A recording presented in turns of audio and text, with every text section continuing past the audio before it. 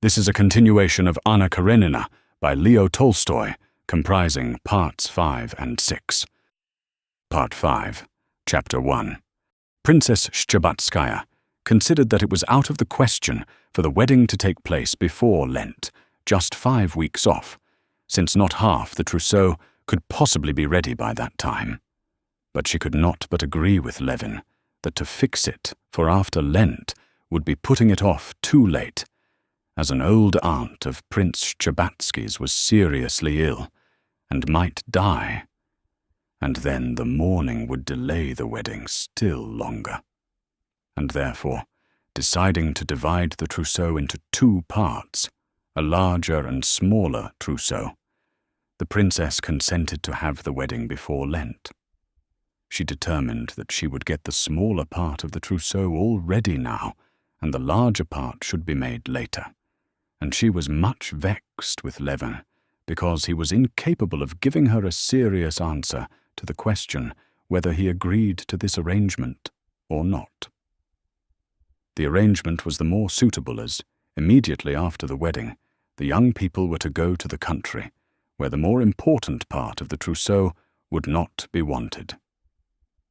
Levin still continued in the same delirious condition in which it seemed to him that he and his happiness constituted the chief and sole aim of all existence, and that he need not now think or care about anything, that everything was being done, and would be done for him by others. He had not even plans and aims for the future. He left its arrangement to others, knowing that everything would be delightful. His brother, Sergei Ivanovitch, Stepan Arkadyevitch, and the princess guided him in doing what he had to do. All he did was to agree entirely with everything suggested to him. His brother raised money for him. The princess advised him to leave Moscow after the wedding. Stepan Arkadyevitch advised him to go abroad. He agreed to everything. Do what you choose if it amuses you. I'm happy, and my happiness can be no greater and no less for anything you do, he thought. When he told Kitty of Stepan Arkadyevitch's advice that they should go abroad, he was much surprised that she did not agree to this, and had some definite requirements of her own in regard to their future. She knew Levin had work he loved in the country. She did not, as he saw, understand this work. She did not even care to understand it. But that did not prevent her from regarding it as a matter of great importance. And then she knew their home would be in the country, and she wanted to go, not abroad, where she was not going to live, but to the place where their home would be. This definitely expressed purpose astonished Levin. But since he did not care either way, he immediately asked Stepan Arkadyevitch, as though it were his duty, to go down to the country and to arrange everything there to the best of his ability, with the taste of which he had so much. "But I say," Stepan Arkadyevitch said to him one day, after he had come back from the country, where he had got everything ready for the young people's arrival, "have you a certificate of having been at confession?" "Number." "But what of it?" "You can't be married without it." Aye, cried Levin. "Why, I believe it's 9 years since I've taken the sacrament. I never thought of it." "You're a pretty fellow," said Stepan Arkadyevitch, laughing, "and you call me a nihilist. But this won't do, you know. You must take the sacrament." "When?" "There are 4 days left now." Stepan Arkadyevitch arranged this also, and Levin had to go to confession. To Levin, as to any unbeliever who respects the beliefs of others, it was exceedingly disagreeable to be present at and take part in church ceremonies. At this moment, in his present softened state of feeling, sensitive to everything, this inevitable act of hypocrisy was not merely painful to Levin. It seemed to him utterly impossible. Now, in the heyday of his highest glory, his fullest flower, he would have to be a liar or a scoffer. He felt incapable of being either. But though he repeatedly plied Stepan Arkadyevitch with questions as to the possibility of obtaining a certificate without actually communicating, Stepan Arkadyevitch maintained that it was out of the question. Besides, what is it to you? 2 days. And he's an awfully nice, clever old fellow. He'll pull the tooth out for you so gently you won't notice it. Standing at the first litany, Levin attempted to revive in himself his youthful recollections of the intense religious emotion he had passed through between the ages of 16 and 17. But he was at once convinced that it was utterly impossible to him. He attempted to look at it all as an empty custom, having no sort of meaning, like the custom of paying calls. But he felt that he could not do that either. Levin found himself, like the majority of his contemporaries, in the vaguest position in regard to religion. Believe he could not, and at the same time he had no firm conviction that it was all wrong, and consequently, not being able to believe in the significance of what he was doing, nor to regard it with indifference as an empty formality, during the whole period of preparing for the sacrament, he was conscious of a feeling of discomfort and shame at doing what he did not himself understand, and what, as an inner voice told him, was therefore false and wrong. During the service, he would first listen to the prayers, trying to attach some meaning to them, not discordant with his own views. Then, feeling that he could not understand and must condemn them, he tried not to listen to them, but to attend to the thoughts, observations, and memories which floated through his brain with extreme vividness during this idle time of standing in church. He had stood through the litany, the evening service, and the midnight service, and the next day he got up earlier than usual, and without having tea, went at 8 o'clock in the morning to the church for the morning service and the confession. There was no one in the church but a beggar soldier, 2 old women, and the church officials. A young deacon, whose long back showed in 2 distinct halves through his thin undercassock, met him, and at once going to a little table at the wall, read the exhortation. During the reading, especially at the frequent and rapid repetition of the same words, "Lord, have mercy on us," which resounded with an echo, Levin felt that thought was shut and sealed up, and that it must not be touched or stirred now, or confusion would be the result. And so, standing behind the deacon, he went on thinking of his own affairs, neither listening nor examining what was said. "It's wonderful what expression there is in her hand," he thought, remembering how they had been sitting the day before at a corner table.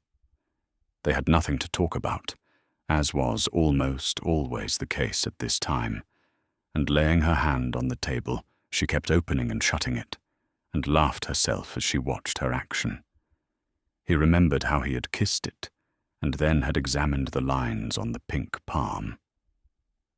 "Have mercy on us again," thought Levin, crossing himself, bowing, and looking at the supple spring of the deacon's back bowing before him.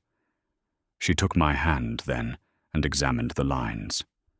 "You've got a splendid hand," she said. And he looked at his own hand and the short hand of the deacon. "Yes, now it will soon be over," he thought. "No, it seems to be beginning again," he thought, listening to the prayers. "No, it's just ending. There he is, bowing down to the ground. That's always at the end." The deacon's hand, in a plush cuff, accepted a 3-ruble note unobtrusively, and the deacon said he would put it down in the register, and his new boots creaking jauntily over the flagstones of the empty church, he went to the altar. A moment later he peeped out thence and beckoned to Levin. Thought, till then locked up, began to stir in Levin's head, but he made haste to drive it away. "It will come right somehow," he thought, and went towards the altar rails. He went up the steps, and turning to the right saw the priest. The priest, a little old man with a scanty grizzled beard and weary, good-natured eyes, was standing at the altar rails, turning over the pages of a missal, With a slight bow to Levin, he began immediately reading prayers in the official voice. When he had finished them, he bowed down to the ground and turned, facing Levin. "Christ is present here, unseen, receiving your confession," he said, pointing to the crucifix. "Do you believe in all the doctrines of the Holy Apostolic Church?" the priest went on, turning his eyes away from Levin's face and folding his hands under his stole. "I have doubted." "I doubt everything," said Levin in a voice that jarred on himself, and he ceased speaking. The priest waited a few seconds to see if he would not say more, and closing his eyes, he said quickly, with a broad, Vladimirska accent, "Doubt is natural to the weakness of mankind, but we must pray that God in his mercy will strengthen us. What are your special sins?" he added, without the slightest interval, as though anxious not to waste time. "My chief sin is doubt. I have doubts of everything, and for the most part, I am in doubt." "Doubt is natural to the weakness of mankind." The priest repeated the same words. "What do you doubt about principally?" "I doubt of everything. I sometimes even have doubts of the existence of God," Levin could not help saying, and he was horrified at the impropriety of what he was saying. But Levin's words did not, it seemed, make much impression on the priest. "What sort of doubt can there be of the existence of God?" he said hurriedly, with a just perceptible smile. Levin did not speak. "What doubt can you have of the Creator when you behold his creation?" The priest went on in the rapid customary jargon. "Who has decked the heavenly firmament with its lights? Who has clothed the earth in its beauty? How explain it without the Creator?" he said, looking inquiringly at Levin. Levin felt that it would be improper to enter upon a metaphysical discussion with the priest, and so he said in reply merely what was a direct answer to the question. "I don't know," he said. "You don't know." "Then how can you doubt that God created all?" the priest said, with good-humored perplexity. "I don't understand it at all," said Levin, blushing and feeling that his words were stupid and that they could not be anything but stupid in such a position. "Pray to God and beseech him. Even the Holy Fathers had doubts and prayed to God to strengthen their faith. The devil has great power, and we must resist him. Pray to God, beseech him. Pray to God," he repeated hurriedly. The priest paused for some time, as though meditating. "You're about, I hear, to marry the daughter of my parishioner and son in the spirit, Prince Szczebatsky," he resumed with a smile. "An excellent young lady." "Yes," answered Levin, blushing for the priest. "What does he want to ask me about this at confession for?" he thought. And, as though answering his thought, the priest said to him, "You are about to enter into holy matrimony, and God may bless you with offspring. Well, what sort of bringing up can you give your babes if you do not overcome the temptation of the devil, enticing you to infidelity?" he said, with gentle reproachfulness. "If you love your child as a good father, you will not desire only wealth, luxury, honor for your infant. You will be anxious for his salvation, his spiritual enlightenment with the light of truth, eh? What answer will you make him when the innocent babe asks you, 'Papa, who made all that enchants me in this world? The earth, the waters, the sun, the flowers, the grass?' Can you say to him, 'I don't know'? You cannot but know, since the Lord God, in his infinite mercy, has revealed it to us. Or your child will ask you, 'What awaits me in the life beyond the tomb?' What will you say to him when you know nothing? How will you answer him? Will you leave him to the allurements of the world and the devil? That's not right," he said, and he stopped, putting his head on one side and looking at Levin with his kindly, gentle eyes. Levin made no answer this time, not because he did not want to enter upon a discussion with the priest, but because, so far, no one had ever asked him such questions. And when his babes did ask him those questions, it would be time enough to think about answering them. "You are entering upon a time of life," pursued the priest, "when you must choose your path and keep to it. Pray to God that he may, in his mercy, aid you and have mercy on you," he concluded. "Our Lord and God, Jesus Christ, in the abundance and riches of his loving kindness, forgives this child." And finishing the prayer of absolution, the priest blessed him and dismissed him. On getting home that day, Levin had a delightful sense of relief at the awkward position being over and having been got through without his having to tell a lie. Apart from this, there remained a vague memory that what the kind, nice old fellow had said had not been at all so stupid as he had fancied at first, and that there was something in it that must be cleared up. Of course, not now, thought Levin, but some day later on. Levin felt more than ever now that there was something not clear and not clean in his soul, and that, in regard to religion, he was in the same position which he perceived so clearly and disliked in others, and for which he blamed his friend Sviajsky. Levin spent that evening with his betrothed at Dolly's, and was in very high spirits. To explain to Stepan Arkadyevitch the state of excitement in which he found himself, he said that he was happy like a dog being trained to jump through a hoop, who, having at last caught the idea and done what was required of him, whines and wags its tail and jumps up to the table and the windows in its delight. Part 5, Chapter 2. On the day of the wedding, according to the Russian custom, the Princess and Darya Alexandrovna insisted on strictly keeping all the customs. Levin did not see his betrothed, and dined at his hotel with 3 bachelor friends, casually brought together at his rooms. These were Sergei Ivanovitch, Katavasov, a university friend, now professor of natural science, whom Levin had met in the street and insisted on taking home with him, and Chirikov, his best man, a Moscow Conciliation Board judge, Levin's companion in his bear hunts. The dinner was a very merry one.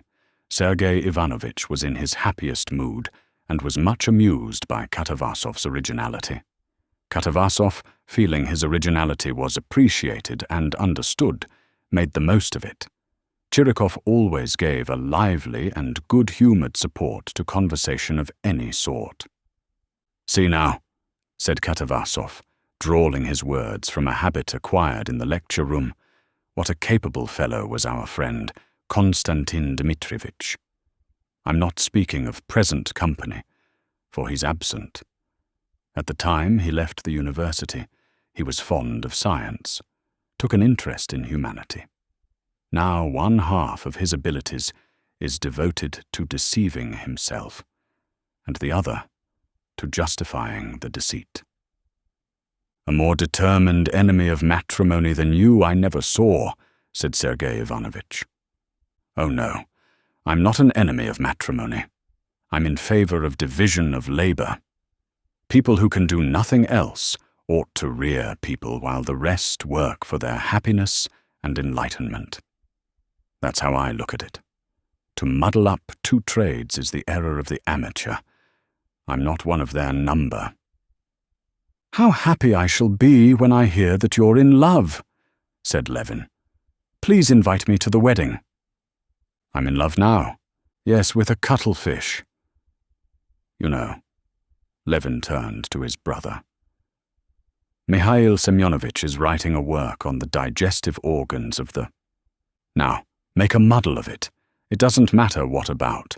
And the fact is, I certainly do love cuttlefish.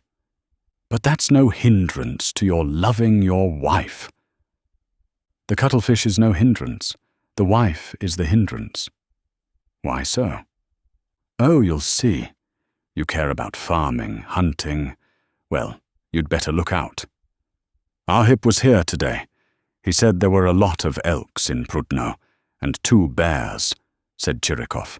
Well, you must go and get them without me. Ah, that's the truth, said Sergei Ivanovitch. And you may say goodbye to bear hunting for the future. Your wife won't allow it. Levin smiled. The picture of his wife not letting him go was so pleasant that he was ready to renounce the delights of looking upon bears forever. Still, it's a pity they should get those 2 bears without you. Do you remember last time at Hapilovo? That was a delightful hunt, said Chirikov. Levin had not the heart to disillusion him of the notion that there could be something delightful apart from her, and so said nothing. There's some sense in this custom of saying goodbye to bachelor life, said Sergei Ivanovitch. However happy you may be, you must regret your freedom. And confess there is a feeling that you want to jump out of the window, like Gogol's bridegroom. Of course there is, but it isn't confessed, said Katavasov, and he broke into loud laughter. Oh well, the window's open. Let's start off this instant to Tver. There's a big she-bear. One can go right up to the lair. Seriously, let's go by the 5 o'clock. And here let them do what they like, said Chirikov, smiling. Well now, on my honor, said Levin, smiling. I can't find in my heart that feeling of regret for my freedom. Yes, there's such a chaos in your heart just now that you can't find anything there, said Katavasov. Wait a bit. When you set it to rights a little, you'll find it. No. If so, I should have felt a little, apart from my feeling. He could not say love before them, and happiness, a certain regret at losing my freedom. On the contrary, I am glad at the very loss of my freedom. Awful. It's a hopeless case, said Katavasov. Well, let's drink to his recovery, or wish that 100th part of his dreams may be realized, and that would be happiness such as never has been seen on earth. Soon after dinner the guests went away to be in time to be dressed for the wedding. When he was left alone and recalled the conversation of these bachelor friends, Levin asked himself, had he in his heart that regret for his freedom of which they had spoken? He smiled at the question. Freedom. What is freedom for? Happiness is only in loving and wishing her wishes, thinking her thoughts. That is to say, not freedom at all, that's happiness. But do I know her ideas, her wishes, her feelings? Some voice suddenly whispered to him. The smile died away from his face, and he grew thoughtful. And suddenly a strange feeling came upon him. There came over him a dread and doubt of everything. What if she does not love me? What if she's marrying me simply to be married? What if she doesn't see herself what she's doing? He asked himself. She may come to her senses, and only when she is being married realize that she does not and cannot love me. And strange, most evil thoughts of her began to come to him. He was jealous of Vronsky, as he had been a year ago, as though the evening he had seen her with Vronsky had been yesterday. He suspected she had not told him everything. He jumped up quickly. No, this can't go on, he said to himself in despair. I'll go to her. I'll ask her. I'll say for the last time, we are free, and hadn't we better stay so? Anything's better than endless misery, disgrace, unfaithfulness. With despair in his heart, and bitter anger against all men, against himself, against her, he went out of the hotel and drove to her house. He found her in one of the back rooms. She was sitting on a chest and making some arrangements with her maid, sorting over heaps of dresses of different colors spread on the backs of chairs and on the floor. Ah, she cried, seeing him and beaming with delight. Kostya, Konstantin Dmitrievich. These latter days she used these names almost alternately. I didn't expect you. I'm going through my wardrobe to see what's for whom." "Oh, that's very nice," he said gloomily, looking at the maid. "You can go, Dunyasha. I'll call you presently," said Kitty. "Kostya, what's the matter?" she asked, definitely adopting this familiar name as soon as the maid had gone out. She noticed his strange face, agitated and gloomy, and a panic came over her. "Kitty, I'm in torture. I can't suffer alone," he said with despair in his voice, standing before her and looking imploringly into her eyes. He saw already from her loving, truthful face that nothing could come of what he had meant to say, but yet he wanted her to reassure him herself. "I've come to say that there's still time. This can all be stopped and set right." "What? I don't understand. What is the matter?" "What I have said 1,000 times over, and can't help thinking, that I'm not worthy of you. You couldn't consent to marry me. Think a little. You've made a mistake. Think it over thoroughly. You can't love me. Better say so," he said, not looking at her. "I shall be wretched. Let people say what they like. Anything's better than misery. Far better now while there's still time." "I don't understand," she answered, panic-stricken. "You mean you want to give it up? Don't want it?" "Yes, if you don't love me." "You're out of your mind," she cried, turning crimson with vexation. But his face was so piteous that she restrained her vexation, and flinging some clothes off an armchair, she sat down beside him. "What are you thinking? Tell me all." "I am thinking you can't love me. What can you love me for?" "My God, what can I do?" she said, and burst into tears. "Oh, what have I done?" he cried, and kneeling before her, he fell to kissing her hands. When the princess came into the room 5 minutes later, she found them completely reconciled. Kitty had not simply assured him that she loved him, but had gone so far, in answer to his question, what she loved him for, as to explain what for. She told him that she loved him because she understood him completely, because she knew what he would like, and because everything he liked was good. And this seemed to him perfectly clear. When the princess came to them, they were sitting side by side on the chest, sorting the dresses and disputing over Kitty's wanting to give Dunyasha the brown dress she had been wearing when Levin proposed to her, while he insisted that that dress must never be given away. But Dunyasha must have the blue one. How is it you don't see? She's a brunette, and it won't suit her. I've worked it all out. Hearing why he had come, the princess was half humorously, half seriously angry with him, and sent him home to dress and not to hinder Kitty's hairdressing, as Charles the hairdresser was just coming. As it is, she's been eating nothing lately, and is losing her looks, and then you must come and upset her with your nonsense, she said to him. Get along with you, my dear. Levin, guilty and shamefaced, but pacified, went back to his hotel. His brother, Darya Alexandrovna, and Stepan Arkadyevitch, all in full dress, were waiting for him to bless him with the holy picture. There was no time to lose. Darya Alexandrovna had to drive home again to fetch her curled and pomaded son, who was to carry the holy pictures after the bride. Then a carriage had to be sent for the best man, and another that would take Sergei Ivanovitch away would have to be sent back. Altogether, there were a great many most complicated matters to be considered and arranged. One thing was unmistakable, that there must be no delay, as it was already 6:30.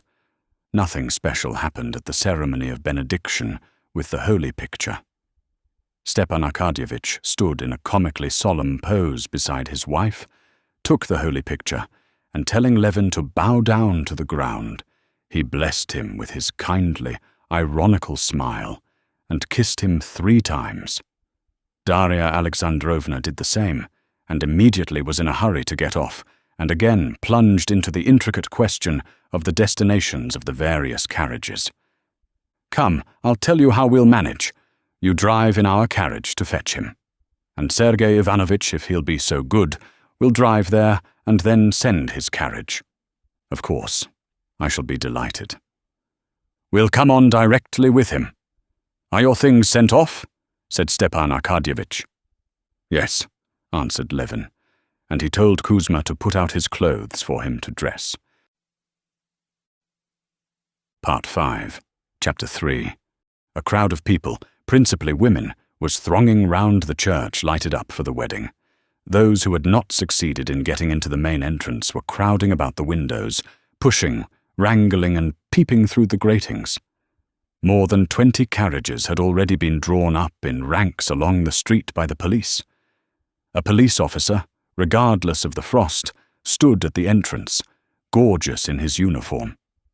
More carriages were continually driving up, and ladies wearing flowers and carrying their trains, and men taking off their helmets or black hats, kept walking into the church. Inside the church, both lustres were already lighted, and all the candles before the holy pictures, the gilt on the red ground of the holy picture stand, and the gilt relief on the pictures, and the silver of the lustres and candlesticks, and the stones of the floor, and the rugs, and the banners above in the choir, and the steps of the altar, and the old blackened books, and the cassocks and surplices, all were flooded with light. On the right side of the warm church, in the crowd of frock coats and white ties, uniforms and broadcloth, velvet, satin, hair and flowers, bare shoulders and arms and long gloves, there was discreet but lively conversation that echoed strangely in the high cupola. Every time there was heard the creak of the opened door, the conversation in the crowd died away, and everybody looked round, expecting to see the bride and bridegroom come in.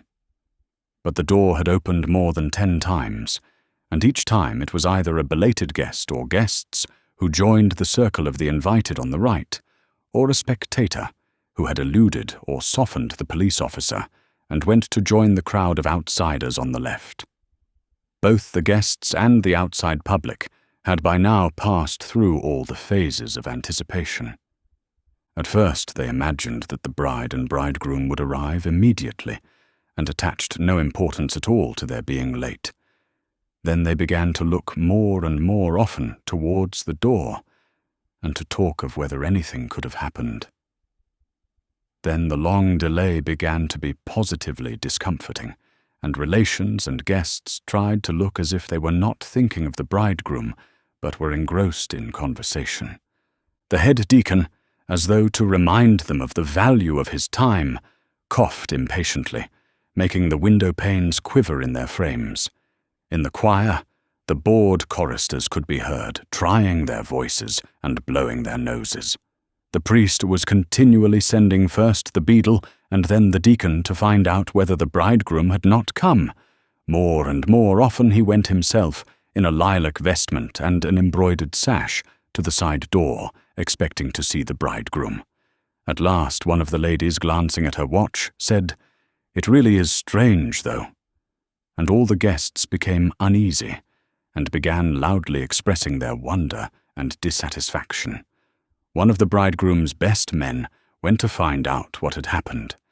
Kitty, meanwhile, had long ago been quite ready, and in her white dress and long veil and wreath of orange blossoms, she was standing in the drawing-room of the Shcherbátsky's house with her sister, Madame Lvova, who was her bridal mother. She was looking out of the window, and had been, for over half an hour, anxiously expecting to hear from the best man that her bridegroom was at the church. Levin, meanwhile, in his trousers, but without his coat and waistcoat, was walking to and fro in his room at the hotel, continually putting his head out of the door and looking up and down the corridor. But in the corridor there was no sign of the person he was looking for, and he came back in despair, and frantically waving his hands, addressed Stepan Arkadyevitch, who was smoking serenely. "Was ever a man in such a fearful fool's position?" he said. "Yes, it is stupid," Stepan Arkadyevitch assented, smiling soothingly. "But don't worry, it'll be brought directly." "No, what is to be done?" said Levin, with smothered fury.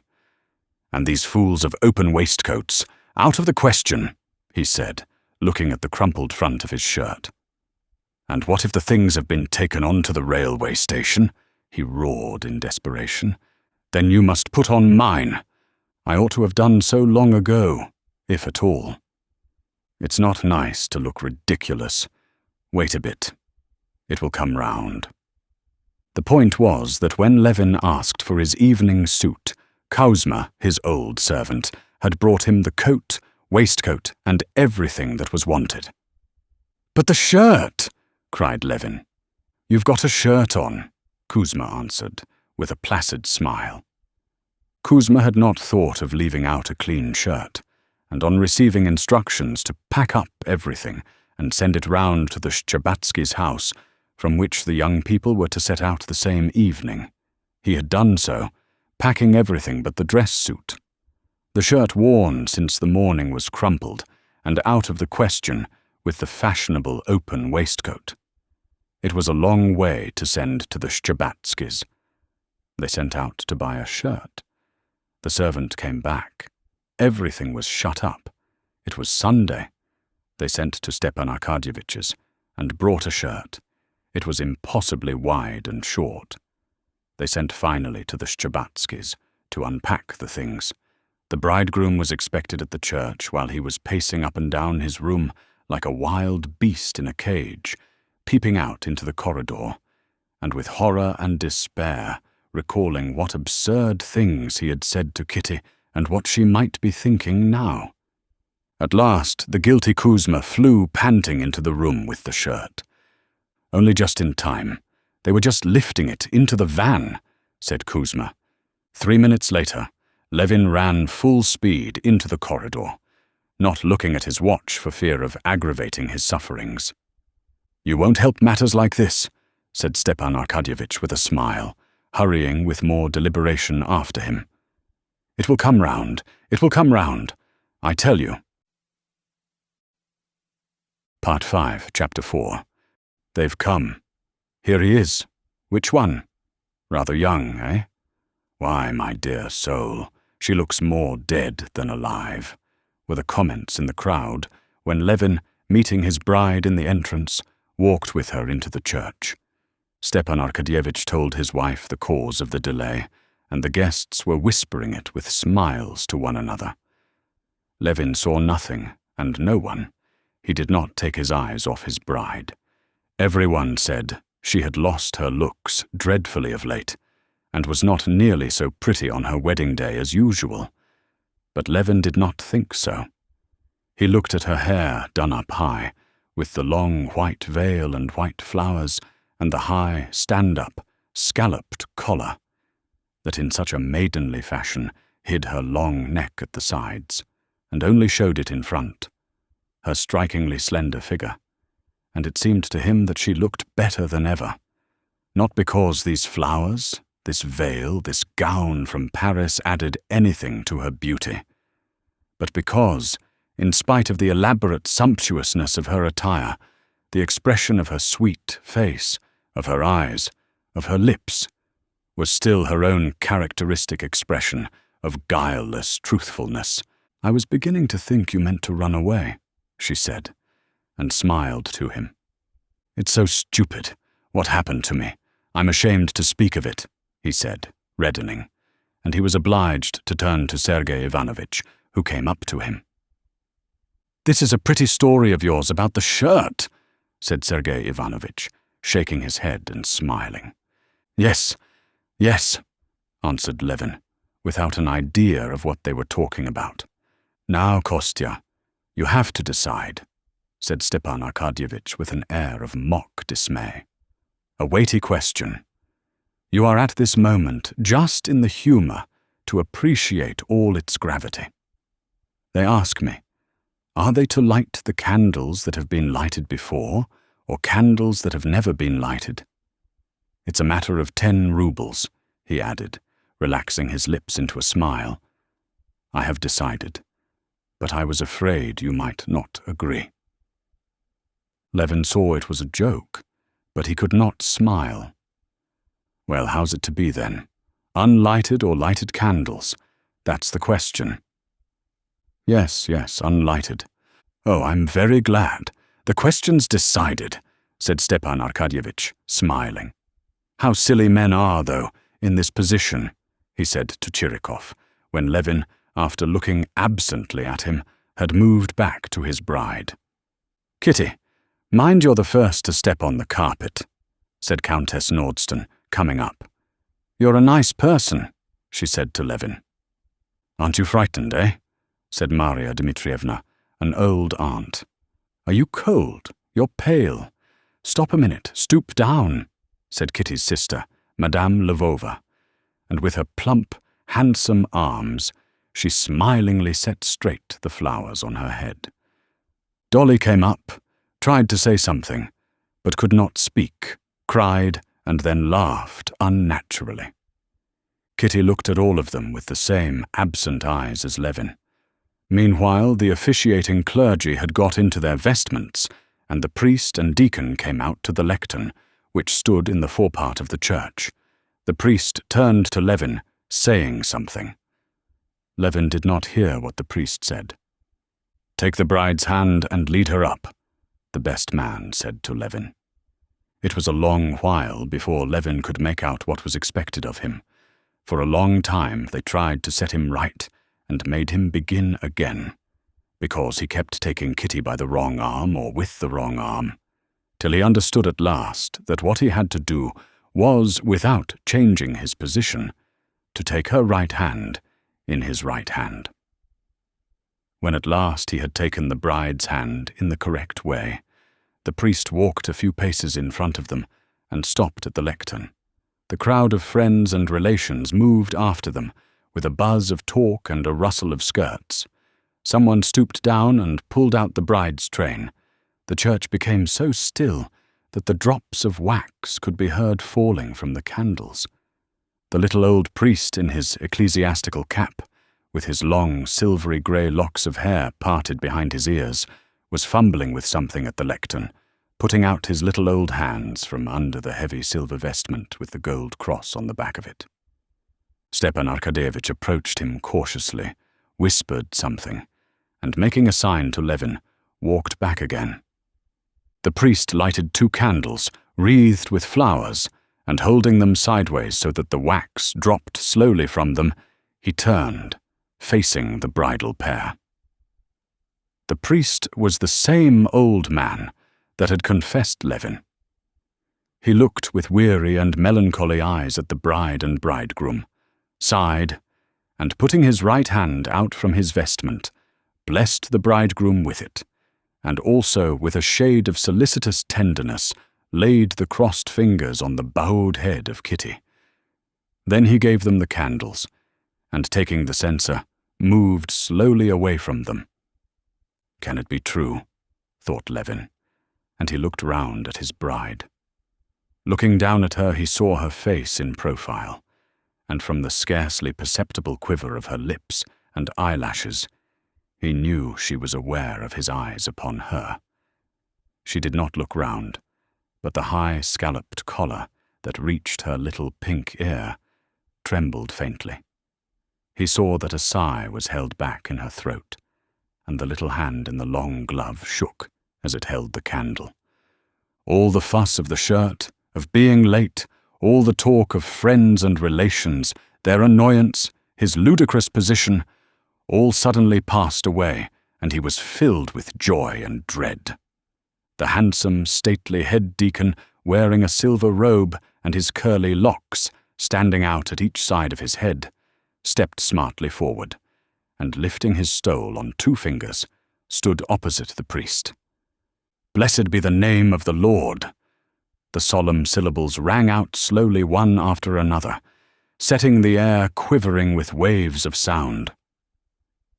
Blessed is the name of our God, from the beginning, is now, and ever shall be," the little old priest answered in a submissive, piping voice, still fingering something at the lectern, and the full chorus of the unseen choir rose up, filling the whole church, from the windows to the vaulted roof, with broad waves of melody.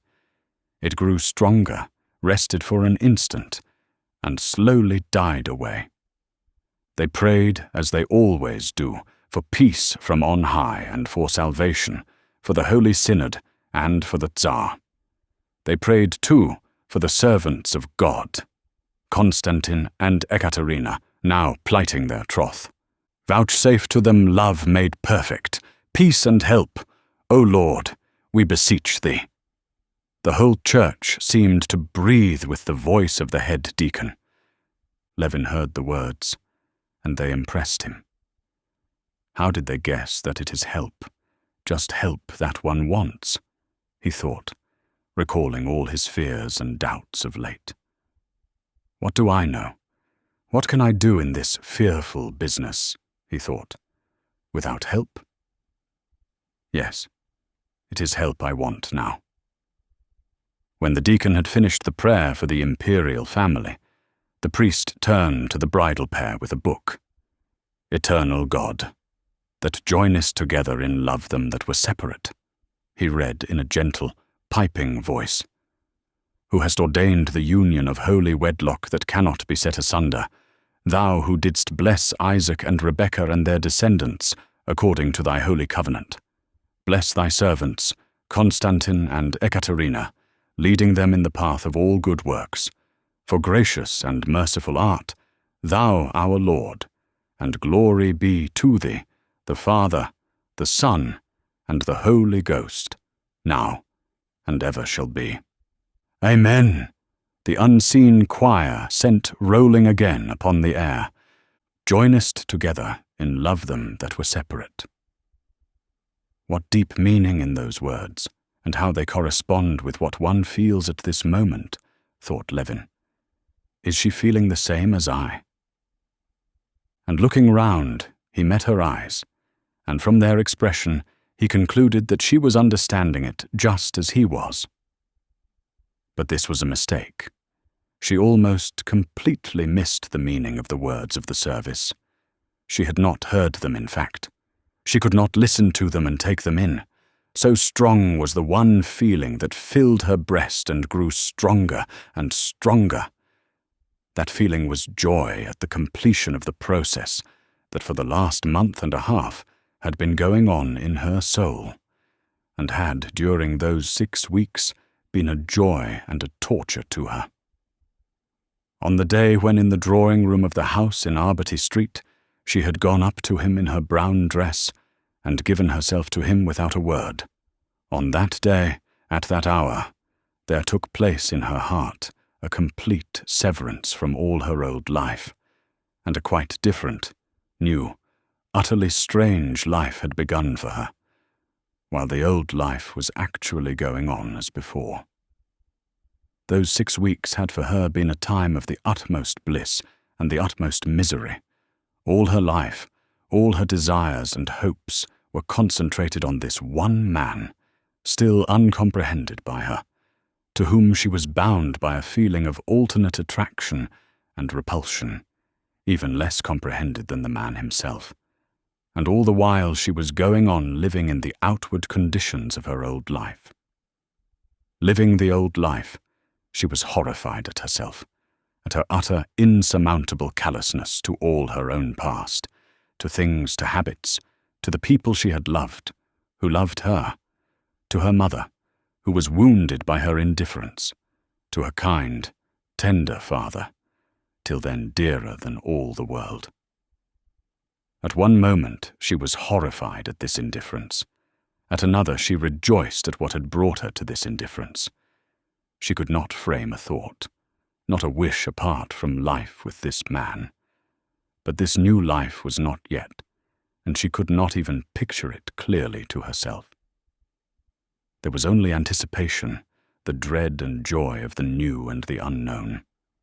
And now, behold, anticipation and uncertainty and remorse at the abandonment of the old life all was ending, and the new was beginning. This new life could not but have terrors for her inexperience, but terrible or not, the change had been wrought 6 weeks before in her soul, and this was merely the final sanction of what had long been completed in her heart. Turning again to the lectern, the priest with some difficulty took Kitty's little ring, and asking Levin for his hand, put it on the first joint of his finger. The servant of God, Constantine, plights his troth to the servant of God, Karenina. And putting his big ring on Kitty's touchingly weak, pink little finger, the priest said the same thing, and the bridal pair tried several times to understand what they had to do, and each time made some mistake, and were corrected by the priest in a whisper. At last, having duly performed the ceremony, having signed the rings with the cross, the priest handed Kitty the big ring, and Levin the little one. Again they were puzzled, and passed the rings from hand to hand, still without doing what was expected. Dolly, Chirikov, and Stepan Arkadyevitch stepped forward to set them right. There was an interval of hesitation, whispering and smiles, but the expression of solemn emotion on the faces of the betrothed pair did not change. On the contrary, in their perplexity over their hands, they looked more grave and deeply moved than before, and the smile with which Stepan Arkadyevitch whispered to them that now they would each put on their own ring died away on his lips. He had a feeling that any smile would jar on them. "Thou who didst from the beginning create male and female," the priest read after the exchange of rings. "From thee woman was given to man, to be a helpmeet to him, and for the procreation of children. O Lord, our God, who hast poured down the blessings of thy truth, according to thy holy covenant, upon thy chosen servants, our fathers, from generation to generation, bless thy servants Constantine and Karenina, and make their troth fast in faith, and union of hearts, and truth, and love." Levin felt more and more that all his ideas of marriage, all his dreams of how he would order his life, were mere childishness, and that it was something he had not understood hitherto, and now understood less than ever, though it was being performed upon him. The lump in his throat rose higher and higher. Tears that would not be checked came into his eyes. Part 5, Chapter 5. In the church there was all Moscow, all the friends and relations, and during the ceremony of plighting troth in the brilliantly lighted church, there was an incessant flow of discreetly subdued talk in the circle of gaily dressed women and girls, and men in white ties, frock coats, and uniforms. The talk was principally kept up by the men, while the women were absorbed in watching every detail of the ceremony, which always means so much to them. In the little group nearest to the bride were her 2 sisters, Dolly, and the other one, the self-possessed beauty, Madame Lvova, who had just arrived from abroad. "Why is it Maries in lilac as bad as black at a wedding?" said Madame Korsunskaya. "With her complexion, it's the one salvation," responded Madame Trubetskaya. "I wonder why they had the wedding in the evening. It's like shop people. So much prettier." "I was married in the evening, too," answered Madame Korsunskaya, and she sighed, remembering how charming she had been that day, and how absurdly in love her husband was, and how different it all was now. "They say if anyone's best man more than 10 times, he'll never be married. I wanted to be for the 10th time, but the post was taken," said Count Siniavin to the pretty Princess Charskaya, who had designs on him. Princess Charskaya only answered with a smile. She looked at Kitty, thinking how and when she would stand with Count Siniavin in Kitty's place, and how she would remind him then of his joke today. Shchebatsky told the old maid of honor, Madame Nikolaeva, that he meant to put the crown on Kitty's chignon for luck. She ought not to have worn a chignon, answered Madame Nikolaeva, who had long ago made up her mind that if the elderly widower she was angling for married her, the wedding should be of the simplest. I don't like such grandeur. Sergei Ivanovitch was talking to Darya Dmitrievna, jestingly assuring her that the custom of going away after the wedding was becoming common, because newly married people always felt a little ashamed of themselves. Your brother may feel proud of himself. She's a marvel of sweetness. I believe you're envious.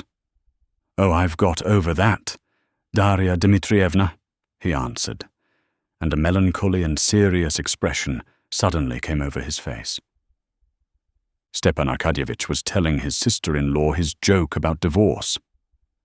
The wreath wants setting straight, she answered, not hearing him. What a pity she's lost her looks so, Countess Nordston said to Madame Lvova. Still, he's not worth her little finger, is he? Oh, I like him so. Not because he's my future beau-frère, answered Madame Lvova. And how well he's behaving. It's so difficult, too, to look well in such a position, not to be ridiculous. And he's not ridiculous and not affected. One can see he's moved. You expected it, I suppose? Almost. She always cared for him. Well, we shall see which of them will step on the rug first. I warned Kitty. It will make no difference, said Madame Lvova. We're all obedient wives. It's in our family. Oh, I stepped on the rug before Vasily on purpose. And you, Dolly? Dolly stood beside them. She heard them, but she did not answer. She was deeply moved. The tears stood in her eyes, and she could not have spoken without crying. She was rejoicing over Kitty and Levin. Going back in thought to her own wedding, she glanced at the radiant figure of Stepan Arkadyevitch, forgot all the present, and remembered only her own innocent love. She recalled not herself only, but all her women friends and acquaintances. She thought of them on the one day of their triumph, when they had stood like Kitty under the wedding crown, with love and hope and dread in their hearts, renouncing the past and stepping forward into the mysterious future. Among the brides that came back to her memory, she thought too of her darling Anna, of whose proposed divorce she had just been hearing. And she had stood just as innocent in orange flowers and bridal veil. And now? It's terribly strange, she said to herself. It was not merely the sisters, the women friends and female relations of the bride who were following every detail of the ceremony. Women who were quite strangers, mere spectators, were watching it excitedly, holding their breath, in fear of losing a single movement or expression of the bride and bridegroom, and angrily not answering, often not hearing, the remarks of the callous men who kept making joking or irrelevant observations. Why has she been crying? Is she being married against her will? Against her will to a fine fellow like that? A prince, isn't he? Is that her sister in the white satin? Just listen how the deacon booms out, and fearing her husband. Are the choristers from Chudovo? No, from the synod. I asked the footman. He says he's going to take her home to his country place at once. Awfully rich, they say. That's why she's being married to him. No, they're a well-matched pair. I say, Maria Vasilievna, you were making out those fly-away crinolines were not being worn. Just look at her in the puce dress, an ambassador's wife, they say she is. How her skirt bounces out from side to side. What a pretty dear the bride is, like a lamb decked with flowers. Well, say what you will, we women feel for our sister.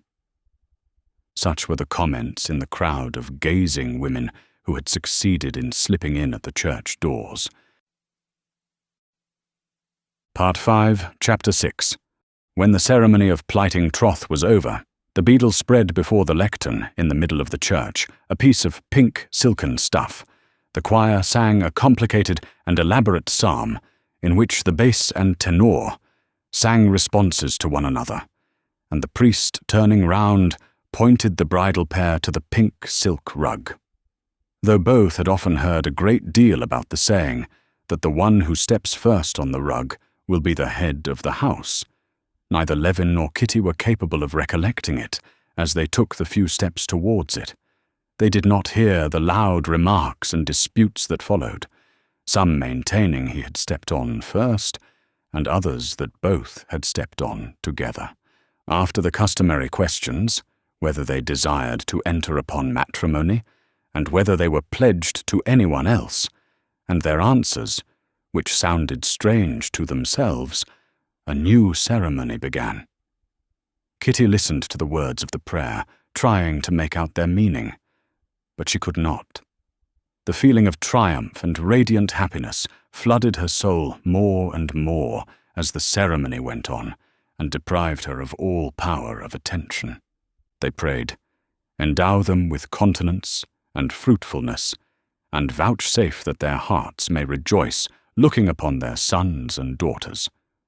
They alluded to God's creation of a wife from Adam's rib, and for this cause a man shall leave father and mother, and cleave unto his wife, and they two shall be one flesh, and that this is a great mystery. They prayed that God would make them fruitful and bless them, like Isaac and Rebekah, Joseph, Moses and Zipporah, and that they might look upon their children's children. "That's all splendid," thought Kitty, catching the words. "All that's just as it should be." And a smile of happiness, unconsciously reflected in everyone who looked at her, beamed on her radiant face.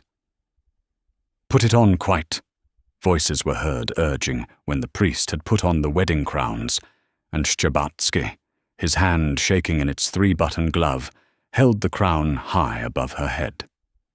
"Put it on," she whispered, smiling. Levin looked round at her and was struck by the joyful radiance on her face, and unconsciously her feeling infected him. He too, like her, felt glad and happy. They enjoyed hearing the epistle read, and the roll of the head deacon's voice at the last verse, awaited with such impatience by the outside public.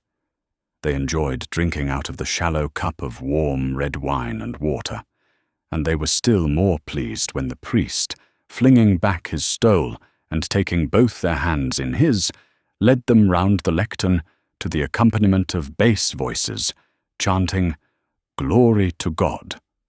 Shchebatsky and Chirikov, supporting the crowns and stumbling over the bride's train, smiling too and seeming delighted at something, were at one moment left behind, at the next treading on the bridal pair as the priest came to a halt.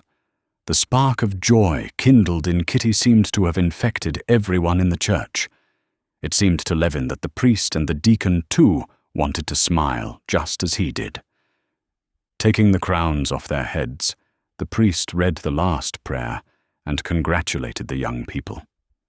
Levin looked at Kitty, and he had never before seen her look as she did. She was charming with the new radiance of happiness in her face. Levin longed to say something to her, but he did not know whether it was all over. The priest got him out of his difficulty. He smiled his kindly smile and said gently, "Kiss your wife, and you kiss your husband," and took the candles out of their hands. Levin kissed her smiling lips with timid care, gave her his arm, and with a new strange sense of closeness, walked out of the church. He did not believe, he could not believe that it was true. It was only when their wondering and timid eyes met that he believed in it, because he felt that they were one. After supper, the same night, the young people left for the country. Part 5, Chapter 7. Vronsky and Anna had been traveling for 3 months together in Europe. They had visited Venice, Rome, and Naples, and had just arrived at a small Italian town where they meant to stay some time. A handsome head waiter, with thick, pomaded hair parted from the neck upwards, an evening coat, a broad white cambric shirt front, and a bunch of trinkets hanging above his rounded stomach, stood with his hands in the full curve of his pockets, looking contemptuously from under his eyelids while he gave some frigid reply to a gentleman who had stopped him. Catching the sound of footsteps coming from the other side of the entry towards the staircase, the head waiter turned round, and seeing the Russian count, who had taken their best rooms, he took his hands out of his pockets deferentially, and with a bow informed him that a courier had been, and that the business about the palazzo had been arranged. The steward was prepared to sign the agreement. "Ah, I'm glad to hear it," said Vronsky. "Is Madame at home or not?" "Madame has been out for a walk, but has returned now," answered the waiter. Vronsky took off his soft, wide-brimmed hat and passed his handkerchief over his heated brow and hair, which had grown half over his ears, and was brushed back, covering the bald patch on his head.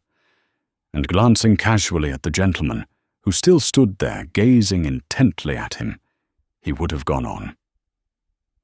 "This gentleman is a Russian, and was inquiring after you," said the head waiter. With mingled feelings of annoyance at never being able to get away from acquaintances anywhere, and longing to find some sort of diversion from the monotony of his life, Vronsky looked once more at the gentleman, who had retreated and stood still again, and at the same moment a light came into the eyes of both. "Golenishtchev! Vronsky!" It really was Golenishtchev, a comrade of Vronsky's in the Corps of Pages. In the Corps, Golenishtchev had belonged to the Liberal Party. He left the Corps without entering the army, and had never taken office under the government. Vronsky and he had gone completely different ways on leaving the Corps, and had only met once since. At that meeting, Vronsky perceived that Golenishtchev had taken up a sort of lofty, intellectually liberal line, and was consequently disposed to look down upon Vronsky's interests and calling in life. Hence Vronsky had met him with the chilling and haughty manner he so well knew how to assume, the meaning of which was, "You may like or dislike my way of life. That's a matter of the most perfect indifference to me. You will have to treat me with respect if you want to know me." Golenishtchev had been contemptuously indifferent to the tone taken by Vronsky. This second meeting might have been expected, one would have supposed, to estrange them still more. But now they beamed and exclaimed with delight on recognizing one another. Vronsky would never have expected to be so pleased to see Golenishtchev, but probably he was not himself aware how bored he was. He forgot the disagreeable impression of their last meeting, and with a face of frank delight held out his hand to his old comrade. The same expression of delight replaced the look of uneasiness on Golenishtchev's face. "How glad I am to meet you," said Vronsky, showing his strong white teeth in a friendly smile. "I heard the name Vronsky, but I didn't know which one. I'm very, very glad." "Let's go in. Come, tell me what you're doing." "I've been living here for 2 years. I'm working." "Ah," said Vronsky with sympathy. "Let's go in." And with the habit common with Russians, instead of saying in Russian what he wanted to keep from the servants, he began to speak in French. "Do you know Madame Karenina? We are traveling together. I am going to see her now," he said in French, carefully scrutinizing Golenishtchev's face. "Ah, I did not know." Though he did know, Golenishtchev answered carelessly. "Have you been here long?" he added. 4 days, Vronsky answered, once more scrutinizing his friend's face intently. "Yes, he's a decent fellow, and will look at the thing properly," Vronsky said to himself, catching the significance of Golenishtchev's face and the change of subject. "I can introduce him to Anna. He looks at it properly." During those 3 months that Vronsky had spent abroad with Anna, he had always, on meeting new people, asked himself how the new person would look at his relations with Anna, and for the most part, in men, he had met with the proper way of looking at it. But if he had been asked, and those who looked at it properly had been asked, exactly how they did look at it, both he and they would have been greatly puzzled to answer. In reality, those who in Vronsky's opinion had the proper view had no sort of view at all, but behaved in general as well-bred persons do behave in regard to all the complex and insoluble problems with which life is encompassed on all sides. They behaved with propriety, avoiding allusions and unpleasant questions. They assumed an air of fully comprehending the import and force of the situation, of accepting and even approving of it, but of considering it superfluous and uncalled for to put all this into words. Vronsky at once divined that Golenishtchev was of this class, and therefore was doubly pleased to see him. And in fact, Golenishtchev's manner to Madame Karenina, when he was taken to call on her, was all that Vronsky could have desired. Obviously, without the slightest effort, he steered clear of all subjects which might lead to embarrassment. He had never met Anna before, and was struck by her beauty, and still more by the frankness with which she accepted her position. She blushed when Vronsky brought in Golenishtchev, and he was extremely charmed by this childish blush overspreading her candid and handsome face. But what he liked particularly was the way in which at once, as though on purpose that there might be no misunderstanding with an outsider, she called Vronsky simply Alexei, and said they were moving into a house they had just taken, what was here called a palazzo. Golenishtchev liked this direct and simple attitude to her own position, looking at Anna's manner of simple-hearted, spirited gaiety, and knowing Alexei Alexandrovitch and Vronsky, Golenishtchev fancied that he understood her perfectly. He fancied that he understood what she was utterly unable to understand, how it was that, having made her husband wretched, having abandoned him and her son and lost her good name, she yet felt full of spirits, gaiety, and happiness. "It's in the guide-book," said Golenishtchev, referring to the palazzo Vronsky had taken. "There's a first-rate Tintoretto there, one of his latest period. I tell you what, it's a lovely day. Let's go and have another look at it," said Vronsky, addressing Anna. "I shall be very glad to. I'll go and put on my hat." "Would you say it's hot?" she said, stopping short in the doorway and looking inquiringly at Vronsky. And again a vivid flush overspread her face. Vronsky saw from her eyes that she did not know on what terms he cared to be with Golenishtchev, and so was afraid of not behaving as he would wish. He looked a long, tender look at her. "No, not very," he said. And it seemed to her that she understood everything, most of all that he was pleased with her, and smiling to him, she walked with her rapid step out at the door. The friends glanced at one another, and a look of hesitation came into both faces, as though Golenishtchev, unmistakably admiring her, would have liked to say something about her, and could not find the right thing to say, while Vronsky desired and dreaded his doing so. Well then, Vronsky began to start a conversation of some sort. "So you're settled here? You're still at the same work, then?" he went on, recalling that he had been told Golenishtchev was writing something. "Yes, I'm writing the second part of the Two Elements," said Golenishtchev, colouring with pleasure at the question. "That is, to be exact, I am not writing it yet. I am preparing, collecting materials. It will be of far wider scope, and will touch on almost all questions. We in Russia refuse to see that we are the heirs of Byzantium." And he launched into a long and heated explanation of his views. Vronsky at the first moment felt embarrassed at not even knowing of the first part of the Two Elements, of which the author spoke as something well known. But as Golenishtchev began to lay down his opinions, and Vronsky was able to follow them, even without knowing the two elements, he listened to him with some interest, for Golenishtchev spoke well. But Vronsky was startled and annoyed by the nervous irascibility with which Golenishtchev talked of the subject that engrossed him. As he went on talking, his eyes glittered more and more angrily. He was more and more hurried in his replies to imaginary opponents, and his face grew more and more excited and worried. Remembering Golenishtchev, a thin, lively, good-natured and well-bred boy, always at the head of the class, Vronsky could not make out the reason of his irritability, and he did not like it.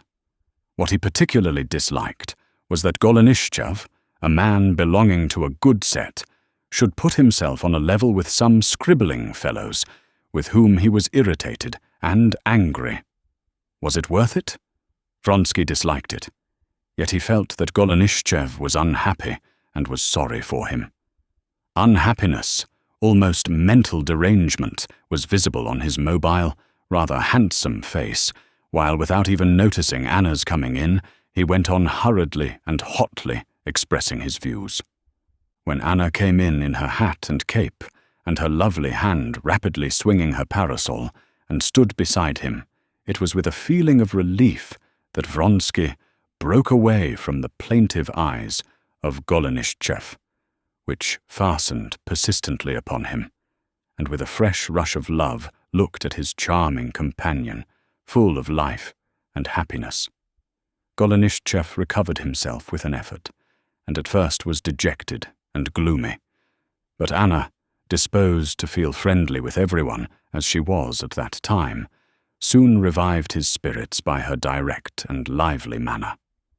After trying various subjects of conversation, she got him upon painting, of which he talked very well, and she listened to him attentively. They walked to the house they had taken and looked over it. "I am very glad of one thing," said Anna to Golenishtchev when they were on their way back. "Alexei will have a capital atelier. You must certainly take that room," she said to Vronsky in Russian, using the affectionately familiar form as though she saw that Golenishtchev would become intimate with them in their isolation, and that there was no need of reserve before him. "Do you paint?" said Golenishtchev, turning round quickly to Vronsky. "Yes, I used to study long ago, and now I have begun to do a little," said Vronsky, reddening. "He has great talent," said Anna with a delighted smile.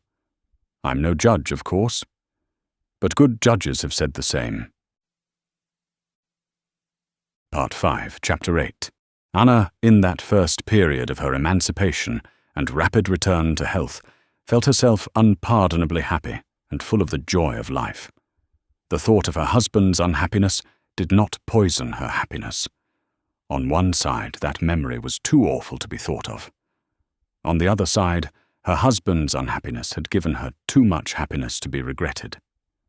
The memory of all that had happened after her illness, her reconciliation with her husband, its breakdown, the news of Vronsky's wound, his visit, the preparations for divorce, the departure from her husband's house, the parting from her son, all that seemed to her like a delirious dream, from which she had waked up alone with Vronsky abroad. The thought of the harm caused to her husband aroused in her a feeling like repulsion, and akin to what a drowning man might feel who has shaken off another man clinging to him. That man did drown. It was an evil action, of course, but it was the sole means of escape, and better not to brood over these fearful facts. One consolatory reflection upon her conduct had occurred to her at the first moment of the final rupture, and when now she recalled all the past, she remembered that one reflection. "I have inevitably made that man wretched," she thought, "but I don't want to profit by his misery. I too am suffering and shall suffer. I am losing what I prized above everything. I am losing my good name and my son. I have done wrong, and so I don't want happiness. I don't want a divorce, and shall suffer from my shame and the separation from my child." But however sincerely Anna had meant to suffer, she was not suffering. Shame there was not, with the tact of which both had such a large share. They had succeeded in avoiding Russian ladies abroad, and so had never placed themselves in a false position, and everywhere they had met people who pretended that they perfectly understood their position, far better indeed than they did themselves. Separation from the son she loved, even that did not cause her anguish in these early days. The baby girl, his child, was so sweet and had so won Anna's heart, since she was all that was left her, that Anna rarely thought of her son. The desire for life, waxing stronger with recovered health, was so intense, and the conditions of life were so new and pleasant, that Anna felt unpardonably happy. The more she got to know Vronsky, the more she loved him. She loved him for himself, and for his love for her. Her complete ownership of him was a continual joy to her. His presence was always sweet to her. All the traits of his character, which she learned to know better and better, were unutterably dear to her. His appearance, changed by his civilian dress, was as fascinating to her as though she were some young girl in love. In everything he said, thought, and did, she saw something particularly noble and elevated. Her adoration of him alarmed her indeed. She sought and could not find in him anything not fine. She dared not show him her sense of her own insignificance beside him. It seemed to her that, knowing this, he might sooner cease to love her. And she dreaded nothing now so much as losing his love, though she had no grounds for fearing it. But she could not help being grateful to him for his attitude to her, and showing that she appreciated it. He, who had in her opinion such a marked aptitude for a political career in which he would have been certain to play a leading part, he had sacrificed his ambition for her sake, and never betrayed the slightest regret. He was more lovingly respectful to her than ever, and the constant care that she should not feel the awkwardness of her position never deserted him for a single instant. He, so manly a man, never opposed her, had indeed, with her, no will of his own, and was anxious, it seemed, for nothing but to anticipate her wishes. And she could not but appreciate this, even though the very intensity of his solicitude for her, the atmosphere of care with which he surrounded her, sometimes weighed upon her. Vronsky, meanwhile, in spite of the complete realization of what he had so long desired, was not perfectly happy. He soon felt that the realization of his desires gave him no more than a grain of sand out of the mountain of happiness he had expected. It showed him the mistake men make in picturing to themselves happiness as the realization of their desires. For a time, after joining his life to hers, and putting on civilian dress, he had felt all the delight of freedom in general, of which he had known nothing before, and of freedom in his love. And he was content, but not for long. He was soon aware that there was springing up in his heart a desire for desires, ennui. Without conscious intention, he began to clutch at every passing caprice, taking it for a desire and an object. 16 hours of the day must be occupied in some way, since they were living abroad in complete freedom, outside the conditions of social life which filled up time in Petersburg. As for the amusements of bachelor existence, which had provided Vronsky with entertainment on previous tours abroad, they could not be thought of, since the sole attempt of the sort had led to a sudden attack of depression in Anna, quite out of proportion with the cause, a late supper with bachelor friends, relations with the society of the place, foreign and Russian, were equally out of the question owing to the irregularity of their position. The inspection of objects of interest, apart from the fact that everything had been seen already, had not for Vronsky, a Russian and a sensible man, the immense significance Englishmen are able to attach to that pursuit.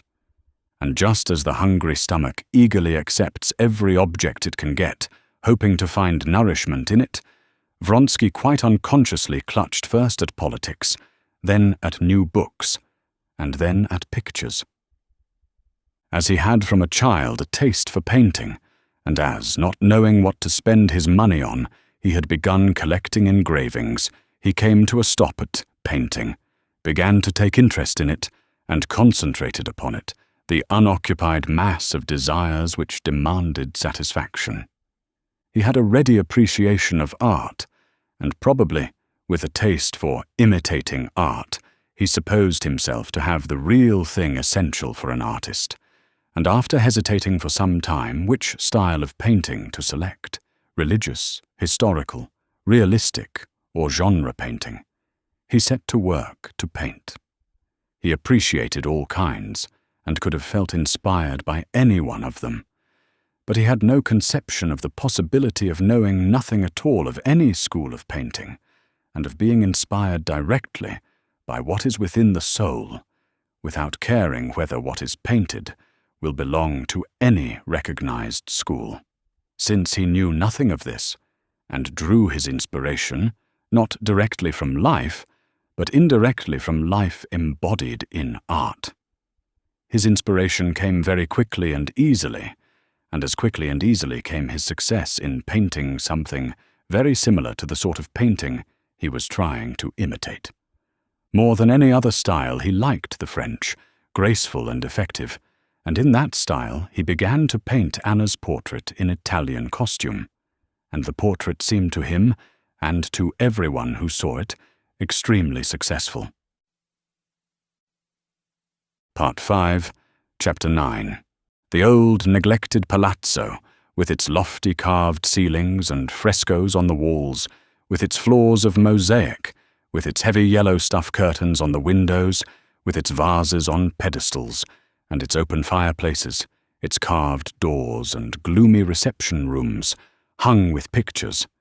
This palazzo did much, by its very appearance after they had moved into it, to confirm in Vronsky the agreeable illusion that he was not so much a Russian country gentleman, a retired army officer, as an enlightened amateur and patron of the arts, himself a modest artist who had renounced the world, his connections, and his ambition for the sake of the woman he loved.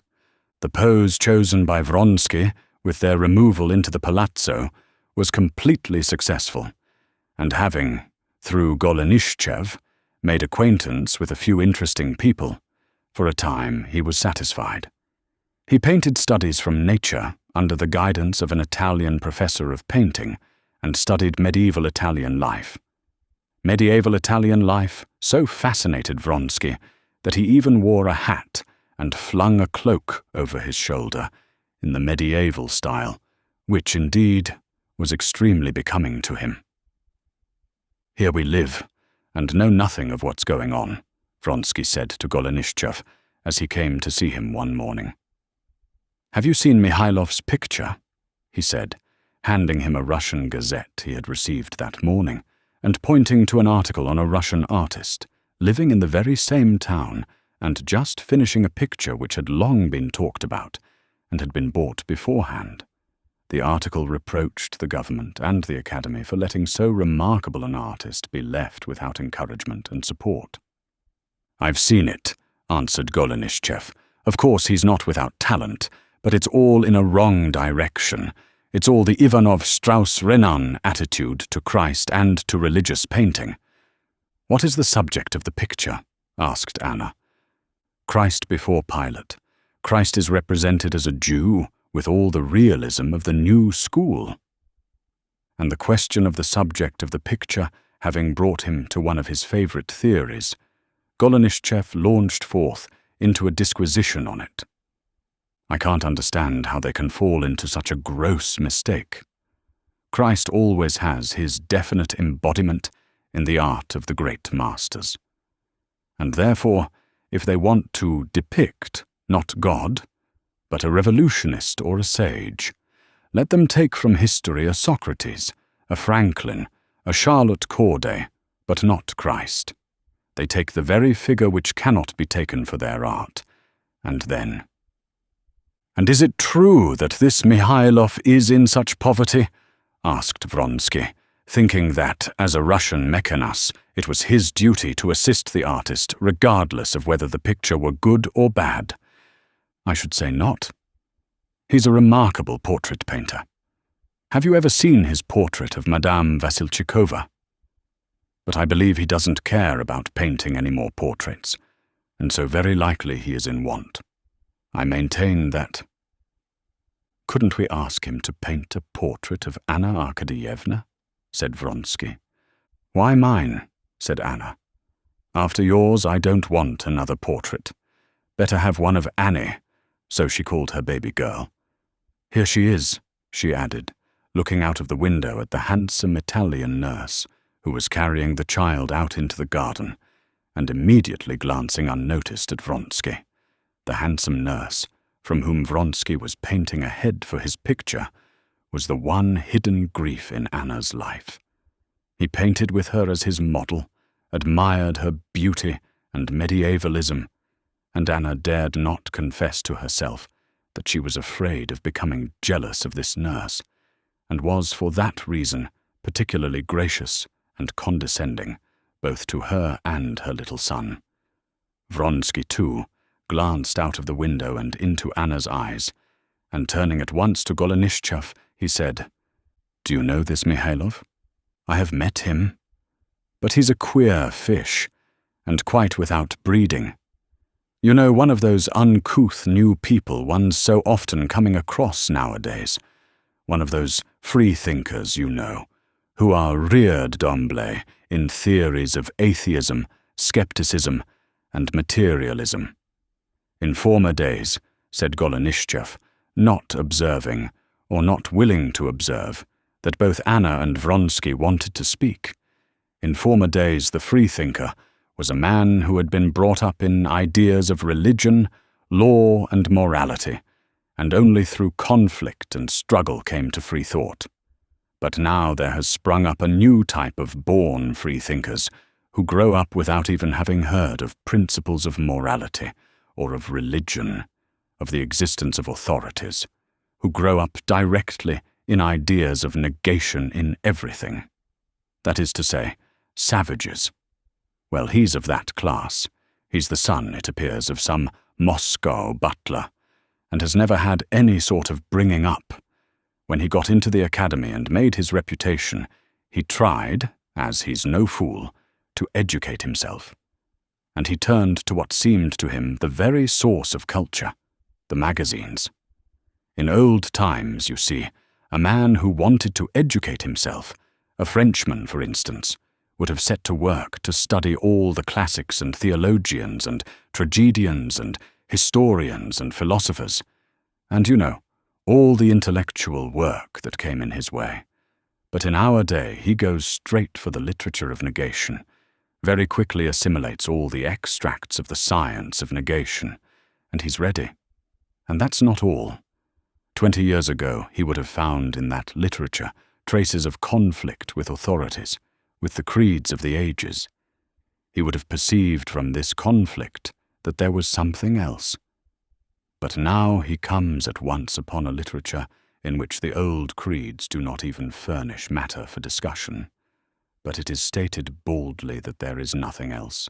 Evolution, natural selection, struggle for existence, and that's all. In my article I tell you what, said Anna, who had for a long while been exchanging wary glances with Vronsky, and knew that he was not in the least interested in the education of this artist, but was simply absorbed by the idea of assisting him and ordering a portrait of him. I tell you what, she said, resolutely interrupting Golenishtchev, who was still talking away. Let's go and see him.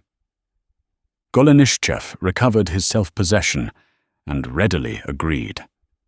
But as the artist lived in a remote suburb, it was decided to take the carriage. An hour later, Anna, with Golenishtchev by her side, and Vronsky on the front seat of the carriage, facing them, drove up to a new, ugly house in the remote suburb. On learning from the porter's wife, who came out to them, that Mihailov saw visitors at his studio, but that at that moment he was in his lodging only a couple of steps off, they sent her to him with their cards, asking permission to see his picture. Part 5, Chapter 10.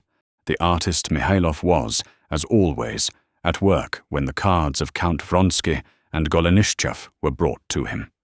In the morning, he had been working in his studio at his big picture. On getting home, he flew into a rage with his wife for not having managed to put off the landlady who had been asking for money. I've said it to you 20 times. Don't enter into details. You're fool enough at all times. And when you start explaining things in Italian, you're a fool 3 times as foolish, he said, after a long dispute. Don't let it run so long. It's not my fault. If I had the money— Leave me in peace, for God's sake, Mihailov shrieked, with tears in his voice, and stopping his ears, he went off into his working room, the other side of a partition wall, and closed the door after him. Idiotic woman, he said to himself, sat down to the table, and, opening a portfolio, he set to work at once, with peculiar fervour, at a sketch he had begun. Never did he work with such fervour and success as when things went ill with him, and especially when he quarrelled with his wife. Oh, damn them all, he thought as he went on working. He was making a sketch for the figure of a man in a violent rage. A sketch had been made before, but he was dissatisfied with it. No, that one was better. Where is it? He went back to his wife, and scowling, and not looking at her, asked his eldest little girl. Where was that piece of paper he had given them? The paper with the discarded sketch on it was found, but it was dirty and spotted with candle grease. Still, he took the sketch, laid it on his table, and, moving a little away, screwing up his eyes, he fell to gazing at it. All at once he smiled and gesticulated gleefully. That's it, he said, and at once picking up the pencil, he began rapidly drawing. The spot of tallow had given the man a new pose. He had sketched this new pose when all at once he recalled the face of a shopkeeper of whom he had bought cigars, a vigorous face with a prominent chin, and he sketched this very face, this chin, onto the figure of the man. He laughed aloud with delight. The figure from a lifeless, imagined thing had become living, and such that it could never be changed. That figure lived, and was clearly and unmistakably defined. The sketch might be corrected in accordance with the requirements of the figure. The legs, indeed, could and must be put differently, and the position of the left hand must be quite altered. The hair, too, might be thrown back. But in making these corrections, he was not altering the figure, but simply getting rid of what concealed the figure. He was, as it were, stripping off the wrappings which hindered it from being distinctly seen. Each new feature only brought out the whole figure in all its force and vigour, as it had suddenly come to him from the spot of tallow. He was carefully finishing the figure when the cards were brought him. "Coming, coming!" He went in to his wife. "Come, Sasha, don't be cross," he said, smiling timidly and affectionately at her. "You were to blame. I was to blame. I'll make it all right." And having made peace with his wife, he put on an olive-green overcoat with a velvet collar and a hat, and went towards his studio. The successful figure he had already forgotten. Now he was delighted and excited at the visit of these people of consequence, Russians, who had come in their carriage. Of his picture, the one that stood now on his easel, he had, at the bottom of his heart, one conviction. that no one had ever painted a picture like it. He did not believe that his picture was better than all the pictures of Raphael, but he knew that what he tried to convey in that picture, no one ever had conveyed. This he knew positively, and had known a long while, ever since he had begun to paint it. But other people's criticisms, whatever they might be, had yet immense consequence in his eyes, and they agitated him to the depths of his soul. Any remark, the most insignificant, that showed that the critic saw even the tiniest part of what he saw in the picture agitated him to the depths of his soul. He always attributed to his critics a more profound comprehension than he had himself, and always expected from them something he didn't himself see in the picture. And often in their criticisms, he fancied that he had found this. He walked rapidly to the door of his studio, and in spite of his excitement, he was struck by the soft light on Anna's figure as she stood in the shade of the entrance, listening to Golenishtchev, who was eagerly telling her something, while she evidently wanted to look round at the artist. He was himself unconscious how, as he approached them, he seized on this impression and absorbed it, as he had the chin of the shopkeeper who had sold him the cigars, and put it away somewhere to be brought out when he wanted it. The visitors, not agreeably impressed beforehand by Golenishtchev's account of the artist, were still less so by his personal appearance. Thick-set and of middle height, with nimble movements, with his brown hat, olive-green coat, and narrow trousers, though wide trousers had been a long while in fashion.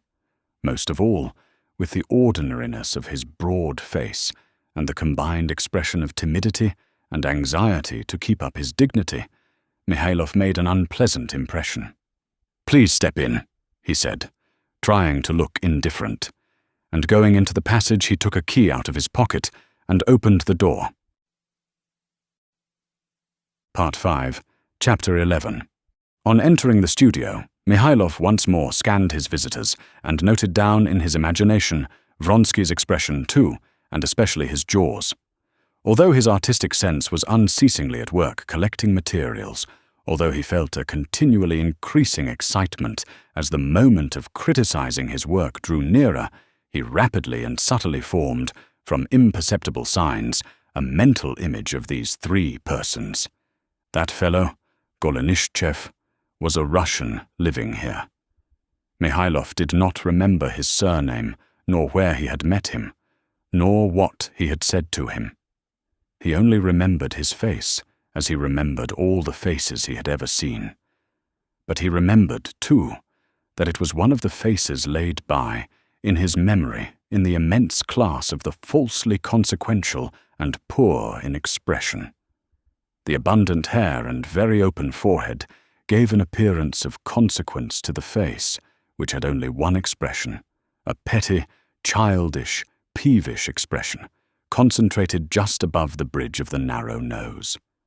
Vronsky and Madame Karenina must be, Mihailov supposed, distinguished and wealthy Russians, knowing nothing about art, like all those wealthy Russians, but posing as amateurs and connoisseurs. Most likely they've already looked at all the antiques, and now they're making the round of the studios of the new people, the German humbug, and the cracked pre-Raphaelite English fellow, and have only come to me to make the point of view complete, he thought. He was well acquainted with the way dilettanti have, the cleverer they were, the worse he found them, of looking at the works of contemporary artists with the sole object of being in a position to say that art is a thing of the past, and that the more one sees of the new men, the more one sees how inimitable the works of the great old masters have remained. He expected all this. He saw it all in their faces. He saw it in the careless indifference with which they talked among themselves, stared at the lay figures and busts, and walked about in leisurely fashion, waiting for him to uncover his picture. But in spite of this, while he was turning over his studies, pulling up the blinds and taking off the sheet. He was in intense excitement, especially as, in spite of his conviction that all distinguished and wealthy Russians were certain to be beasts and fools, he liked Vronsky, and still more Anna. "Here, if you please," he said, moving on one side with his nimble gait and pointing to his picture. "It's the exhortation to Pilate. Matthew chapter 27, he said, feeling his lips were beginning to tremble with emotion. He moved away and stood behind them. For the few seconds during which the visitors were gazing at the picture in silence, Mihailov too gazed at it with the indifferent eye of an outsider. For those few seconds he was sure in anticipation that a higher, juster criticism would be uttered by them, by those very visitors whom he had been so despising a moment before. He forgot all he had thought about his picture before, during the 3 years he had been painting it. He forgot all its qualities which had been absolutely certain to him. He saw the picture with their indifferent, new, outside eyes, and saw nothing good in it. He saw in the foreground Pilate's irritated face and the serene face of Christ, and in the background the figures of Pilate's retinue and the face of John watching what was happening. Every face that, with such agony, such blunders and corrections, had grown up within him with its special character, every face that had given him such torments and such raptures, and all these faces so many times transposed for the sake of the harmony of the whole, all the shades of colour and tones that he had attained with such labour, all of this together seemed to him now, looking at it with their eyes, the merest vulgarity, something that had been done 1,000 times over. The face dearest to him, the face of Christ, the centre of the picture, which had given him such ecstasy as it unfolded itself to him, was utterly lost to him when he glanced at the picture with their eyes. He saw a well-painted, no, not even that, he distinctly saw now a mass of defects, repetition of those endless Christs of Titian, Raphael, Rubens, and the same soldiers and Pilate. It was all common, poor, and stale, and positively badly painted, weak and unequal. They would be justified in repeating hypocritically civil speeches in the presence of the painter, and pitying him and laughing at him when they were alone again. The silence, though it lasted no more than a minute, became too intolerable to him. To break it, and to show he was not agitated, he made an effort and addressed Golenishtchev. "I think I've had the pleasure of meeting you," he said, looking uneasily first at Anna, then at Vronsky, in fear of losing any shade of their expression. "To be sure. We met at Rossi's. Do you remember? At that soirée when that Italian lady recited the new Rachel?" Golenishtchev answered easily, removing his eyes without the slightest regret from the picture, and turning to the artist. Noticing, however, that Mihailov was expecting a criticism of the picture, he said, "Your picture has got on a great deal since I saw it last time.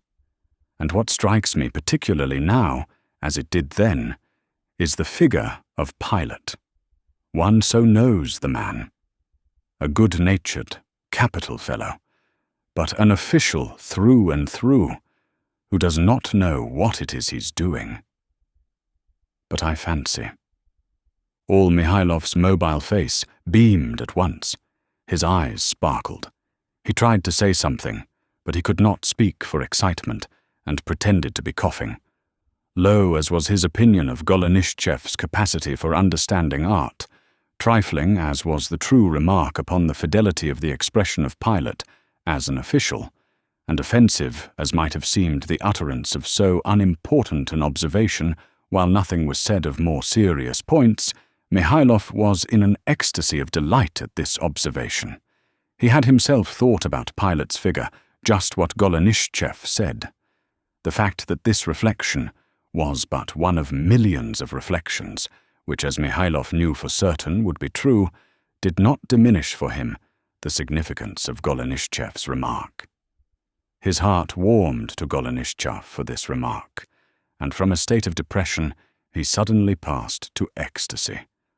At once the whole of his picture lived before him in all the indescribable complexity of everything living. Mihailov again tried to say that that was how he understood Pilate, but his lips quivered intractably, and he could not pronounce the words. Vronsky and Anna too said something in that subdued voice in which, partly to avoid hurting the artist's feelings, and partly to avoid saying out loud something silly, so easily said when talking of art, people usually speak at exhibitions of pictures. Mihailov fancied that the picture had made an impression on them too. He went up to them. "How marvelous Christ's expression is," said Anna. Of all she saw, she liked that expression most of all, and she felt that it was the center of the picture, and so praise of it would be pleasant to the artist. One can see that he is pitying Pilate.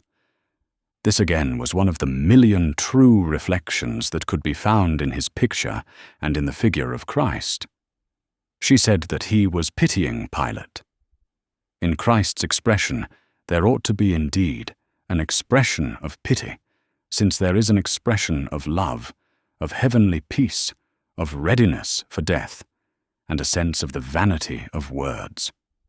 Of course, there is the expression of an official in Pilate, and of pity in Christ, seeing that one is the incarnation of the fleshly and the other of the spiritual life. All this and much more flashed into Mihailov's thoughts. Yes, and how that figure is done. What atmosphere! One can walk round it, said Golenishtchev, unmistakably betraying by this remark that he did not approve of the meaning and idea of the figure. Yes, there's a wonderful mastery, said Vronsky. How those figures in the background stand out. There you have technique, he said, addressing Golenishtchev, alluding to a conversation between them about Vronsky's despair of attaining this technique. Yes, marvelous, Golenishtchev and Anna assented. In spite of the excited condition in which he was, the sentence about technique had sent a pang to Mihailov's heart, and looking angrily at Vronsky, he suddenly scowled. He had often heard this word technique, and was utterly unable to understand what was understood by it. He knew that by this term was understood a mechanical facility for painting or drawing, entirely apart from its subject. He had noticed often that even in actual praise technique was opposed to essential quality, as though one could paint well something that was bad. He knew that a great deal of attention and care was necessary in taking off the coverings, to avoid injuring the creation itself, and to take off all the coverings. But there was no art of painting, no technique of any sort about it. If to a little child or to his cook were revealed what he saw, it or she would have been able to peel the wrappings off what was seen, and the most experienced and adroit painter could not by mere mechanical facility paint anything if the lines of the subject were not revealed to him first. Besides, he saw that if it came to talking about technique, it was impossible to praise him for it. In all he had painted and repainted, he saw faults that hurt his eyes, coming from want of care in taking off the wrappings, faults he could not correct now without spoiling the whole. And in almost all the figures and faces he saw, too, remnants of the wrappings not perfectly removed that spoiled the picture. One thing might be said, if you will allow me to make the remark, observed Golenishtchev. Oh, I shall be delighted, I beg you, said Mihailov with a forced smile. That is, that you make him the man-god, and not the god-man. But I know that was what you meant to do. I cannot paint a Christ that is not in my heart, said Mihailov gloomily. Yes, but in that case, if you will allow me to say what I think. Your picture is so fine that my observation cannot detract from it. And besides, it is only my personal opinion. With you it is different. Your very motive is different. But let us take Ivanov. I imagine that if Christ is brought down to the level of an historical character, it would have been better for Ivanov to select some other historical subject, fresh, untouched. But if this is the greatest subject presented to art, if one looked, one would find others.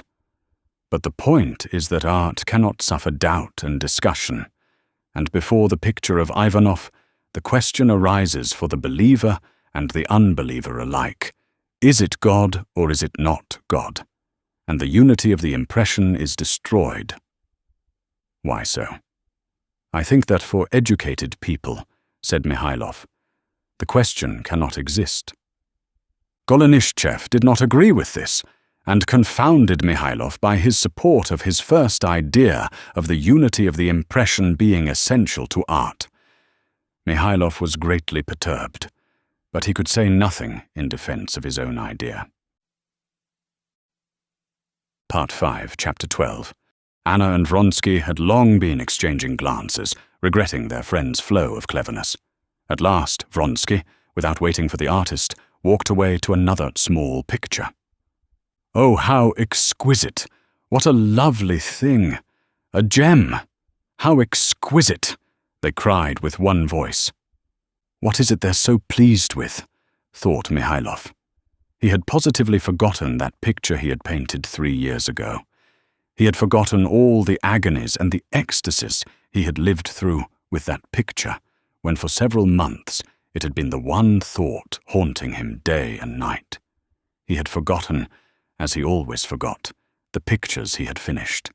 He did not even like to look at it, and had only brought it out because he was expecting an Englishman who wanted to buy it. "Oh, that's only an old study," he said. "How fine," said Golenishtchev, he too, with unmistakable sincerity, falling under the spell of the picture.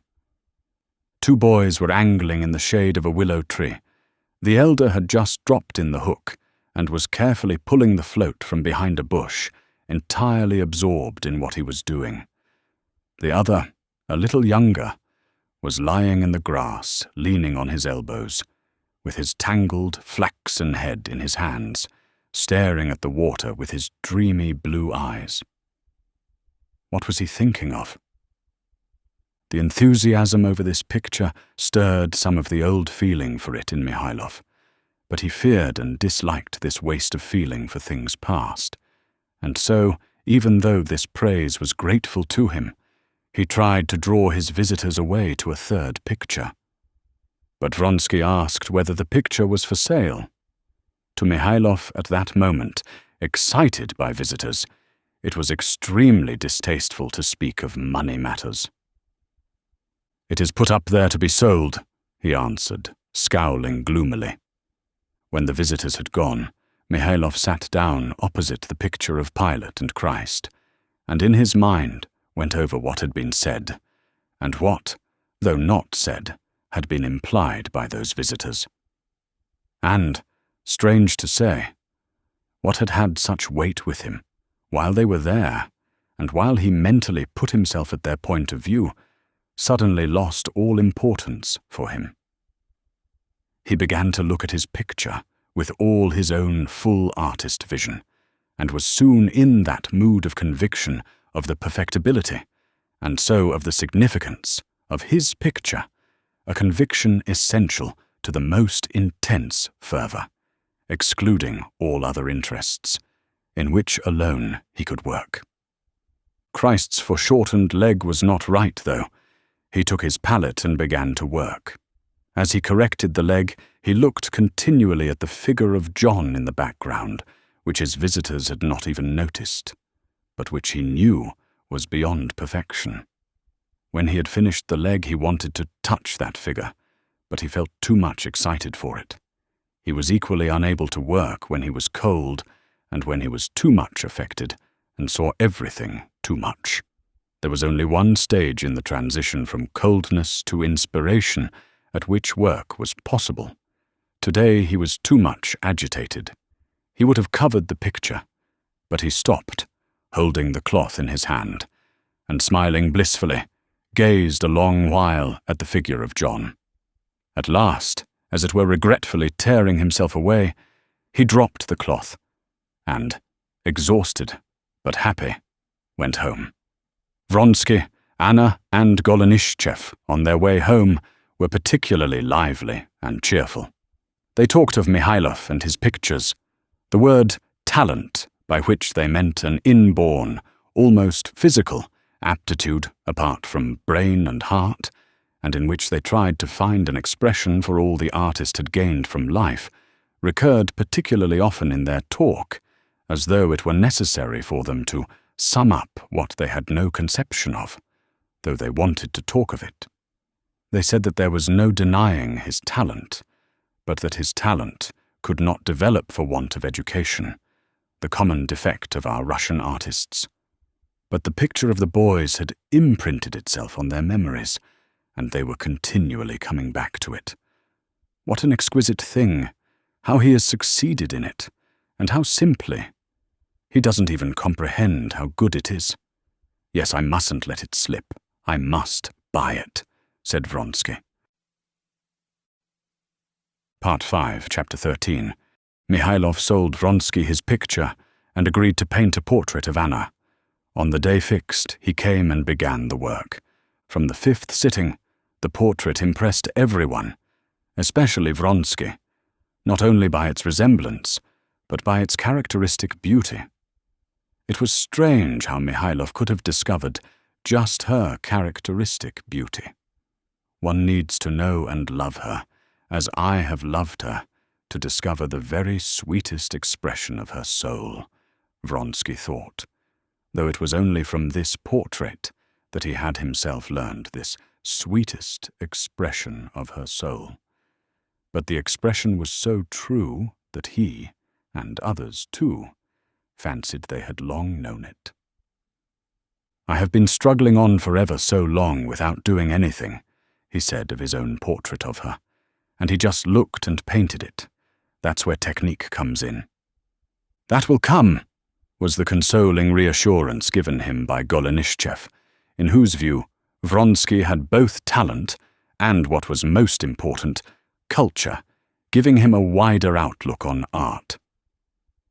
Golenishtchev's faith in Vronsky's talent was propped up by his own need of Vronsky's sympathy and approval for his own articles and ideas, and he felt that the praise and support must be mutual. In another man's house, and especially in Vronsky's palazzo, Mihailov was quite a different man from what he was in his studio. He behaved with hostile courtesy, as though he were afraid of coming closer to people he did not respect. He called Vronsky, "Your Excellency," and notwithstanding Anna's and Vronsky's invitations, he would never stay to dinner, nor come except for the sittings. Anna was even more friendly to him than to other people, and was very grateful for her portrait. Vronsky was more than cordial with him, and was obviously interested to know the artist's opinion of his picture. Golenishtchev never let slip an opportunity of instilling sound ideas about art into Mihailov, but Mihailov remained equally chilly to all of them. Anna was aware from his eyes that he liked looking at her, but he avoided conversation with her. Vronsky's talk about his painting he met with stubborn silence, and he was as stubbornly silent when he was shown Vronsky's picture. He was unmistakably bored by Golenishtchev's conversation, and he did not attempt to oppose him. Altogether, Mihailov, with his reserved and disagreeable, as it were, hostile attitude, was quite disliked by them as they got to know him better, and they were glad when the sittings were over, and they were left with a magnificent portrait in their possession, and he gave up coming. Golenishtchev was the first to give expression to an idea that had occurred to all of them, which was that Mihailov was simply jealous of Vronsky. Not envious, let us say, since he has talent, but it annoys him that a wealthy man of the highest society, and a count too, you know they all detest a title, can, without any particular trouble, do as well, if not better, than he who has devoted all his life to it. And more than all, it's a question of culture, which he is without. Vronsky defended Mihailov, but at the bottom of his heart he believed it, because, in his view, a man of a different, lower world would be sure to be envious. Anna's portrait, the same subject painted from nature both by him and by Mihailov, ought to have shown Vronsky the difference between him and Mihailov. But he did not see it. Only after Mihailov's portrait was painted, he left off painting his portrait of Anna, deciding that it was now not needed. His picture of medieval life he went on with. And he himself, and Golenishtchev, and still more Anna, thought it very good because it was far more like the celebrated pictures they knew than Mihailov's picture. Mihailov, meanwhile, although Anna's portrait greatly fascinated him, was even more glad than they were when the sittings were over, and he had no longer to listen to Golenishtchev's disquisitions upon art, and could forget about Vronsky's painting. He knew that Vronsky could not be prevented from amusing himself with painting. He knew that he and all dilettanti had a perfect right to paint what they liked, but it was distasteful to him. A man could not be prevented from making himself a big wax doll and kissing it. But if the man were to come with the doll and sit before a man in love, and begin caressing his doll as the lover caressed the woman he loved, it would be distasteful to the lover. Just such a distasteful sensation was what Mihailov felt at the sight of Vronsky's painting. He felt it both ludicrous and irritating, both pitiable and offensive. Vronsky's interest in painting and the Middle Ages didn't last long. He had enough taste for painting to be unable to finish his picture. The picture came to a standstill. He was vaguely aware that its defects, inconspicuous at first, would be glaring if he were to go on with it. The same experience befell him as Golenishtchev, who felt that he had nothing to say, and continually deceived himself with the theory that his idea was not yet mature, that he was working it out and collecting materials. This exasperated and tortured Golenishtchev, but Vronsky was incapable of deceiving and torturing himself, and even more incapable of exasperation. With his characteristic decision, without explanation or apology, he simply ceased working at painting. But without this occupation, the life of Vronsky and of Anna, who wondered at his loss of interest in it, struck them as intolerably tedious in an Italian town. The palazzo suddenly seemed so obtrusively old and dirty. The spots on the curtains, the cracks in the floors, the broken plaster on the cornices became so disagreeably obvious, and the everlasting sameness of Golenishtchev, and the Italian professor, and the German traveller became so wearisome that they had to make some change. They resolved to go to Russia, to the country. In Petersburg, Vronsky intended to arrange a partition of the land with his brother, while Anna meant to see her son. The summer they intended to spend on Vronsky's great family estate. Part 5, Chapter 14. Levin had been married 3 months. He was happy, but not at all in the way he had expected to be. At every step he found his former dreams disappointed, and new, unexpected surprises of happiness. He was happy. But on entering upon family life, he saw at every step that it was utterly different from what he had imagined. At every step he experienced what a man would experience who, after admiring the smooth, happy course of a little boat on a lake, should get himself into that little boat. He saw that it was not all sitting still, floating smoothly, that one had to think too, not for an instant, to forget where one was floating, and that there was water under one, and that one must row, and that his unaccustomed hands would be sore, and that it was only to look at it that was easy, but that doing it though very delightful, was very difficult. As a bachelor, when he had watched other people's married life, seen the petty cares, the squabbles, the jealousy, he had only smiled contemptuously in his heart. In his future married life, there could be, he was convinced, nothing of that sort. Even the external forms, indeed, he fancied, must be utterly unlike the life of others in everything.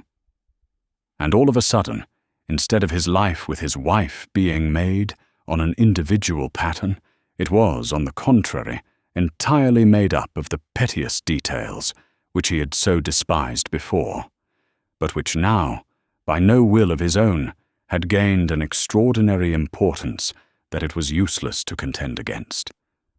And Levin saw that the organization of all these details was by no means so easy as he had fancied before.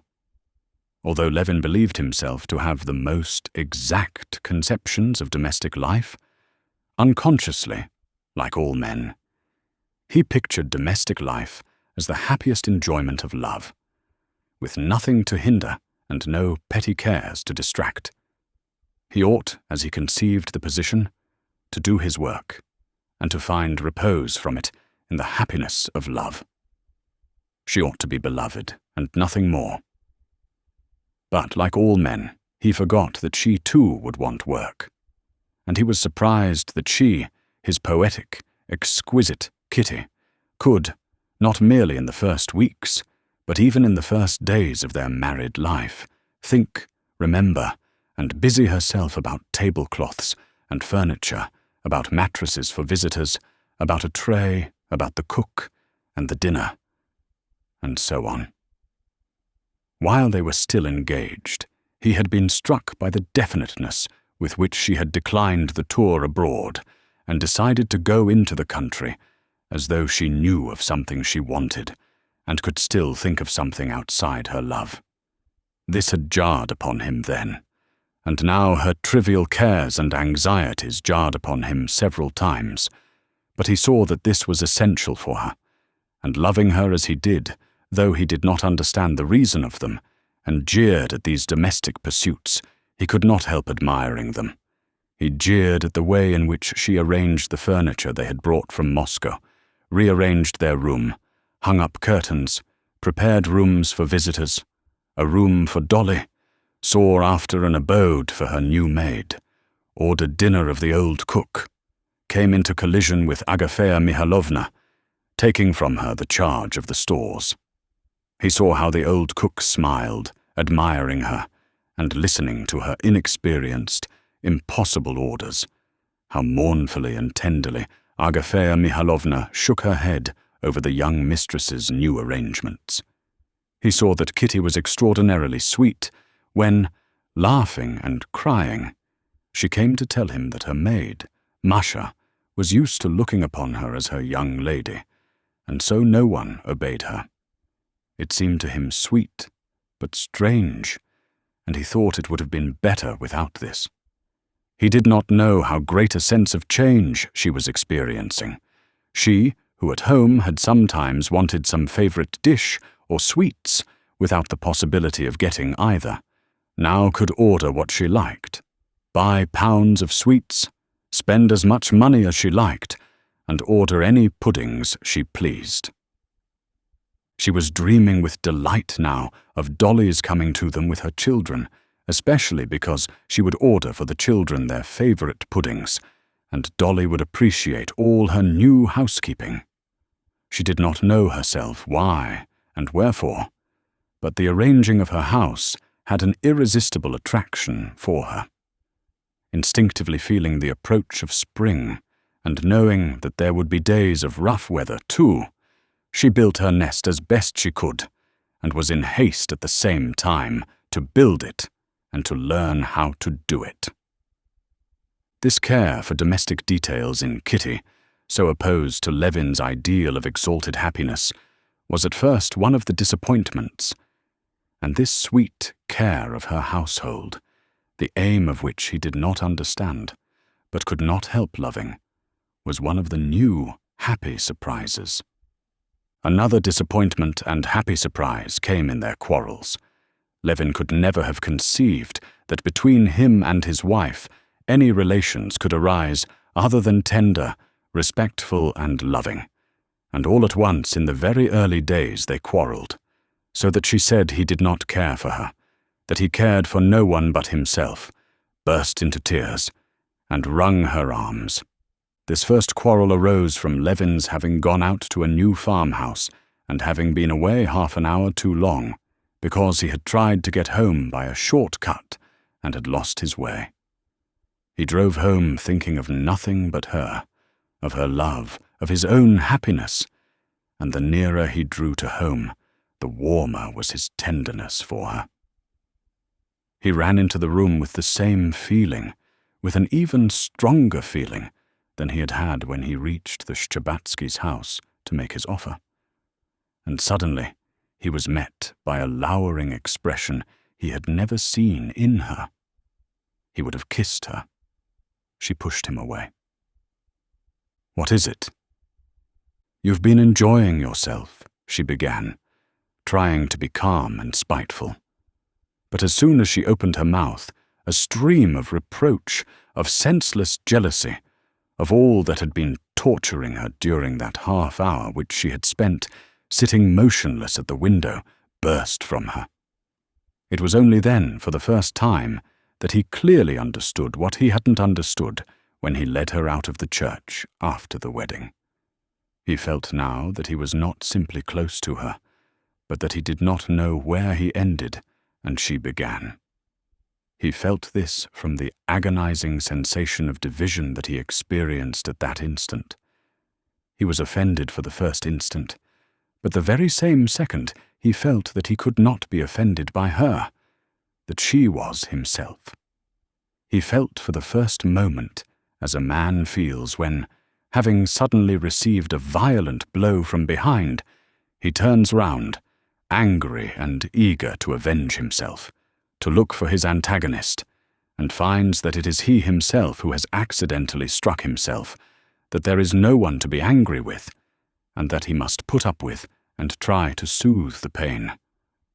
Never afterwards did he feel it with such intensity, but this first time he could not for a long while get over it. His natural feeling urged him to defend himself, to prove to her she was wrong. But to prove her wrong would mean irritating her still more and making the rupture greater that was the cause of all his suffering. One habitual feeling impelled him to get rid of the blame and to pass it on to her. Another feeling, even stronger, impelled him as quickly as possible to smooth over the rupture without letting it grow greater. To remain under such undeserved reproach was wretched, but to make her suffer by justifying himself was worse still. Like a man half awake in an agony of pain, he wanted to tear out, to fling away the aching place, and coming to his senses, he felt that the aching place was himself. He could do nothing but try to help the aching place to bear it, and this he tried to do. They made peace. She, recognizing that she was wrong, though she did not say so, became tenderer to him, and they experienced new, redoubled happiness in their love.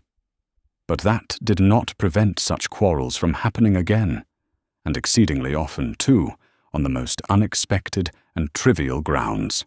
These quarrels frequently arose from the fact that they did not yet know what was of importance to each other, and that all this early period they were both often in a bad temper.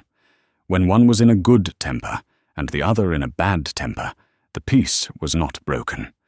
But when both happened to be in an ill humor, quarrels sprang up from such incomprehensibly trifling causes that they could never remember afterwards what they had quarreled about. It is true that when they were both in a good temper, their enjoyment of life was redoubled. But still this first period of their married life was a difficult time for them. During all this early time, they had a peculiarly vivid sense of tension, as it were, a tugging in opposite directions of the chain by which they were bound.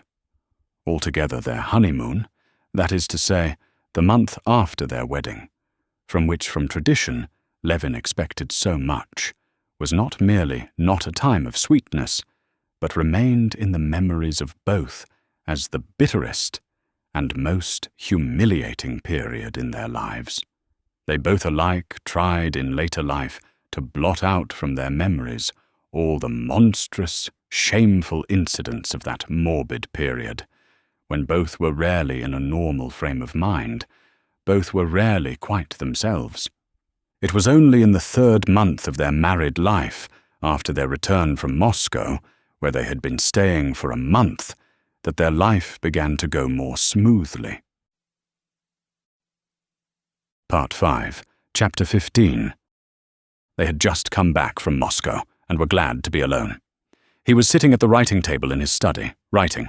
She, wearing the dark lilac dress she had worn during the first days of their married life, and put on again today, a dress particularly remembered and loved by him, was sitting on the sofa, the same old-fashioned leather sofa which had always stood in the study in Levin's father's and grandfather's days.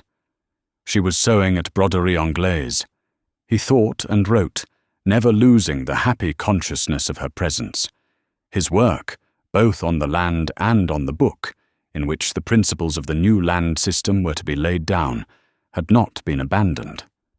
But just as formerly, these pursuits and ideas had seemed to him petty and trivial in comparison with the darkness that overspread all life, now they seemed as unimportant and petty in comparison with the life that lay before him, suffused with the brilliant light of happiness. He went on with his work, but he felt now that the center of gravity of his attention had passed to something else, and that consequently he looked at his work quite differently and more clearly. Formerly, this work had been for him an escape from life. Formerly, he had felt that without this work, his life would be too gloomy. Now these pursuits were necessary for him, that life might not be too uniformly bright. Taking up his manuscript, reading through what he had written, he found with pleasure that the work was worth his working at. Many of his old ideas seemed to him superfluous and extreme, but many blanks became distinct to him when he reviewed the whole thing in his memory. He was writing now a new chapter on the causes of the present disastrous condition of agriculture in Russia. He maintained that the poverty of Russia arises not merely from the anomalous distribution of landed property and misdirected reforms, but that what had contributed of late years to this result was the civilization from without abnormally grafted upon Russia, especially facilities of communication, as railways, leading to centralization in towns, the development of luxury, and the consequent development of manufactures, credit and its accompaniment of speculation, all to the detriment of agriculture. It seemed to him that in a normal development of wealth in a state, all these phenomena would arise only when a considerable amount of labor had been put into agriculture, when it had come under regular, or at least definite, conditions. That the wealth of a country ought to increase proportionally, and especially in such a way that other sources of wealth should not outstrip agriculture. That in harmony with a certain stage of agriculture, there should be means of communication corresponding to it, and that in our unsettled condition of the land, railways, called into being by political and not by economic needs, were premature, and instead of promoting agriculture, as was expected of them, they were competing with agriculture and promoting the development of manufactures and credit, and so arresting its progress.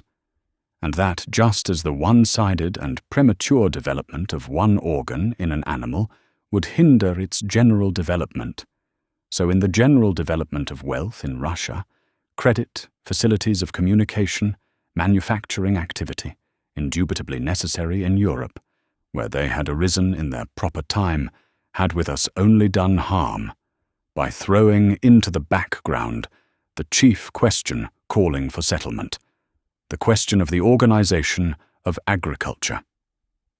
While he was writing his ideas, She was thinking how unnaturally cordial her husband had been to young Prince Charsky, who had, with great want of tact, flirted with her the day before they left Moscow. He's jealous, she thought. Goodness, how sweet and silly he is. He's jealous of me. If he knew that I think no more of them than of Pyotr the cook, she thought, looking at his head and red neck with a feeling of possession strange to herself. Though it's a pity to take him from his work, but he has plenty of time. I must look at his face. Will he feel I'm looking at him? I wish he'd turn round. I'll will him to. And she opened her eyes wide, as though to intensify the influence of her gaze. Yes, they draw away all the sap and give a false appearance of prosperity, he muttered, stopping to write, and feeling that she was looking at him and smiling, he looked round. Well? He queried, smiling and getting up. He looked round, she thought. It's nothing.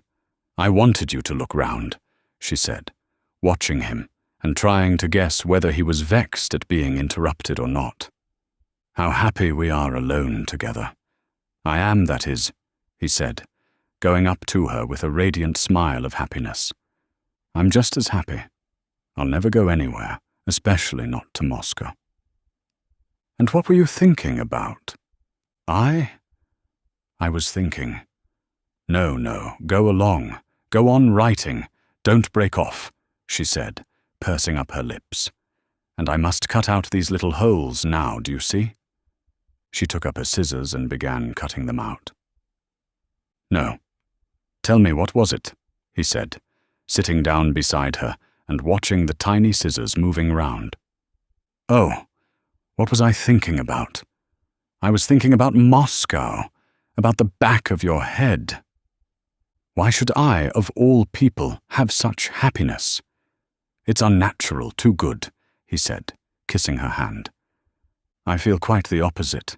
The better things are, the more natural it seems to me.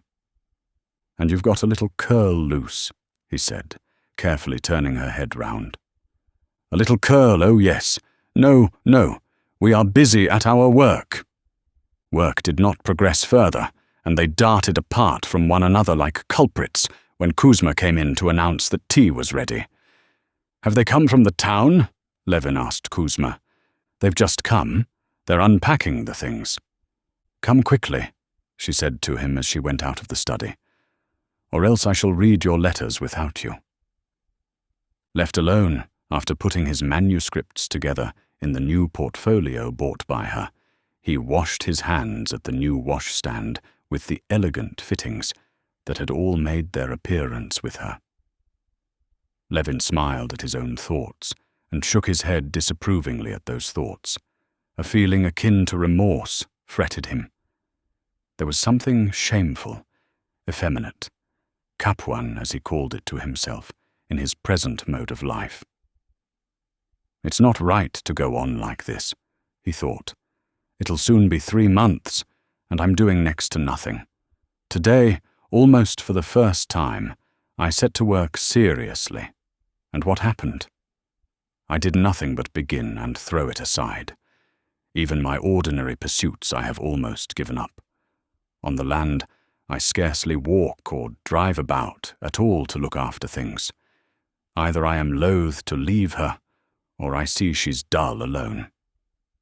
And I used to think that, before marriage, life was nothing much, somehow didn't count, but that after marriage, life began in earnest.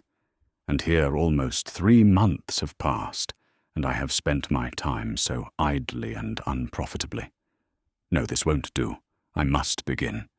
Of course, it's not her fault. She's not to blame in any way. I ought myself to be firmer, to maintain my masculine independence of action, or else I shall get into such ways, and she'll get used to them too. Of course she's not to blame, he told himself. But it is hard for anyone who is dissatisfied not to blame someone else, and especially the person nearest of all to him, for the ground of his dissatisfaction. And it vaguely came into Levine's mind that she herself wasn't to blame. She could not be to blame for anything. But what was to blame was her education, too superficial and frivolous. That fool Charsky, she wanted, I know, to stop him, but didn't know how to. Yes, apart from her interest in the house, that she has, apart from dress and broderie anglaise, she has no serious interests, no interest in her work, in the estate, in the peasants, nor in music, though she's rather good at it, nor in reading.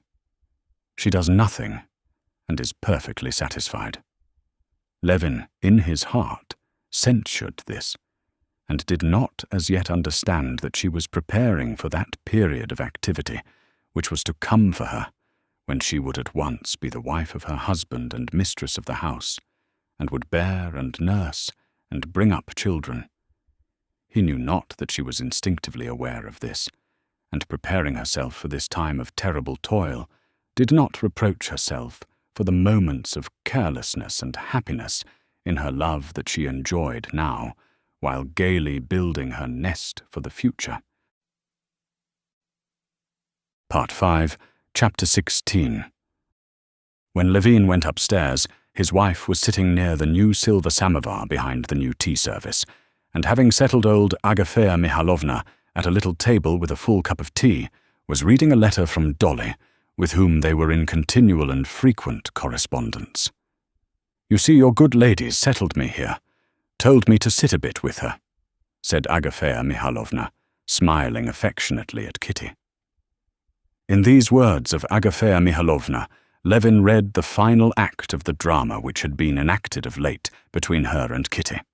He saw that, in spite of Agafea Mihalovna's feelings being hurt by a new mistress taking the reins of government out of her hands, Kitty had yet conquered her, and made her love her. "Here, I opened your letter too," said Kitty, handing him an illiterate letter. "It's from that woman, I think, your brother's," she said. "I did not read it through. This is from my people and from Dolly. Fancy! Dolly took Tanya and Grisha to a children's ball at the Samatskys. Tanya was a French marquise. But Levin did not hear her. Flushing, he took the letter from Maria Nikolaevna, his brother's former mistress, and began to read it. This was the second letter he had received from Maria Nikolaevna. In the first letter, Maria Nikolaevna wrote that his brother had sent her away for no fault of hers, and, with touching simplicity, added that though she was in want again, she asked for nothing, and wished for nothing, but was only tormented by the thought that Nikolai Dmitrievitch would come to grief without her, owing to the weak state of his health, and begged his brother to look after him. Now she wrote quite differently. She had found Nikolai Dmitrievitch, had again made it up with him in Moscow, and had moved with him to a provincial town where he had received a post in the government service. But that he had quarrelled with the head official and was on his way back to Moscow, only he had been taken so ill on the road that it was doubtful if he would ever leave his bed again, she wrote. It's always of you he has talked, and besides, he has no more money left. Read this. Dolly writes about you, Kitty was beginning with a smile, but she stopped suddenly, noticing the changed expression on her husband's face. What is it? What's the matter? She writes to me that Nikolai, my brother, is at death's door. I shall go to him. Kitty's face changed at once. Thoughts of Tanya as a marquise, of Dolly, all had vanished. When are you going? She said. Tomorrow. And I will go with you, can I? She said. Kitty, what are you thinking of? He said reproachfully. How do you mean? Offended that he should seem to take her suggestion unwillingly and with vexation. Why shouldn't I go? I shan't be in your way. I'm going because my brother is dying, said Levin. Why should you? Why? for the same reason as you. And at a moment of such gravity for me, she only thinks of her being dull by herself, thought Levin.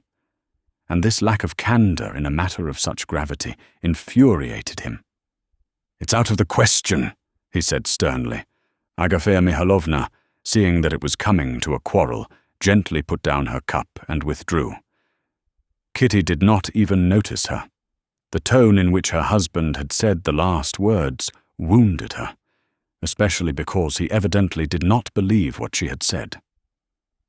"I tell you that if you go, I shall come with you. I shall certainly come," she said hastily and wrathfully. "Why out of the question? Why do you say it's out of the question?" "Because it'll be going God knows where, by all sorts of roads and to all sorts of hotels. You would be a hindrance to me," said Levin, trying to be cool. "Not at all. I don't want anything. Where you can go, I can— Well, for one thing then, because this woman's there, whom you can't meet. I don't know and don't care to know who's there and what. I know that my husband's brother is dying, and my husband is going to him. And I go with my husband too. Kitty, don't get angry. But just think a little. This is a matter of such importance that I can't bear to think that you should bring in a feeling of weakness, of dislike to being left alone. Come, you'll be dull alone, so go and stay at Moscow a little." "There, you always ascribe base, vile motives to me," she said, with tears of wounded pride and fury. "I didn't mean— It wasn't weakness. It wasn't— I feel that it's my duty to be with my husband when he's in trouble. But you try on purpose to hurt me. You try on purpose not to understand." "No, this is awful! To be such a slave!" cried Levin, getting up and unable to restrain his anger any longer. But at the same second, he felt that he was beating himself. "Then why did you marry? You could have been free. Why did you, if you regret it?" she said, getting up and running away into the drawing-room. When he went to her, she was sobbing. He began to speak, trying to find words not to dissuade, but simply to soothe her. But she did not heed him, and would not agree to anything. He bent down to her and took her hand, which resisted him. He kissed her hand, kissed her hair, kissed her hand again. Still she was silent. But when he took her face in both his hands and said, "Kitty," she suddenly recovered herself and began to cry. And they were reconciled. It was decided that they should go together the next day. Levin told his wife that he believed she wanted to go simply in order to be of use, agreed that Maria Nikolaevna's being with his brother did not make her going improper. But he set off at the bottom of his heart, dissatisfied both with her and with himself. He was dissatisfied with her for being unable to make up her mind to let him go when it was necessary. And how strange it was for him to think that he, so lately hardly daring to believe in such happiness as that she could love him, now was unhappy because she loved him too much. And he was dissatisfied with himself for not showing more strength of will. Even greater was the feeling of disagreement at the bottom of his heart as to her not needing to consider the woman who was with his brother, and he thought with horror of all the contingencies they might meet with. The mere idea of his wife, his Kitty, being in the same room with a common wench, set him shuddering with horror and loathing. Part 5, Chapter 17. The hotel of the provincial town where Nikolai Levin was lying ill was one of those provincial hotels which are constructed on the newest model of modern improvements, with the best intentions of cleanliness, comfort, and even elegance, but owing to the public that patronizes them, are with astounding rapidity transformed into filthy taverns with the pretension of modern improvement that only makes them worse than the old-fashioned, honestly filthy hotels. This hotel had already reached that stage, and the soldier in a filthy uniform smoking in the entry, supposed to stand for a hall porter, and the cast-iron, slippery, dark and disagreeable staircase, and the free and easy waiter in a filthy frock coat, and the common dining room with a dusty bouquet of wax flowers adorning the table, and filth, dust and disorder everywhere, and at the same time the sort of modern, up-to-date, self-complacent railway uneasiness of this hotel aroused a most painful feeling in Levin after their fresh young life, especially because the impression of falsity made by the hotel was so out of keeping with what awaited them. As is invariably the case, after they had been asked at what price they wanted rooms, it appeared that there was not one decent room for them. One decent room had been taken by the inspector of railroads, another by a lawyer from Moscow, a third by Princess Astafieva from the country. There remained only one filthy room, next to which they promised that another should be empty by the evening. Feeling angry with his wife, because what he had expected had come to pass, which was that at the moment of arrival, when his heart throbbed with emotion and anxiety to know how his brother was getting on, he should have to be seeing after her instead of rushing straight to his brother. Levin conducted her to the room assigned them. "Go, do go," she said, looking at him with timid and guilty eyes. He went out of the door without a word, and at once stumbled over Maria Nikolaevna, who had heard of his arrival and had not dared to go in to see him. She was just the same as when he saw her in Moscow, the same woolen gown and bare arms and neck, and the same good-naturedly stupid, pock-marked face, only a little plumper. "Well, how is he? How is he?" "Very bad. He can't get up. He has kept expecting you. Are you with your wife?" Levin did not for the first moment understand what it was confused her, but she immediately enlightened him. "I'll go away. I'll go down to the kitchen," she brought out. "Nikolai Dmitrievitch will be delighted. He heard about it, and knows your lady, and remembers her abroad." Levin realized that she meant his wife, and did not know what answer to make. Come along to him," he said. But as soon as he moved, the door of his room opened, and Kitty peeped out. Levin crimsoned both from shame and anger with his wife, who had put herself and him in such a difficult position. But Maria Nikolaevna crimsoned still more. She positively shrank together and flushed to the point of tears, and clutching the ends of her apron in both hands, twisted them in her red fingers without knowing what to say and what to do. For the first instant, Levin saw an expression of eager curiosity in the eyes with which Kitty looked at this awful woman, so incomprehensible to her. But it lasted only a single instant. "Well, how is he?" She turned to her husband and then to her. "But one can't go on talking in the passage like this," Levin said, looking angrily at a gentleman who walked jauntily at that instant across the corridor, as though about his affairs. "Well then, come in," said Kitty, turning to Maria Nikolaevna, who had recovered herself, but noticing her husband's face of dismay. "Or go on. Go, and then come for me," she said, and went back into the room. Levin went to his brother's room. He had not in the least expected what he saw and felt in his brother's room.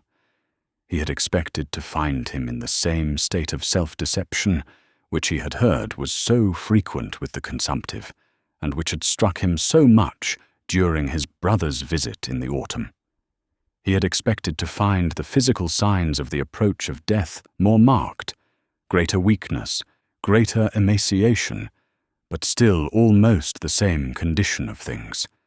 He had expected himself to feel the same distress at the loss of the brother he loved, and the same horror in face of death as he had felt then, only in a greater degree. And he had prepared himself for this. But he found something utterly different. In a little dirty room, with the painted panels of its walls filthy with spittle, and conversation audible through the thin partition from the next room, in a stifling atmosphere saturated with impurities. On a bedstead moved away from the wall, there lay covered with a quilt, a body. One arm of this body was above the quilt, and the wrist, huge as a rake handle, was attached, inconceivably it seemed, to the thin, long bone of the arm, smooth from the beginning to the middle. The head lay sideways on the pillow. Levin could see the scanty locks wet with sweat on the temples, and tense, transparent-looking forehead. It cannot be that fearful body was my brother Nikolai, thought Levin. But he went closer, saw the face, and doubt became impossible. In spite of the terrible change in the face, Levin had only to glance at those eager eyes raised at his approach, only to catch the faint movement of the mouth under the sticky moustache, to realize the terrible truth that this death-like body was his living brother. The glittering eyes looked sternly and reproachfully at his brother as he drew near, and immediately this glance established a living relationship between living men. Levin immediately felt the reproach in the eyes fixed on him, and felt remorse at his own happiness. When Konstantin took him by the hand, Nikolai smiled. The smile was faint, scarcely perceptible, and in spite of the smile, the stern expression of the eyes was unchanged. "You did not expect to find me like this," he articulated with effort. "Yes." "No," said Levin, hesitating over his words. "How was it you didn't let me know before? That is, at the time of my wedding. I made inquiries in all directions." He had to talk so as not to be silent, and he did not know what to say, especially as his brother made no reply, and simply stared without dropping his eyes, and evidently penetrated to the inner meaning of each word. Levin told his brother that his wife had come with him. Nikolai expressed pleasure, but said he was afraid of frightening her by his condition. A silence followed. Suddenly Nikolai stirred and began to say something. Levin expected something of peculiar gravity and importance from the expression of his face, but Nikolai began speaking of his health. He found fault with the doctor, regretting he had not a celebrated Moscow doctor. Levin saw that he still hoped. Seizing the first moment of silence, Levin got up, anxious to escape, if only for an instant, from his agonizing emotion, and said that he would go and fetch his wife. "Very well, and I'll tell her to tidy up here.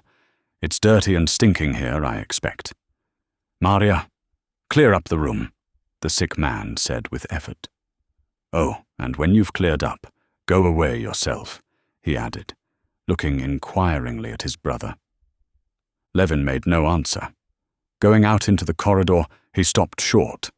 He had said he would fetch his wife, but now, taking stock of the emotion he was feeling, he decided that he would try on the contrary, to persuade her not to go in to the sick man. "Why should she suffer as I am suffering?" he thought. "Well, how is he?" Kitty asked with a frightened face. "Oh, it's awful, it's awful. What did you come for?" said Levin. Kitty was silent for a few seconds, looking timidly and ruefully at her husband. Then she went up and took him by the elbow with both hands. "Kostya, take me to him. It will be easier for us to bear it together. You only take me. Take me to him. Please, and go away," she said. "You must understand that for me to see you, and not to see him, is far more painful. There I might be a help to you and to him. Please let me," she besought her husband, as though the happiness of her life depended on it. Levin was obliged to agree, and regaining his composure, and completely forgetting about Maria Nikolaevna by now, he went again in to his brother with Kitty. Stepping lightly and continually glancing at her husband, showing him a valorous and sympathetic face, Kitty went into the sick room, and, turning without haste, noiselessly closed the door. With inaudible steps, she went quickly to the sick man's bedside, and going up so that he had not to turn his head, she immediately clasped in her fresh young hand the skeleton of his huge hand, pressed it, and began speaking with that soft eagerness, sympathetic and not jarring, which is peculiar to women. "We have met, though we were not acquainted, at Soden," she said. "You never thought I was to be your sister."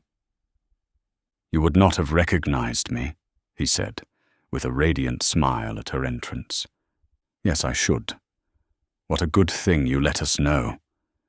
Not a day has passed that Kostya has not mentioned you and been anxious." But the sick man's interest did not last long.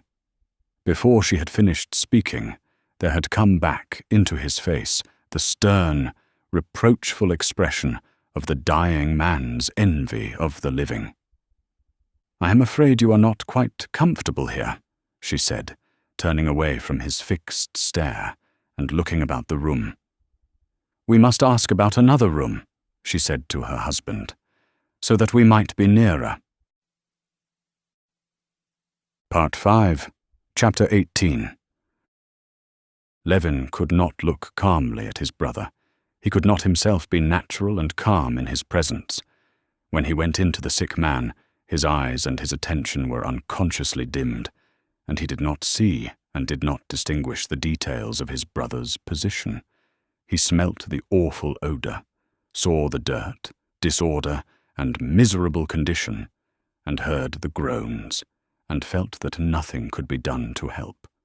It never entered his head to analyze the details of the sick man's situation, to consider how that body was lying under the quilt, how those emaciated legs and thighs and spine were lying huddled up, and whether they could not be made more comfortable, whether anything could not be done to make things, if not better, at least less bad.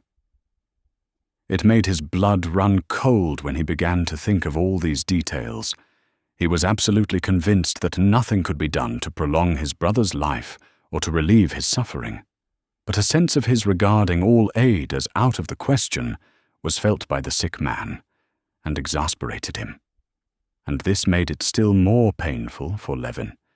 To be in the sick room was agony to him, not to be there still worse, and he was continually, on various pretexts, going out of the room and coming in again, because he was unable to remain alone.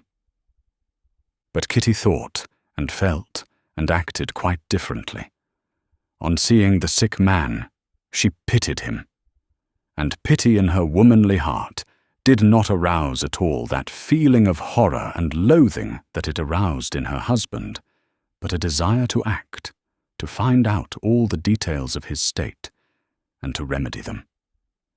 And since she had not the slightest doubt that it was her duty to help him, she had no doubt either that it was possible, and immediately set to work.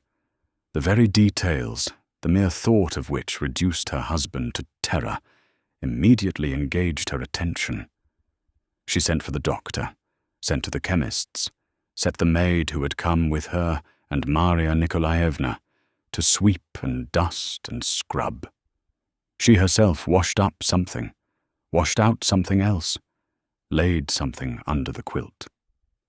Something was by her directions brought into the sick room. Something else was carried out. She herself went several times to her room, regardless of the men she met in the corridor, got out and brought in sheets, pillowcases, towels and shirts. The waiter, who was busy with a party of engineers dining in the dining hall, came several times with an irate countenance in answer to her summons, and could not avoid carrying out her orders, as she gave them with such gracious insistence that there was no evading her. Levin did not approve of all this. He did not believe it would be of any good to the patient. Above all, he feared the patient would be angry at it. But the sick man, though he seemed and was indifferent about it, was not angry, but only abashed, and on the whole, as it were, interested in what she was doing with him. Coming back from the doctor to whom Kitty had sent him, Levin, on opening the door, came upon the sick man at the instant when, by Kitty's directions, they were changing his linen. The long white ridge of his spine, with the huge prominent shoulder blades and jutting ribs and vertebrae, was bare, and Marya Nikolaevna and the waiter were struggling with the sleeve of the nightshirt and could not get the long, limp arm into it. Kitty, hurriedly closing the door after Levin, was not looking that way, but the sick man groaned, and she moved rapidly towards him. "Make haste," she said. "Oh, don't you come," said the sick man angrily. "I'll do it myself." "What say?" queried Marya Nikolaevna. But Kitty heard and saw he was ashamed and uncomfortable at being naked before her. I'm not looking," she said, putting the arm in. "Marya Nikolaevna, you come this side. You do it," she added. "Please go for me. There's a little bottle in my small bag," she said, turning to her husband. "You know, in the side pocket. Bring it, please, and meanwhile they'll finish clearing up here." Returning with the bottle, Levin found the sick man settled comfortably, and everything about him completely changed. The heavy smell was replaced by the smell of aromatic vinegar, which Kitty, with pouting lips and puffed-out rosy cheeks, was squirting through a little pipe. There was no dust visible anywhere. A rug was laid by the bedside. On the table stood medicine bottles and decanters tidily arranged, and the linen needed was folded up there, and Kitty's broderie anglaise. On the other table by the patient's bed there were candles and drink and powders. The sick man himself, washed and combed, lay in clean sheets on high raised pillows, in a clean nightshirt with a white collar about his astoundingly thin neck, and with a new expression of hope looked fixedly at Kitty.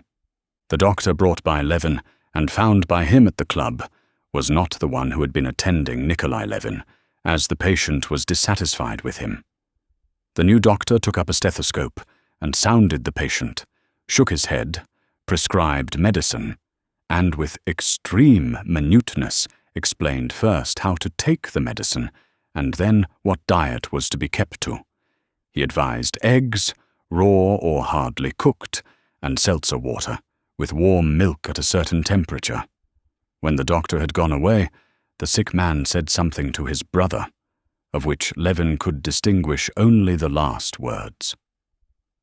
"Your Katya." By the expression with which he gazed at her, Levin saw that he was praising her. He called indeed to Katya as he called her. "I'm much better already," he said. "Why, with you I should have got well long ago. How nice it is." He took her hand and drew it towards his lips, but as though afraid she would dislike it, he changed his mind, let it go, and only stroked it. Kitty took his hand in both hers and pressed it. "Now turn me over on the left side and go to bed," he said. No one could make out what he said, but Kitty. She alone understood. She understood because she was all the while mentally keeping watch on what he needed. "On the other side," she said to her husband. "He always sleeps on that side. Turn him over. It's so disagreeable calling the servants. I'm not strong enough." "Can you?" she said to Marya Nikolaevna. "I'm afraid not," answered Marya Nikolaevna. Terrible as it was to Levin to put his arms round that terrible body, to take hold of that under the quilt, of which he preferred to know nothing, under his wife's influence he made his resolute face that she knew so well, and putting his arms into the bed took hold of the body. But in spite of his own strength, he was struck by the strange heaviness of those powerless limbs. While he was turning him over, conscious of the huge emaciated arm about his neck, Kitty swiftly and noiselessly turned the pillow, beat it up and settled in it the sick man's head, smoothing back his hair, which was sticking again to his moist brow. The sick man kept his brother's hand in his own. Levin felt that he meant to do something with his hand and was pulling it somewhere. Levin yielded with a sinking heart. Yes, he drew it to his mouth and kissed it. Levin, shaking with sobs and unable to articulate a word, went out of the room. Part 5, Chapter 19. Thou hast hid these things from the wise and prudent, and hast revealed them unto babes. So Levin thought about his wife as he talked to her that evening. Levin thought of the text, not because he considered himself wise and prudent. He did not so consider himself, but he could not help knowing that he had more intellect than his wife and Agafea Mihalovna, and he could not help knowing that when he thought of death, he thought with all the force of his intellect. He knew too that the brains of many great men whose thoughts he had read had brooded over death, and yet knew not 100th part of what his wife and Agafea Mihalovna knew about it. Different as those two women were, Agafea Mihalovna and Katya, as his brother Nikolai had called her, and as Levin particularly liked to call her now, they were quite alike in this. Both knew, without a shade of doubt, what sort of thing life was and what was death, and though neither of them could have answered, and would even not have understood the questions that presented themselves to Levin, both had no doubt of the significance of this event, and were precisely alike in their way of looking at it, which they shared with millions of people. The proof that they knew for a certainty the nature of death lay in the fact that they knew without a second of hesitation how to deal with the dying, and were not frightened of them. Levin and other men like him, though they could have said a great deal about death, obviously did not know this since they were afraid of death, and were absolutely at a loss what to do when people were dying. If Levin had been alone now with his brother Nikolai, he would have looked at him with terror, and with still greater terror waited, and would not have known what else to do. More than that, he did not know what to say, how to look, how to move. To talk of outside things seemed to him shocking, impossible to talk of death and depressing subjects, also impossible. To be silent, also impossible. If I look at him, he will think I am studying him, I am afraid. If I don't look at him, he'll think I'm thinking of other things. If I walk on tiptoe, he will be vexed. To tread firmly, I'm ashamed. Kitty evidently did not think of herself, and had no time to think about herself. She was thinking about him because she knew something, and all went well. She told him about herself even, and about her wedding, and smiled and sympathized with him and petted him, and talked of cases of recovery, and all went well. So then she must know. The proof that her behavior, and Agafea Mihalovna's, was not instinctive, animal, irrational, was that apart from the physical treatment, the relief of suffering, both Agafea Mihalovna and Kitty required for the dying man something else more important than the physical treatment, and something which had nothing in common with physical conditions. Agafea Mihalovna, speaking of the man just dead, had said, "Well, thank God, he took the sacrament and received absolution. God grant each one of us such a death." Katya in just the same way, besides all her care about linen, bed sores, drink, found time the very first day to persuade the sick man of the necessity of taking the sacrament and receiving absolution. On getting back from the sick room to their own 2 rooms for the night, Levin sat with hanging head, not knowing what to do. Not to speak of supper, of preparing for bed, of considering what they were going to do, he could not even talk to his wife. He was ashamed to. Kitty, on the contrary, was more active than usual. She was even livelier than usual. She ordered supper to be brought, herself unpacked their things, and herself helped to make the beds, and did not even forget to sprinkle them with Persian powder. She showed that alertness, that swiftness of reflection which comes out in men before a battle, in conflict, in the dangerous and decisive moments of life. Those moments when a man shows once and for all his value, and that all his past has not been wasted, but has been a preparation for these moments.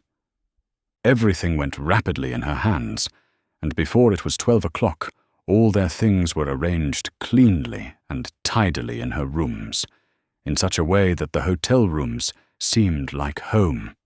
The beds were made, brushes, combs, looking-glasses were put out, table napkins were spread. Levin felt that it was unpardonable to eat, to sleep, to talk even now, and it seemed to him that every movement he made was unseemly. She arranged the brushes, but she did it all so that there was nothing shocking in it. They could neither of them eat, however, and for a long while they could not sleep, and did not even go to bed. "I am very glad I persuaded him to receive extreme unction tomorrow," she said, sitting in her dressing jacket before her folding looking-glass, combing her soft, fragrant hair with a fine comb. "I have never seen it, but I know. Mamma has told me. There are prayers said for recovery." "Do you suppose he can possibly recover?" said Levin, watching a slender tress at the back of her round little head that was continually hidden when she passed the comb through the front. "I asked the doctor. He said he couldn't live more than 3 days. But can they be sure?" "I'm very glad, anyway, that I persuaded him," she said, looking askance at her husband through her hair. "Anything is possible," she added with that peculiar, rather sly expression that was always in her face when she spoke of religion. Since their conversation about religion when they were engaged, neither of them had ever started a discussion of the subject, but she performed all the ceremonies of going to church, saying her prayers and so on, always with the unvarying conviction that this ought to be so. In spite of his assertion to the contrary, she was firmly persuaded that he was as much a Christian as she, and indeed a far better one.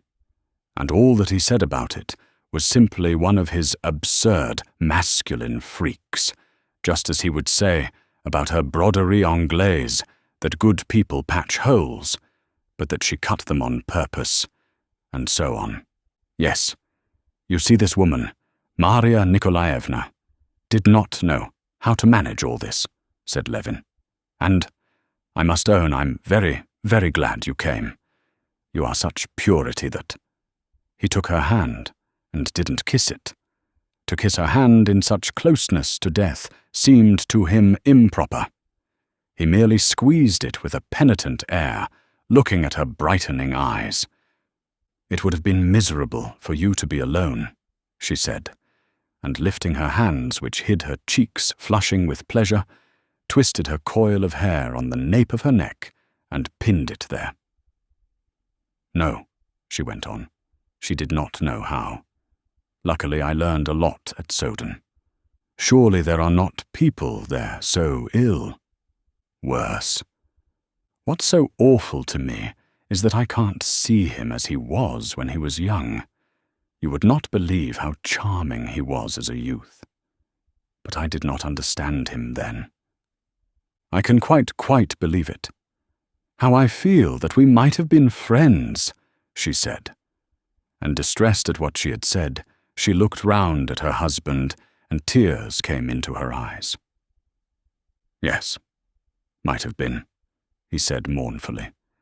"He's just one of those people of whom they say they're not for this world. But we have many days before us. We must go to bed," said Kitty, glancing at her tiny watch. Part 5, Chapter 20. The next day the sick man received the sacrament and extreme unction. During the ceremony, Nikolai Levin prayed fervently. His great eyes, fastened on the holy image that was set out on a card table covered with a coloured napkin, expressed such passionate prayer and hope that it was awful to Levin to see it. Levin knew that this passionate prayer and hope would only make him feel more bitterly parting from the life he so loved. Levin knew his brother and the workings of his intellect. He knew that his unbelief came not from life being easier for him without faith, but had grown up because, step by step, the contemporary scientific interpretation of natural phenomena crushed out the possibility of faith. And so he knew that his present return was not a legitimate one, brought about by way of the same working of his intellect, but simply a temporary, interested return to faith in a desperate hope of recovery. Levin knew too that Kitty had strengthened his hope by accounts of the marvelous recoveries she had heard of.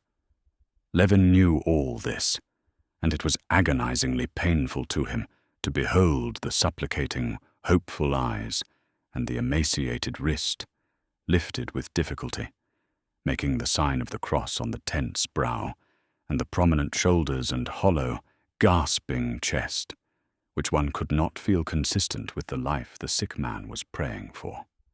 During the sacrament, Levin did what he, an unbeliever, had done 1,000 times. He said, addressing God, "If thou dost exist, make this man to recover." Of course, this same thing has been repeated many times. "And thou wilt save him and me." After extreme unction, the sick man became suddenly much better. He did not cough once in the course of an hour, smiled, kissed Kitty's hand, thanking her with tears, and said he was comfortable, free from pain, and that he felt strong and had an appetite. He even raised himself when his soup was brought, and asked for a cutlet as well. Hopelessly ill as he was, obvious as it was at the first glance that he could not recover, Levin and Kitty were for that hour both in the same state of excitement, happy, though fearful of being mistaken. "Is he better?" "Yes, much. It's wonderful." "There's nothing wonderful in it." "Anyway, he's better," they said in a whisper, smiling to one another. This self-deception was not of long duration. The sick man fell into a quiet sleep, but he was waked up half an hour later by his cough, and all at once every hope vanished in those about him and in himself.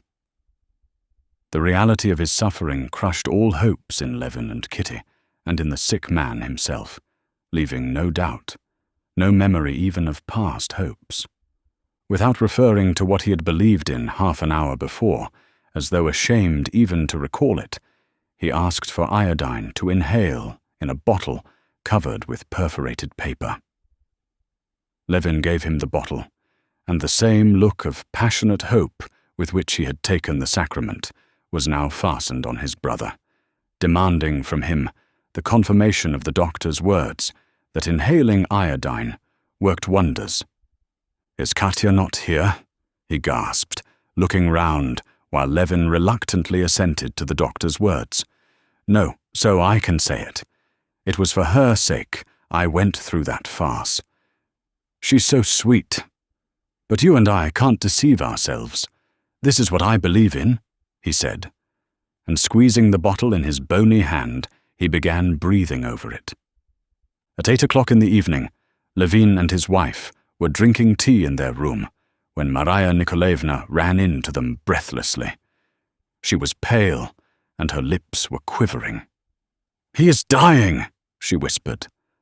"I'm afraid we'll die this minute." Both of them ran to him. He was sitting raised up with one elbow on the bed, his long back bent, and his head hanging low. "How do you feel?" Levin asked in a whisper after a silence.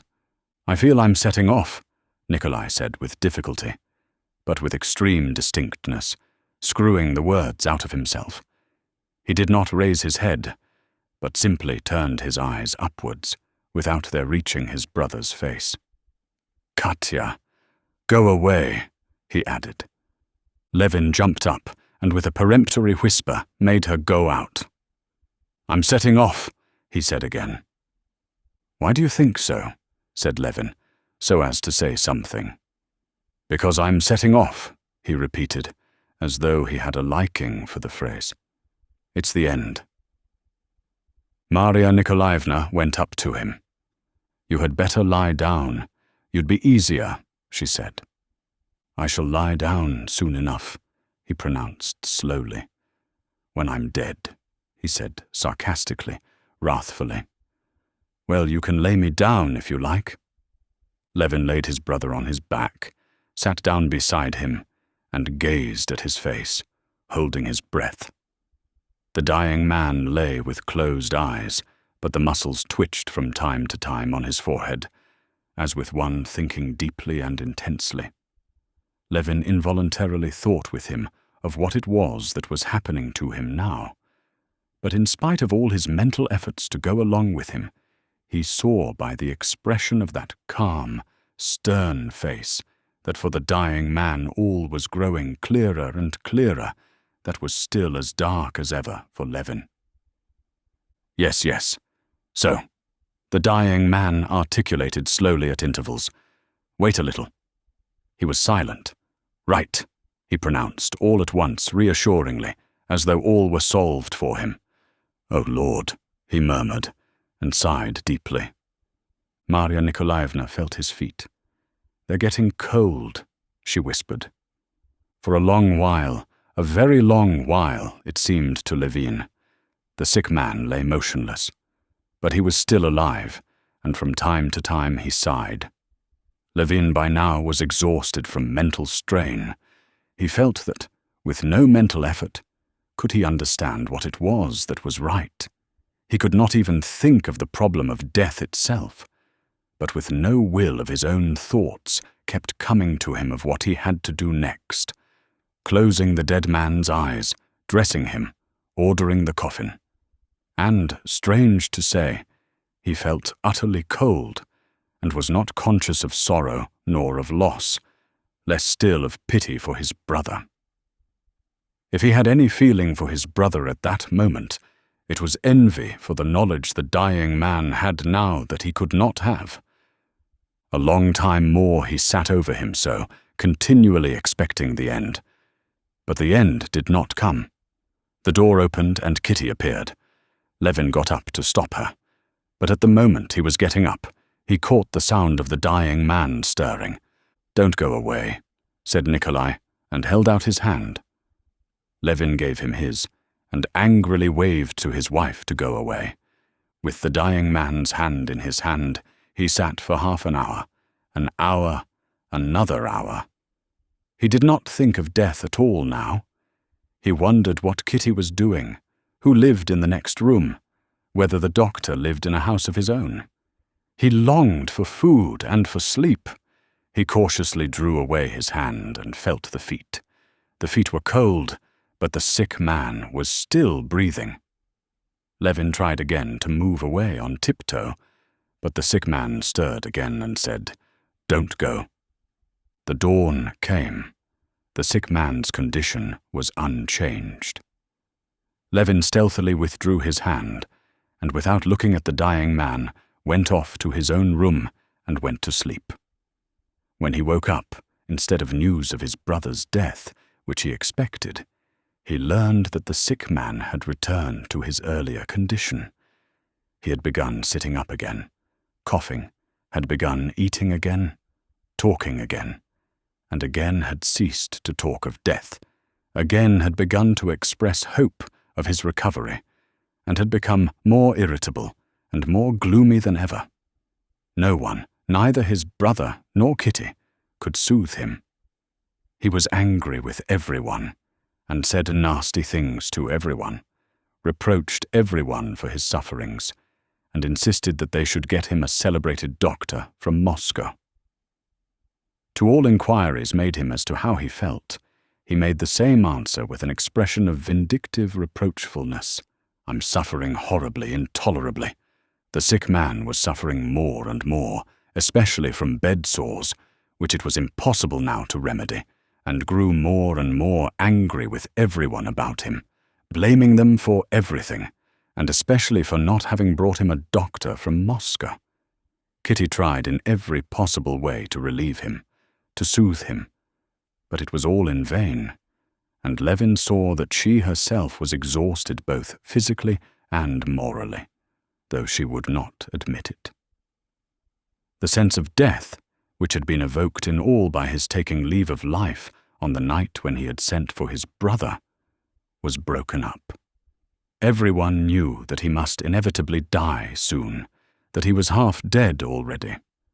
Everyone wished for nothing but that he should die as soon as possible, and everyone, concealing this, gave him medicines, tried to find remedies and doctors, and deceived him and themselves and each other.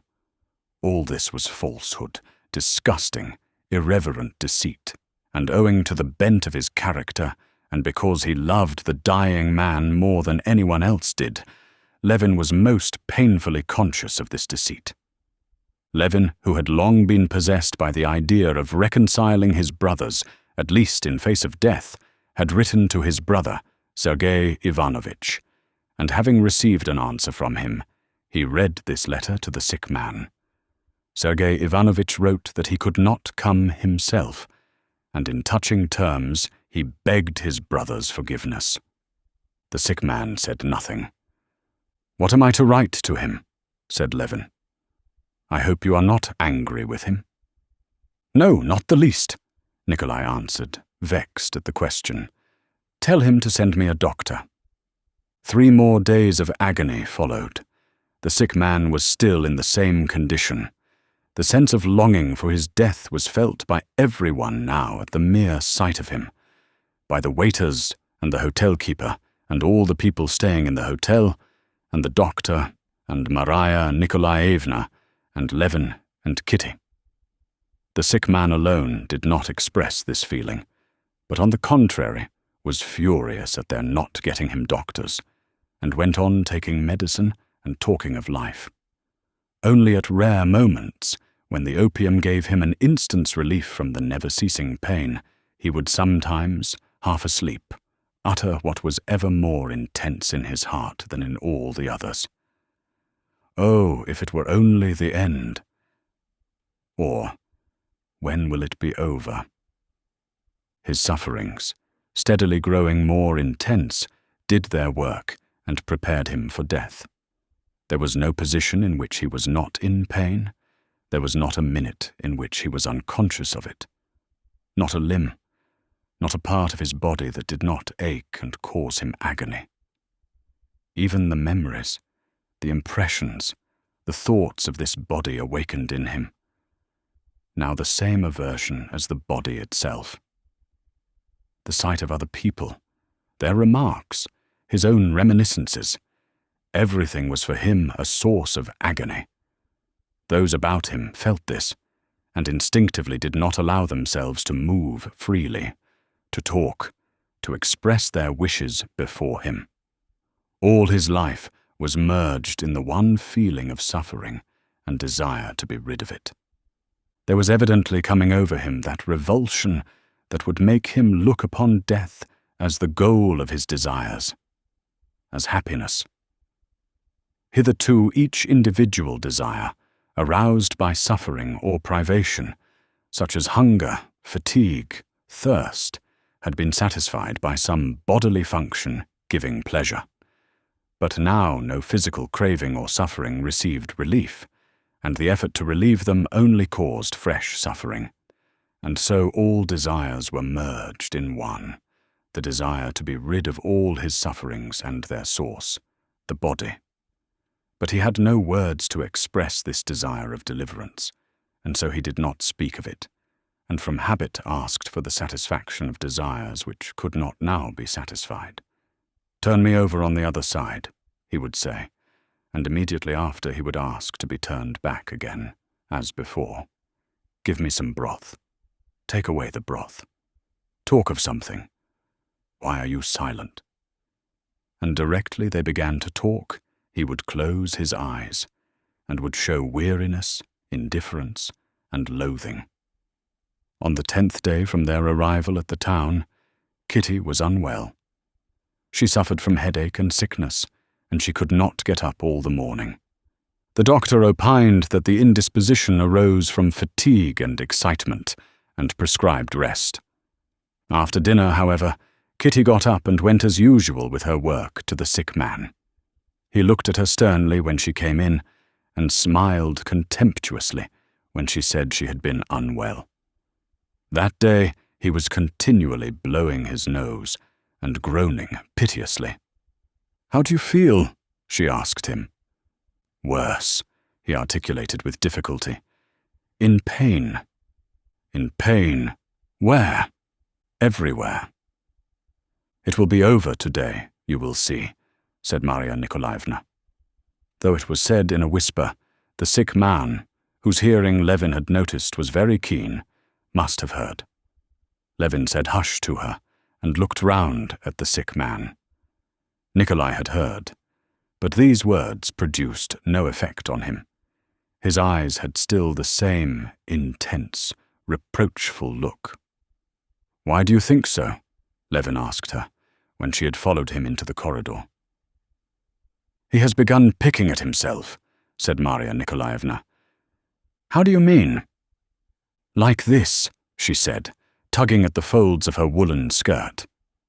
Levin noticed, indeed, that all that day the patient pulled at himself, as it were, trying to snatch something away. Marya Nikolaevna's prediction came true.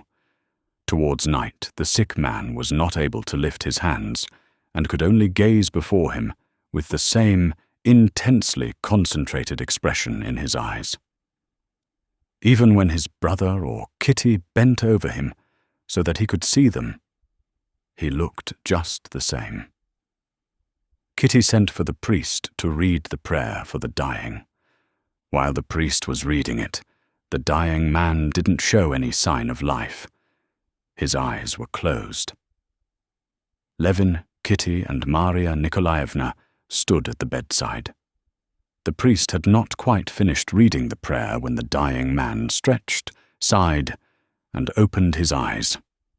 The priest, on finishing the prayer, put the cross to the cold forehead, then slowly returned it to the stand, and after standing for 2 minutes more in silence, he touched the huge, bloodless hand that was turning cold. "He is gone," said the priest, and would have moved away. But suddenly there was a faint stir in the moustaches of the dead man that seemed glued together, and quite distinctly, in the hush they heard from the bottom of the chest, the sharply defined sounds. "Not quite. Soon." And a minute later the face brightened, a smile came out under the moustaches, and the women who had gathered round began carefully laying out the corpse. The sight of his brother and the nearness of death revived in Levin that sense of horror in face of the insoluble enigma, together with the nearness and inevitability of death that had come upon him that autumn evening when his brother had come to him. This feeling was now even stronger than before. Even less than before did he feel capable of apprehending the meaning of death, and its inevitability rose up before him more terrible than ever. But now, thanks to his wife's presence, that feeling did not reduce him to despair. In spite of death, he felt the need of life and love. He felt that love saved him from despair, and that this love, under the menace of despair, had become still stronger and purer. The one mystery of death, still unsolved, had scarcely passed before his eyes, when another mystery had arisen, as insoluble, urging him to love and to life. The doctor confirmed his suppositions in regard to Kitty. Her indisposition was a symptom that she was with child. Part 5, Chapter 21. From the moment when Alexey Alexandrovitch understood from his interviews with Betsy and with Stepan Arkadyevitch that all that was expected of him was to leave his wife in peace, without burdening her with his presence, and that his wife herself desired this, he felt so distraught that he could come to no decision of himself. He did not know himself what he wanted now, and putting himself in the hands of those who were so pleased to interest themselves in his affairs, he met everything with unqualified assent. It was only when Anna had left his house and the English governess sent to ask him whether she should dine with him or separately, that for the first time he clearly comprehended his position and was appalled by it. Most difficult of all in this position was the fact that he could not in any way connect and reconcile his past with what was now. It was not the past when he had lived happily with his wife that troubled him. The transition from that past to a knowledge of his wife's unfaithfulness he had lived through miserably already. That state was painful, but he could understand it. If his wife had then, on declaring to him her unfaithfulness, left him, he would have been wounded, unhappy, but he would not have been in the hopeless position, incomprehensible to himself, in which he felt himself now. He could not now reconcile his immediate past, his tenderness, his love for his sick wife, and for the other man's child with what was now the case. That is, with the fact that, as it were, in return for all this, he now found himself alone, put to shame, a laughing stock, needed by no one, and despised by everyone. For the first 2 days after his wife's departure, Alexei Alexandrovich received applicants for assistance, and his chief secretary drove to the committee and went down to dinner in the dining room as usual. Without giving himself a reason for what he was doing, he strained every nerve of his being for those 2 days, simply to preserve an appearance of composure, and even of indifference. Answering inquiries about the disposition of Anna Arkadyevna's rooms and belongings, he had exercised immense self-control to appear like a man in whose eyes what had occurred wasn't unforeseen nor out of the ordinary course of events, and he attained his aim. No one could have detected in him signs of despair. But on the second day after her departure, when Corney gave him a bill from a fashionable draper's shop, which Anna had forgotten to pay, and announced that the clerk from the shop was waiting, Alexei Alexandrovich told him to show the clerk up. "Excuse me, Your Excellency, for venturing to trouble you, but if you direct us to apply to Her Excellency, would you graciously oblige us with her address?" Alexei Alexandrovich pondered, as it seemed to the clerk, and all at once, turning round, he sat down at the table. Letting his head sink into his hands, he sat for a long while in that position, several times attempted to speak, and stopped short. Corney, perceiving his master's emotion, asked the clerk to call another time. Left alone, Alexei Alexandrovich recognized that he had not the strength to keep up the line of firmness and composure any longer. He gave orders for the carriage that was awaiting him to be taken back, and for no one to be admitted, and he did not go down to dinner. He felt that he could not endure the weight of universal contempt and exasperation, which he had distinctly seen in the face of the clerk and of Corney, and of everyone, without exception, whom he had met during those 2 days. He felt that he could not turn aside from himself the hatred of men, because that hatred did not come from his being bad. In that case he could have tried to be better, but from his being shamefully and repulsively unhappy. He knew that for this, for the very fact that his heart was torn with grief, they would be merciless to him. He felt that men would crush him, as dogs strangle a torn dog yelping with pain. He knew that his sole means of security against people was to hide his wounds from them, and instinctively he tried to do this for 2 days. But now he felt incapable of keeping up the unequal struggle. His despair was even intensified by the consciousness that he was utterly alone in his sorrow.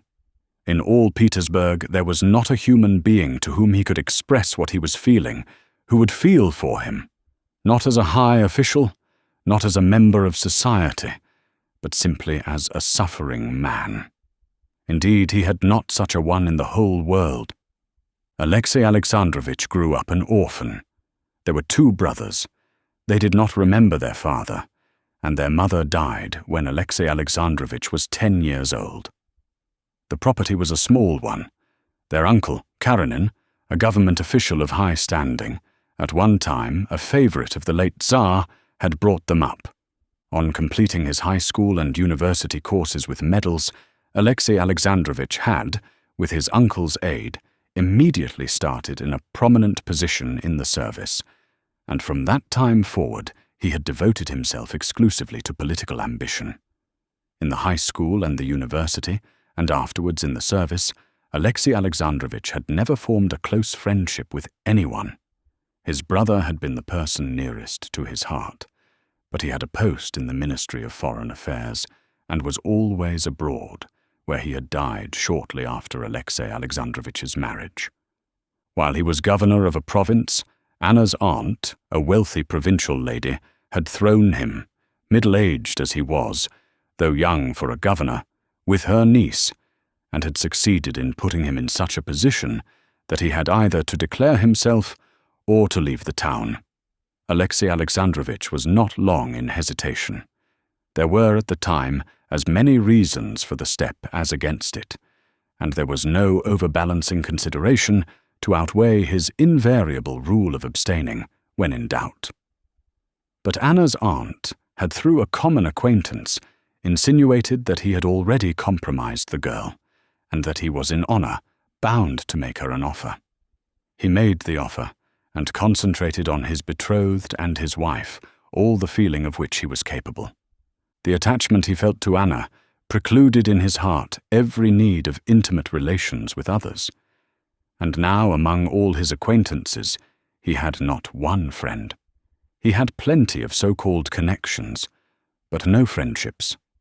Alexei Alexandrovich had plenty of people whom he could invite to dinner, to whose sympathy he could appeal in any public affair he was concerned about, whose interest he could reckon upon for anyone he wished to help, with whom he could candidly discuss other people's business and affairs of state. But his relations with these people were confined to one clearly defined channel, and had a certain routine from which it was impossible to depart.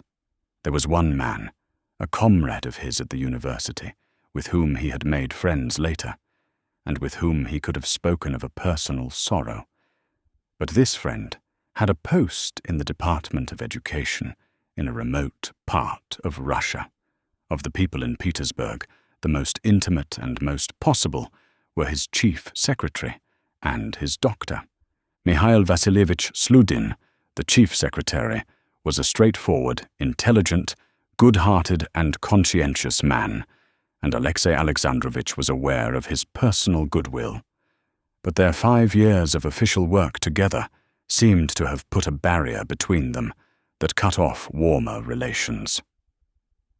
After signing the papers brought him, Alexei Alexandrovich had sat for a long while in silence, glancing at Mikhail Vasilievich, and several times he attempted to speak, but could not. He had already prepared the phrase, "You have heard of my trouble?" But he ended by saying, as usual, "So you'll get this ready for me?" And with that dismissed him. The other person was the doctor, who had also a kindly feeling for him, but there had long existed a taciturn understanding between them that both were weighed down by work and always in a hurry.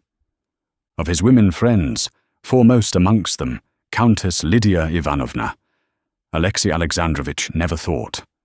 All women, simply as women, were terrible and distasteful to him. Part 5, Chapter 22. Alexei Alexandrovich had forgotten the Countess Lydia Ivanovna, but she had not forgotten him. At the bitterest moment of his lonely despair, she came to him, and without waiting to be announced, walked straight into his study. She found him as he was sitting with his head in both hands. "J'ai forcé la consigne," she said, walking in with rapid steps and breathing hard with excitement and rapid exercise. "I have heard all. Alexei Alexandrovich, dear friend," she went on, warmly squeezing his hand in both of hers and gazing with her fine, pensive eyes into his. Alexei Alexandrovich, frowning, got up, and disengaging his hand, moved her a chair. "Won't you sit down, Countess?" "I'm seeing no one because I'm unwell, Countess," he said, and his lips twitched. "Dear friend," repeated Countess Lydia Ivanovna, never taking her eyes off his, and suddenly her eyebrows rose at the inner corners, describing a triangle on her forehead. Her ugly yellow face became still uglier. But Alexei Alexandrovitch felt that she was sorry for him and was preparing to cry. And he too was softened. He snatched her plump hand and proceeded to kiss it. "Dear friend," she said in a voice breaking with emotion, "you ought not to give way to grief. Your sorrow is a great one, but you ought to find consolation." "I am crushed. I am annihilated. I am no longer a man," said Alexei Alexandrovitch, letting go her hand, but still gazing into her brimming eyes. "My position is so awful, because I can find nowhere. I cannot find within me strength to support me." "You will find support. Seek it, not in me, though I beseech you to believe in my friendship," she said, with a sigh. "Our support is love, that love that he has vouchsafed us. His burden is light," she said, with the look of ecstasy Alexei Alexandrovitch knew so well. "He will be your support and your succor." Although there was in these words a flavor of that sentimental emotion at her own lofty feelings, and that new mystical fervor which had lately gained ground in Petersburg, and which seemed to Alexei Alexandrovitch disproportionate, still it was pleasant to him to hear this now. "I am weak, I am crushed, I foresaw nothing, and now I understand nothing." "Dear friend," repeated Lydia Ivanovna, "it's not the loss of what I have not now. It's not that," pursued Alexei Alexandrovitch. "I do not grieve for that. But I cannot help feeling humiliated before other people for the position I am placed in. It is wrong, but I can't help it. I can't help it. Not you. It was performed, that noble act of forgiveness, at which I was moved to ecstasy, and everyone else too. But he, working within your heart," said Countess Lydia Ivanovna, raising her eyes rapturously, "and so you cannot be ashamed of your act." Alexei Alexandrovitch knitted his brows, and crooking his hands, he cracked his fingers. "One must know all the facts," he said in his thin voice. "A man's strength has its limits, Countess, and I have reached my limits. The whole day I have had to be making arrangements about household matters arising," he emphasized the word arising, "from my new, solitary position. The servants, the governess, the accounts. These pinpricks have stabbed me to the heart, and I have not the strength to bear it. At dinner, yesterday, I was almost getting up from the dinner table. I could not bear the way my son looked at me. He did not ask me the meaning of it all, but he wanted to ask, and I could not bear the look in his eyes. He was afraid to look at me. But that is not all." Alexei Alexandrovitch would have referred to the bill that had been brought him, but his voice shook, and he stopped. That bill on blue paper, for a hat and ribbons, he could not recall without a rush of self-pity.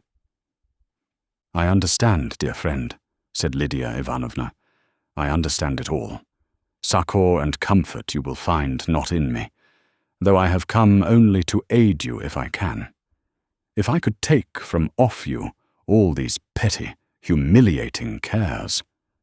I understand that a woman's word, a woman's superintendence is needed. You will entrust it to me?" Silently and gratefully, Alexei Alexandrovitch pressed her hand. "Together we will take care of Seryozha. Practical affairs are not my strong point, but I will set to work. I will be your housekeeper. Don't thank me. I do it not from myself. I cannot help thanking you. But, dear friend, do not give way to the feeling of which you spoke. being ashamed of what is the Christian's highest glory. He who humbles himself shall be exalted. And you cannot thank me. You must thank him, and pray to him for succor. In him alone we find peace, consolation, salvation, and love, she said, and turning her eyes heavenwards, she began praying as Alexey Alexandrovitch gathered from her silence. Alexey Alexandrovitch listened to her now, and those expressions which had seemed to him, if not distasteful, at least exaggerated, now seemed to him natural and consolatory. Alexey Alexandrovitch had disliked this new enthusiastic fervor. He was a believer who was interested in religion primarily in its political aspect, and the new doctrine which ventured upon several new interpretations, just because it paved the way to discussion and analysis, was in principle disagreeable to him.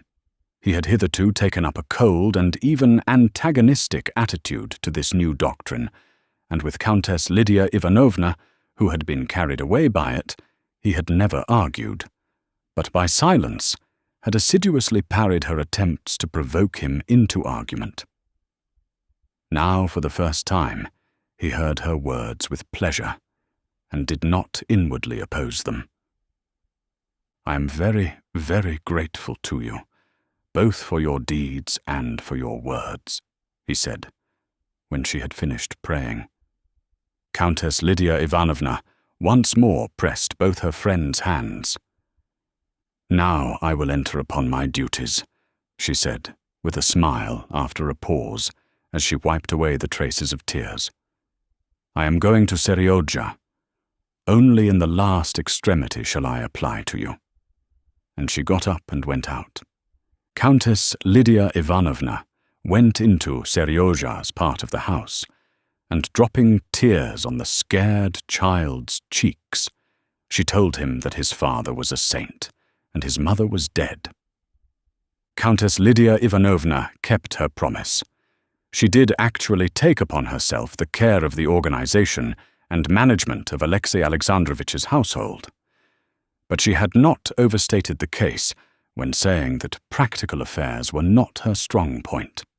All her arrangements had to be modified because they could not be carried out, and they were modified by Korny, Alexey Alexandrovitch's valet, who, though no one was aware of the fact, now managed Karenin's household, and quietly and discreetly reported to his master, while he was dressing, all it was necessary for him to know.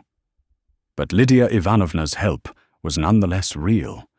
She gave Alexey Alexandrovitch moral support in the consciousness of her love and respect for him, and still more, as it was soothing to her to believe, in that she almost turned him to Christianity. That is, from an indifferent and apathetic believer, she turned him into an ardent and steadfast adherent of the new interpretation of Christian doctrine, which had been gaining ground of late in Petersburg. It was easy for Alexey Alexandrovitch to believe in this teaching. Alexey Alexandrovitch, like Lydia Ivanovna indeed, and others who shared their views, was completely devoid of vividness of imagination, that spiritual faculty in virtue of which the conceptions evoked by the imagination become so vivid that they must needs be in harmony with other conceptions, and with actual fact. He saw nothing impossible and inconceivable in the idea that death, though existing for unbelievers, did not exist for him, and that, as he was possessed of the most perfect faith, of the measure of which he was himself the judge, therefore there was no sin in his soul, and he was experiencing complete salvation here on earth.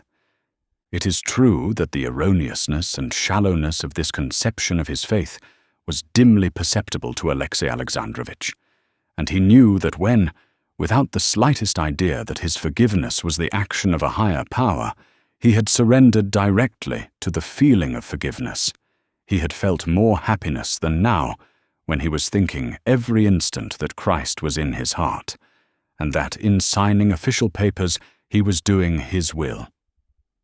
But for Alexey Alexandrovitch it was a necessity to think in that way.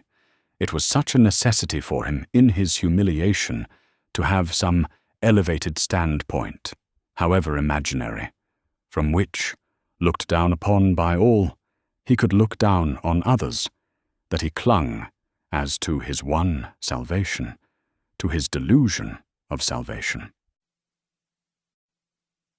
Part 5, Chapter 23. The Countess Lydia Ivanovna had, as a very young and sentimental girl, been married to a wealthy man of high rank, an extremely good-natured, jovial, and extremely dissipated rake. 2 months after marriage, her husband abandoned her, and her impassioned protestations of affection he met with a sarcasm and even hostility that people knowing the Count's good heart and seeing no defects in the sentimental Lydia were at a loss to explain. Though they were divorced and lived apart, yet whenever the husband met the wife, he invariably behaved to her with the same malignant irony, the cause of which was incomprehensible. Countess Lydia Ivanovna had long given up being in love with her husband, but from that time she had never given up being in love with someone. She was in love with several people at once, both men and women. She had been in love with almost everyone who had been particularly distinguished in any way. She was in love with all the new princes and princesses who married into the imperial family. She had been in love with a high dignitary of the church, a vicar and a parish priest. She had been in love with a journalist, 3 Slavophiles, with Komisarov, with a minister, a doctor, an English missionary, and Karenina. All these passions constantly waning or growing more ardent did not prevent her from keeping up the most extended and complicated relations with the court and fashionable society. But from the time that after Karenina's trouble, she took him under her special protection, from the time that she set to work in Karenina's household looking after his welfare, she felt that all her other attachments were not the real thing, and that she was now genuinely in love, and with no one but Karenina. The feeling she now experienced for him seemed to her stronger than any of her former feelings. Analyzing her feeling and comparing it with former passions, she distinctly perceived that she would not have been in love with Komisarov if he hadn't saved the life of the Tsar, that she would not have been in love with Ristich Kujitsky if there had been no Slavonic question, but that she loved Karenina for himself, for his lofty, uncomprehended soul, for the sweet, to her, high notes of his voice, for his drawling intonation, his weary eyes, his character, and his soft white hands with their swollen veins. She was not simply overjoyed at meeting him, but she sought in his face signs of the impression she was making on him. She tried to please him, not by her words only, but in her whole person. For his sake, it was that she now lavished more care on her dress than before. She caught herself in reveries on what might have been if she had not been married and he had been free. She blushed with emotion when he came into the room. She could not repress a smile of rapture when he said anything amiable to her. For several days now, Countess Lydia Ivanovna had been in a state of intense excitement. She had learned that Anna and Vronsky were in Petersburg. Alexei Alexandrovitch must be saved from seeing her. He must be saved even from the torturing knowledge that that awful woman was in the same town with him, and that he might meet her any minute. Lydia Ivanovna made inquiries through her friends as to what those infamous people, as she called Anna and Vronsky, intended doing, and she endeavored so to guide every movement of her friend during those days that he could not come across them. The young adjutant, an acquaintance of Vronsky, through whom she obtained her information, and who hoped through Countess Lydia Ivanovna to obtain a concession, told her that they had finished their business and were going away next day. Lydia Ivanovna had already begun to calm down when the next morning a note was brought her, the handwriting of which she recognized with horror. It was the handwriting of Anna Karenina. The envelope was of paper as thick as bark. On the oblong yellow paper there was a huge monogram, and the letter smelt of agreeable scent. Who brought it? A commissionaire from the hotel. It was some time before Countess Lydia Ivanovna could sit down to read the letter. Her excitement brought on an attack of asthma to which she was subject. When she had recovered her composure, she read the following letter in French. Madame la Comtesse, the Christian feelings with which your heart is filled give me the, I feel, unpardonable boldness to write to you. I am miserable at being separated from my son. I entreat permission to see him once before my departure. Forgive me for recalling myself to your memory. I apply to you, and not to Alexey Alexandrovitch, simply because I do not wish to cause that generous man to suffer in remembering me. Knowing your friendship for him, I know you will understand me. Could you send Seryozha to me, or should I come to the house at some fixed hour? Or will you let me know when and where I could see him away from home? I do not anticipate a refusal, knowing the magnanimity of him with whom it rests. You cannot conceive the craving I have to see him, and so cannot conceive the gratitude your help will arouse in me. Anna. Everything in this letter exasperated Countess Lydia Ivanovna, its contents and the allusion to magnanimity, and especially its free and easy, as she considered, tone. Say that there is no answer, said Countess Lydia Ivanovna, and immediately opening her blotting book, she wrote to Alexey Alexandrovitch that she hoped to see him at 1 o'clock at the levee. I must talk with you of a grave and painful subject. There we will arrange where to meet. Best of all at my house, where I will order tea as you like it. Urgent. He lays the cross, but he gives the strength to bear it, she added, so as to give him some slight preparation. Countess Lydia Ivanovna usually wrote some 2 or 3 letters a day to Alexey Alexandrovitch. She enjoyed that form of communication, which gave opportunity for a refinement and air of mystery not afforded by their personal interviews. Part 5, Chapter 24. The levee was drawing to a close. People met as they were going away and gossiped of the latest news, of the newly bestowed honours and the changes in the positions of the higher functionaries. If only Countess Maria Borisovna were Minister of War, and Princess Vatkovskaya were Commander-in-Chief, said a grey-headed, little old man in a gold-embroidered uniform, addressing a tall, handsome maid of honour who had questioned him about the new appointments. And me among the adjutants, said the maid of honour, smiling. You have an appointment already. You're over the ecclesiastical department, and your assistant's Karenin. Good day, Prince, said the little old man to a man who came up to him. What were you saying of Karenin? Said the prince. He and Putyatov have received the Alexander Nevsky. I thought he had it already. Number, just look at him, said the little old man, pointing with his embroidered hat to Karenin, in a court uniform with the new red ribbon across his shoulders, standing in the doorway of the hall with an influential member of the Imperial Council. Pleased and happy as a brass farthing, he added, stopping to shake hands with a handsome gentleman of the bedchamber of colossal proportions. No, he's looking older, said the gentleman of the bedchamber. From overwork. He's always drawing up projects nowadays. He won't let a poor devil go nowadays till he's explained it all to him under heads. Looking older, did you say? Il fait des passions. I believe Countess Lydia Ivanovna's jealous now of his wife.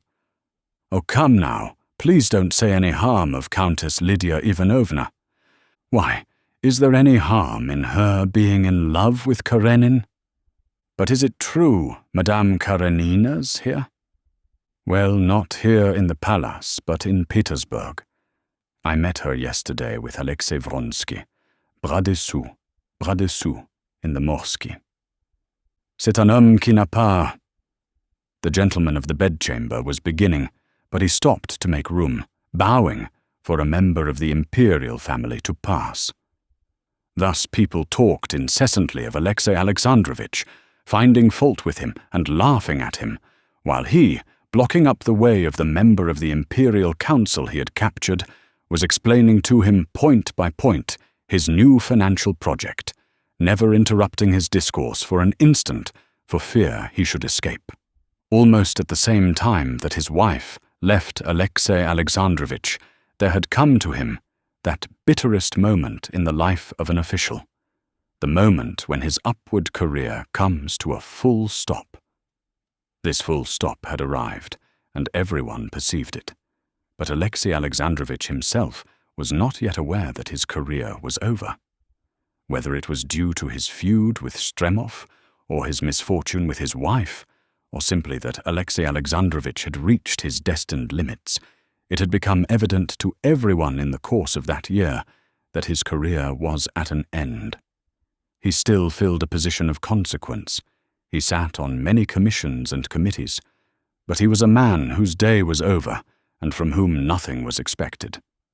Whatever he said, whatever he proposed, was heard as though it were something long familiar, and the very thing that was not needed. But Alexei Alexandrovitch was not aware of this, and on the contrary, being cut off from direct participation in governmental activity, he saw more clearly than ever the errors and defects in the action of others, and thought it his duty to point out means for their correction.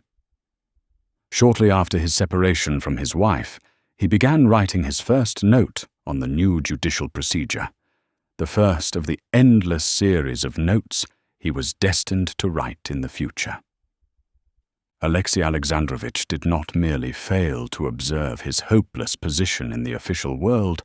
He was not merely free from anxiety on this head. He was positively more satisfied than ever with his own activity.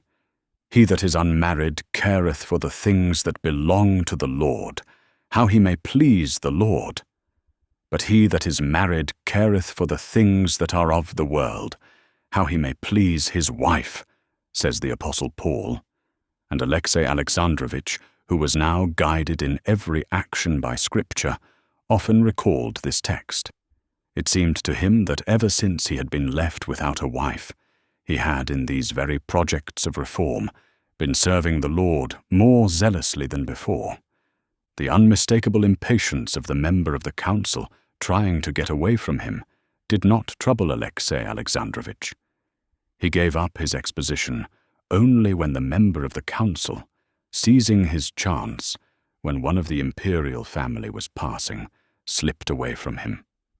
Left alone, Alexei Alexandrovitch looked down, collecting his thoughts, then looked casually about him and walked towards the door, where he hoped to meet Countess Lydia Ivanovna.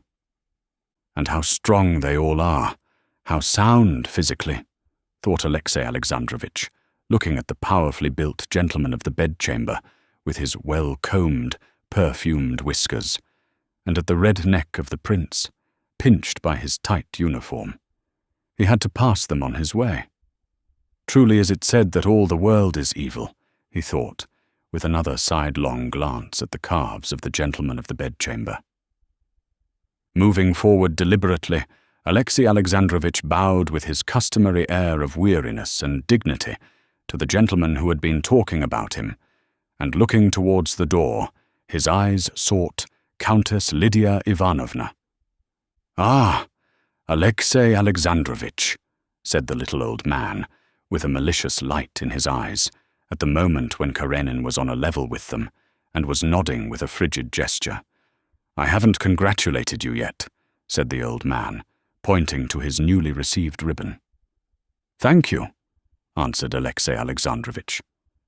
"What an exquisite day today," he added, laying emphasis in his peculiar way on the word exquisite. That they laughed at him he was well aware, but he did not expect anything but hostility from them. He was used to that by now. catching sight of the yellow shoulders of Lydia Ivanovna jutting out above her corset, and her fine, pensive eyes bidding him to her. Alexey Alexandrovitch smiled, revealing untarnished white teeth, and went towards her. Lydia Ivanovna's dress had cost her great pains, as indeed all her dresses had done of late. Her aim in dress was now quite the reverse of that she had pursued 30 years before. Then her desire had been to adorn herself with something, and the more adorned the better. Now, on the contrary, she was perforce decked out in a way so inconsistent with her age and her figure that her one anxiety was to contrive that the contrast between these adornments and her own exterior should not be too appalling. And as far as Alexey Alexandrovitch was concerned, she succeeded, and was in his eyes attractive. For him, she was the one island not only of goodwill to him, but of love in the midst of the sea of hostility and jeering that surrounded him. Passing through rows of ironical eyes, he was drawn as naturally to her loving glance as a plant to the sun. "I congratulate you," she said to him, her eyes on his ribbon. Suppressing a smile of pleasure, he shrugged his shoulders, closing his eyes, as though to say that that couldn't be a source of joy to him. Countess Lydia Ivanovna was very well aware that it was one of his chief sources of satisfaction, though he never admitted it. "How is our angel?" said Countess Lydia Ivanovna, meaning Seryozha. "I can't say I was quite pleased with him," said Alexey Alexandrovitch, raising his eyebrows and opening his eyes. "And Sitnikov is not satisfied with him." Sitnikov was the tutor to whom Seryozha's secular education had been entrusted. "As I have mentioned to you, there's a sort of coldness in him towards the most important questions which ought to touch the heart of every man and every child."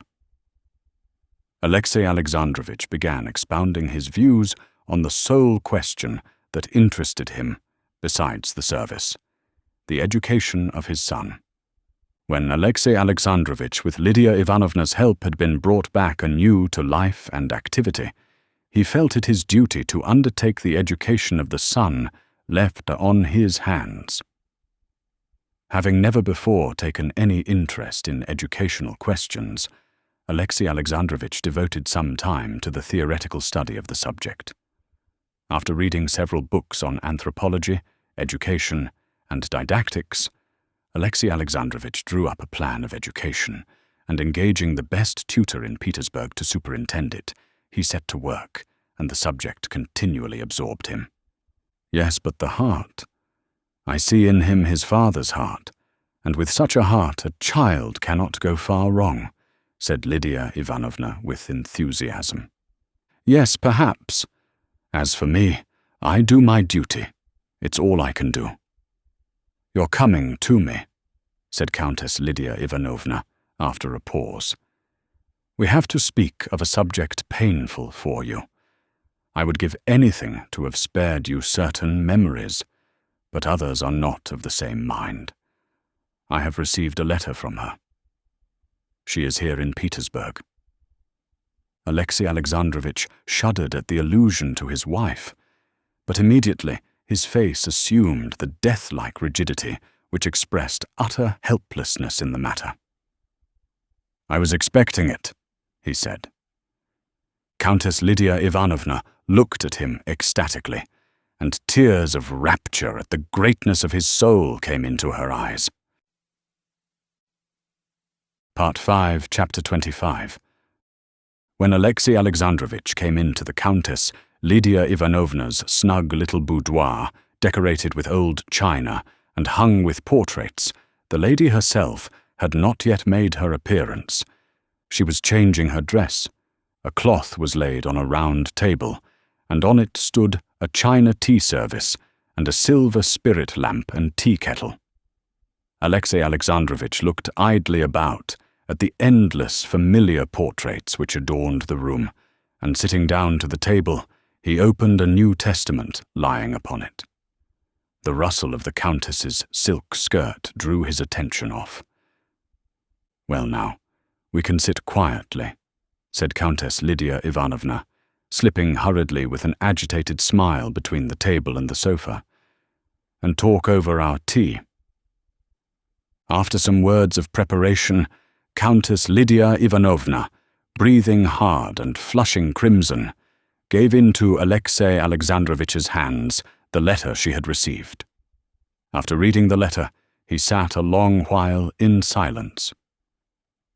"I don't think I have the right to refuse her," he said, timidly lifting his eyes. "Dear friend, you never see evil in anyone. On the contrary, I see that all is evil. But whether it is just—" His face showed irresolution and a seeking for counsel, support, and guidance in a matter he did not understand. "No," Countess Lydia Ivanovna interrupted him. "There are limits to everything. I can understand immorality," she said, not quite truthfully, since she never could understand that which leads women to immorality. "But I don't understand cruelty. To whom? To you. How can she stay in the town where you are? No, the longer one lives, the more one learns. And I'm learning to understand your loftiness and her baseness." "Who is to throw a stone?" said Alexey Alexandrovitch, unmistakably pleased with the part he had to play. "I have forgiven all, and so I cannot deprive her of what is exacted by love in her, by her love for her son." "But is that love, my friend? Is it sincere? Admitting that you have forgiven, that you forgive, have we the right to work on the feelings of that angel? He looks on her as dead. He prays for her and beseeches God to have mercy on her sins. And it is better so. But now what will he think?" "I had not thought of that," said Alexey Alexandrovitch, evidently agreeing. Countess Lydia Ivanovna hid her face in her hands and was silent. She was praying. "If you ask my advice," she said, having finished her prayer and uncovered her face, "I do not advise you to do this. Do you suppose I don't see how you are suffering, how this has torn open your wounds? But supposing that, as always, you don't think of yourself, what can it lead to? To fresh suffering for you, to torture for the child. If there were a trace of humanity left in her, she ought not to wish for it herself. No, I have no hesitation in saying I advise not, and if you will entrust it to me, I will write to her." And Alexey Alexandrovitch consented, and Countess Lydia Ivanovna sent the following letter in French. "Dear Madame, to be reminded of you might have results for your son in leading to questions on his part which could not be answered without implanting in the child's soul a spirit of censure towards what should be for him sacred, and therefore I beg you to interpret your husband's refusal in the spirit of Christian love. I pray to Almighty God to have mercy on you. Countess Lydia." This letter attained the secret object which Countess Lydia Ivanovna had concealed from herself. It wounded Anna to the quick. For his part, Alexey Alexandrovitch, on returning home from Lydia Ivanovna's, could not all that day concentrate himself on his usual pursuits and find that spiritual peace of one saved and believing which he had felt of late. The thought of his wife, who had so greatly sinned against him, and towards whom he had been so saintly, as Countess Lydia Ivanovna had so justly told him, ought not to have troubled him. But he was not easy. He could not understand the book he was reading. He could not drive away harassing recollections of his relations with her, of the mistake which, as it now seemed, he had made in regard to her. The memory of how he had received her confession of infidelity on their way home from the races, especially that he had insisted only on the observance of external decorum and had not sent a challenge, tortured him like a remorse.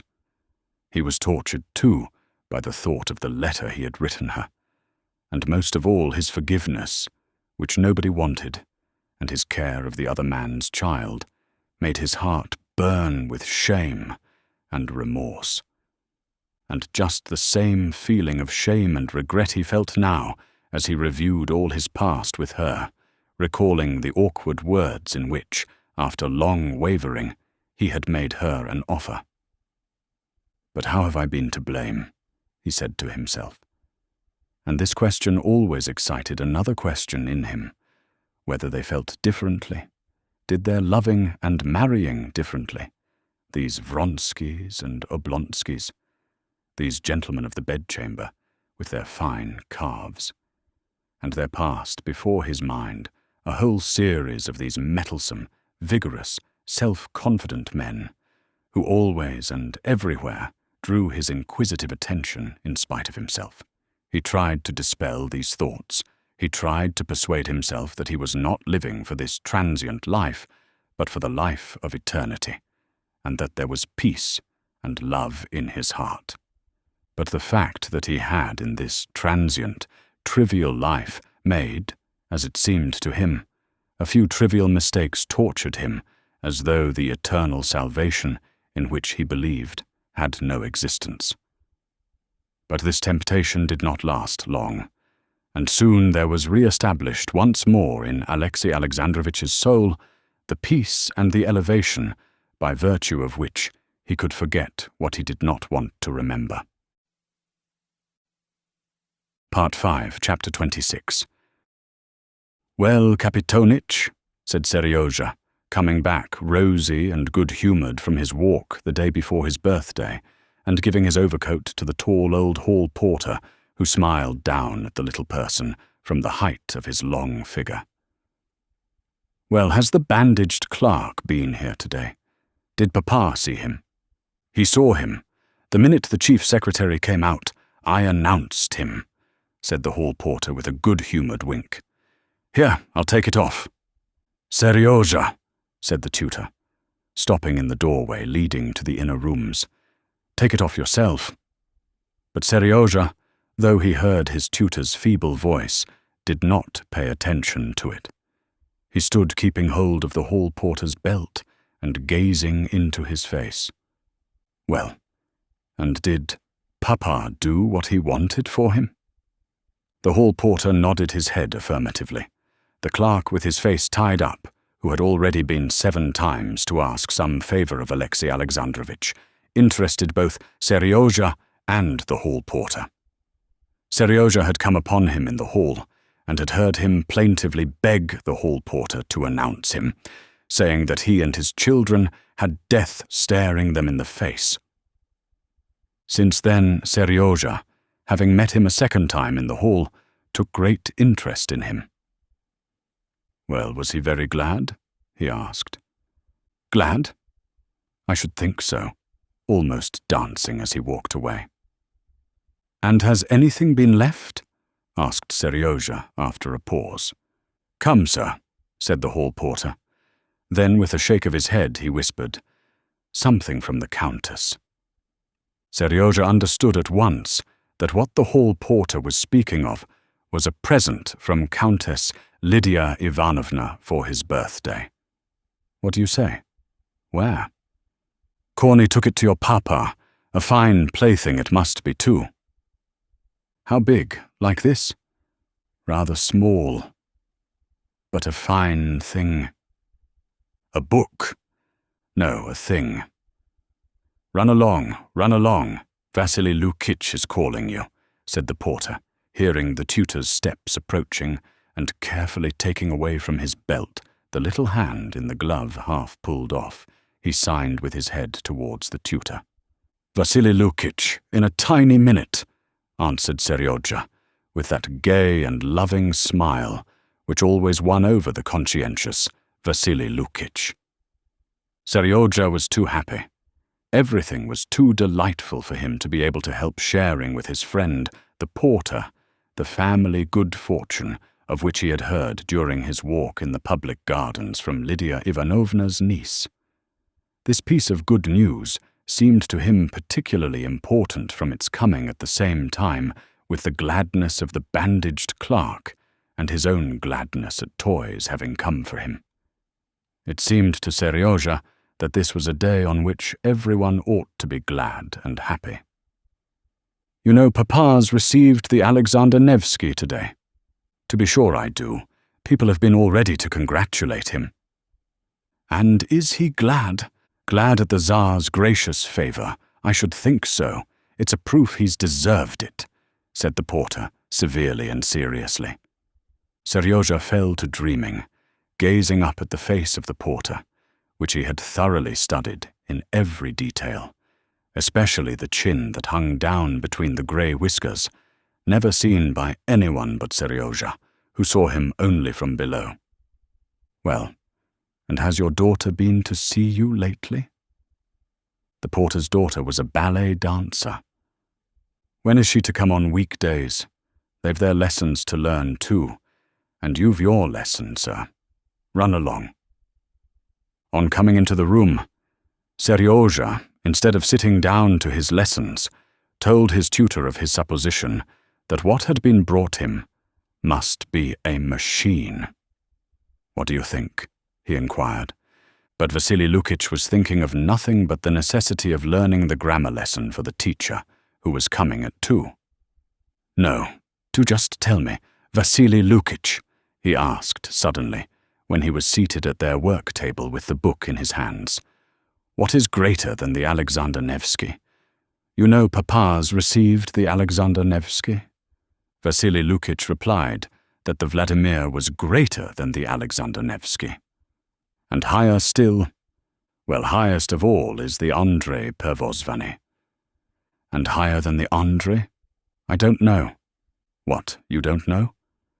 And Seryozha, leaning on his elbows, sank into deep meditation. His meditations were of the most complex and diverse character. He imagined his father's having suddenly been presented with both the Vladimir and the Andrei today, and in consequence being much better tempered at his lesson, and dreamed how, when he was grown up, he would himself receive all the orders, and what they might invent higher than the Andrei. Directly any higher order were invented, he would win it. They would make a higher one still, and he would immediately win that too.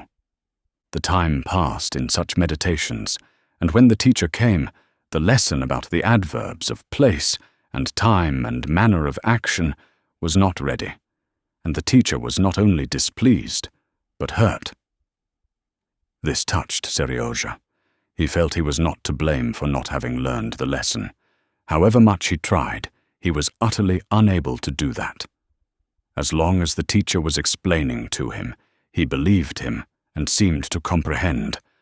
But as soon as he was left alone, he was positively unable to recollect and to understand that the short and familiar word, suddenly, is an adverb of manner of action. Still, he was sorry that he had disappointed the teacher. He chose a moment when the teacher was looking in silence at the book. "Mikhail Ivanitch, when is your birthday?" he asked all of a sudden. "You'd much better be thinking about your work. Birthdays are of no importance to a rational being. It's a day like any other on which one has to do one's work." Seryozha looked intently at the teacher, at his scanty beard, at his spectacles, which had slipped down below the ridge on his nose, and fell into so deep a reverie that he heard nothing of what the teacher was explaining to him. He knew that the teacher did not think what he said. He felt it from the tone in which it was said.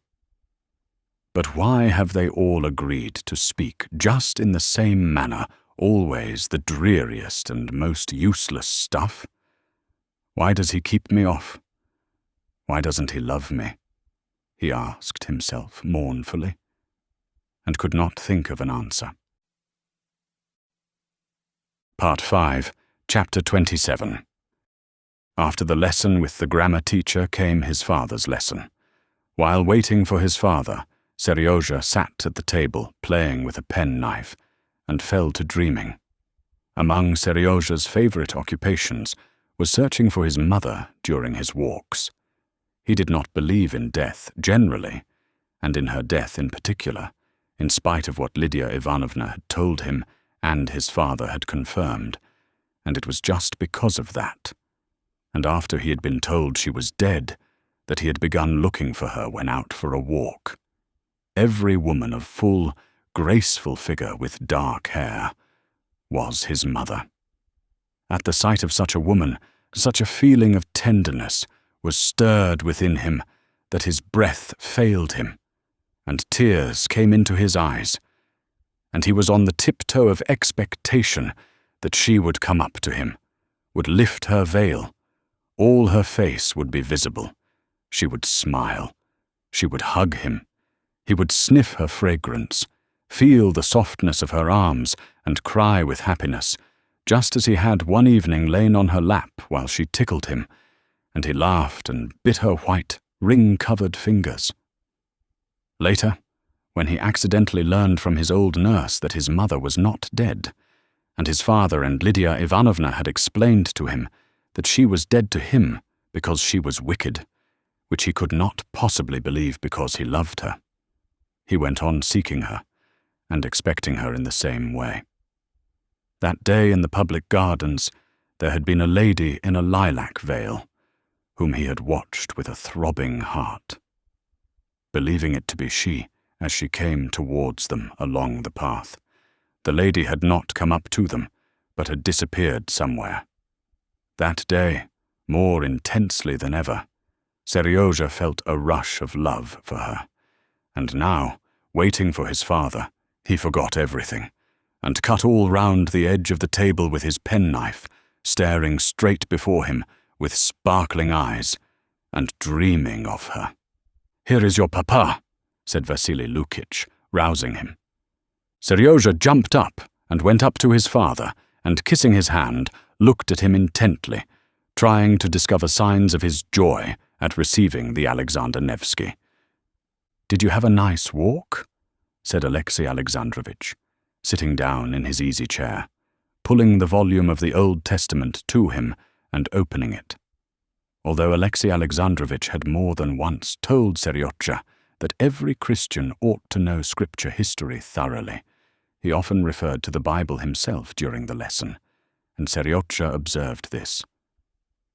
"Yes, it was very nice indeed, Papa," said Seryoja, sitting sideways on his chair and rocking it, which was forbidden. "I saw Nadinka."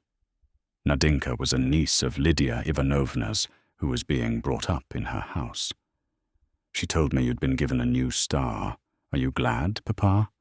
"First of all, don't rock your chair, please," said Alexey Alexandrovitch. "And secondly, it's not the reward that's precious, but the work itself, and I could have wished you understood that. If you now are going to work, to study in order to win a reward, then the work will seem hard to you. But when you work," Alexey Alexandrovitch, as he spoke, thought of how he had been sustained by a sense of duty through the wearisome labor of the morning, consisting of signing 180 papers. "Loving your work, you will find your reward in it." Seryoja's eyes, that had been shining with gaiety and tenderness, grew dull and dropped before his father's gaze.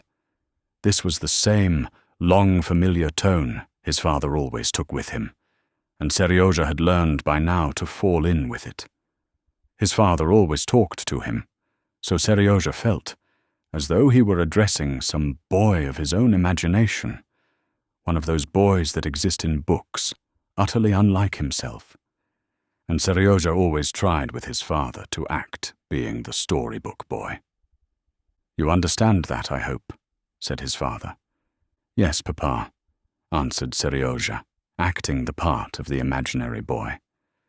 The lesson consisted of learning by heart several verses out of the Gospel and the repetition of the beginning of the Old Testament. The verses from the Gospel Seryoja knew fairly well, but at the moment when he was saying them, he became so absorbed in watching the sharply protruding, bony knobbiness of his father's forehead that he lost the thread, and he transposed the end of one verse and the beginning of another. So it was evident to Alexey Alexandrovitch that he did not understand what he was saying, and that irritated him.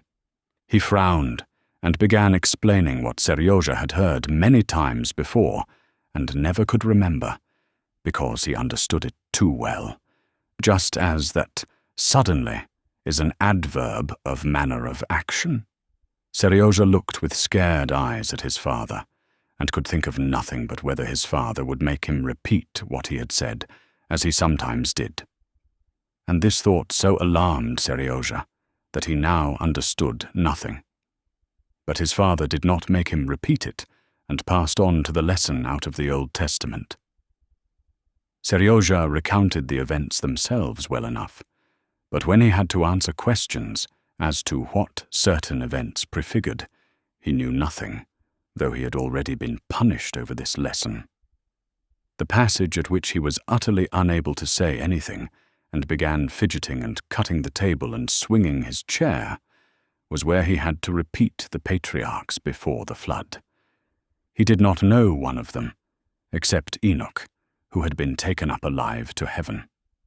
Last time he had remembered their names, but now he had forgotten them utterly, chiefly because Enoch was the personage he liked best in the whole of the Old Testament, and Enoch's translation to heaven was connected in his mind with a whole long train of thought, in which he became absorbed now, while he gazed with fascinated eyes at his father's watch chain and a half-unbuttoned button on his waistcoat. In death, of which they talked to him so often, Seryozha disbelieved entirely. He did not believe that those he loved could die, above all that he himself would die. That was to him something utterly inconceivable and impossible. But he had been told that all men die. He had asked people, indeed, whom he trusted, and they too had confirmed it. His old nurse, too, said the same, though reluctantly. But Enoch had not died, and so it followed that everyone did not die. And why cannot anyone else so serve God and be taken alive to heaven, thought Seryozha. Bad people, that is those Seryozha did not like, they might die, but the good might all be like Enoch. Well, what are the names of the patriarchs? Enoch. Enos. But you have said that already. This is bad, Seryozha. Very bad. If you don't try to learn what is more necessary than anything for a Christian, said his father, getting up, whatever can interest you. I am displeased with you, and Pyotr Ignatitch, this was the most important of his teachers, is displeased with you. I shall have to punish you. His father and his teacher were both displeased with Seryozha, and he certainly did learn his lessons very badly. But still it could not be said he was a stupid boy. On the contrary, he was far cleverer than the boys his teacher held up as examples to Seryozha. In his father's opinion, he did not want to learn what he was taught. In reality, he could not learn that. He could not, because the claims of his own soul were more binding on him than those claims his father and his teacher made upon him. Those claims were in opposition, and he was in direct conflict with his education. He was 9 years old, he was a child, but he knew his own soul, it was precious to him. He guarded it as the eyelid guards the eye, and without the key of love he let no one into his soul. His teachers complained that he would not learn, while his soul was brimming over with thirst for knowledge. And he learned from Kapitonich, from his nurse, from Nadinka, from Vasily Lukitch, but not from his teachers. The spring his father and his teachers reckoned upon to turn their mill wheels had long dried up at the source, but its waters did their work in another channel. His father punished Seryozha by not letting him go to see Nadinka, Lydia Ivanovna's niece. But this punishment turned out happily for Seryozha. Vasily Lukitch was in a good humor and showed him how to make windmills. The whole evening passed over this work, and in dreaming how to make a windmill on which he could turn himself, clutching at the sails or tying himself on and whirling round. Of his mother, Seryozha did not think all the evening, but when he had gone to bed, he suddenly remembered her, and prayed in his own words that his mother tomorrow for his birthday might leave off hiding herself and come to him. Vasily Lukitch, do you know what I prayed for tonight, extra, besides the regular things? That you might learn your lessons better? No. Toys? Number. You'll never guess. A splendid thing. But it's a secret. When it comes to pass, I'll tell you. Can't you guess? No, I can't guess. You tell me, said Vasily Lukitch with a smile, which was rare with him. Come, lie down. I'm putting out the candle. Without the candle I can see better what I see and what I prayed for. There! I was almost telling the secret, said Seryozha, laughing gaily. When the candle was taken away, Seryozha heard and felt his mother. She stood over him, and with loving eyes caressed him. But then came windmills, a knife. Everything began to be mixed up, and he fell asleep. Part 5, Chapter 28. On arriving in Petersburg, Vronsky and Anna stayed at one of the best hotels. Vronsky apart in a lower story, Anna above, with her child, its nurse, and her maid, in a large suite of 4 rooms. On the day of his arrival, Vronsky went to his brother's. There he found his mother, who had come from Moscow on business. His mother and sister-in-law greeted him as usual. They asked him about his stay abroad and talked of their common acquaintances, but did not let drop a single word in allusion to his connection with Anna.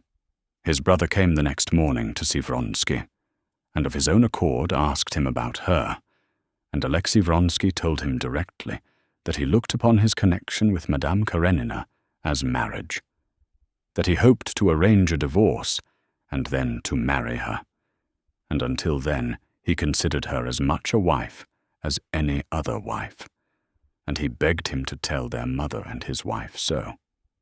If the world disapproves, I don't care, said Vronsky. But if my relations want to be on terms of relationship with me, they will have to be on the same terms with my wife. The elder brother, who had always a respect for his younger brother's judgment, could not well tell whether he was right or not till the world had decided the question.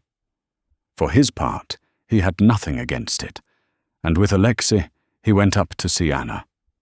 Before his brother, as before everyone, Vronsky addressed Anna with a certain formality, treating her as he might a very intimate friend. But it was understood that his brother knew their real relations, and they talked about Anna's going to Vronsky's estate.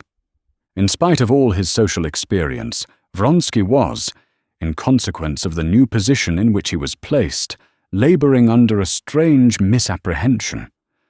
One would have thought he must have understood that society was closed for him and Anna. But now some vague ideas had sprung up in his brain that this was only the case in old-fashioned days, and that now, with the rapidity of modern progress, he had unconsciously become by now a partisan of every sort of progress. The views of society had changed, and that the question whether they would be received in society was not a foregone conclusion. Of course, he thought, she would not be received at court, but intimate friends can and must look at it in the proper light. One may sit for several hours at a stretch with one's legs crossed in the same position, if one knows that there's nothing to prevent one's changing one's position. But if a man knows that he must remain sitting so with crossed legs, then cramps come on. The legs begin to twitch and to strain towards the spot to which one would like to draw them. This was what Vronsky was experiencing in regard to the world. Though at the bottom of his heart he knew that the world was shut on them, he put it to the test whether the world had not changed by now and would not receive them. But he very quickly perceived that though the world was open for him personally, it was closed for Anna. Just as in the game of cat and mouse, the hands raised for him were dropped to bar the way for Anna. One of the first ladies of Petersburg society whom Vronsky saw was his cousin Betsy.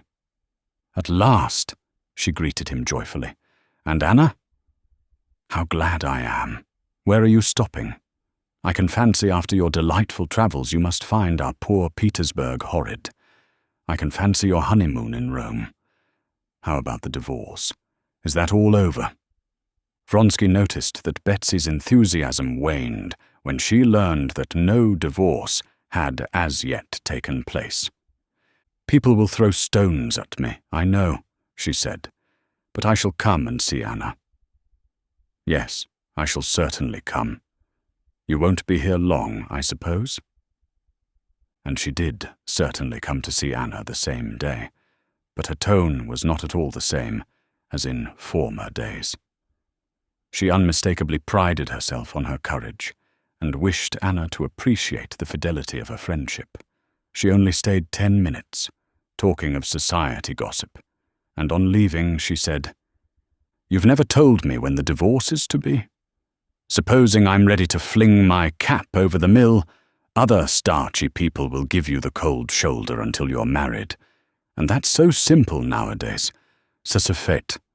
So you're going on Friday. Sorry we shan't see each other again." From Betsy's tone, Vronsky might have grasped what he had to expect from the world, but he made another effort in his own family. His mother he did not reckon upon.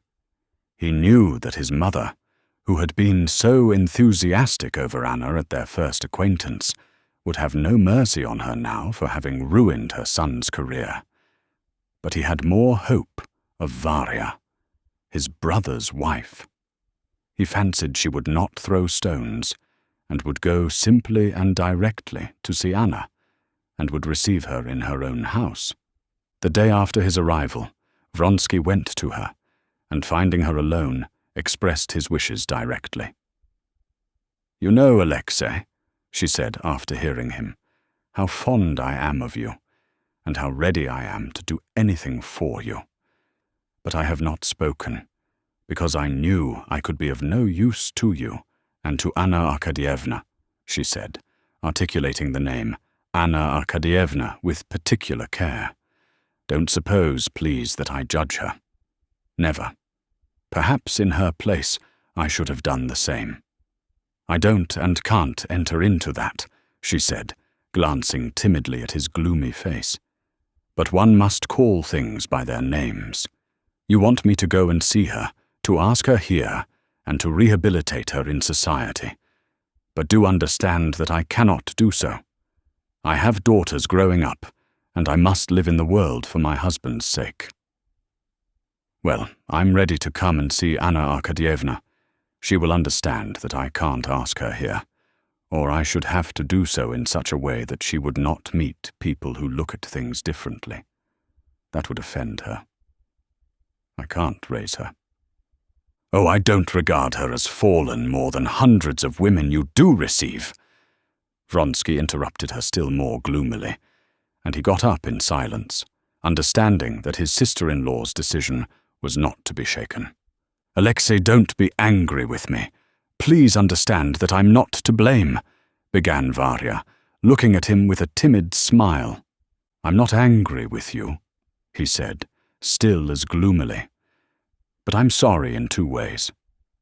I'm sorry, too, that this means breaking up our friendship. If not breaking up, at least weakening it.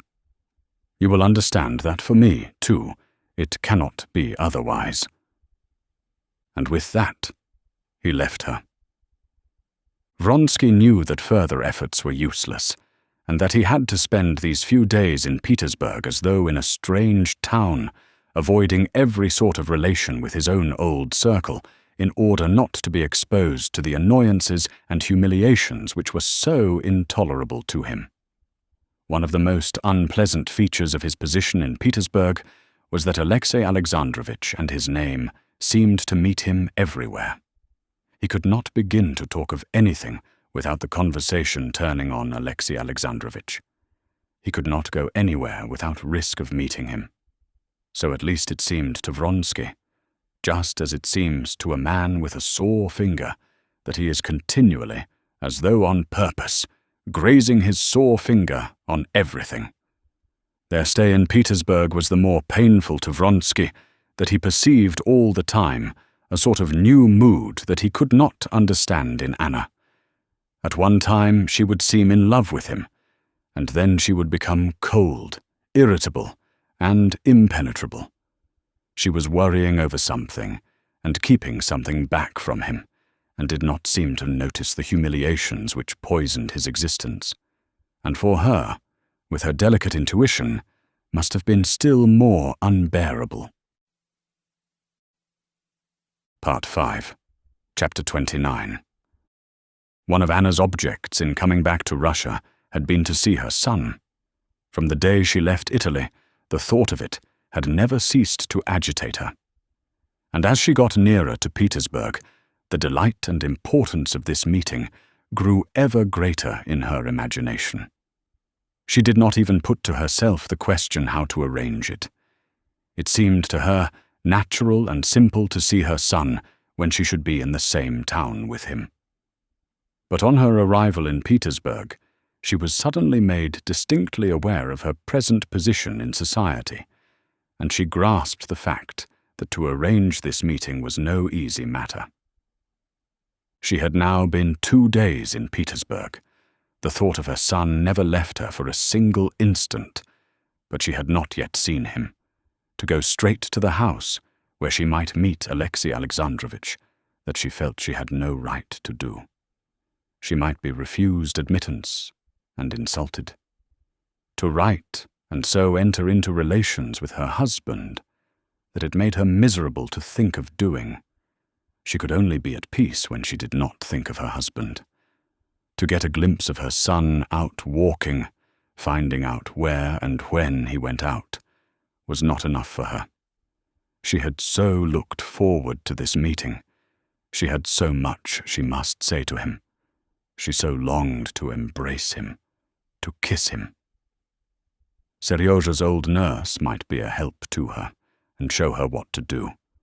But the nurse was not now living in Alexey Alexandrovitch's house. In this uncertainty and in efforts to find the nurse, 2 days had slipped by. Hearing of the close intimacy between Alexey Alexandrovitch and Countess Lydia Ivanovna, Anna decided on the 3rd day to write to her a letter, which cost her great pains, and in which she intentionally said that permission to see her son must depend on her husband's generosity. She knew that if the letter were shown to her husband, he would keep up his character of magnanimity and would not refuse her request. The commissionaire who took the letter had brought her back the most cruel and unexpected answer, that there was no answer. She had never felt so humiliated as at the moment when, sending for the commissionaire, she heard from him the exact account of how he had waited, and how afterwards he had been told there was no answer.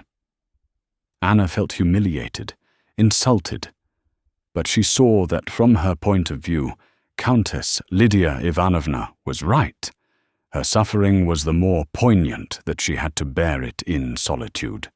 She could not and would not share it with Vronsky. She knew that to him, although he was the primary cause of her distress, the question of her seeing her son would seem a matter of very little consequence. She knew that he would never be capable of understanding all the depth of her suffering, that for his cool tone at any allusion to it, she would begin to hate him. And she dreaded that more than anything in the world, and so she hid from him everything that related to her son. Spending the whole day at home, she considered ways of seeing her son, and had reached a decision to write to her husband. She was just composing this letter when she was handed the letter from Lydia Ivanovna.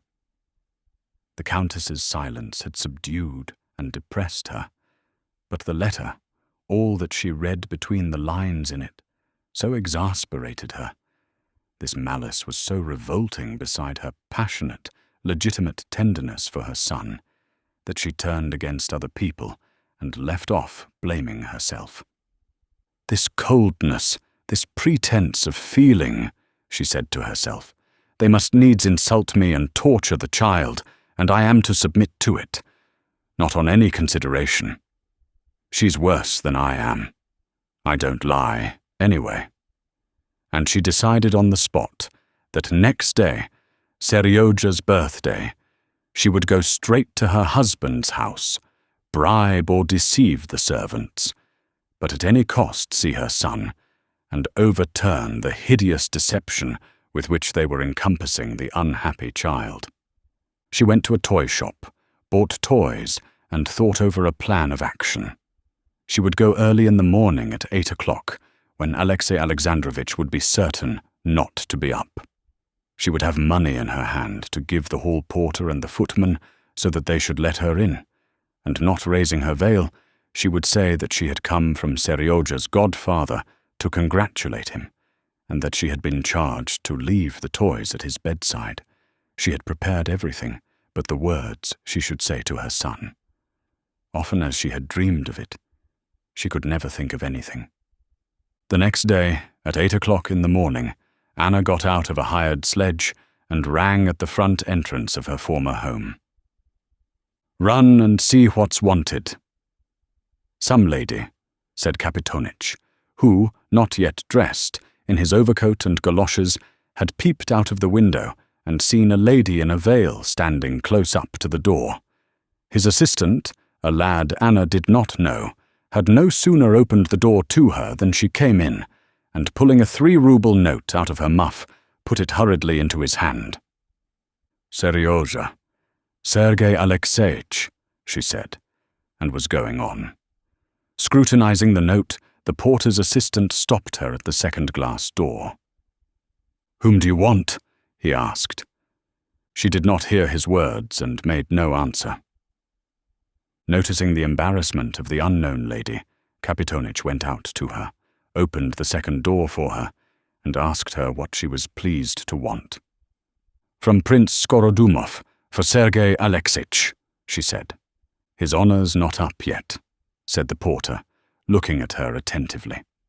Anna had not anticipated that the absolutely unchanged hall of the house where she had lived for 9 years would so greatly affect her. Memories sweet and painful rose one after another in her heart, and for a moment she forgot what she was here for. "Would you kindly wait?" said Kapitonich, taking off her fur cloak. As he took off the cloak, Kapitonich glanced at her face, recognized her, and made her a low bow in silence. "Please walk in, Your Excellency," he said to her. She tried to say something, but her voice refused to utter any sound. With a guilty and imploring glance at the old man, she went with light, swift steps up the stairs. Bent double, and his galoshes catching in the steps, Kapitonich ran after her, trying to overtake her. "The tutor's there. Maybe he's not dressed. I'll let him know." Anna still mounted the familiar staircase, not understanding what the old man was saying. "This way, to the left, if you please. Excuse it's not being tidy. His honor's in the old parlour now," the hall porter said, panting. "Excuse me. Wait a little, Your Excellency. I'll just see," he said, and overtaking her, he opened the high door and disappeared behind it. Anna stood still, waiting. "He's only just awake," said the hall porter, coming out.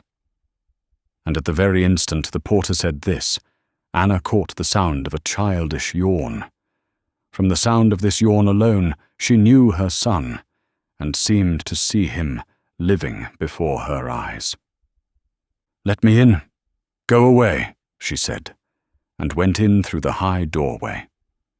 On the right of the door stood a bed, and sitting up in the bed was the boy.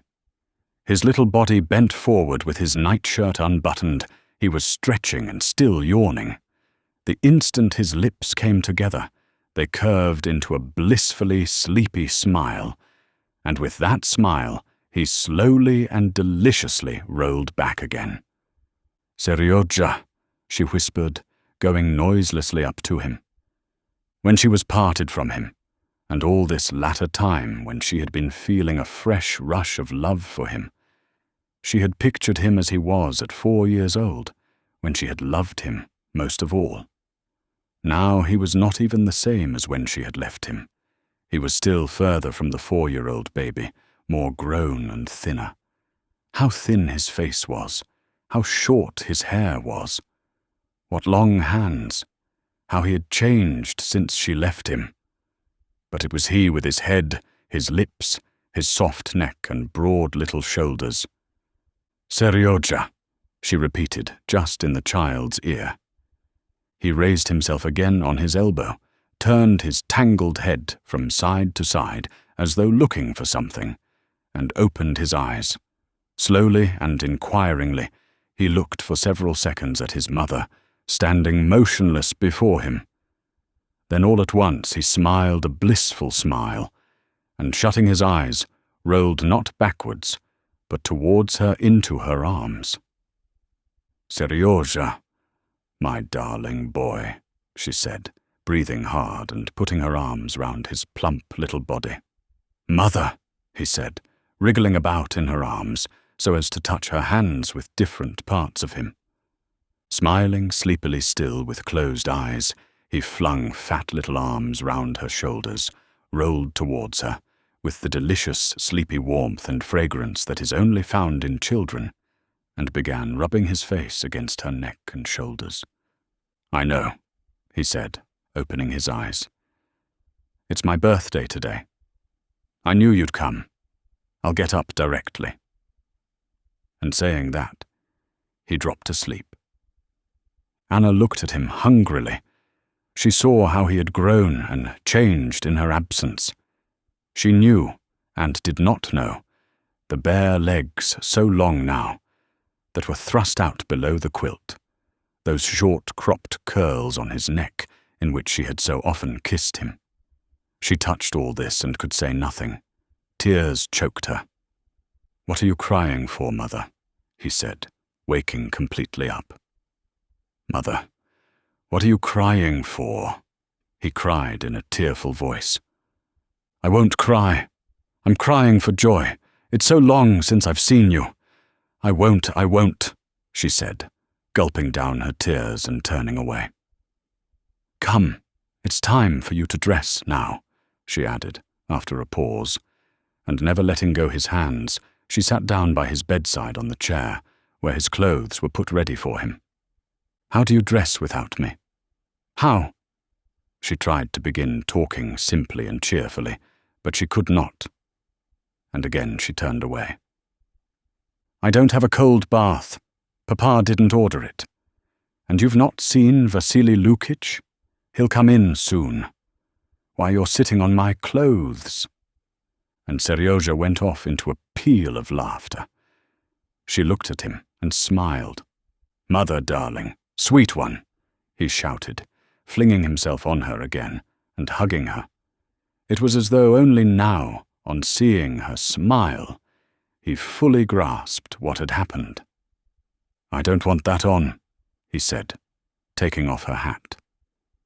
And as it were, seeing her afresh without her hat, he fell to kissing her again. "But what did you think about me? You didn't think I was dead?" "I never believed it." "You didn't believe it, my sweet?" I knew, he repeated his favorite phrase, and snatching the hand that was stroking his hair, he pressed the open palm to his mouth and kissed it. Part 5, Chapter 30.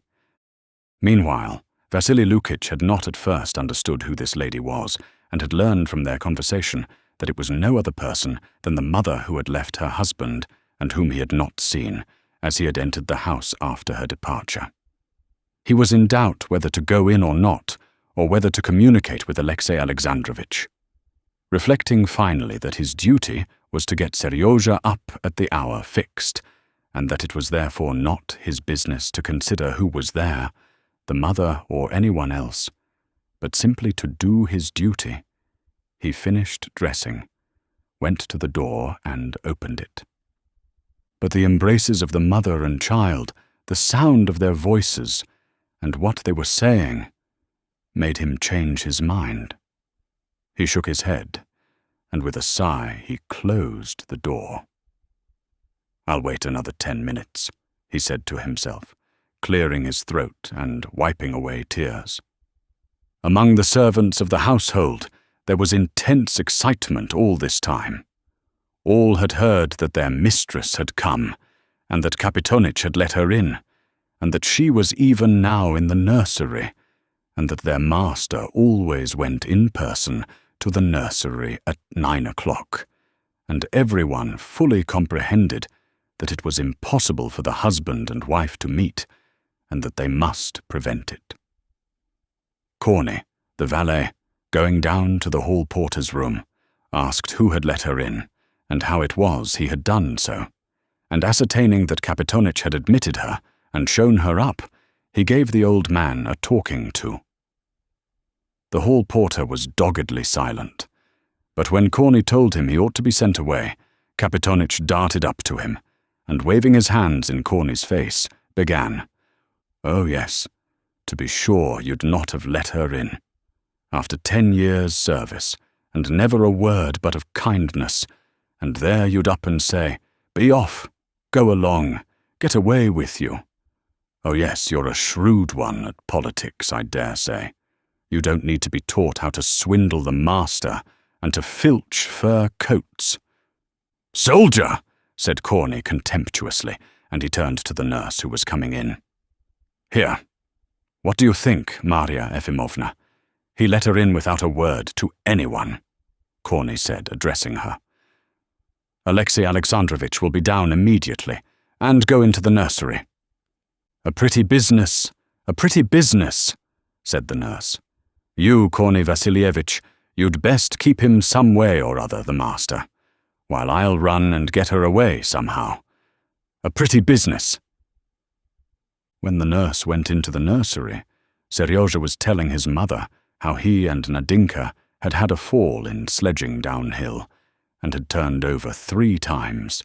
She was listening to the sound of his voice, watching his face and the play of expression on it, touching his hand, but she did not follow what he was saying. She must go. She must leave him. This was the only thing she was thinking and feeling. She heard the steps of Vasily Lukitch coming up to the door and coughing. She heard, too, the steps of the nurse as she came near, but she sat like one turned to stone, incapable of beginning to speak or to get up. "Mistress darling," began the nurse, going up to Anna and kissing her hands and shoulders, "God has brought joy indeed to our boy on his birthday. You aren't changed one bit." "Oh, nurse dear, I didn't know you were in the house," said Anna, rousing herself for a moment. "I'm not living here. I'm living with my daughter. I came for the birthday. Anna Arkadyevna, darling." The nurse suddenly burst into tears and began kissing her hand again. Seryozha, with radiant eyes and smiles, holding his mother by one hand and his nurse by the other, pattered on the rug with his fat little bare feet. The tenderness shown by his beloved nurse to his mother threw him into an ecstasy. "Mother! She often comes to see me, and when she comes—" he was beginning, but he stopped, noticing that the nurse was saying something in a whisper to his mother, and that in his mother's face there was a look of dread and something like shame, which was so strangely unbecoming to her. She went up to him. "My sweet," she said. She could not say goodbye, but the expression on her face said it, and he understood. "Darling, darling Kutik." She used the name by which she had called him when he was little. "You won't forget me? You but she could not say more. How often afterwards she thought of words she might have said. But now she did not know how to say it, and could say nothing. But Seryozha knew all she wanted to say to him. He understood that she was unhappy and loved him. He understood even what the nurse had whispered. He had caught the words "always at 9 o'clock, and he knew that this was said of his father, and that his father and mother could not meet. That he understood. But one thing he could not understand: why there should be a look of dread and shame in her face. She was not in fault, but she was afraid of him, and ashamed of something. He would have liked to put a question that would have set at rest this doubt, but he did not dare. He saw that she was miserable, and he felt for her. Silently, he pressed close to her and whispered, "Don't go yet. He won't come just yet." The mother held him away from her to see what he was thinking, what to say to him, and in his frightened face she read not only that he was speaking of his father, but, as it were, asking her what he ought to think about his father. "Seryozha, my darling," she said, "love him. He's better and kinder than I am, and I have done him wrong. When you grow up, you will judge." "There's no one better than you," he cried in despair through his tears, and, clutching her by the shoulders, he began squeezing her with all his force to him, his arms trembling with the strain. "My sweet, my little one," said Anna, and she cried as weakly and childishly as he. At that moment, the door opened. Vasily Lukitch came in. At the other door there was the sound of steps, and the nurse in a scared whisper said, "He's coming," and gave Anna her hat. Seryozha sank onto the bed and sobbed, hiding his face in his hands. Anna removed his hands, once more kissed his wet face, and with rapid steps went to the door. Alexei Alexandrovitch walked in, meeting her. Seeing her, he stopped short and bowed his head. Although she had just said he was better and kinder than she, in the rapid glance she flung at him, taking in his whole figure in all its details, feelings of repulsion and hatred for him, and jealousy over her son, took possession of her. With a swift gesture she put down her veil and, quickening her pace, almost ran out of the room. She had not time to undo, and so carried back with her the parcel of toys she had chosen the day before in a toy shop with such love and sorrow. Part 5, Chapter 31. As intensely as Anna had longed to see her son, and long as she had been thinking of it and preparing herself for it, she had not in the least expected that seeing him would affect her so deeply. On getting back to her lonely rooms in the hotel, she could not for a long while understand why she was there. "Yes, it's all over, and I am again alone," she said to herself, and without taking off her hat, she sat down in a low chair by the hearth. Fixing her eyes on a bronze clock standing on a table between the windows, she tried to think. The French maid brought from abroad came in to suggest she should dress. She gazed at her wonderingly and said, "Presently." A footman offered her coffee. "Later on," she said. The Italian nurse, after having taken the baby out in her best, came in with her and brought her to Anna. The plump, well-fed little baby, on seeing her mother, as she always did, held out her fat little hands, and with a smile on her toothless mouth, began, like a fish with a float, bobbing her fingers up and down the starched folds of her embroidered skirt, making them rustle. It was impossible not to smile, not to kiss the baby, impossible not to hold out a finger for her to clutch, crowing and prancing all over. Impossible not to offer her a lip which she sucked into her little mouth by way of a kiss. And all this Anna did, and took her in her arms, and made her dance, and kissed her fresh little cheek and bare little elbows. But at the sight of this child, it was plainer than ever to her that the feeling she had for her could not be called love in comparison with what she felt for Seryozha. Everything in this baby was charming, but for some reason all this did not go deep to her heart. On her first child, though the child of an unloved father, had been concentrated all the love that had never found satisfaction. Her baby girl had been born in the most painful circumstances, and had not had 100th part of the care and thought which had been concentrated on her first child. Besides, in the little girl, everything was still in the future, while Seryozha was by now almost a personality, and a personality dearly loved. In him there was a conflict of thought and feeling.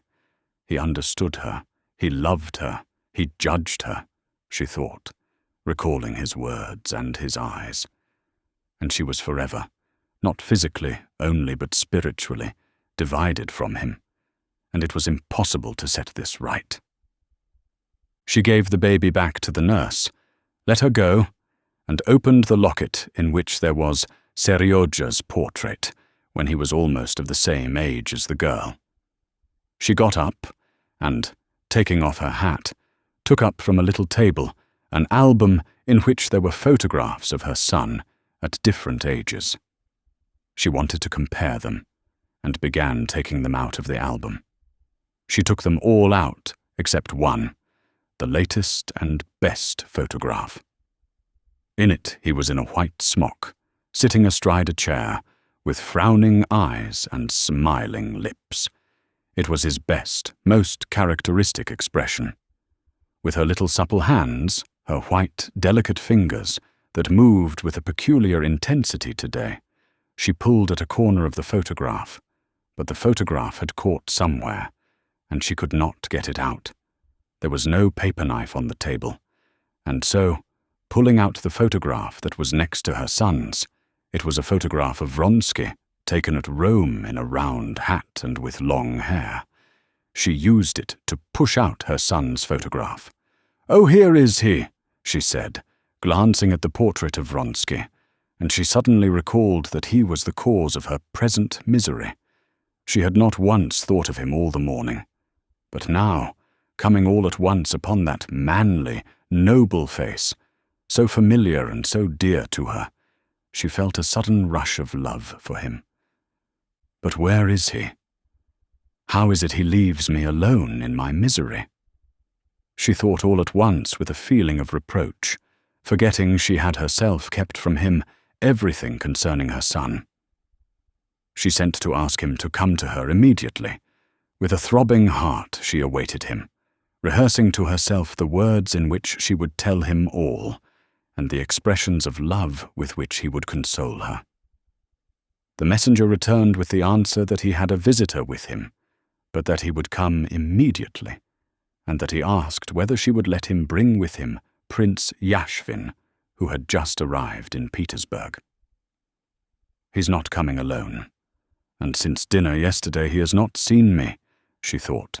"He's not coming so that I could tell him everything, but coming with Yashvin."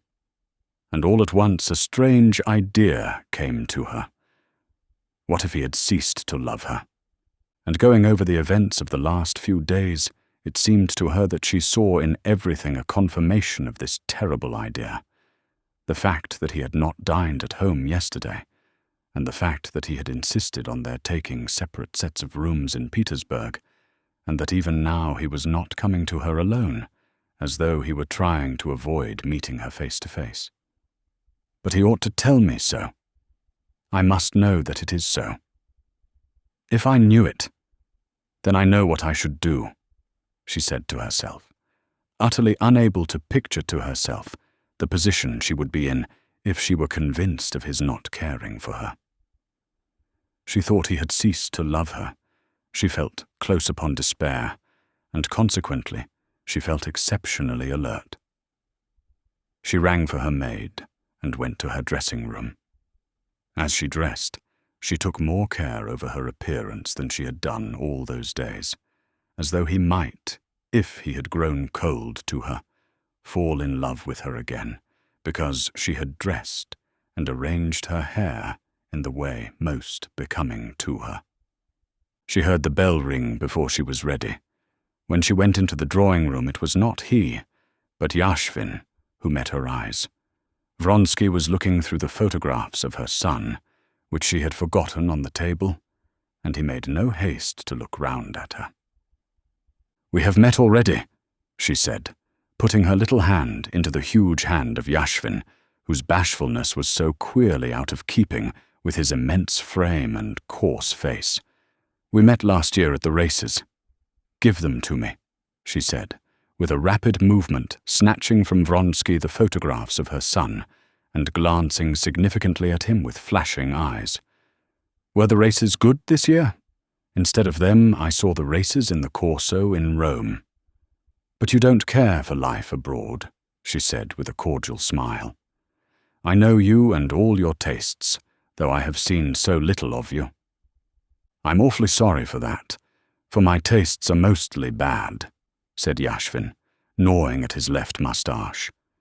Having talked a little while, and noticing that Vronsky glanced at the clock, Yashvin asked her whether she would be staying much longer in Petersburg, and unbending his huge figure, reached after his cap. "Not long, I think," she said, hesitatingly, glancing at Vronsky. "So then we shan't meet again?" "Come and dine with me," said Anna resolutely, angry it seemed with herself for her embarrassment, but flushing as she always did when she defined her position before a fresh person. "The dinner here is not good, but at least you will see him. There is no one of his old friends in the regiment Alexei cares for, as he does for you." "Delighted," said Yashvin with a smile, from which Vronsky could see that he liked Anna very much. Yashvin said goodbye and went away. Vronsky stayed behind. "Are you going too?" she said to him. "I'm late already," he answered. "Run along, I'll catch you up in a moment," he called to Yashvin.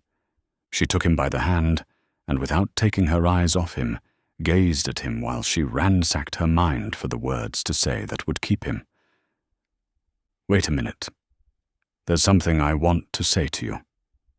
And taking his broad hand, she pressed it on her neck. "Oh, was it right my asking him to dinner?"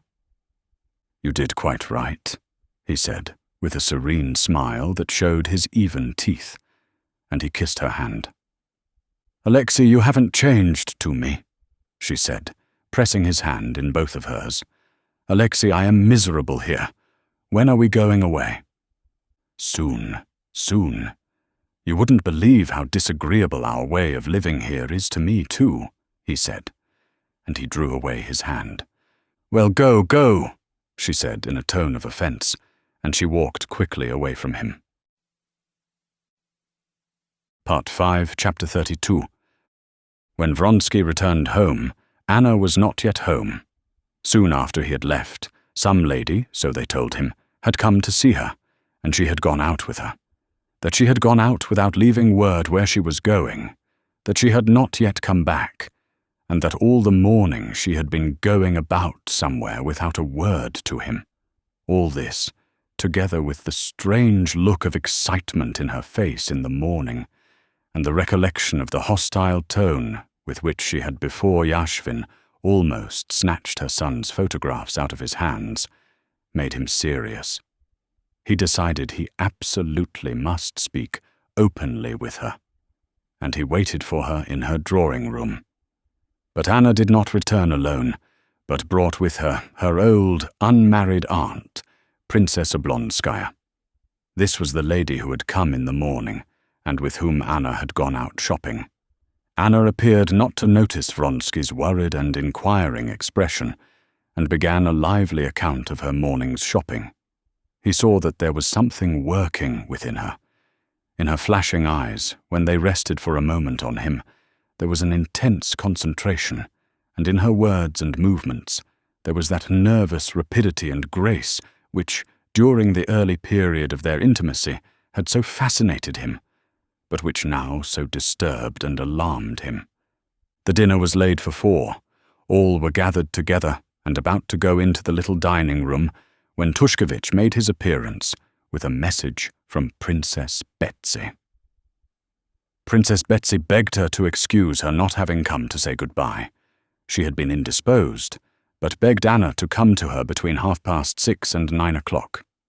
Vronsky glanced at Anna at the precise limit of time, so suggestive of steps having been taken that she should meet no one. But Anna appeared not to notice it. "Very sorry that I can't come just between 6:30 and 9, she said with a faint smile. "The princess will be very sorry, and so am I." "You're going, no doubt, to hear Patty?" said Tushkevich. "Patty? You suggest the idea to me. I would go if it were possible to get a box." "I can get one." Tushkevich offered his services. "I should be very, very grateful to you," said Anna. "But won't you dine with us?" Vronsky gave a hardly perceptible shrug. He was at a complete loss to understand what Anna was about. What had she brought the old Princess Oblonskaya home for? What had she made Tushkevich stay to dinner for? And most amazing of all, why was she sending him for a box? Could she possibly think in her position of going to Patty's benefit, where all the circle of her acquaintances would be? He looked at her with serious eyes, but she responded with that defiant, half-mirthful, half-desperate look, the meaning of which he could not comprehend. At dinner, Anna was in aggressively high spirits. She almost flirted both with Tushkevich and with Yashvin. When they got up from dinner, and Tushkevich had gone to get a box at the opera, Yashvin went to smoke, and Vronsky went down with him to his own rooms. After sitting there for some time, he ran upstairs. Anna was already dressed in a low-necked gown of light silk and velvet that she had had made in Paris, and with costly white lace on her head, framing her face, and particularly becoming, showing up her dazzling beauty. "Are you really going to the theatre?" he said, trying not to look at her. "Why do you ask with such alarm?" she said, wounded again at his not looking at her. "Why shouldn't I go?" She appeared not to understand the motive of his words. "Oh, of course, there's no reason whatever," he said, frowning. "That's just what I say," she said, willfully refusing to see the irony of his tone, and quietly turning back her long, perfumed glove. "Anna, for God's sake! What is the matter with you?" he said, appealing to her exactly as once her husband had done. "I don't understand what you are asking." "You know that it's out of the question to go." "Why so?" "I'm not going alone. Princess Varvara has gone to dress. She is going with me." He shrugged his shoulders with an air of perplexity and despair. "But do you mean to say you don't know?" he began. "But I don't care to know," she almost shrieked. "I don't care to. Do I regret what I have done? No, no, no. If it were all to do again from the beginning, it would be the same. For us, for you, and for me, there is only one thing that matters, whether we love each other. Other people we need not consider. Why are we living here, apart, and not seeing each other? Why can't I go? I love you, and I don't care for anything," she said in Russian, glancing at him with a peculiar gleam in her eyes that he could not understand. "If you have not changed to me, why don't you look at me?" He looked at her. He saw all the beauty of her face and full dress, always so becoming to her. But now her beauty and elegance were just what irritated him. "My feeling cannot change, you know. But I beg you, I entreat you," he said again in French, with a note of tender supplication in his voice, but with coldness in his eyes. She did not hear his words, but she saw the coldness of his eyes, and answered with irritation, "And I beg you to explain why I should not go." "Because it might cause you." He hesitated. "I don't understand. Yashvin n'est pas compromettant, and Princess Varvara is no worse than others. Oh, here she is. Chapter 33. Vronsky, for the first time, experienced a feeling of anger against Anna, almost a hatred for her willfully refusing to understand her own position. This feeling was aggravated by his being unable to tell her plainly the cause of his anger. If he had told her directly what he was thinking, he would have said, "In that dress, with a princess only too well known to everyone, to show yourself at the theatre is equivalent not merely to acknowledging your position as a fallen woman, but is flinging down a challenge to society. That is to say, cutting yourself off from it forever." He could not say that to her. But how can she fail to see it, and what is going on in her? He said to himself. He felt at the same time that his respect for her was diminished, while his sense of her beauty was intensified. He went back scowling to his rooms, and sitting down beside Yashvin, who, with his long legs stretched out on a chair, was drinking brandy and seltzer water, he ordered a glass of the same for himself. "You were talking of Lankovsky's powerful. That's a fine horse, and I would advise you to buy him," said Yashvin, glancing at his comrade's gloomy face. "His hindquarters aren't quite first-rate, but the legs and head, one couldn't wish for anything better." "I think I will take him," answered Vronsky. Their conversation about horses interested him, but he did not for an instant forget Anna, and could not help listening to the sound of steps in the corridor and looking at the clock on the chimney-piece. Anna Arkadyevna gave orders to announce that she has gone to the theatre. Yashvin, tipping another glass of brandy into the bubbling water, drank it and got up, buttoning his coat. "Well, let's go," he said, faintly smiling under his moustache, and showing by this smile that he knew the cause of Vronsky's gloominess, and did not attach any significance to it. "I'm not going," Vronsky answered gloomily. "Well, I must. I promised to." "Goodbye, then. If you do, come to the stalls. You can take Kruzin's stall," added Yashvin as he went out. "No, I'm busy." A wife is a care, but it's worse when she's not a wife, thought Yashvin as he walked out of the hotel.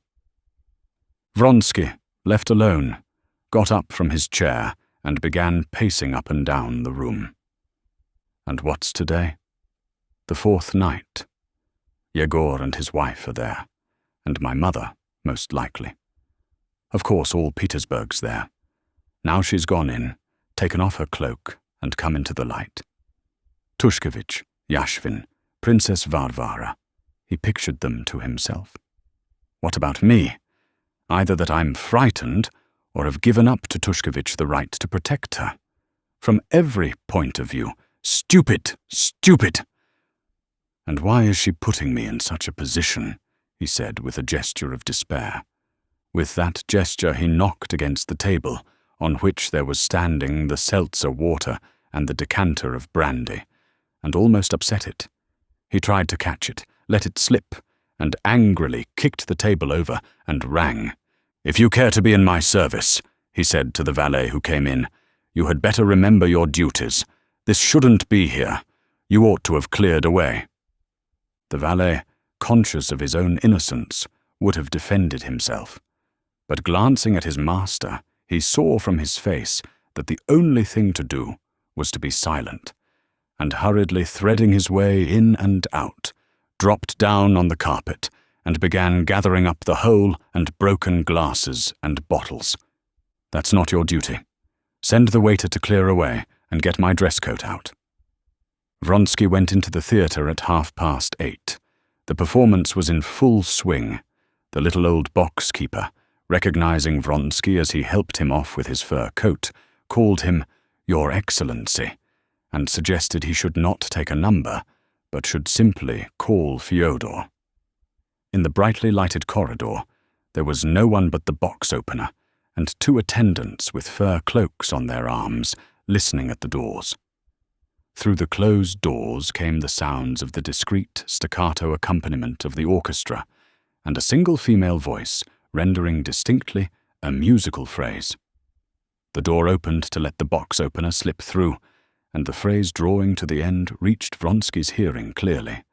But the doors were closed again at once, and Vronsky did not hear the end of the phrase and the cadence of the accompaniment, though he knew from the thunder of applause that it was over. When he entered the hall, brilliantly lighted with chandeliers and gas jets, the noise was still going on. On the stage, the singer, bowing and smiling, with bare shoulders flashing with diamonds, was, with the help of the tenor who had given her his arm, gathering up the bouquets that were flying awkwardly over the footlights. Then she went up to a gentleman with glossy pomaded hair parted down the centre, who was stretching across the footlights holding out something to her, and all the public in the stalls as well as in the boxes was in excitement, craning forward, shouting and clapping. The conductor in his high chair assisted in passing the offering and straightened his white tie. Vronsky walked into the middle of the stalls and, standing still, began looking about him. That day, less than ever, was his attention turned upon the familiar, habitual surroundings, the stage, the noise, all the familiar, uninteresting, parti-coloured herd of spectators in the packed theatre. There were, as always, the same ladies of some sort with officers of some sort in the back of the boxes, the same gaily dressed women, God knows who, and uniforms and black coats, the same dirty crowd in the upper gallery, and among the crowd, in the boxes and in the front rows, were some 40 of the real people. And to those oases Vronsky at once directed his attention, and with them he entered at once into relation.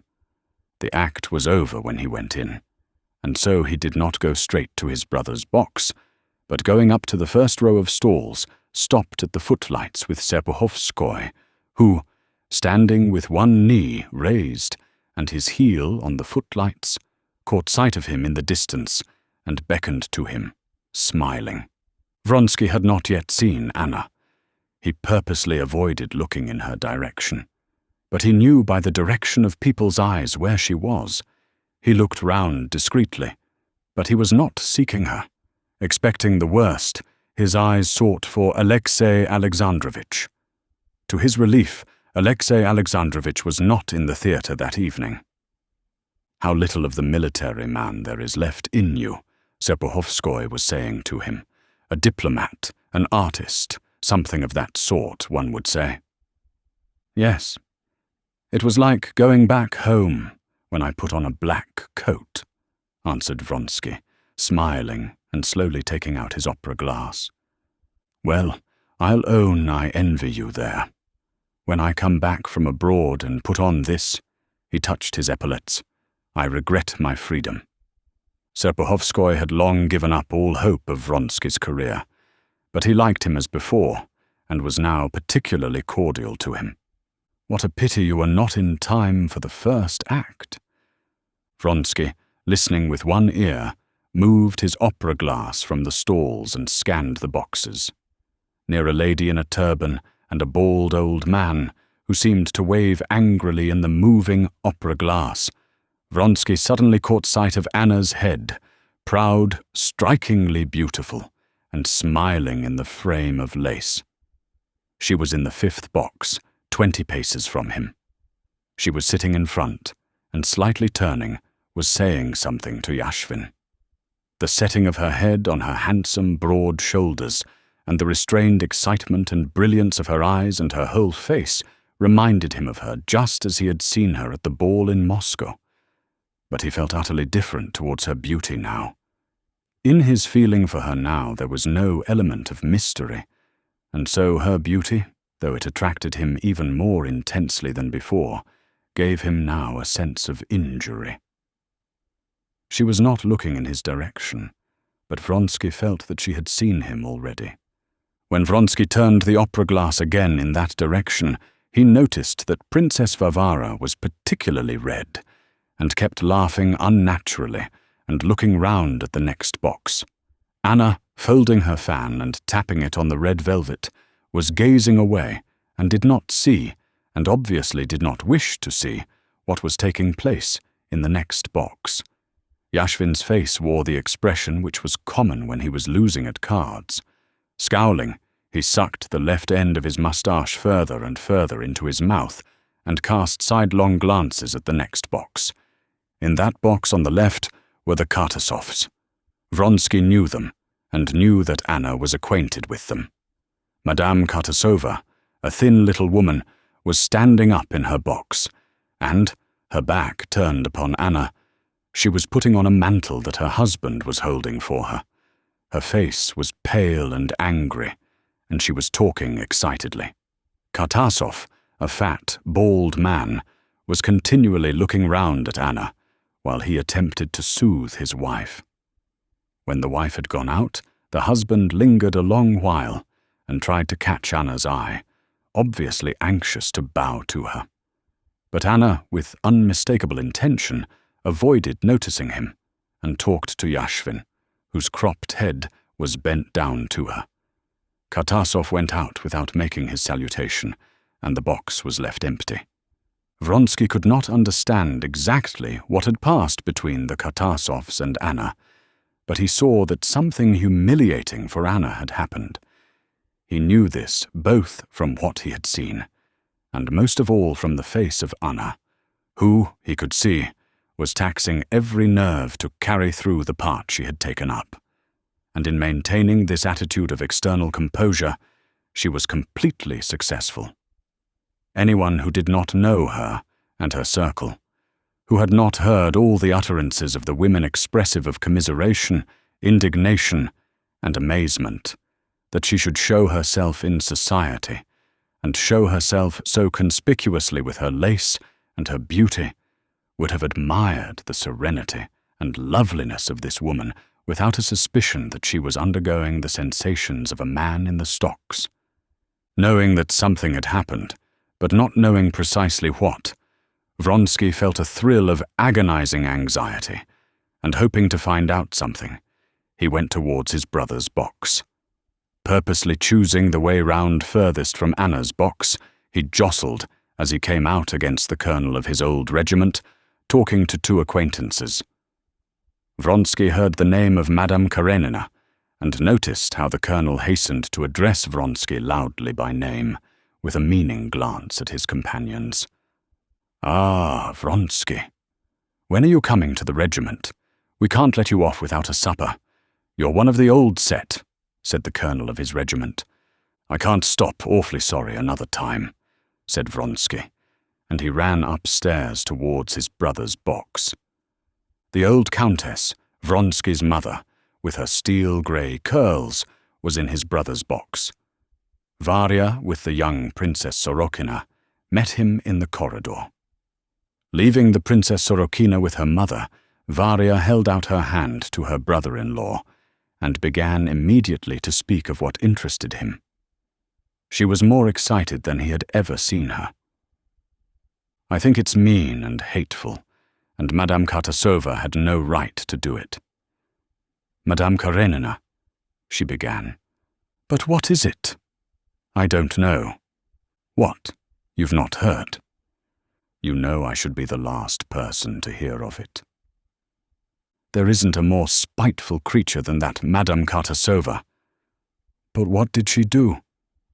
"My husband told me. She has insulted Madame Karenina." Her husband began talking to her across the box, and Madame Kartasova made a scene. She said something aloud, he says, something insulting, and went away. "Count your maman is asking for you," said the young Princess Sorokina, peeping out of the door of the box. "I've been expecting you all the while," said his mother, smiling sarcastically. "You were nowhere to be seen." Her son saw that she could not suppress a smile of delight. "Good evening, maman.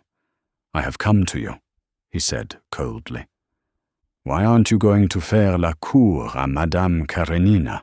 she went on, when Princess Sorokina had moved away. "Elle fait sensation. On oublie la pâtie pour elle. Maman, I have asked you not to say anything to me of that, he answered, scowling. I'm only saying what everyone's saying. Vronsky made no reply, and saying a few words to Princess Sorokina, he went away. At the door he met his brother. "Ah, Alexei," said his brother. "How disgusting! Idiot of a woman, nothing else. I wanted to go straight to her. Let's go together." Vronsky did not hear him. With rapid steps he went downstairs. He felt that he must do something, but he did not know what. Anger with her for having put herself and him in such a false position, together with pity for her suffering, filled his heart. He went down and made straight for Anna's box. At her box stood Stremov, talking to her. "There are no more tenors. Le moule en est brisé." Vronsky bowed to her and stopped to greet Stremov. "You came in late, I think, and have missed the best song," Anna said to Vronsky, glancing ironically, he thought, at him. "I am a poor judge of music," he said, looking sternly at her. "Like Prince Yashvin," she said, smiling, "who considers that Patty sings too loud." "Thank you," she said, her little hand in its long glove taking the playbill Vronsky picked up, and suddenly at that instant her lovely face quivered. She got up and went into the interior of the box. Noticing in the next act that her box was empty, Vronsky, rousing indignant hushes in the silent audience, went out in the middle of a solo and drove home. Anna was already at home. When Vronsky went up to her, she was in the same dress as she had worn at the theatre. She was sitting in the first armchair against the wall, looking straight before her. She looked at him, and at once resumed her former position. "Anna!" he said. You are to blame for everything," she cried, with tears of despair and hatred in her voice, getting up. "I begged. I implored you not to go. I knew it would be unpleasant." "Unpleasant," she cried. "Hideous. As long as I live, I shall never forget it. She said it was a disgrace to sit beside me." "A silly woman's chatter," he said. "But why risk it? Why provoke? I hate your calm. You ought not to have brought me to this. If you had loved me—" "Anna, how does the question of my love come in? Oh, if you loved me, as I love, if you were tortured as I am," she said, looking at him with an expression of terror. He was sorry for her, and angry notwithstanding. He assured her of his love, because he saw that this was the only means of soothing her, and he did not reproach her in words, but in his heart he reproached her. And the asseverations of his love, which seemed to him so vulgar that he was ashamed to utter them, she drank in eagerly, and gradually became calmer.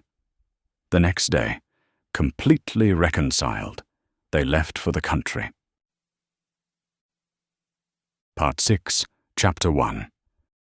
Darya Alexandrovna spent the summer with her children at Pokrovsko, at her sister Kitty Levin's. The house on her own estate was quite in ruins, and Levin and his wife had persuaded her to spend the summer with them. Stepan Arkadyevitch greatly approved of the arrangement. He said he was very sorry his official duties prevented him from spending the summer in the country with his family, which would have been the greatest happiness for him. And remaining in Moscow, he came down to the country from time to time for a day or two. Besides the Oblonskys, with all their children and their governess, the old princess, too, came to stay that summer with the Levins, as she considered it her duty to watch over her inexperienced daughter in her interesting condition. Moreover, Varenka, Kitty's friend abroad, kept her promise to come to Kitty when she was married, and stayed with her friend. All of these were friends or relations of Levin's wife, and though he liked them all, he rather regretted his own Levin world and ways, which was smothered by this influx of the Shchebatsky element, as he called it to himself. Of his own relations there stayed with him only Sergei Ivanovitch, but he too was a man of the Koznishev and not the Levin stamp, so that the Levin spirit was utterly obliterated.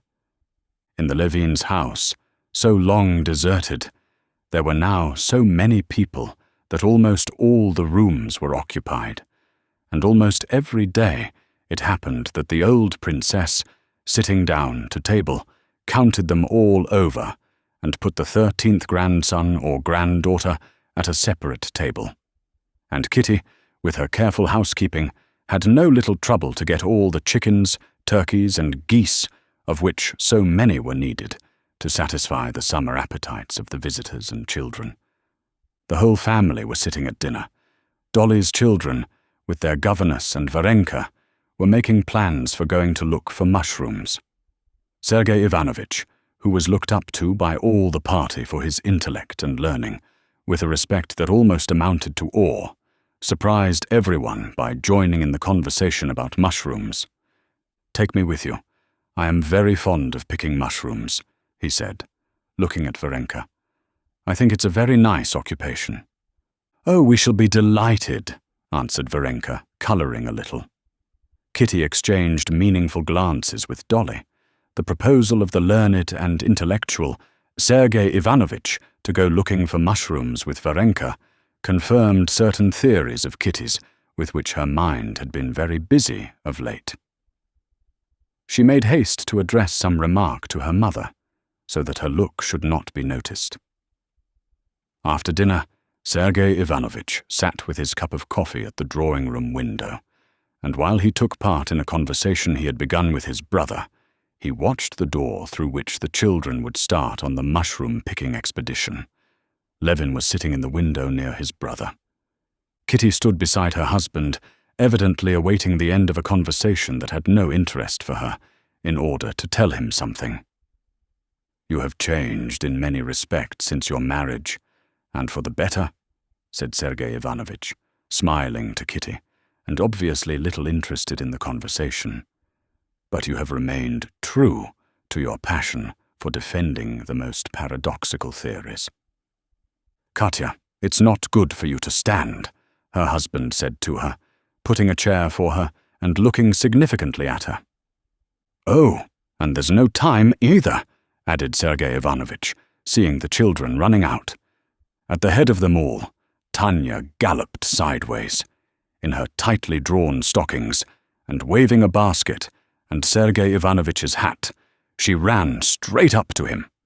Boldly running up to Sergei Ivanovitch with shining eyes, so like her father's fine eyes, she handed him his hat and made as though she would put it on for him, softening her freedom by a shy and friendly smile. "Varenka's waiting," she said, carefully putting his hat on, seeing from Sergei Ivanovitch's smile that she might do so.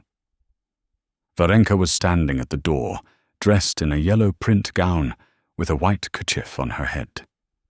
I'm coming, Varvara Andreevna," said Sergei Ivanovitch, finishing his cup of coffee, and putting into their separate pockets his handkerchief and cigar case. "And how sweet my Varenka is." "Eh?" said Kitty to her husband, as soon as Sergei Ivanovitch rose. She spoke so that Sergei Ivanovitch could hear, and it was clear that she meant him to do so. "And how good-looking she is. Such a refined beauty." "Varenka," Kitty shouted, "shall you be in the mill copse? We'll come out to you." "You certainly forget your condition, Kitty," said the old princess, hurriedly coming out at the door. "You mustn't shout like that." Varenka, hearing Kitty's voice and her mother's reprimand, went with light, rapid steps up to Kitty. The rapidity of her movement, her flushed and eager face, everything betrayed that something out of the common was going on in her. Kitty knew what this was, and had been watching her intently. She called Varenka at that moment, merely in order mentally to give her a blessing for the important event, which, as Kitty fancied, was bound to come to pass that day after dinner in the wood. Varenka, I should be very happy if a certain something were to happen, she whispered as she kissed her. And are you coming with us? Varenka said to Levin in confusion, pretending not to have heard what had been said. I am coming, but only as far as the threshing floor, and there I shall stop. Why, what do you want there? Said Kitty. I must go to have a look at the new wagons, and to check the invoice, said Levin. And where will you be? On the terrace. Part 6, Chapter 2. On the terrace were assembled all the ladies of the party. They always liked sitting there after dinner, and that day they had work to do there too. Besides the sewing and knitting of baby clothes, with which all of them were busy, that afternoon jam was being made on the terrace by a method new to Agafea Mihalovna, without the addition of water. Kitty had introduced this new method, which had been in use in her home. Agafea Mihalovna, to whom the task of jam-making had always been entrusted, considering that what had been done in the Levin household could not be amiss, had nevertheless put water with the strawberries, maintaining that the jam could not be made without it. She had been caught in the act, and was now making jam before everyone, and it was to be proved to her conclusively that jam could be very well made without water. Agafea Mihalovna, her face heated and angry, her hair untidy, and her thin arms bare to the elbows, was turning the preserving pan over the charcoal stove, looking darkly at the raspberries, and devoutly hoping they would stick and not cook properly. The princess, conscious that Agafea Mihalovna's wrath must be chiefly directed against her, as the person responsible for the raspberry jam-making, tried to appear to be absorbed in other things and not interested in the jam, talked of other matters, but cast stealthy glances in the direction of the stove. I always buy my maid's dresses myself, of some cheap material, the princess said, continuing the previous conversation. Isn't it time to skim it, my dear? She added, addressing Agafea Mihalovna. There's not the slightest need for you to do it, and it's hot for you, she said, stopping Kitty. I'll do it, said Dolly, and getting up she carefully passed the spoon over the frothing sugar, and from time to time shook off the clinging jam from the spoon by knocking it on a plate that was covered with yellow-red scum and blood-coloured syrup. How they'll enjoy this at tea-time! She thought of her children, remembering how she herself as a child had wondered how it was the grown-up people did not eat what was best of all, the scum of the jam. Stiva says it's much better to give money. Dolly took up meanwhile the weighty subject under discussion, what presents should be made to servants. But money's out of the question, the princess and Kitty exclaimed with one voice.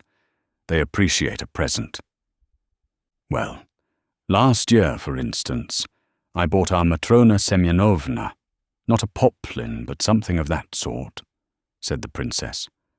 I remember she was wearing it on your name day. A charming pattern, so simple and refined. I should have liked it myself if she hadn't had it. Something like Varenka's, so pretty and inexpensive. Well, now I think it's done, said Dolly, dropping the syrup from the spoon. When it sets as it drops, it's ready. Cook it a little longer. Agafea Mihalovna. The flies, said Agafea Mihalovna angrily. It'll be just the same, she added. Ah, how sweet it is! Don't frighten it, Kitty said suddenly, looking at a sparrow that had settled on the step and was pecking at the centre of a raspberry. Yes, but you keep a little further from the stove, said her mother. Apropos de Varenka, said Kitty, speaking in French, as they had been doing all the while, so that Agafea Mihalovna should not understand them. You know, Mamma, I somehow expect things to be settled today. You know what I mean. How splendid it would be. But what a famous matchmaker she is, said Dolly. How carefully and cleverly she throws them together. No, tell me, Mamma, what do you think? Why, what is one to think? He meant Sergei Ivanovich, might at any time have been a match for anyone in Russia. Now, of course, he's not quite a young man. Still, I know ever so many girls would be glad to marry him even now. She's a very nice girl, but he might. Oh no, Mamma. Do understand why. For him and for her, too, nothing better could be imagined. In the first place, she's charming, said Kitty, crooking one of her fingers. He thinks her very attractive, that's certain, assented Dolly. Then he occupies such a position in society that he has no need to look for either fortune or position in his wife. All he needs is a good, sweet wife, a restful one. Well, with her he would certainly be restful, Dolly assented. Thirdly, that she should love him. And so it is. That is, it would be so splendid. I look forward to seeing them coming out of the forest, and everything settled. I shall see at once by their eyes. I should be so delighted. What do you think, Dolly? But don't excite yourself. It's not at all the thing for you to be excited, said her mother. Oh, I'm not excited, Mamma. I fancy he will make her an offer today. Ah, that's so strange, how and when a man makes an offer. There is a sort of barrier, and all at once it's broken down, said Dolly, smiling pensively and recalling her past with Stepan Arkadyevitch. Mamma, how did Papa make you an offer? Kitty asked suddenly. There was nothing out of the way. It was very simple, answered the princess, but her face beamed all over at the recollection. Oh, but how was it? You loved him anyway before you were allowed to speak?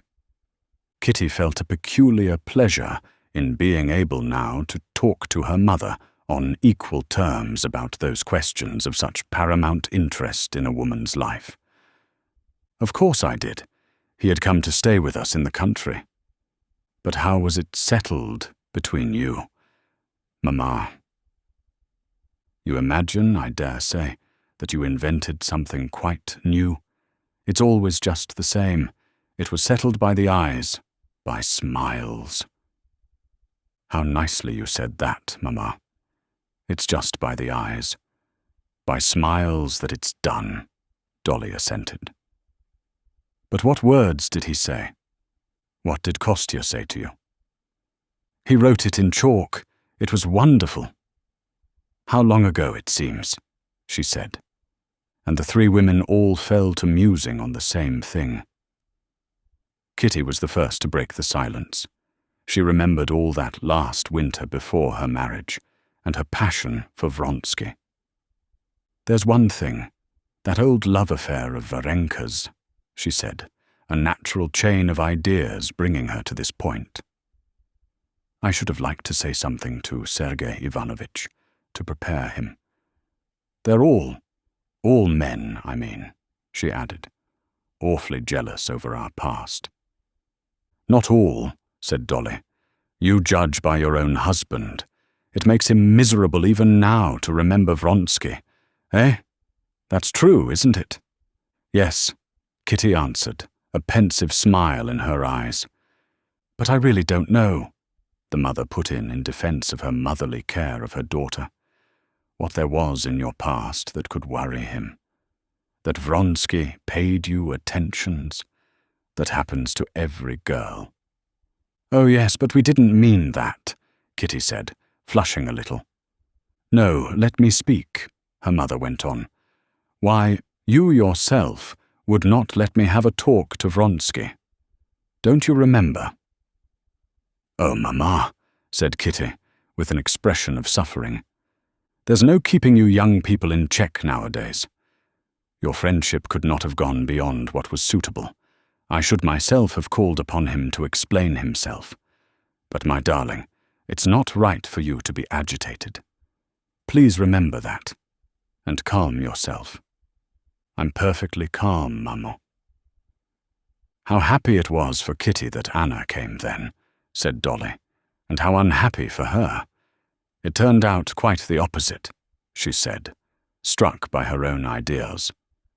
Then Anna was so happy, and Kitty thought herself unhappy. Now it is just the opposite. I often think of her. A nice person to think about. Horrid, repulsive woman. No heart, said her mother, who could not forget that Kitty had married not Vronsky, but Levin. What do you want to talk of it for?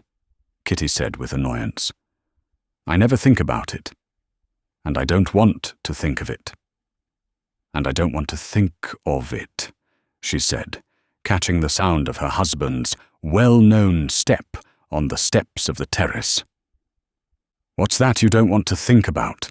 Inquired Levin, coming on to the terrace.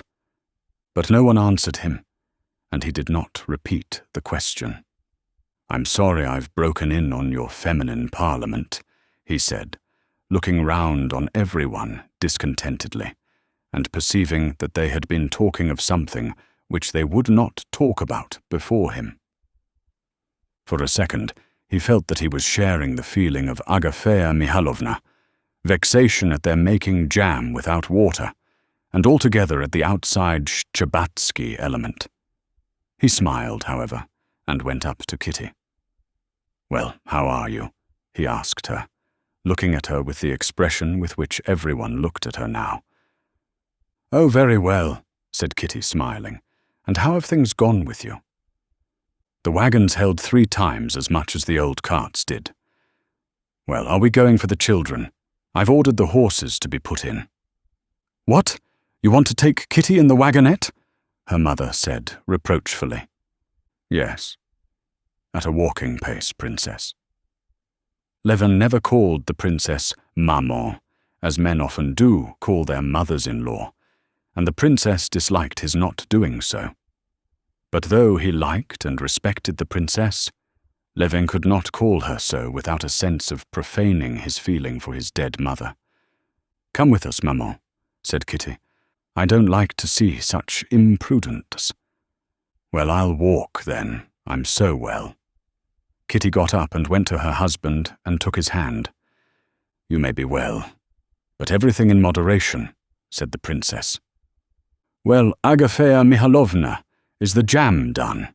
Said Levin, smiling to Agafea Mihalovna and trying to cheer her up. Is it all right in the new way? I suppose it's all right. For our notions, it's boiled too long. It'll be all the better, Agafea Mihalovna. It won't mildew, even though our ice has begun to thaw already, so that we've no cool cellar to store it, said Kitty, at once divining her husband's motive, and addressing the old housekeeper with the same feeling. But your pickle's so good that Mamma says she never tasted any like it, she added, smiling and putting her kerchief straight. Agafea Mihalovna looked angrily at Kitty. You needn't try to console me, mistress. I need only to look at you with him, and I feel happy, she said, and something in the rough familiarity of that with him touched Kitty. Come along with us to look for mushrooms. You will show us the best places. Agafea Mihalovna smiled and shook her head, as though to say, I should like to be angry with you too, but I can't. Do it, please, by my receipt, said the princess. Put some paper over the jam and moisten it with a little rum, and without even ice, it will never go mildewy. Part 6, Chapter 3. Kitty was particularly glad of a chance of being alone with her husband, for she had noticed the shade of mortification that had passed over his face, always so quick to reflect every feeling, at the moment when he had come on to the terrace and asked what they were talking of, and had got no answer. When they had set off on foot ahead of the others, and had come out of sight of the house onto the beaten, dusty road, marked with rusty wheels and sprinkled with grains of corn, she clung faster to his arm and pressed it closer to her. He had quite forgotten the momentary unpleasant impression, and alone with her he felt, now that the thought of her approaching motherhood was never for a moment absent from his mind. A new and delicious bliss, quite pure from all alloy of sense, in the being near to the woman he loved. There was no need of speech, yet he longed to hear the sound of her voice, which, like her eyes, had changed since she had been with child. In her voice, as in her eyes, there was that softness and gravity which is found in people continually concentrated on some cherished pursuit. "So you're not tired? Lean more on me," said he. "No, I'm so glad of a chance of being alone with you, and I must own, though I'm happy with them, I do regret our winter evenings alone." "That was good, but this is even better. Both are better," he said, squeezing her hand. "Do you know what we were talking about when you came in?" "About jam?" "Oh yes, about jam too, but afterwards, about how men make offers." "Ah," said Levin, listening more to the sound of her voice than to the words she was saying, and all the while paying attention to the road, which passed now through the forest, and avoiding places where she might make a false step. "And about Sergei Ivanovitch and Varenka. You've noticed? I'm very anxious for it," she went on. "What do you think about it?" And she peeped into his face. "I don't know what to think," Levin answered, smiling. "Sergei seems very strange to me in that way. I told you, you know." "Yes, that he was in love with that girl who died. That was when I was a child. I know about it from hearsay and tradition. I remember him then. He was wonderfully sweet. But I've watched him since with women. He is friendly. Some of them he likes. But one feels that to him they're simply people, not women. Yes, but now with Varenka, I fancy there's something. Perhaps there is. But one has to know him. He's a peculiar, wonderful person. He lives a spiritual life only. He's too pure, too exalted a nature." "Why? Would this lower him then?" "No, but he's so used to a spiritual life that he can't reconcile himself with actual fact, and Varenka is after all fact." Levin had grown used by now to uttering his thought boldly, without taking the trouble of clothing it in exact language. He knew that his wife, in such moments of loving tenderness as now, would understand what he meant to say from a hint. And she did understand him. "Yes, but there's not so much of that actual fact about her as about me. I can see that he would never have cared for me. She is altogether spiritual. Oh no, he is so fond of you, and I am always so glad when my people like you. Yes, he's very nice to me. But it's not as it was with poor Nikolai. You really cared for each other," Levin finished. "Why not speak of him?" he added. "I sometimes blame myself for not. It ends in one's forgetting. Ah, how terrible and dear he was." "Yes, what were we talking about?" Levin said, after a pause. "You think he can't fall in love?" said Kitty, translating into her own language. "It's not so much that he can't fall in love," Levin said, smiling, "but he has not the weakness necessary.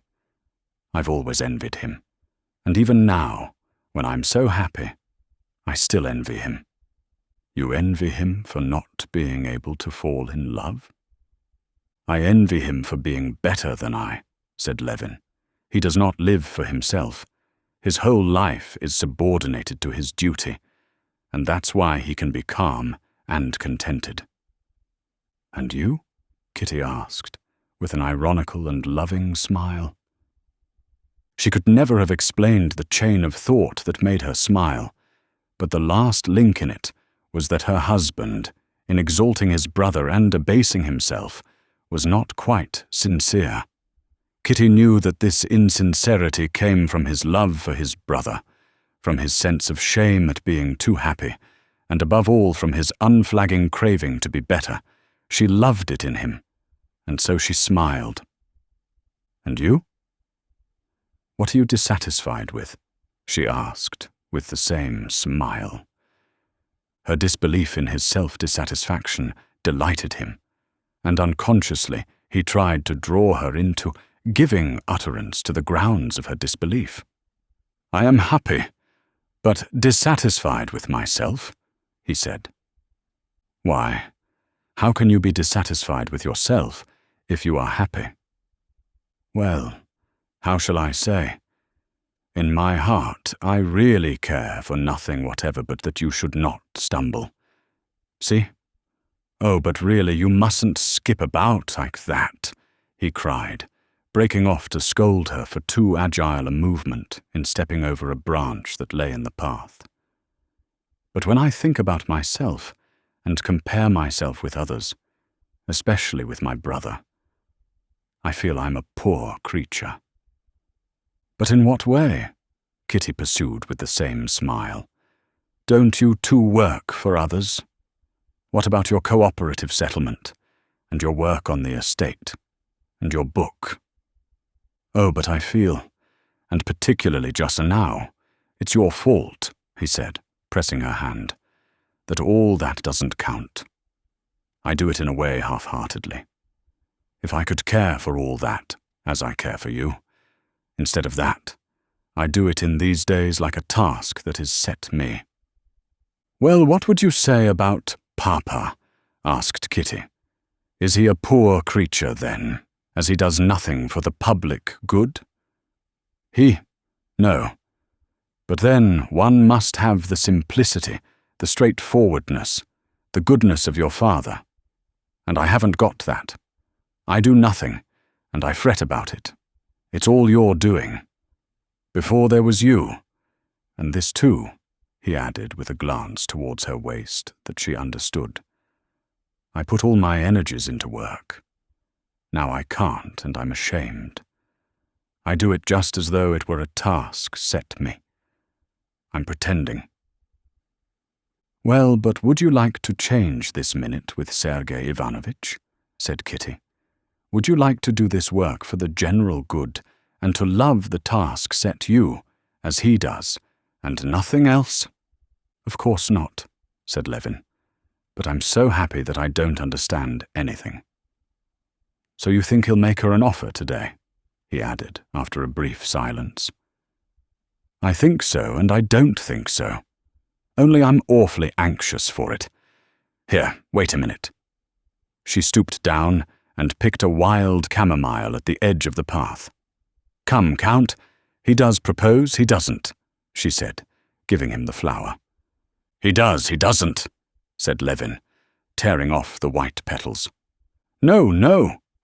Kitty, snatching at his hand, stopped him. She had been watching his fingers with interest. "You picked off 2. "Oh, but see, this little one shan't count to make up," said Levin, tearing off a little half-grown petal. "Here's the wagonette overtaking us." "Aren't you tired, Kitty?" called the princess. "Not in the least. If you are, you can get in, as the horses are quiet and walking." But it was not worth while to get in. They were quite near the place, and all walked on together. Part 6, Chapter 4. Varenka, with her white kerchief on her black hair, surrounded by the children, gaily and good-humouredly looking after them, and at the same time visibly excited at the possibility of receiving a declaration from the man she cared for, was very attractive. Sergei Ivanovitch walked beside her, and never left off admiring her. Looking at her, he recalled all the delightful things he had heard from her lips, all the good he knew about her, and became more and more conscious that the feeling he had for her was something special that he had felt long ago, and only once, in his early youth. The feeling of happiness in being near her continually grew, and at last reached such a point that as he put a huge, slender-stalked agaric fungus in her basket, he looked straight into her face, and noticing the flush of glad and alarmed excitement that overspread her face, he was confused himself, and smiled to her in silence, a smile that said too much. If so, he said to himself, I ought to think it over and make up my mind, and not give way like a boy to the impulse of a moment. I'm going to pick by myself, apart from all the rest, or else my efforts will make no show, he said, and he left the edge of the forest where they were walking on low, silky grass between old birch trees standing far apart, and went more into the heart of the wood, where between the white birch trunks there were grey trunks of aspen and dark bushes of hazel. Walking some 40 paces away, Sergei Ivanovich, knowing he was out of sight, stood still behind a bushy spindle tree in full flower with its rosy red catkins. It was perfectly still all round him. Only overhead in the birches under which he stood, the flies, like a swarm of bees, buzzed unceasingly, and from time to time the children's voices were floated across to him. All at once he heard, not far from the edge of the wood, the sound of Varenka's contralto voice, calling Grisha, and a smile of delight passed over Sergei Ivanovitch's face. Conscious of this smile, he shook his head disapprovingly at his own condition, and taking out a cigar, he began lighting it. For a long while, he could not get a match to light against the trunk of a birch tree. The soft scales of the white bark rubbed off the phosphorus, and the light went out. At last, one of the matches burned, and the fragrant cigar smoke, hovering uncertainly in flat, wide coils, stretched away forwards and upwards over a bush under the overhanging branches of a birch tree. Watching the streak of smoke, Sergei Ivanovich walked gently on, deliberating on his position. Why not? He thought. If it were only a passing fancy or a passion, if it were only this attraction, this mutual attraction, I can call it a mutual attraction. But if I felt that it was in contradiction with the whole bent of my life, if I felt that in giving way to this attraction I should be false to my vocation and my duty. But it's not so. The only thing I can say against it is that, when I lost Marie, I said to myself that I would remain faithful to her memory. That's the only thing I can say against my feeling. That's a great thing, Sergei Ivanovich said to himself, feeling at the same time that this consideration had not the slightest importance for him personally, but would only perhaps detract from his romantic character in the eyes of others. But apart from that, however much I searched, I should never find anything to say against my feeling. If I were choosing by considerations of suitability alone, I could not have found anything better. However many women and girls he thought of whom he knew, he could not think of a girl who united to such a degree all, positively all, the qualities he would wish to see in his wife. She had all the charm and freshness of youth, but she was not a child, and if she loved him consciously as a woman ought to love. That was one thing. Another point. She was not only far from being worldly, but had an unmistakable distaste for worldly society, and at the same time she knew the world, and had all the ways of a woman of the best society, which were absolutely essential to Sergei Ivanovitch's conception of the woman who was to share his life. Thirdly, she was religious, and not like a child, unconsciously religious and good, as Kitty, for example, was. But her life was founded on religious principles. Even in trifling matters, Sergei Ivanovich found in her all that he wanted in his wife. She was poor and alone in the world, so she would not bring with her a mass of relations and their influence into her husband's house, as he saw now in Kitty's case. She would owe everything to her husband, which was what he had always desired too for his future family life. And this girl, who united all these qualities, loved him. He was a modest man, but he could not help seeing it. And he loved her.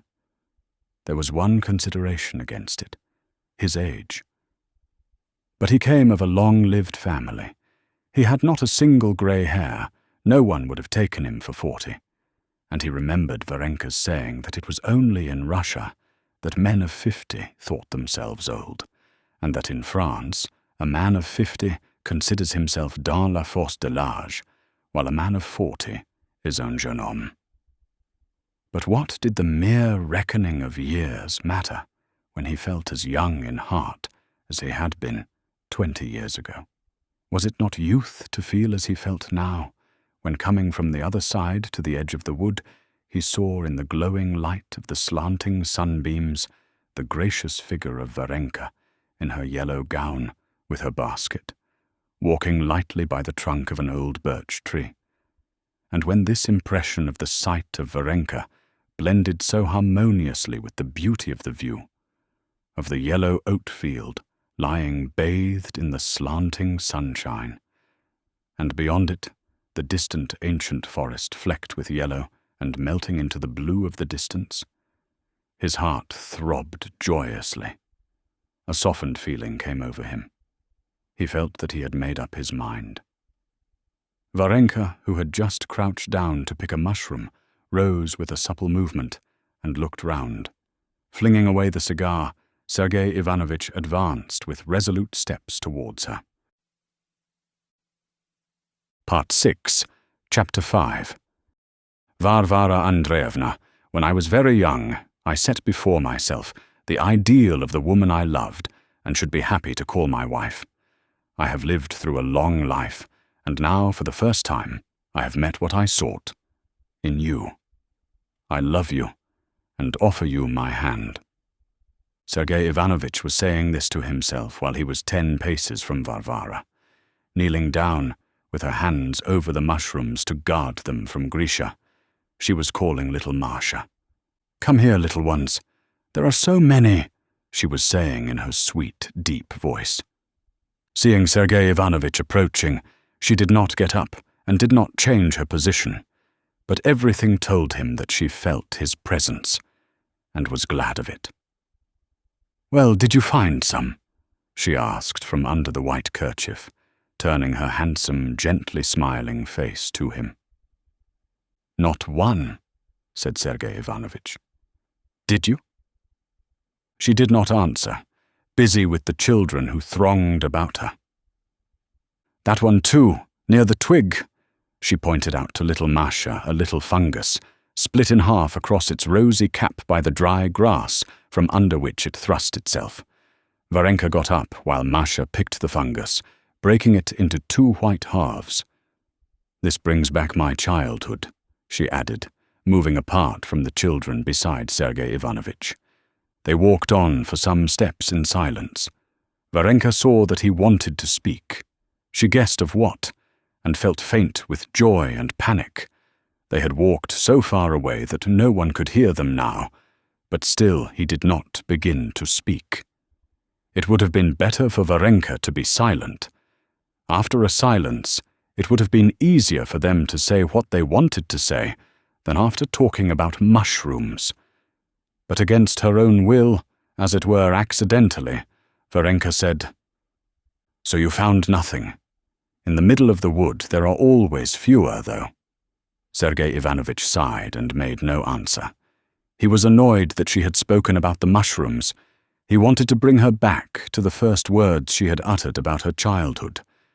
But after a pause of some length, as though against his own will, he made an observation in response to her last words. "I have heard that the white edible funguses are found principally at the edge of the wood, though I can't tell them apart." Some minutes more passed. They moved still further away from the children and were quite alone. Varenka's heart throbbed so that she heard it beating, and felt that she was turning red and pale and red again. To be the wife of a man like Koznishev after her position with Madame Stahl was to her imagination the height of happiness. Besides, she was almost certain that she was in love with him, and this moment it would have to be decided. she felt frightened. She dreaded both his speaking and his not speaking. Now or never, it must be said, that Sergei Ivanovich felt too. Everything in the expression, the flushed cheeks and the downcast eyes of Varenka, betrayed a painful suspense. Sergei Ivanovich saw it and felt sorry for her. He felt even that to say nothing now would be a slight to her. Rapidly in his own mind, he ran over all the arguments in support of his decision. He even said over to himself the words in which he meant to put his offer. But instead of those words, some utterly unexpected reflection that occurred to him made him ask, "What is the difference between the birch mushroom and the white mushroom?" Varenka's lips quivered with emotion as she answered, "In the top part there is scarcely any difference. It's in the stalk." And as soon as these words were uttered, both he and she felt that it was over, that what was to have been said would not be said, and their emotion, which had up to then been continually growing more intense, began to subside. "The birch mushroom stalk suggests a dark man's chin after 2 days without shaving," said Sergei Ivanovich, speaking quite calmly now. "Yes, that's true," answered Varenka, smiling, and unconsciously the direction of their walk changed. They began to turn towards the children. Varenka felt both sore and ashamed. At the same time, she had a sense of relief. When he had got home again and went over the whole subject, Sergei Ivanovich thought his previous decision had been a mistaken one. He could not be false to the memory of Marie. "Gently, children, gently," Levin shouted quite angrily to the children, standing before his wife to protect her when the crowd of children flew with shrieks of delight to meet them. Behind the children, Sergei Ivanovich and Varenka walked out of the wood. Kitty had no need to ask Varenka. She saw from the calm and somewhat crestfallen faces of both that her plans had not come off. "Well?" her husband questioned her as they were going home again. "It doesn't bite," said Kitty, her smile and manner of speaking recalling her father, a likeness Levin often noticed with pleasure. "How doesn't bite?" "I'll show you," she said, taking her husband's hand, lifting it to her mouth, and just faintly brushing it with closed lips. "Like a kiss on a priest's hand." "Which didn't it bite with?" he said, laughing. "Both. But it should have been like this. There are some peasants coming. Oh, they didn't see." Part 6, Chapter 6. During the time of the children's tea, the grown-up people sat in the balcony and talked as though nothing had happened, though they all, especially Sergei Ivanovich and Varenka, were very well aware that there had happened an event which, though negative, was of very great importance.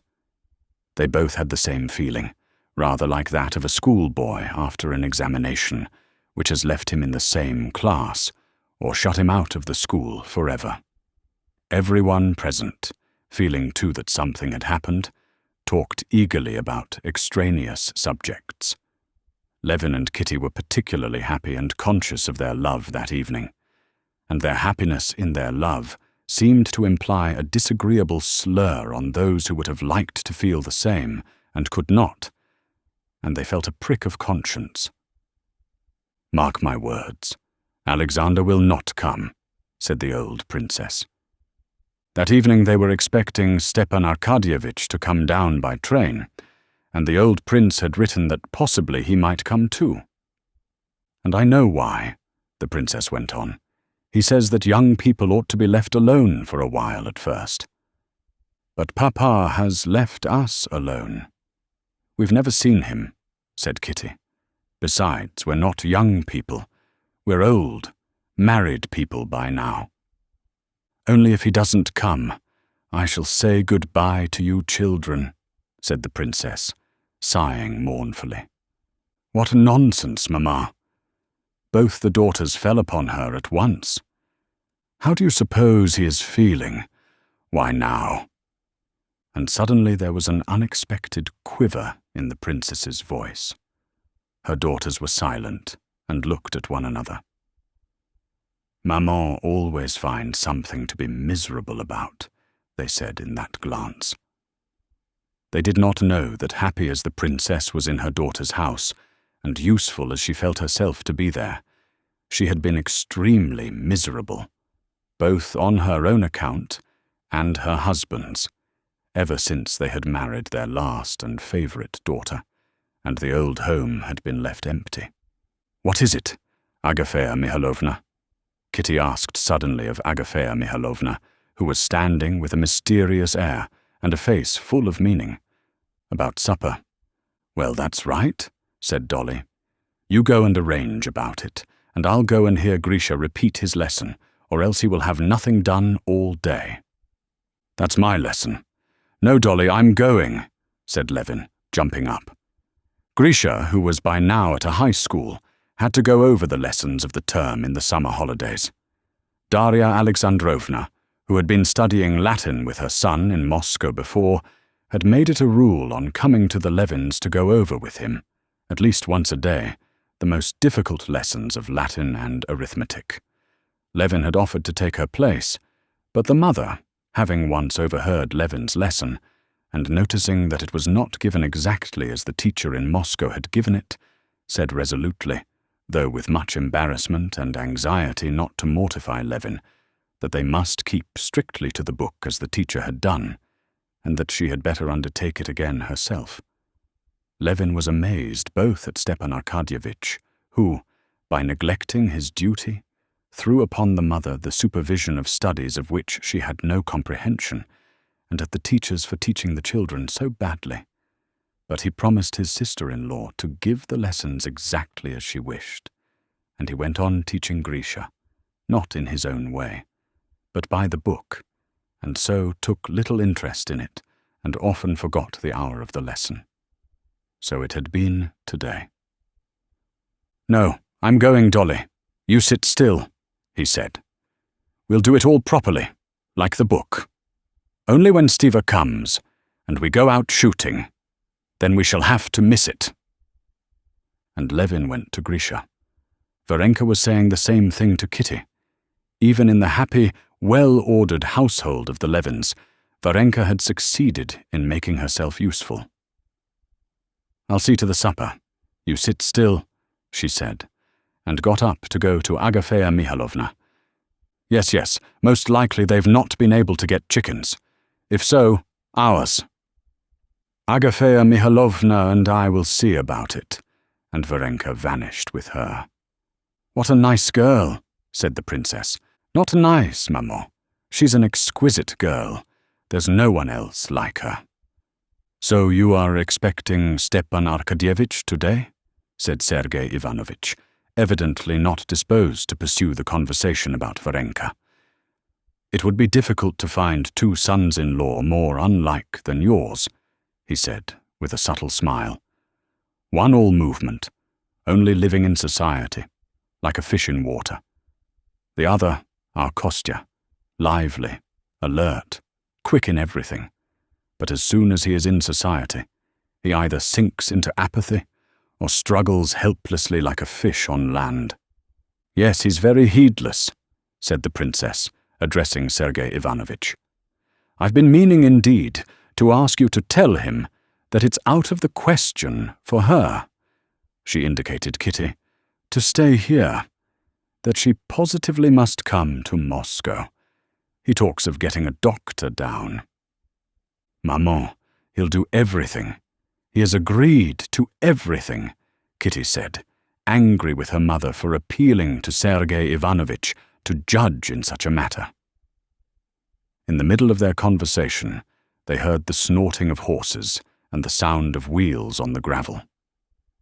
Dolly had not time to get up to go and meet her husband, when, from the window of the room below, where Grisha was having his lesson, Levin leaped out and helped Grisha out after him. "It's Stiva!" Levin shouted from under the balcony. "We've finished, Dolly. Don't be afraid," he added, and started running like a boy to meet the carriage. Is Iya id aegis, aegis, aegis, shouted Grisha, skipping along the avenue. And someone else, too. Papa, of course, cried Levin, stopping at the entrance of the avenue.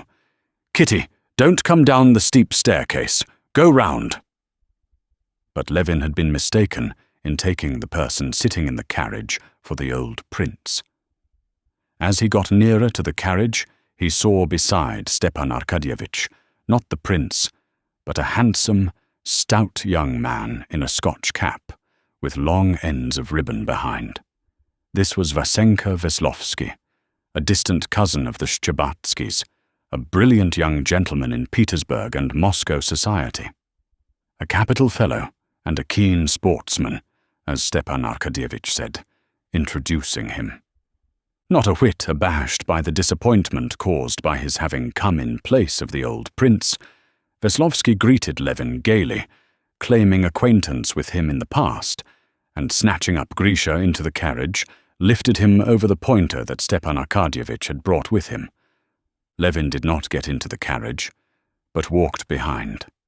He was rather vexed at the non-arrival of the old prince, whom he liked more and more the more he saw of him, and also at the arrival of this Vasenka Veslovsky, a quite uncongenial and superfluous person. He seemed to him still more uncongenial and superfluous when, on approaching the steps where the whole party, children and grown-up, were gathered together in much excitement, Levin saw Vasenka Veslovsky, with a particularly warm and gallant air, kissing Kitty's hand. "Your wife and I are cousins, and very old friends," said Vasenka Veslovsky, once more shaking Levin's hand with great warmth. "Well, are there plenty of birds?" Stepan Arkadyevitch said to Levin, hardly leaving time for everyone to utter their greetings. "We've come with the most savage intentions. Why, maman, they've not been in Moscow since. Look, Tanya, here's something for you. Get it, please, it's in the carriage. Behind!" He talked in all directions. "How pretty you've grown, Dolly," he said to his wife, once more kissing her hand, holding it in one of his, and patting it with the other. Levin, who a minute before had been in the happiest frame of mind, now looked darkly at everyone, and everything displeased him. Who was it he kissed yesterday with those lips? He thought, looking at Stepan Arkadyevitch's tender demonstrations to his wife. He looked at Dolly, and he did not like her either. She doesn't believe in his love. So what is she so pleased about? Revolting, thought Levin.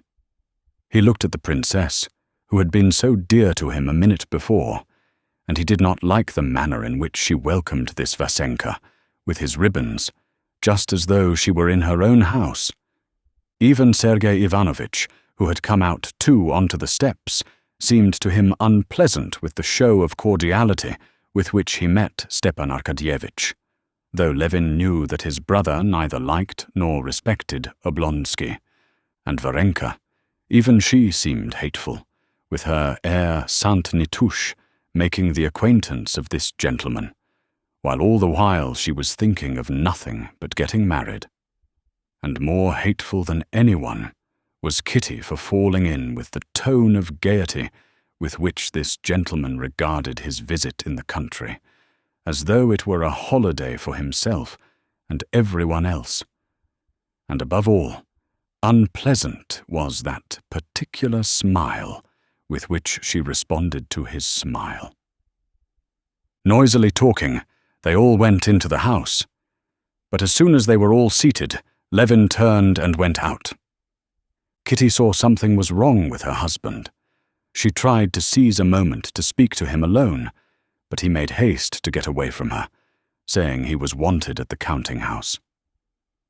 It was long since his own work on the estate had seemed to him so important as at that moment. It's all holiday for them, he thought. But these are no holiday matters. They won't wait, and there's no living without them. Part 6, Chapter 7. Levin came back to the house only when they sent to summon him to supper. On the stairs were standing Kitty and Agafea Mihailovna, consulting about wines for supper. "But why are you making all this fuss? Have what we usually do."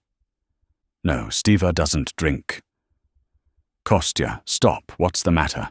Kitty began, hurrying after him, but he strode ruthlessly away to the dining room without waiting for her, and at once joined in the lively general conversation which was being maintained there by Vasenka Veslovsky and Stepan Arkadyevitch.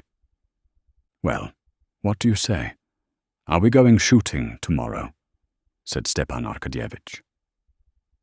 "Please do let's go," said Veslovsky, moving to another chair, where he sat down sideways, with one fat leg crossed under him. "I shall be delighted. We will go." "And have you had any shooting yet this year?" said Levin to Veslovsky, looking intently at his leg, but speaking with that forced amiability that Kitty knew so well in him, and that was so out of keeping with him. "I can't answer for our finding grouse, but there are plenty of snipe. Only we ought to start early. You're not tired? Aren't you tired, Stiva?" "Me tired? I've never been tired yet. Suppose we stay up all night. Let's go for a walk." "Yes, really. Let's not go to bed at all." "Capital," Veslovsky chimed in. "Oh, we all know you can do without sleep, and keep other people up too," Dolly said to her husband, with that faint note of irony in her voice which she almost always had now with her husband. "But to my thinking, it's time for bed now. I'm going. I don't want supper." "No, do stay a little, Dolly," said Stepan Arkadyevitch, going round to her side behind the table where they were having supper. "I've so much still to tell you." "Nothing really, I suppose." "Do you know Veslovsky has been at Anna's, and he's going to them again? You know they're hardly 50 miles from you, and I too must certainly go over there. Veslovsky, come here." Vasenka crossed over to the ladies and sat down beside Kitty. "Ah, do tell me, please. You have stayed with her. How was she?" Darya Alexandrovna appealed to him. Levin was left at the other end of the table, and though never pausing in his conversation with the princess and Varenka, he saw that there was an eager and mysterious conversation going on between Stepan Arkadyevitch, Dolly, Kitty, and Veslovsky. And that was not all. He saw on his wife's face an expression of real feeling as she gazed with fixed eyes on the handsome face of Vasenka, who was telling them something with great animation. "It's exceedingly nice at their place," Veslovsky was telling them about Vronsky and Anna. "I can't, of course, take it upon myself to judge. But in their house, you feel the real feeling of home." "What do they intend doing?" "I believe they think of going to Moscow. How jolly it would be for us all to go over to them together." "When are you going there?" Stepan Arkadyevitch asked Vasenka. "I'm spending July there." "Will you go?" Stepan Arkadyevitch said to his wife. "I've been wanting to a long while. I shall certainly go," said Dolly. "I am sorry for her, and I know her. She's a splendid woman. I will go alone when you go back, and then I shall be in no one's way. And it will be better indeed without you." "To be sure," said Stepan Arkadyevitch. "And you, Kitty?" "I? Why should I go?" Kitty said, flushing all over, and she glanced round at her husband. "Do you know Anna Arkadyevna, then?" Veslovsky asked her. "She's a very fascinating woman." "Yes," she answered Veslovsky, crimsoning still more.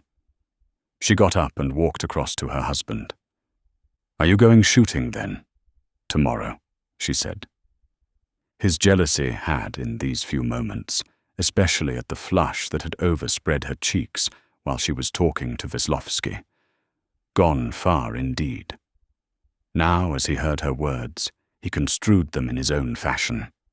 Strange as it was to him afterwards to recall it, it seemed to him at the moment clear that in asking whether he was going shooting, All she cared to know was whether he would give that pleasure to Vasenka Veslovsky, with whom, as he fancied, she was in love. "Yes, I'm going," he answered her in an unnatural voice, disagreeable to himself. "No. Better spend the day here tomorrow, or Dolly won't see anything of her husband, and set off the day after," said Kitty. The motive of Kitty's words was interpreted by Levin thus: "Don't separate me from him. I don't care about your going, but do let me enjoy the society of this delightful young man." "Oh, if you wish, we'll stay here tomorrow," Levin answered, with peculiar amiability. Vasenka, meanwhile, utterly unsuspecting the misery his presence had occasioned, got up from the table after Kitty, and watching her with smiling and admiring eyes, he followed her. Levin saw that look. He turned white, and for a minute he could hardly breathe. "How dare he look at my wife like that?" was the feeling that boiled within him. "Tomorrow, then?" "Do, please, let us go," said Vasenka, sitting down on a chair and again crossing his leg as his habit was. Levin's jealousy went further still. Already he saw himself a deceived husband, looked upon by his wife and her lover as simply necessary to provide them with the conveniences and pleasures of life. But in spite of that, he made polite and hospitable inquiries of Vasenka about his shooting, his gun, and his boots, and agreed to go shooting next day. Happily for Levin, the old princess cut short his agonies by getting up herself and advising Kitty to go to bed. But even at this point, Levin could not escape another agony. As he said good night to his hostess, Vasenka would again have kissed her hand, but Kitty, reddening, drew back her hand and said with a naive bluntness, for which the old princess scolded her afterwards, "We don't like that fashion." In Levin's eyes, she was to blame for having allowed such relations to arise, and still more to blame for showing so awkwardly that she didn't like them. "Why, how can one want to go to bed?" said Stepan Arkadyevitch, who, after drinking several glasses of wine at supper, was now in his most charming and sentimental humour. "Look, Kitty," he said, pointing to the moon, which had just risen behind the lime trees. "How exquisite. Veslovsky, this is the time for a serenade. You know, he has a splendid voice. We practiced songs together along the road. He has brought some lovely songs with him. 2 new ones, Varvara Andreevna, and he must sing some duets." When the party had broken up, Stepan Arkadyevitch walked a long while about the avenue with Veslovsky. Their voices could be heard singing one of the new songs. Levin, hearing these voices, sat scowling in an easy-chair in his wife's bedroom, and maintained an obstinate silence when she asked him what was wrong. But when at last, with a timid glance, she hazarded the question, "Was there perhaps something you disliked about Veslovsky?" It all burst out, and he told her all. He was humiliated himself at what he was saying, and that exasperated him all the more.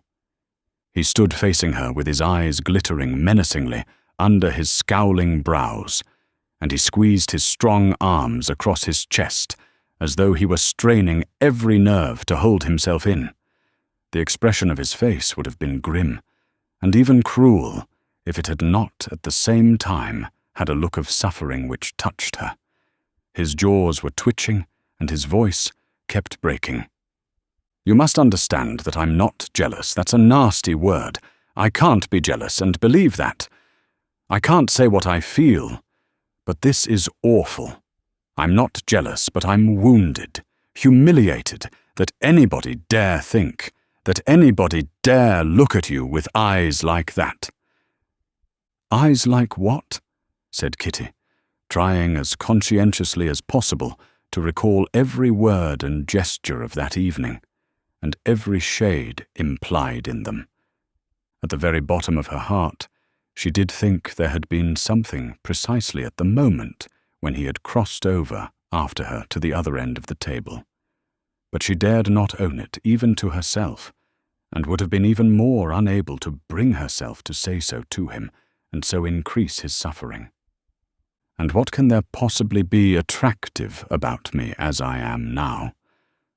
"Ah," he cried, clutching at his head, "you shouldn't say that. If you had been attractive, then—" "Oh no, Kostya. Oh, wait a minute. Oh, do listen," she said, looking at him with an expression of pained commiseration. "Why, what can you be thinking about? When for me there's no one in the world, no one. Would you like me never to see anyone?" For the first minute she had been offended at his jealousy. She was angry that the slightest amusement, even the most innocent, should be forbidden her.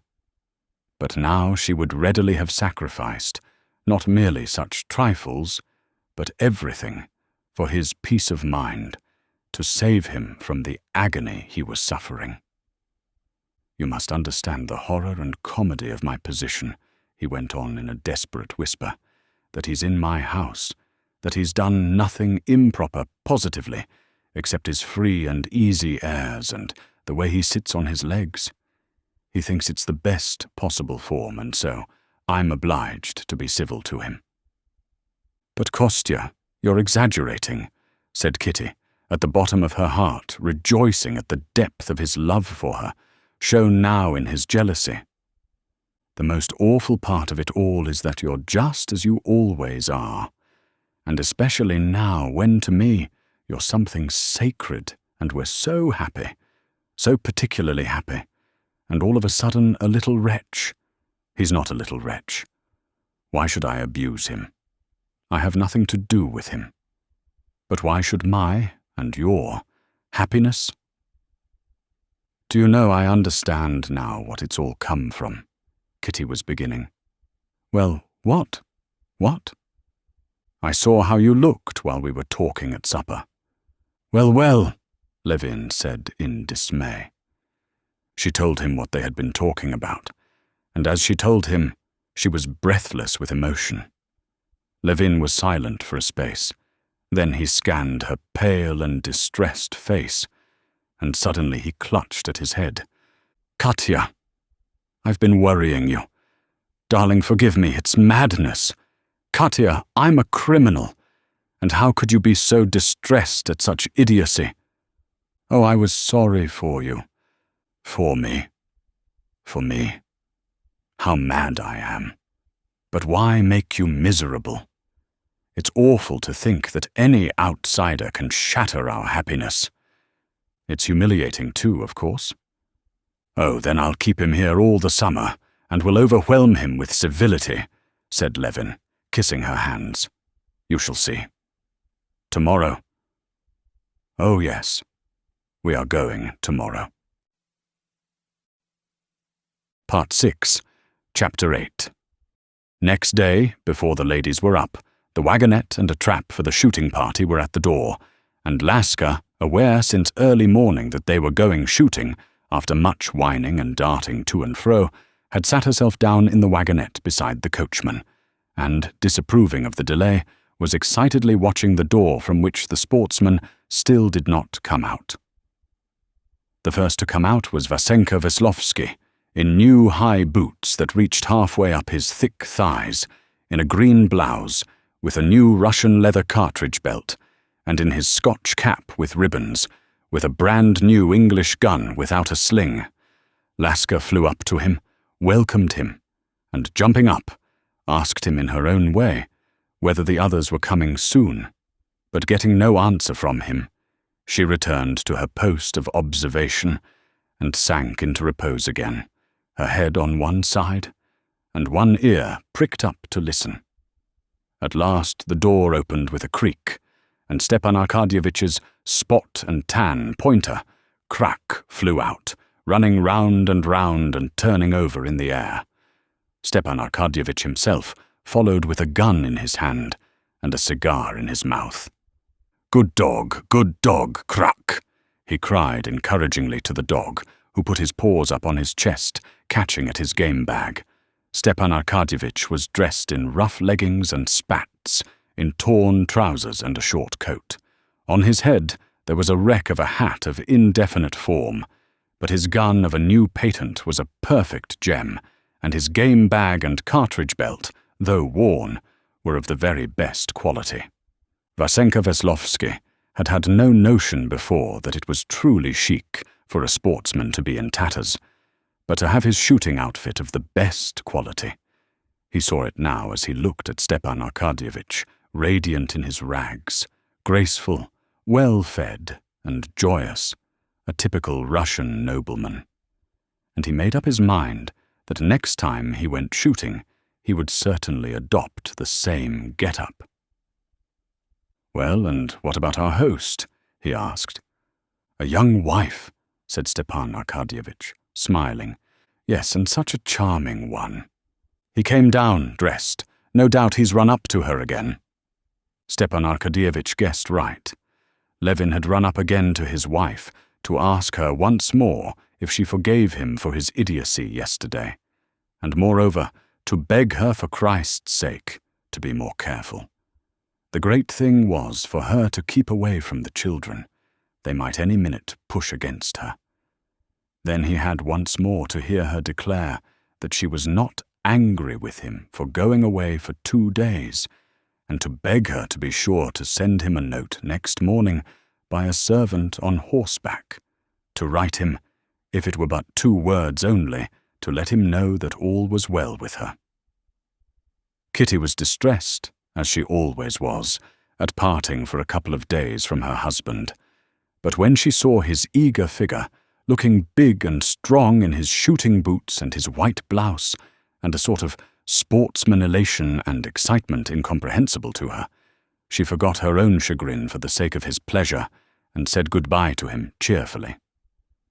"Pardon, gentlemen," he said, running out onto the steps. "Have you put the lunch in? Why is the chestnut on the right? Well, it doesn't matter.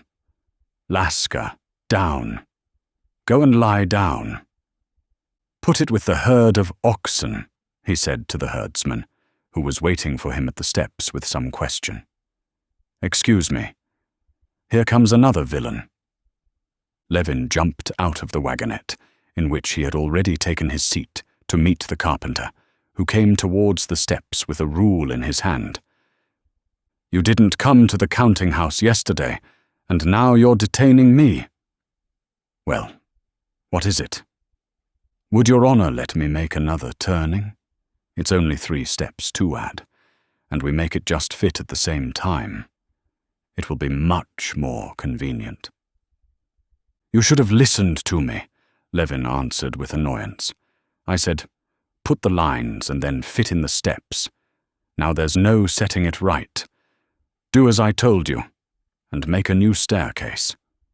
The point was that in the lodge that was being built, the carpenter had spoiled the staircase, fitting it together without calculating the space it was to fill, so that the steps were all sloping when it was put in place. Now the carpenter wanted, keeping the same staircase, to add 3 steps. It will be much better. "But where's your staircase coming out with its 3 steps?"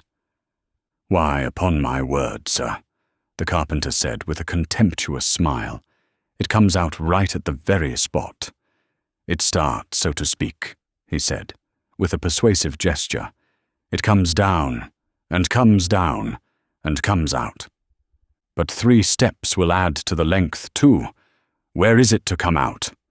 Why, to be sure, it'll start from the bottom, and go up, and come out so," the carpenter said, obstinately and convincingly. "It'll reach the ceiling and the wall. Upon my word, why, it'll go up and come out like this." Levin took out a ramrod and began sketching him the staircase in the dust. "There, do you see?" "As your honor likes," said the carpenter, with a sudden gleam in his eyes, obviously understanding the thing at last. "It seems it'll be best to make a new one." "Well then, do it as you're told," Levin shouted, seating himself in the wagonette. "Down! Hold the dogs, Philip." Levin felt now, at leaving behind all his family and household cares, such an eager sense of joy in life and expectation that he was not disposed to talk. Besides that, he had that feeling of concentrated excitement that every sportsman experiences as he approaches the scene of action. If he had anything on his mind at that moment, it was only the doubt whether they would start anything in the Kolpensky Marsh, whether Lasker would show to advantage in comparison with Krak, and whether he would shoot well that day himself. Not to disgrace himself before a new spectator, not to be outdone by Oblonsky, that too was a thought that crossed his brain. Oblonsky was feeling the same, and he too was not talkative. Vasenka Veslovsky kept up alone a ceaseless flow of cheerful chatter. As he listened to him now, Levin felt ashamed to think how unfair he had been to him the day before. Vasenka was really a nice fellow, simple, good-hearted, and very good-humored. If Levin had met him before he was married, he would have made friends with him. Levin rather disliked his holiday attitude to life, and a sort of free and easy assumption of elegance. It was as though he assumed a high degree of importance in himself that could not be disputed, because he had long nails and a stylish cap, and everything else to correspond. But this could be forgiven for the sake of his good nature and good breeding. Levin liked him for his good education, for speaking French and English with such an excellent accent, and for being a man of his world. Vasenka was extremely delighted with the left horse, a horse of the Don steppes. He kept praising him enthusiastically. How fine it must be, galloping over the steppes on a steppe horse. Eh? Isn't it? He said. He had imagined riding on a steppe horse as something wild and romantic, and it turned out nothing of the sort. But his simplicity, particularly in conjunction with his good looks, his amiable smile, and the grace of his movements, was very attractive, either because his nature was sympathetic to Levin, or because Levin was trying to atone for his sins of the previous evening by seeing nothing but what was good in him. Anyway, he liked his society. After they had driven over 2 miles from home, Veslovsky all at once felt for a cigar and his pocketbook, and did not know whether he had lost them or left them on the table. In the pocketbook there were 37 pounds, and so the matter could not be left in uncertainty. "Do you know what, Levin? I'll gallop home on that left trace horse. That will be splendid." "Eh?" he said, preparing to get out. "No, why should you?" answered Levin, calculating that Vasenka could hardly weigh less than 17 stone. "I'll send the coachman." The coachman rode back on the trace horse, and Levin himself drove the remaining pair. Part 6, Chapter 9. "Well, now, what's our plan of campaign? Tell us all about it," said Stepan Arkadyevitch. "Our plan is this. Now we're driving to Gvozdyov. In Gvozdyov there's a grouse marsh on this side, and beyond Gvozdyov come some magnificent snipe marshes where there are grouse too. It's hot now, and we'll get there, it's 15 miles or so, towards evening and have some evening shooting. We'll spend the night there and go on tomorrow to the bigger moors." "And is there nothing on the way?" "Yes, but we'll reserve ourselves. Besides, it's hot. There are 2 nice little places, but I doubt there being anything to shoot." Levin would himself have liked to go into these little places, but they were near home. He could shoot them over any time, and they were only little places. There would hardly be room for 3 to shoot. And so, with some insincerity, he said that he doubted there being anything to shoot. When they reached a little marsh, Levin would have driven by, but Stepan Arkadyevitch, with the experienced eye of a sportsman, at once detected reeds visible from the road. "Shan't we try that?" he said, pointing to the little marsh. "Levin, do, please. How delightful!" Vasenka Veslovsky began begging, and Levin could but consent. Before they had time to stop, the dogs had flown one before the other into the marsh. "Krak, Laska!" The dogs came back. "There won't be room for 3. I'll stay here," said Levin, hoping they would find nothing but peewits, who had been startled by the dogs, and turning over in their flight, were plaintively wailing over the marsh. "No, come along, Levin, let's go together," Veslovsky called. "Really, there's not room. Laska, back, Laska. You won't want another dog, will you?" Levin remained with the wagonette and looked enviously at the sportsmen. They walked right across the marsh. Except little birds and peewits, of which Vasenka killed one, there was nothing in the marsh. "Come, you see now that it was not that I grudged the marsh," said Levin, "only it's wasting time." "Oh no, it was jolly all the same." "Did you see us?" said Vasenka Veslovsky, clambering awkwardly into the wagonette with his gun and his peewit in his hands. "How splendidly I shot this bird. Didn't I? Well, shall we soon be getting to the real place?" The horses started off suddenly. Levin knocked his head against the stock of someone's gun, and there was the report of a shot. The gun did actually go off first, but that was how it seemed to Levin.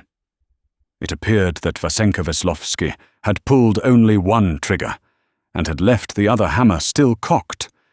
The charge flew into the ground without doing harm to anyone. Stepan Arkadyevitch shook his head and laughed reprovingly at Veslovsky. But Levin had not the heart to reprove him. In the first place, any reproach would have seemed to be called forth by the danger he had incurred and the bump that had come up on Levin's forehead. And besides, Veslovsky was at first so naively distressed, and then laughed so good-humouredly and infectiously at their general dismay, that one could not but laugh with him. When they reached the second marsh, which was fairly large and would inevitably take some time to shoot over, Levin tried to persuade them to pass it by, but Veslovsky again over-persuaded him. Again, as the marsh was narrow, Levin, like a good host, remained with the carriage. Krak made straight for some clumps of sedge. Vasenka Veslovsky was the first to run after the dog. Before Stepan Arkadyevitch had time to come up, a grouse flew out. Veslovsky missed it, and it flew into an unmown meadow. This grouse was left for Veslovsky to follow up. Krak found it again and pointed, and Veslovsky shot it and went back to the carriage. "Now you go and I'll stay with the horses," he said.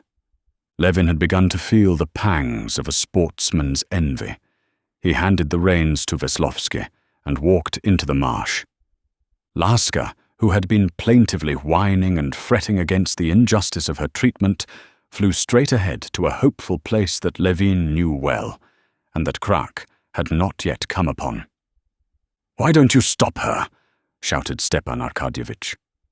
"She won't scare them," answered Levin, sympathizing with his bitch's pleasure and hurrying after her. As she came nearer and nearer to the familiar breeding places, there was more and more earnestness in Laska's exploration. A little marsh bird did not divert her attention for more than an instant. She made one circuit round the clump of reeds, was beginning a second, and suddenly quivered with excitement and became motionless. "Come, come, Stiva!" shouted Levin, feeling his heart beginning to beat more violently. And all of a sudden, as though some sort of shutter had been drawn back from his straining ears, all sounds, confused but loud, began to beat on his hearing, losing all sense of distance. He heard the steps of Stepan Arkadyevitch, mistaking them for the tramp of the horses in the distance. He heard the brittle sound of the twigs on which he had trodden, taking this sound for the flying of a grouse. He heard, too, not far behind him, a splashing in the water, which he could not explain to himself. Picking his steps, he moved up to the dog. "Fetch it!" Not a grouse, but a snipe flew up from beside the dog. Levin had lifted his gun, but at the very instant when he was taking aim, the sound of splashing grew louder, came closer and was joined with the sound of Veslovsky's voice, shouting something with strange loudness. Levin saw he had his gun pointed behind the snipe, but still he fired. When he had made sure he had missed, Levin looked round and saw the horses and the wagonette not on the road, but in the marsh. Veslovsky, eager to see the shooting, had driven into the marsh and got the horses stuck in the mud. "Damn the fellow," Levin said to himself as he went back to the carriage that had sunk in the mire. "What did you drive in for?" he said to him dryly, and calling the coachman, he began pulling the horses out. Levin was vexed both at being hindered from shooting and at his horses getting stuck in the mud, and still more at the fact that neither Stepan Arkadyevitch nor Veslovsky helped him and the coachman to unharness the horses and get them out, since neither of them had the slightest notion of harnessing. Without vouchsafing a syllable, in reply to Vasenka's protestations that it had been quite dry there, Levin worked in silence with the coachman at extricating the horses. But then, as he got warm at the work and saw how assiduously Veslovsky was tugging at the wagonette by one of the mud guards so that he broke it indeed, Levin blamed himself for having, under the influence of yesterday's feelings, been too cold to Veslovsky, and tried to be particularly genial so as to smooth over his chilliness. When everything had been put right, and the carriage had been brought back to the road, Levin had the lunch served. "Bon appétit, bonne conscience, ce poulet va tomber jusqu'au fond de mes bottes," Vasenka, who had recovered his spirits, quoted the French saying as he finished his second chicken. "Well, now our troubles are over. Now everything's going to go well. Only to atone for my sins, I'm bound to sit on the box." "That's so? Eh? No. I'll be your automedon. You shall see how I'll get you along," he answered, not letting go the rein, when Levin begged him to let the coachman drive. "No, I must atone for my sins, and I'm very comfortable on the box." And he drove. Levin was a little afraid he would exhaust the horses, especially the chestnut, whom he did not know how to hold in. But unconsciously, he fell under the influence of his gaiety, and listened to the songs he sang all the way on the box, or the descriptions and representations he gave of driving in the English fashion, four in hand. And it was in the very best of spirits that after lunch they drove to the Gvozdyov marsh. Part 6, Chapter 10. Vasenka drove the horses so smartly that they reached the marsh too early, while it was still hot. As they drew near this more important marsh, the chief aim of their expedition, Levin could not help considering how he could get rid of Vasenka and be free in his movements. Stepan Arkadyevitch evidently had the same desire, and on his face Levin saw the look of anxiety always present in a true sportsman when beginning shooting, together with a certain good-humoured slyness peculiar to him. "How shall we go? It's a splendid marsh, I see, and there are hawks," said Stepan Arkadyevitch, pointing to two great birds hovering over the reeds. "Where there are hawks, there is sure to be game." "Now, gentlemen," said Levin, pulling up his boots and examining the lock of his gun with rather a gloomy expression. "Do you see those reeds?" He pointed to an oasis of blackish green in the huge half-mown wet meadow that stretched along the right bank of the river. "The marsh begins here, straight in front of us, do you see? Where it is greener. From here it runs to the right where the horses are. There are breeding places there, and grouse, and all round those reeds as far as that alder, and right up to the mill, over there, do you see, where the pools are? That's the best place. There I once shot 17 snipe. We'll separate with the dogs and go in different directions, and then meet over there at the mill." "Well, which shall go to left and which to right?" asked Stepan Arkadyevitch. "It's wider to the right. You two go that way, and I'll take the left. he said with apparent carelessness. "Capital! We'll make the bigger bag." "Yes, come along, Vasenka exclaimed. Levin could do nothing but agree, and they divided. As soon as they entered the marsh, the two dogs began hunting about together and made towards the green, slime-covered pool. Levin knew Laska's method, wary and indefinite. He knew the place too, and expected a whole covey of snipe. "Veslovsky beside me, walk beside me," he said in a faint voice to his companion splashing in the water behind him. Levin could not help feeling an interest in the direction his gun was pointed, after that casual shot near the Kolpensky marsh. "Oh, I won't get in your way. Don't trouble about me." But Levin could not help troubling, and recalled Kitty's words at parting. "Mind you don't shoot one another." The dogs came nearer and nearer, past each other, each pursuing its own scent. The expectation of snipe was so intense that to Levin the squelching sound of his own heel, as he drew it up out of the mire, seemed to be the call of a snipe, and he clutched and pressed the lock of his gun. "Bang! Bang!" sounded almost in his ear. Vasenka had fired at a flock of ducks which was hovering over the marsh and flying at that moment towards the sportsman, far out of range. Before Levin had time to look round, there was the whir of one snipe, another, a third, and some 8 more rose one after another. Stepan Arkadyevitch hit one at the very moment when it was beginning its zigzag movements, and the snipe fell in a heap into the mud.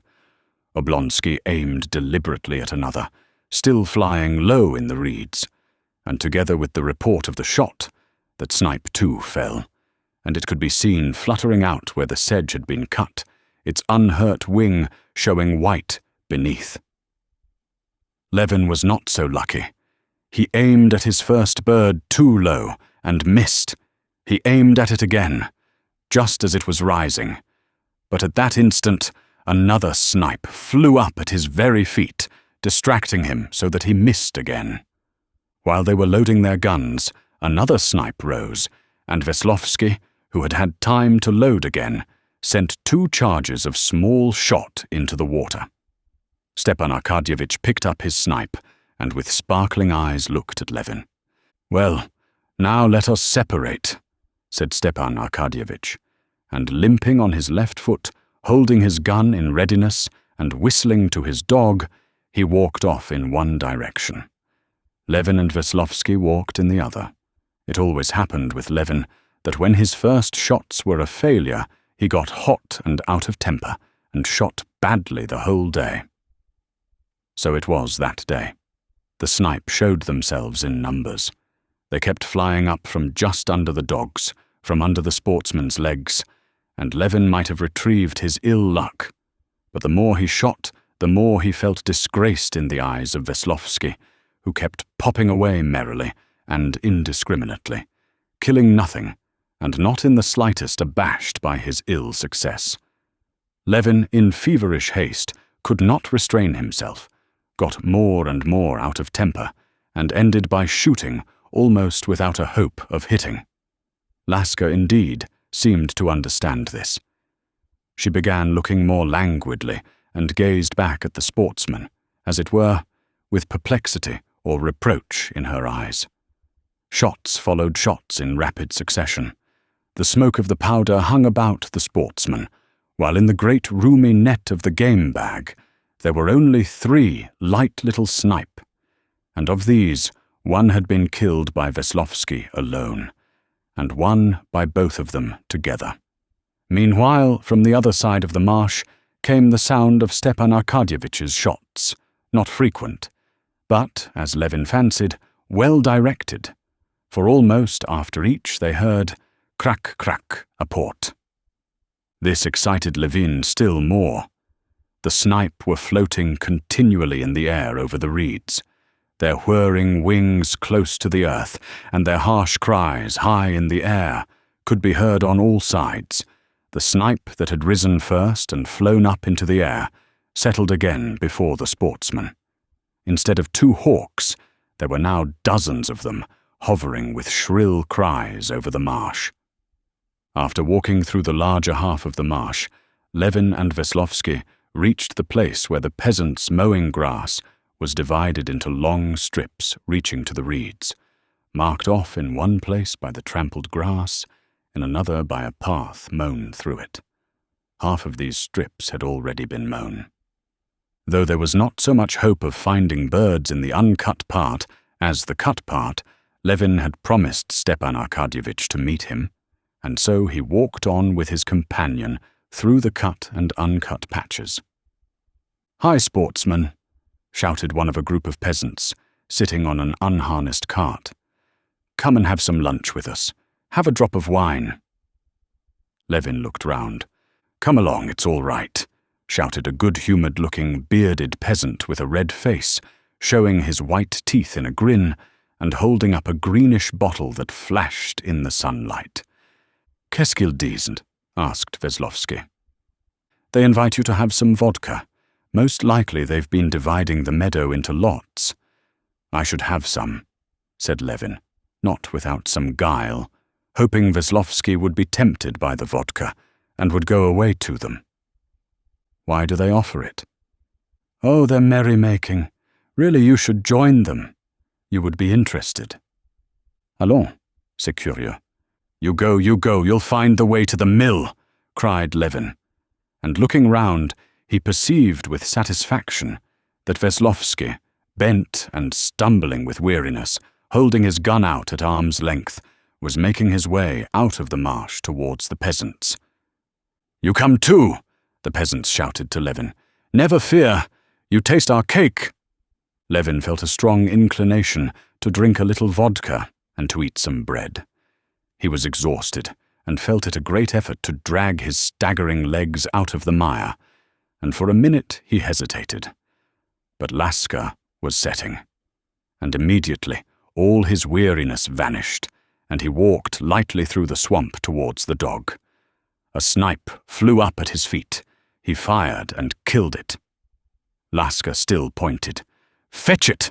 Another bird flew up close to the dog. Levin fired. But it was an unlucky day for him. He missed it, and when he went to look for the one he had shot, he could not find that either. He wandered all about the reeds, but Laska did not believe he had shot it, and when he sent her to find it, she pretended to hunt for it, but did not really. And in the absence of Vasenka, on whom Levin threw the blame of his failure, things went no better. There were plenty of snipe still, but Levin made one miss after another. The slanting rays of the sun were still hot. His clothes, soaked through with perspiration, stuck to his body. His left boot, full of water, weighed heavily on his leg and squeaked at every step. The sweat ran in drops down his powder-grimed face. His mouth was full of the bitter taste, his nose of the smell of powder and stagnant water. His ears were ringing with the incessant whir of the snipe. He could not touch the stock of his gun. It was so hot. His heart beat with short, rapid throbs. His hands shook with excitement, and his weary legs stumbled and staggered over the hillocks and in the swamp. But still he walked on, and still he shot. At last, after a disgraceful miss, he flung his gun and his hat on the ground. "No, I must control myself," he said to himself. Picking up his gun and his hat, he called Laska and went out of the swamp. When he got on to dry ground, he sat down, pulled off his boot and emptied it, then walked to the marsh, drank some stagnant-tasting water, moistened his burning hot gun, and washed his face and hands. Feeling refreshed, he went back to the spot where a snipe had settled, firmly resolved to keep cool. He tried to be calm, but it was the same again. His finger pressed the cock before he had taken a good aim at the bird. It got worse and worse. He had only 5 birds in his game bag when he walked out of the marsh towards the alders where he was to rejoin Stepan Arkadyevitch. Before he caught sight of Stepan Arkadyevitch, he saw his dog.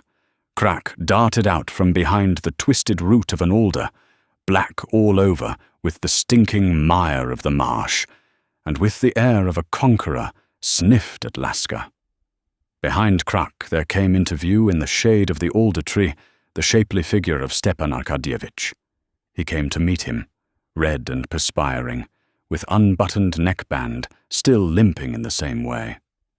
"Well, you have been popping away," he said, smiling good-humouredly. "How have you got on?" queried Levin, but there was no need to ask, for he had already seen the full game bag. "Oh, pretty fair. He had 14 birds. A splendid marsh. I've no doubt Veslovsky got in your way. It's awkward, too, shooting with one dog," said Stepan Arkadyevitch, to soften his triumph. Part 6, Chapter 11.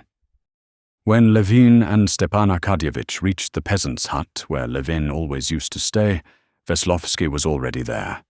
He was sitting in the middle of the hut, clinging with both hands to the bench from which he was being pulled by a soldier, the brother of the peasant's wife, who was helping him off with his mirror boots. Veslovsky was laughing his infectious, good-humoured laugh. "I've only just come. Elles ont été charmant. Just fancy.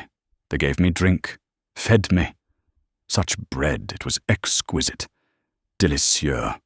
And the vodka, I never tasted any better. And they would not take a penny for anything. And they kept saying, 'Excuse our homely ways.'" "What should they take anything for? They were entertaining you, to be sure. Do you suppose they keep vodka for sale?"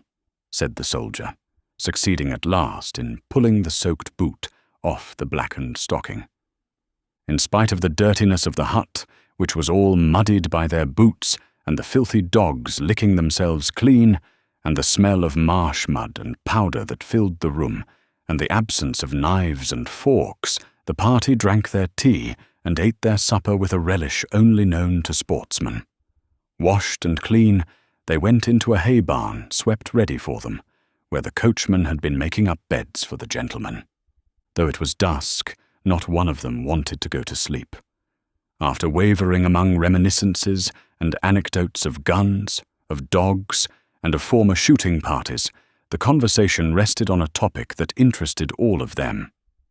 After Vasenka had several times over expressed his appreciation of this delightful sleeping place among the fragrant hay, this delightful broken cart, he supposed it to be broken because the shafts had been taken out, of the good nature of the peasants that had treated him to vodka, of the dogs who lay at the feet of their respective masters, Oblonsky began telling them of a delightful shooting party at Malthus's, where he had stayed the previous summer. Malthus was a well-known capitalist who had made his money by speculation in railway shares. Stepan Arkadyevitch described what grouse moors this Malthus had bought in the Tver province, and how they were preserved, and of the carriages and dog-carts in which the shooting party had been driven, and the luncheon pavilion that had been rigged up at the marsh. "I don't understand you," said Levin, sitting up in the hay. "How is it such people don't disgust you? I can understand a lunch with Lafitte is all very pleasant, but don't you dislike just that very sumptuousness? All these people, just like our spirit monopolists in old days, get their money in a way that gains them the contempt of everyone. They don't care for their contempt, and then they use their dishonest gains to buy off the contempt they have deserved." "Perfectly true," chimed in Vasenka Veslovsky. "Perfectly. Oblonsky, of course, goes out of bonhomie, but other people say, 'Well, Oblonsky stays with them.' Not a bit of it." Levin could hear that Oblonsky was smiling as he spoke. "I simply don't consider him more dishonest than any other wealthy merchant or nobleman. They've all made their money alike, by their work and their intelligence." "Oh, by what work? Do you call it work to get hold of concessions and speculate with them?" "Of course it's work. Work in this sense, that if it were not for him and others like him, there would have been no railways." "But that's not work, like the work of a peasant or a learned profession." "Granted. but it's work in the sense that his activity produces a result. The railways. But of course you think the railways useless. No, that's another question. I am prepared to admit that they're useful, but all profit that is out of proportion to the labor expended is dishonest. But who is to define what is proportionate? Making profit by dishonest means, by trickery, said Levin, conscious that he could not draw a distinct line between honesty and dishonesty. Such as banking, for instance, he went on. It's an evil, the amassing of huge fortunes without labor, just the same thing as with the spirit monopolies. It's only the form that's changed. Le roi est mort. Vive le roi. No sooner were the spirit monopolies abolished than the railways came up, and banking companies. That, too, is profit without work. Yes, that may all be very true and clever.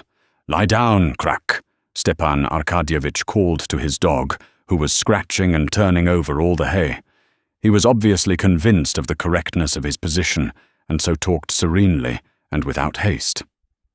But you haven't drawn the line between honest and dishonest work. That I receive a bigger salary than my chief clerk, though he knows more about the work than I do, that's dishonest, I suppose. I can't say. Well, but I can tell you, you're receiving some 5,000, let's say, for your work on the land, while our host, the peasant here, however hard he works, can never get more than 50 rubles, is just as dishonest as my earning more than my chief clerk, and Malthus getting more than a station master. No, quite the contrary.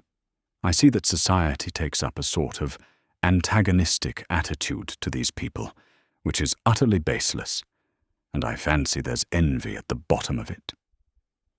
No, that's unfair, said Veslovsky. How could envy come in? There is something not nice about that sort of business. You say, Levin went on, that it's unjust for me to receive 5,000 while the peasant has 50. That's true. It is unfair, and I feel it, but it really is. Why is it we spend our time riding, drinking, shooting, doing nothing, while they are forever at work, said Vasenka Veslovsky, obviously for the first time in his life, reflecting on the question, and consequently considering it with perfect sincerity. Yes, you feel it, but you don't give him your property, said Stepan Arkadyevitch, intentionally, as it seemed, provoking Levin. There had arisen of late something like a secret antagonism between the two brothers-in-law, as though, since they had married sisters, a kind of rivalry had sprung up between them as to which was ordering his life best. And now this hostility showed itself in the conversation as it began to take a personal note. I don't give it away, because no one demands that from me, and if I wanted to, I couldn't give it away, answered Levin, and have no one to give it to. Give it to this peasant, he would not refuse it. Yes, but how am I to give it up? Am I to go to him and make a deed of conveyance? I don't know. But if you are convinced that you have no right, I'm not at all convinced. On the contrary, I feel I have no right to give it up, that I have duties both to the land and to my family. No, excuse me, but if you consider this inequality is unjust, why is it you don't act accordingly? Well, I do act negatively on that idea, so far as not trying to increase the difference of position existing between him and me. No, excuse me, that's a paradox. Yes, there's something of a sophistry about that, Veslovsky agreed. Ah, our host, so you're not asleep yet, he said to the peasant who came into the barn, opening the creaking door. How is it you're not asleep? No, how's one to sleep? I thought our gentlemen would be asleep, but I heard them chattering. I want to get a hook from here. She won't bite? He added, stepping cautiously with his bare feet. And where are you going to sleep?"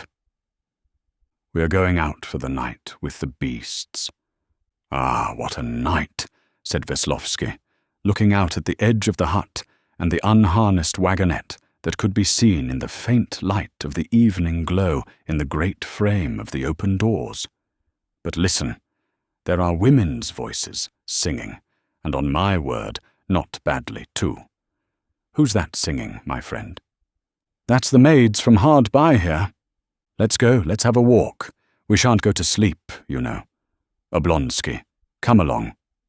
"If one could only do both. Lie here and go," answered Oblonsky, stretching. "It's capital lying here." "Well, I shall go by myself," said Veslovsky, getting up eagerly and putting on his shoes and stockings. "Goodbye, gentlemen. If it's fun, I'll fetch you. You've treated me to some good sport, and I won't forget you." "He really is a capital fellow, isn't he?" said Stepan Arkadyevitch, when Veslovsky had gone out and the peasant had closed the door after him. "Yes, capital," answered Levin, still thinking of the subject of their conversation just before. It seemed to him that he had clearly expressed his thoughts and feelings to the best of his capacity, and yet both of them, straightforward men and not fools, had said with one voice that he was comforting himself with sophistries. This disconcerted him. "It's just this, my dear boy. One must do one of two things. Either admit that the existing order of society is just and then stick up for one's rights in it, or acknowledge that you are enjoying unjust privileges, as I do, and then enjoy them and be satisfied. No, if it were unjust, you could not enjoy these advantages and be satisfied. At least I could not. The great thing for me is to feel that I'm not to blame." "What do you say? Why not go after all?" said Stepan Arkadyevitch, evidently weary of the strain of thought. "We shan't go to sleep, you know. Come, let's go." Levin did not answer. What they had said in the conversation, that he acted justly only in a negative sense, absorbed his thoughts. "Can it be that it's only possible to be just negatively?" he was asking himself. "How strong the smell of the fresh hay is, though," said Stepan Arkadyevitch, getting up. "There's not a chance of sleeping. Vasenko has been getting up some fun there. Do you hear the laughing and his voice? Hadn't we better go? Come along." "No, I'm not coming," answered Levin. "Surely that's not a matter of principle, too," said Stepan Arkadyevitch, smiling as he felt about in the dark for his cap. "It's not a matter of principle, but why should I go?" "But do you know you are preparing trouble for yourself?" said Stepan Arkadyevitch, finding his cap and getting up. "How so?" "Do you suppose I don't see the line you've taken up with your wife? I heard how it's a question of the greatest consequence, whether or not you're to be away for a couple of days shooting. That's all very well as an idyllic episode, but for your whole life that won't answer. A man must be independent. He has his masculine interests." "A man has to be manly," said Oblonsky, opening the door. "In what way?" "To go running after servant girls," said Levin. "Why not, if it amuses him? Ça ne tire pas à conséquence. It won't do my wife any harm, and it'll amuse me. The great thing is to respect the sanctity of the home. There should be nothing in the home. But don't tie your own hands." "Perhaps so," said Levin dryly, and he turned on his side. "Tomorrow, early, I want to go shooting, and I won't wake anyone, and shall set off at daybreak. Messieurs, venez vite." They heard the voice of Veslovsky coming back. "Charmante, I've made such a discovery. Charmante, a perfect Gretchen, and I've already made friends with her. Really, exceedingly pretty," he declared in a tone of approval, as though she had been made pretty entirely on his account, and he was expressing his satisfaction with the entertainment that had been provided for him. Levin pretended to be asleep, while Oblonsky, putting on his slippers and lighting a cigar, walked out of the barn, and soon their voices were lost. For a long while, Levin could not get to sleep. He heard the horses munching hay. Then he heard the peasant and his elder boy getting ready for the night, and going off for the night, watch with the beasts. Then he heard the soldier arranging his bed on the other side of the barn with his nephew, the younger son of their peasant host. He heard the boy in his shrill little voice telling his uncle what he thought about the dogs, who seemed to him huge and terrible creatures, and asking what the dogs were going to hunt next day, and the soldier in a husky, sleepy voice telling him the sportsmen were going in the morning to the marsh and would shoot with their guns. And then, to check the boy's questions, he said, "Go to sleep, Vaska. Go to sleep, or you'll catch it." And soon after he began snoring himself, and everything was still. He could only hear the snort of the horses and the guttural cry of a snipe. "Is it really only negative?" he repeated to himself. "Well, what of it? It's not my fault." And he began thinking about the next day. "Tomorrow I'll go out early, and I'll make a point of keeping cool. There are lots of snipe, and there are grouse, too. When I come back, there'll be the note from Kitty. Yes, Stiva may be right. I'm not manly with her. I'm tied to her apron strings. Well, it can't be helped. Negative again." Half asleep, he heard the laughter and mirthful talk of Veslovsky and Stepan Arkadyevitch. For an instant he opened his eyes. The moon was up, and in the open doorway, brightly lighted up by the moonlight, they were standing talking.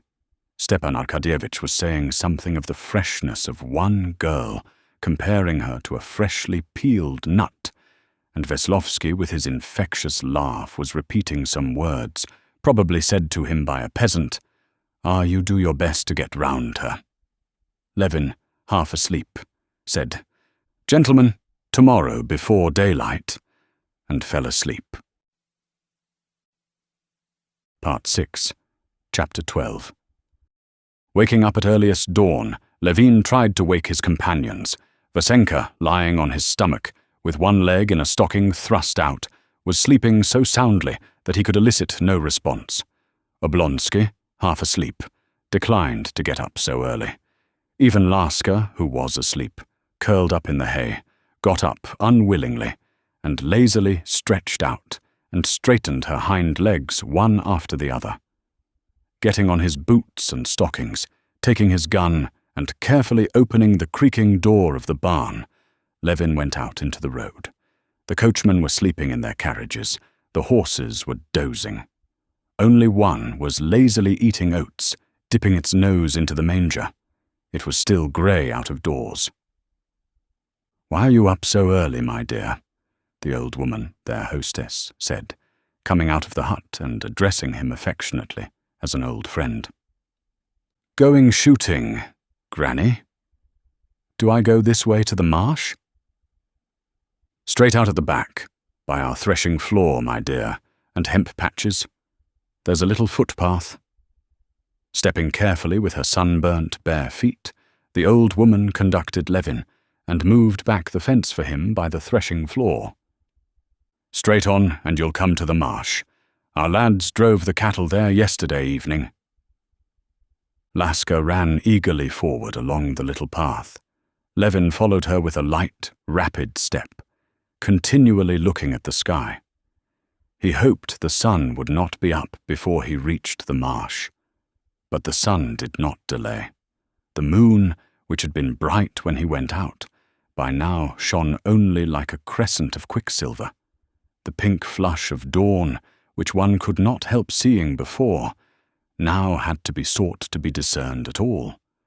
What were before undefined, vague blurs in the distant countryside could now be distinctly seen. They were sheaves of rye. The dew, not visible till the sun was up, wetted Levin's legs and his blouse above his belt in the high-growing, fragrant hemp patch, from which the pollen had already fallen out. In the transparent stillness of morning, the smallest sounds were audible. A bee flew by Levine's ear with the whizzing sound of a bullet. He looked carefully and saw a second and a third. They were all flying from the beehives behind the hedge, and they disappeared over the hemp patch in the direction of the marsh. The path led straight to the marsh. The marsh could be recognized by the mist which rose from it, thicker in one place and thinner in another, so that the reeds and willow bushes swayed like islands in this mist. At the edge of the marsh and the road, peasant boys and men, who had been herding for the night, were lying, and in the dawn all were asleep under their coats. Not far from them were 3 hobbled horses. One of them clanked a chain. Laska walked beside her master, pressing a little forward and looking round. Passing the sleeping peasants and reaching the first reeds, Levin examined his pistols and let his dog off. One of the horses, a sleek, dark brown 3-year-old, seeing the dog, started away, switched its tail and snorted. The other horses too were frightened, and splashing through the water with their hobbled legs and drawing their hoofs out of the thick mud with a squelching sound, they bounded out of the marsh. Laska stopped, looking ironically at the horses and inquiringly at Levin. Levin patted Laska and whistled as a sign that she might begin. Laska ran joyfully and anxiously through the slush that swayed under her. Running into the marsh among the familiar scents of roots, marsh plants and slime, and the extraneous smell of horse dung, Laska detected at once a smell that pervaded the whole marsh, the scent of that strong-smelling bird that always excited her more than any other. Here and there among the moss and marsh plants, this scent was very strong, but it was impossible to determine in which direction it grew stronger or fainter. To find the direction, she had to go farther away from the wind. Not feeling the motion of her legs, Laska bounded with a stiff gallop, so that at each bound she could stop short, to the right, away from the wind that blew from the east before sunrise, and turned facing the wind. Sniffing in the air with dilated nostrils, she felt at once that not their tracks only, but they themselves were here before her, and not one, but many. Laska slackened her speed. They were here, but where precisely she could not yet determine. To find the very spot, she began to make a circle, when suddenly her master's voice drew her off. "Laska, here?" he asked, pointing her to a different direction. She stopped, asking him if she had better not go on doing as she had begun. But he repeated his command in an angry voice, pointing to a spot covered with water, where there could not be anything. She obeyed him, pretending she was looking, so as to please him, went round it, and went back to her former position, and was at once aware of the scent again. Now, when he was not hindering her, she knew what to do, and without looking at what was under her feet, and to her vexation, stumbling over a high stump into the water, but righting herself with her strong, supple legs, she began making the circle which was to make all clear to her. The scent of them reached her, stronger and stronger, and more defined, and all at once it became perfectly clear to her that one of them was here, behind this tuft of reeds, 5 paces in front of her. She stopped, and her whole body was still and rigid. On her short legs she could see nothing in front of her, but by the scent she knew it was sitting not more than 5 paces off. She stood still, feeling more and more conscious of it, and enjoying it in anticipation. Her tail was stretched straight and tense, and only wagging at the extreme end. Her mouth was slightly open, her ears raised. One ear had been turned wrong side out as she ran up, and she breathed heavily but warily, and still more warily looked round, but more with her eyes than her head, to her master. He was coming along with the face she knew so well, though the eyes were always terrible to her. He stumbled over the stump as he came, and moved, as she thought, extraordinarily slowly. She thought he came slowly, but he was running. Noticing Laska's special attitude as she crouched on the ground, as it were, scratching big prints with her hind paws, and with her mouth slightly open, Levin knew she was pointing at grouse, and with an inward prayer for luck, especially with the first bird, he ran up to her. Coming quite close up to her, he could from his height look beyond her, and he saw with his eyes what she was seeing with her nose. In a space between two little thickets, at a couple of yards' distance, he could see a grouse. Turning its head, it was listening. Then, lightly preening and folding its wings, it disappeared round a corner with a clumsy wag of its tail. "Fetch it, fetch it!" shouted Levin, giving Laska a shove from behind. "But I can't go," thought Laska. "Where am I to go? From here I feel them, but if I move forward, I shall know nothing of where they are or who they are." But then he shoved her with his knee, and in an excited whisper said, "Fetch it, Laska." "Well, if that's what he wishes, I'll do it. But I can't answer for myself now," she thought, and darted forward as fast as her legs would carry her between the thick bushes. She scented nothing now. She could only see and hear without understanding anything. 10 paces from her former place, a grouse rose with a guttural cry and the peculiar round sound of its wings, and immediately after the shot it splashed heavily with its white breast on the wet mire. Another bird did not linger, but rose behind Levin without the dog. When Levin turned towards it, it was already some way off, but his shot caught it. Flying 20 paces further, the second grouse rose upwards, and whirling round like a ball, dropped heavily on a dry place. "Come, this is going to be some good," thought Levin, packing the warm and fat grouse into his game bag. "Eh, Laska, will it be good?" When Levin, after loading his gun, moved on, the sun had fully risen, though unseen behind the storm clouds. The moon had lost all of its luster, and was like a white cloud in the sky. Not a single star could be seen. The sedge, silvery with dew before, now shone like gold. The stagnant pools were all like amber. The blue of the grass had changed to yellow-green. The marsh birds twittered and swarmed about the brook and upon the bushes that glittered with dew and cast long shadows. A hawk woke up and settled on a haycock, turning its head from side to side and looking discontentedly at the marsh. Crows were flying about the field, and a bare-legged boy was driving the horses to an old man who had got up from under his long coat and was combing his hair. The smoke from the gun was white as milk over the green of the grass. One of the boys ran up to Levin. "Uncle, there were ducks here yesterday," he shouted to him, and he walked a little way off behind him. And Levin was doubly pleased, in sight of the boy, who expressed his approval, at killing 3 snipe, one after another, straight off. Part 6, Chapter 13.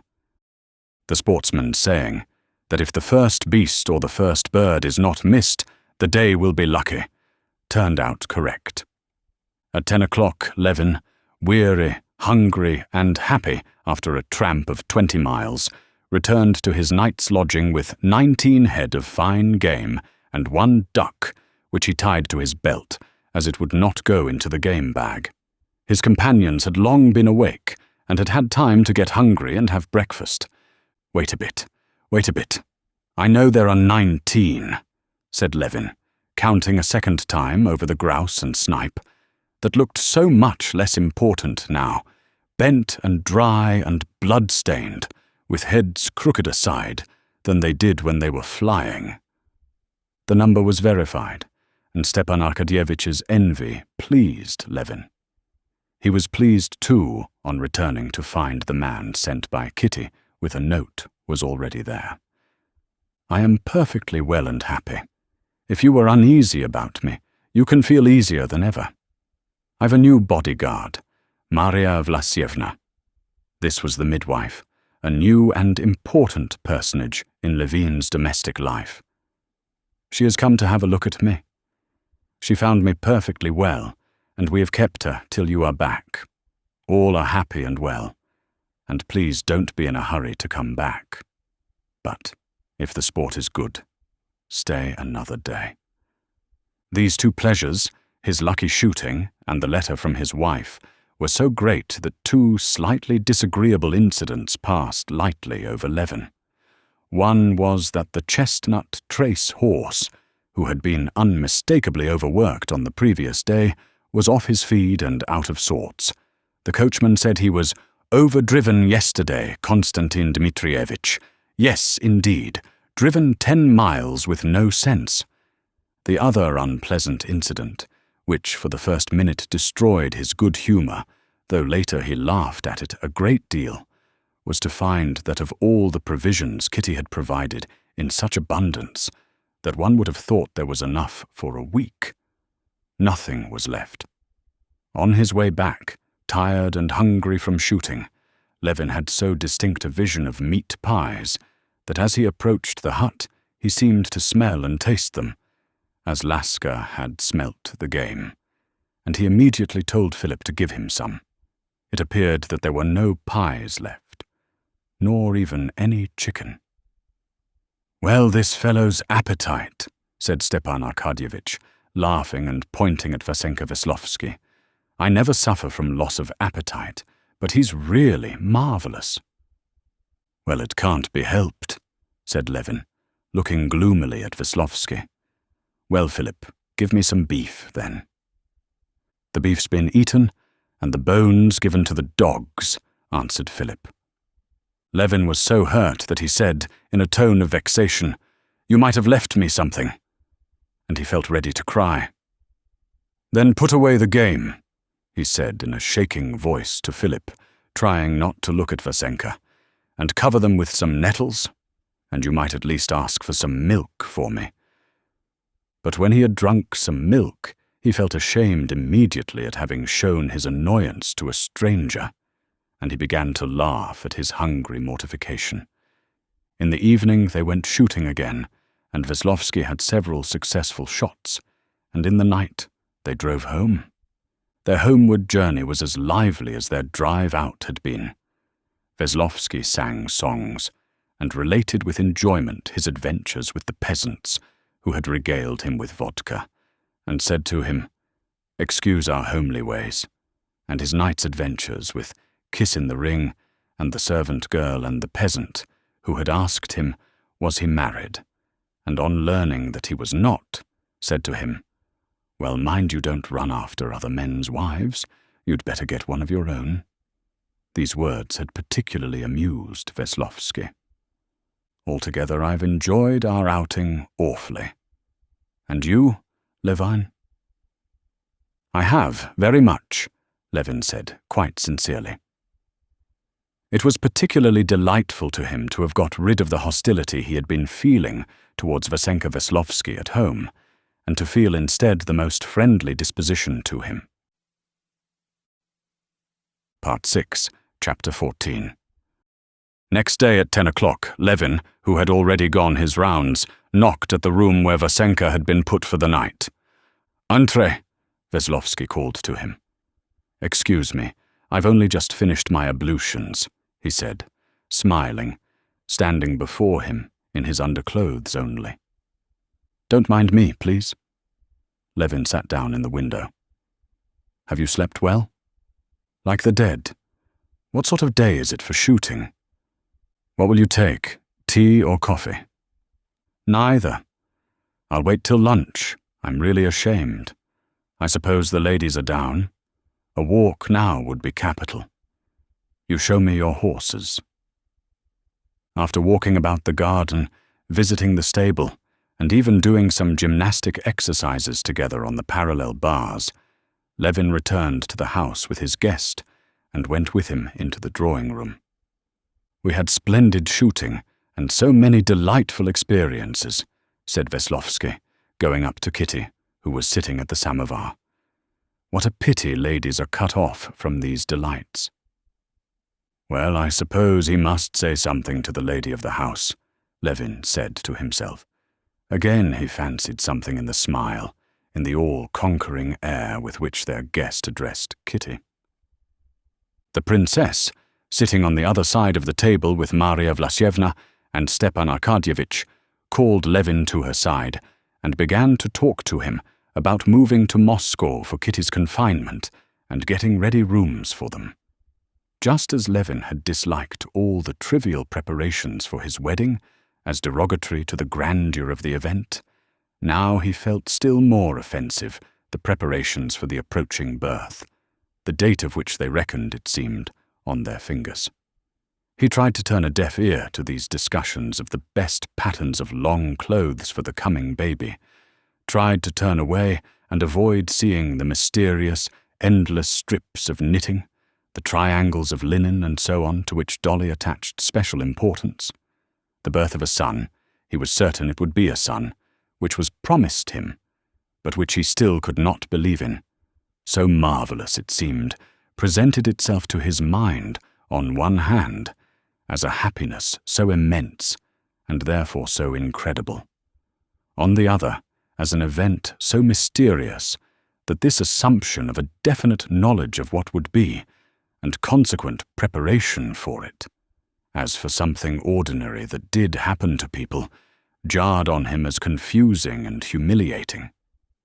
But the princess did not understand his feelings, and put down his reluctance to think and talk about it, to carelessness and indifference, and so she gave him no peace. She had commissioned Stepan Arkadyevitch to look at a flat, and now she called Levin up. "I know nothing about it, princess. Do as you think fit," he said. "You must decide when you will move." "I really don't know. I know millions of children are born away from Moscow, and doctors. Why?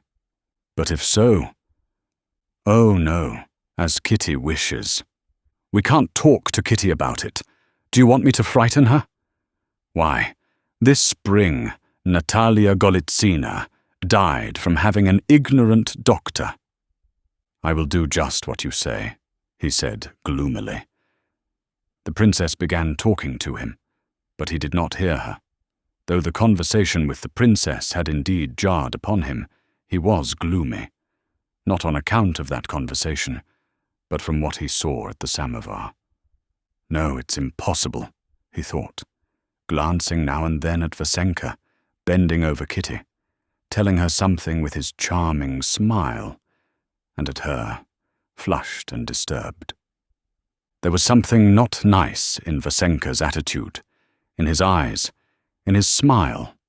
Levin even saw something not nice in Kitty's attitude and look, and again the light died away in his eyes. Again, as before, all of a sudden, without the slightest transition, he felt cast down from a pinnacle of happiness, peace, and dignity into an abyss of despair, rage, and humiliation. Again, everything and everyone had become hateful to him. "You do just as you think best, princess," he said again, looking round.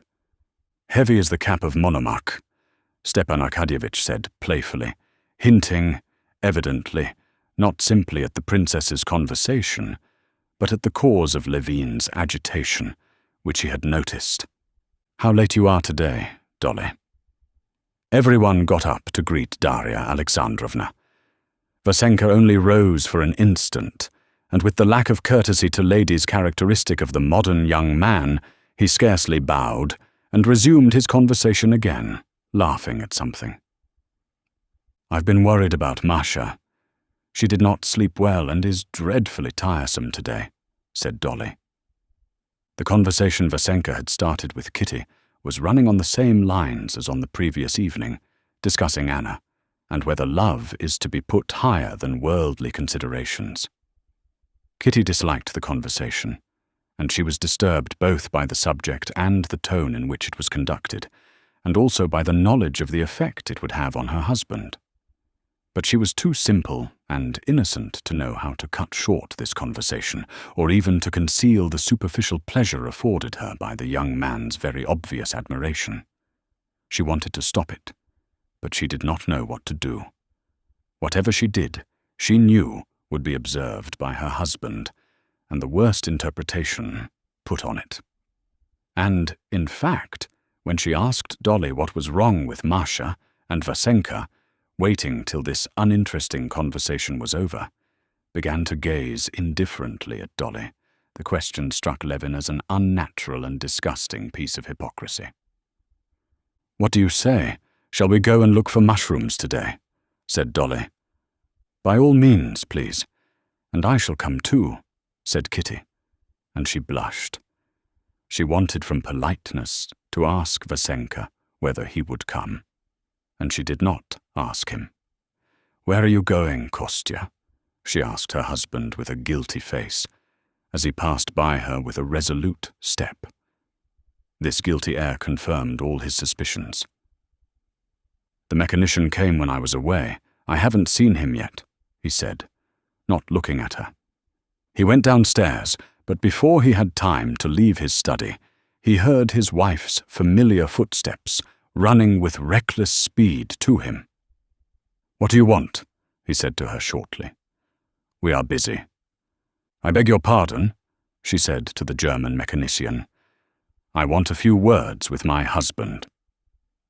The German would have left the room, but Levin said to him, "Don't disturb yourself." "The train is at 3, queried the German. "I mustn't be late." Levin did not answer him, but walked out himself with his wife. "Well, what have you to say to me?" he said to her in French. He did not look her in the face, and did not care to see that she, in her condition, was trembling all over, and had a piteous, crushed look. I want to say that we can't go on like this, that this is misery," she said. "The servants are here at the sideboard," he said angrily. "Don't make a scene." "Well, let's go in here." They were standing in the passage. Kitty would have gone into the next room, but there the English governess was giving Tanya a lesson. "Well, come into the garden." In the garden, they came upon a peasant weeding the path. And no longer considering that the peasant could see her tear-stained and his agitated face, that they looked like people fleeing from some disaster, they went on with rapid steps, feeling that they must speak out and clear up misunderstandings, must be alone together, and so get rid of the misery they were both feeling. "We can't go on like this. It's misery. I am wretched. You are wretched." "What for?" she said, when they had at last reached a solitary garden seat at a turn in the lime-tree avenue. "But tell me one thing. Was there in his tone anything unseemly, not nice, humiliatingly horrible?" he said, standing before her again in the same position with his clenched fists on his chest as he had stood before her that night. "Yes," she said in a shaking voice. "But Kostya, surely you see I'm not to blame. All the morning I've been trying to take a tone, but such people! Why did he come? How happy we were," she said, breathless with the sobs that shook her. Although nothing had been pursuing them, and there was nothing to run away from, and they could not possibly have found anything very delightful on that garden seat, the gardener saw with astonishment that they passed him on their way home with comforted and radiant faces. Part 6, Chapter 15. After escorting his wife upstairs, Levin went to Dolly's part of the house. Darya Alexandrovna, for her part, was in great distress too that day. She was walking about the room, talking angrily to a little girl who stood in the corner roaring, "And you shall stand all day in the corner, and have your dinner all alone, and not see one of your dolls, and I won't make you a new frock," she said, not knowing how to punish her. "Oh, she is a disgusting child," She turned to Levin.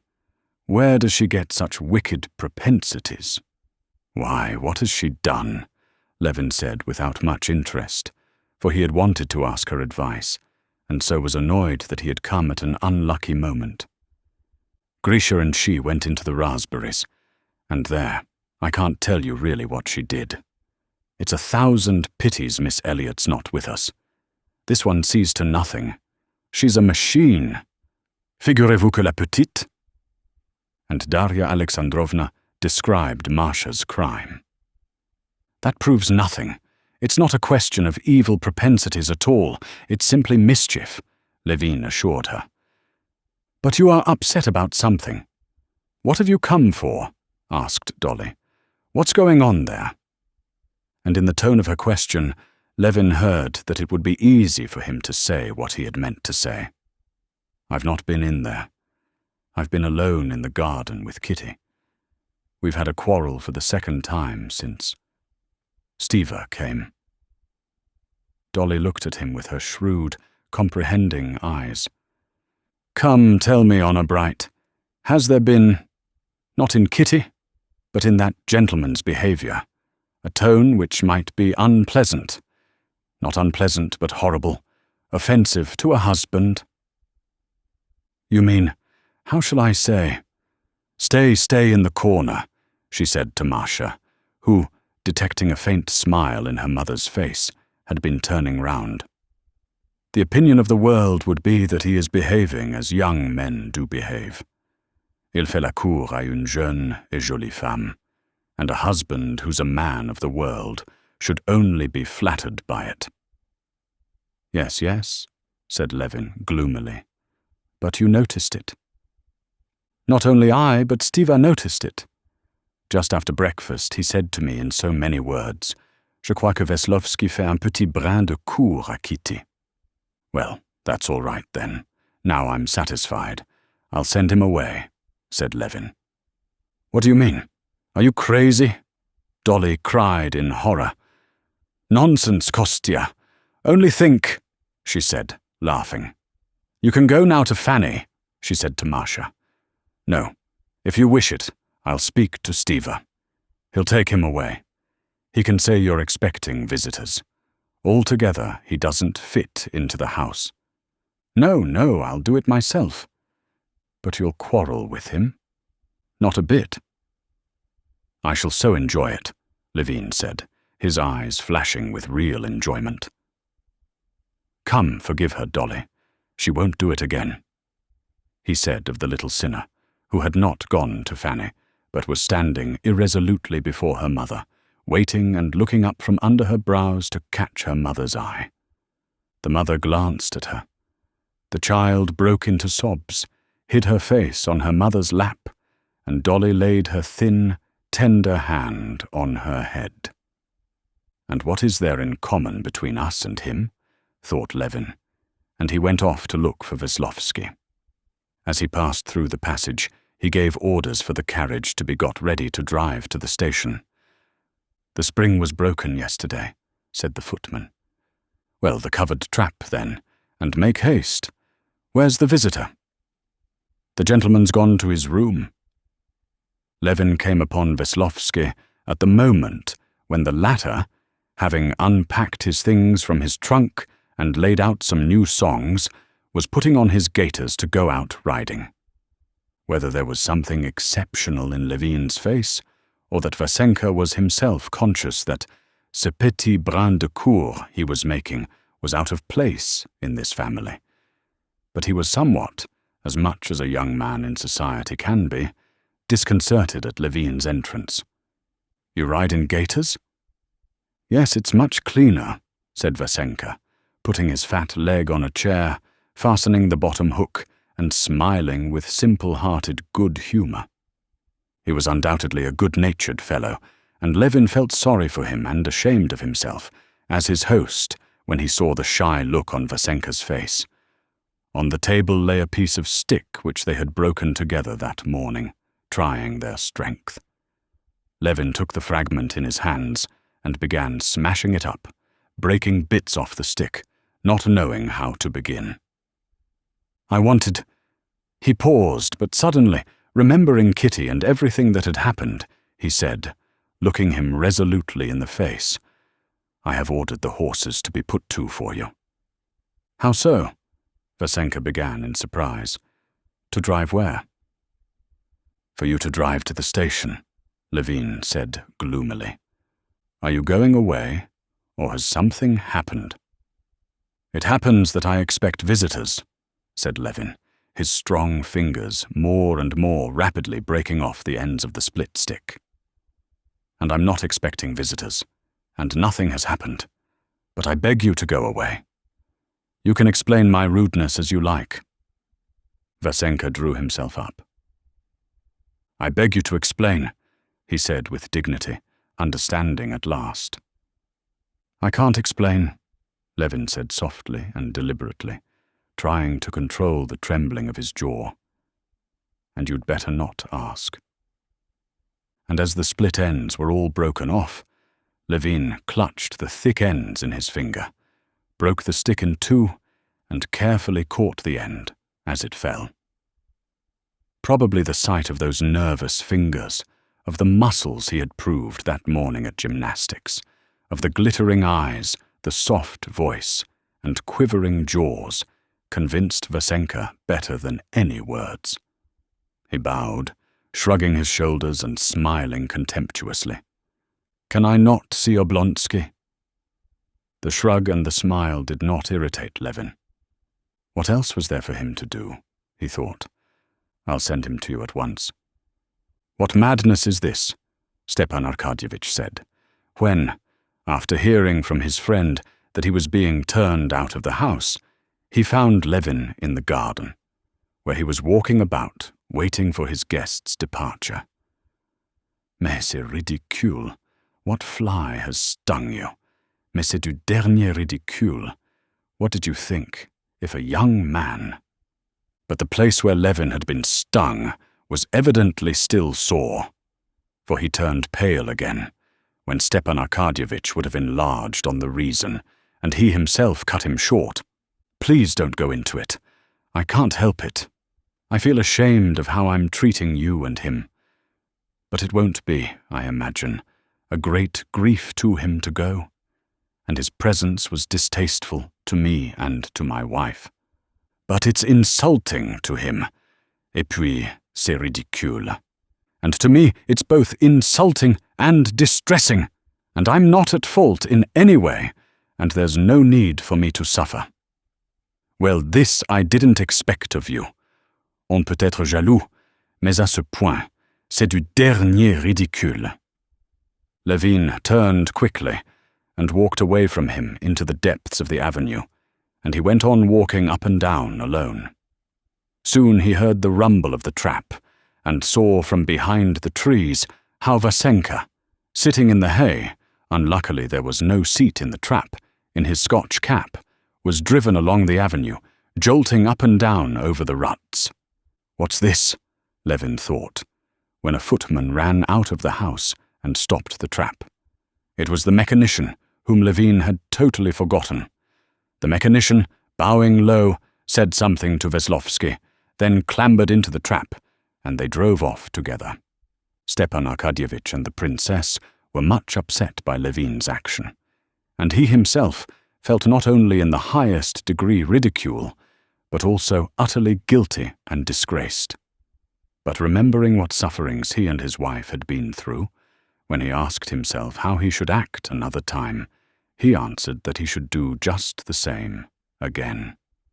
In spite of all this, towards the end of that day, everyone except the princess, who could not pardon Levin's action, became extraordinarily lively and good-humored, like children after a punishment or grown-up people after a dreary, ceremonious reception, so that by the evening Vasenka's dismissal was spoken of, in the absence of the princess, as though it were some remote event.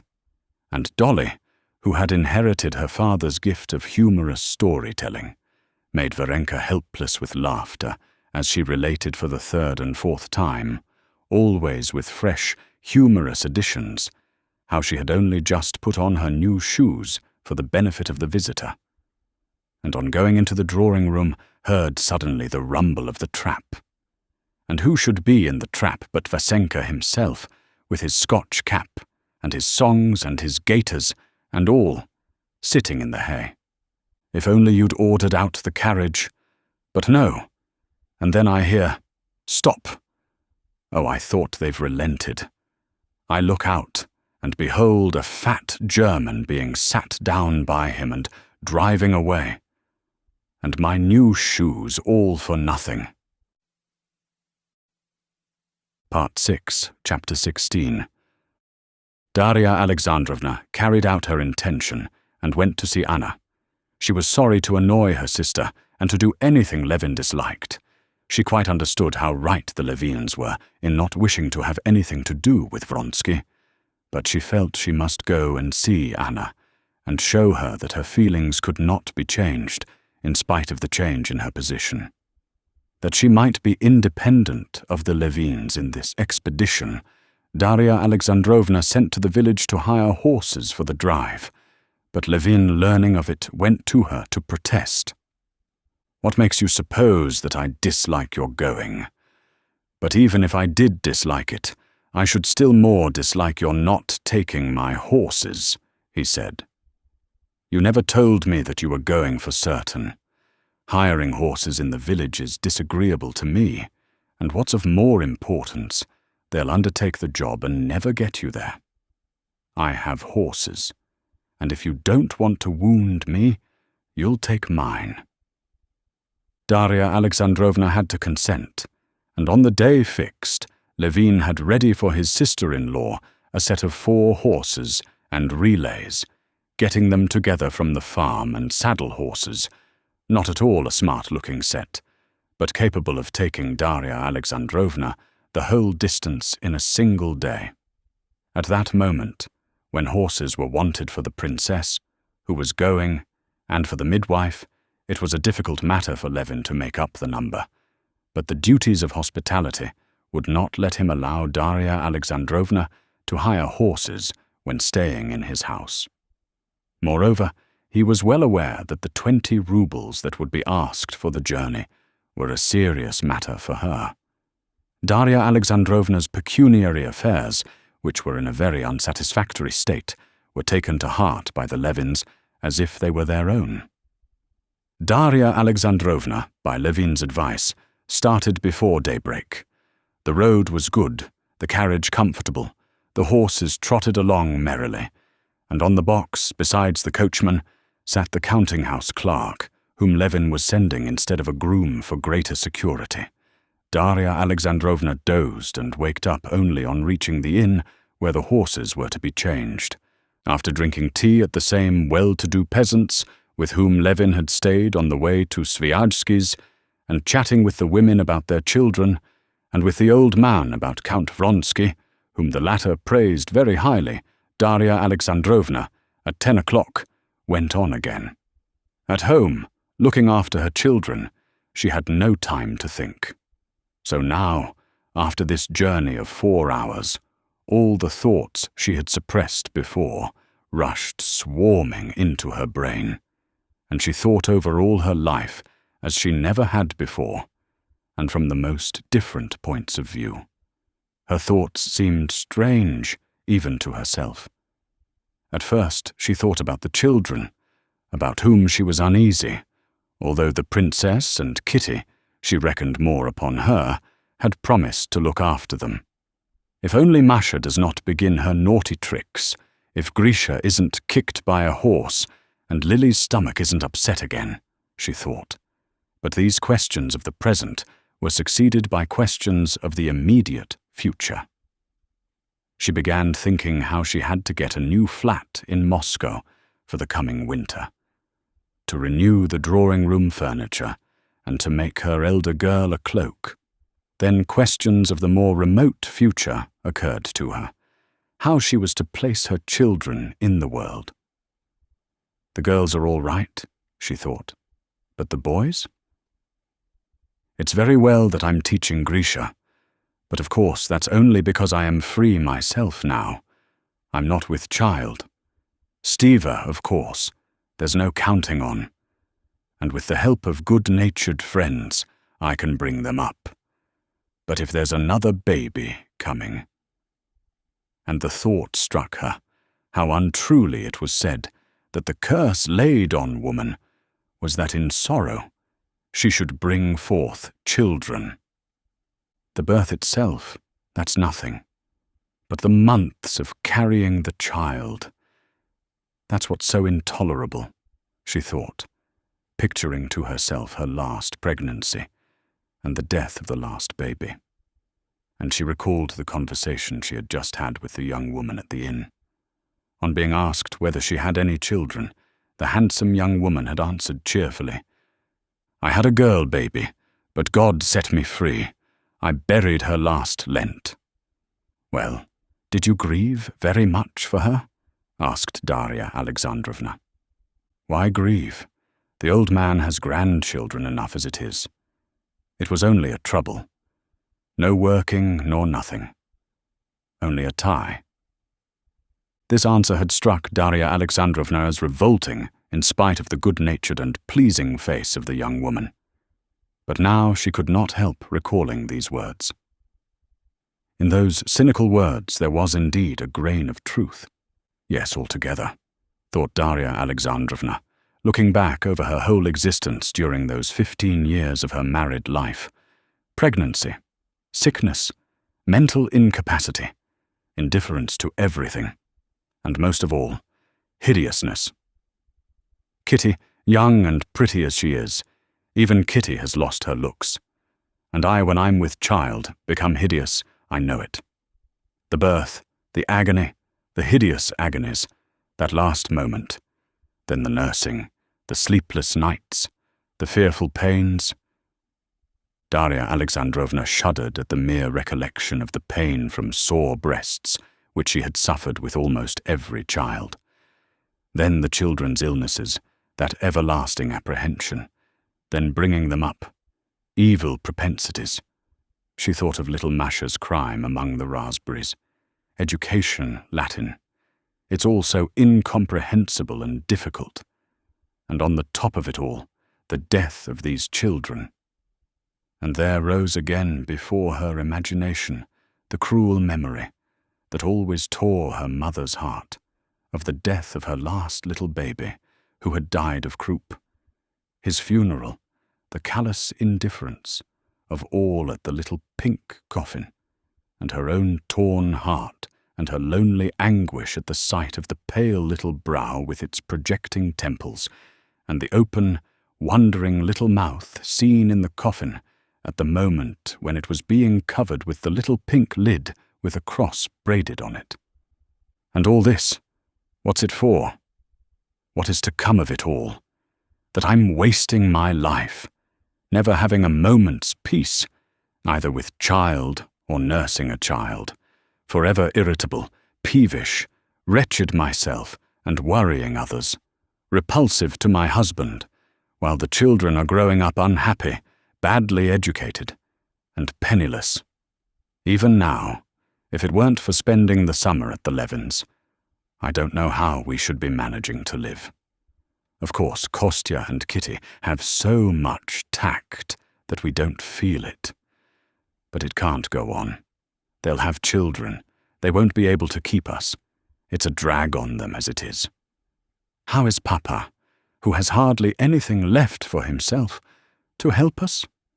So that I can't even bring the children up by myself, and may find it hard with the help of other people, at the cost of humiliation.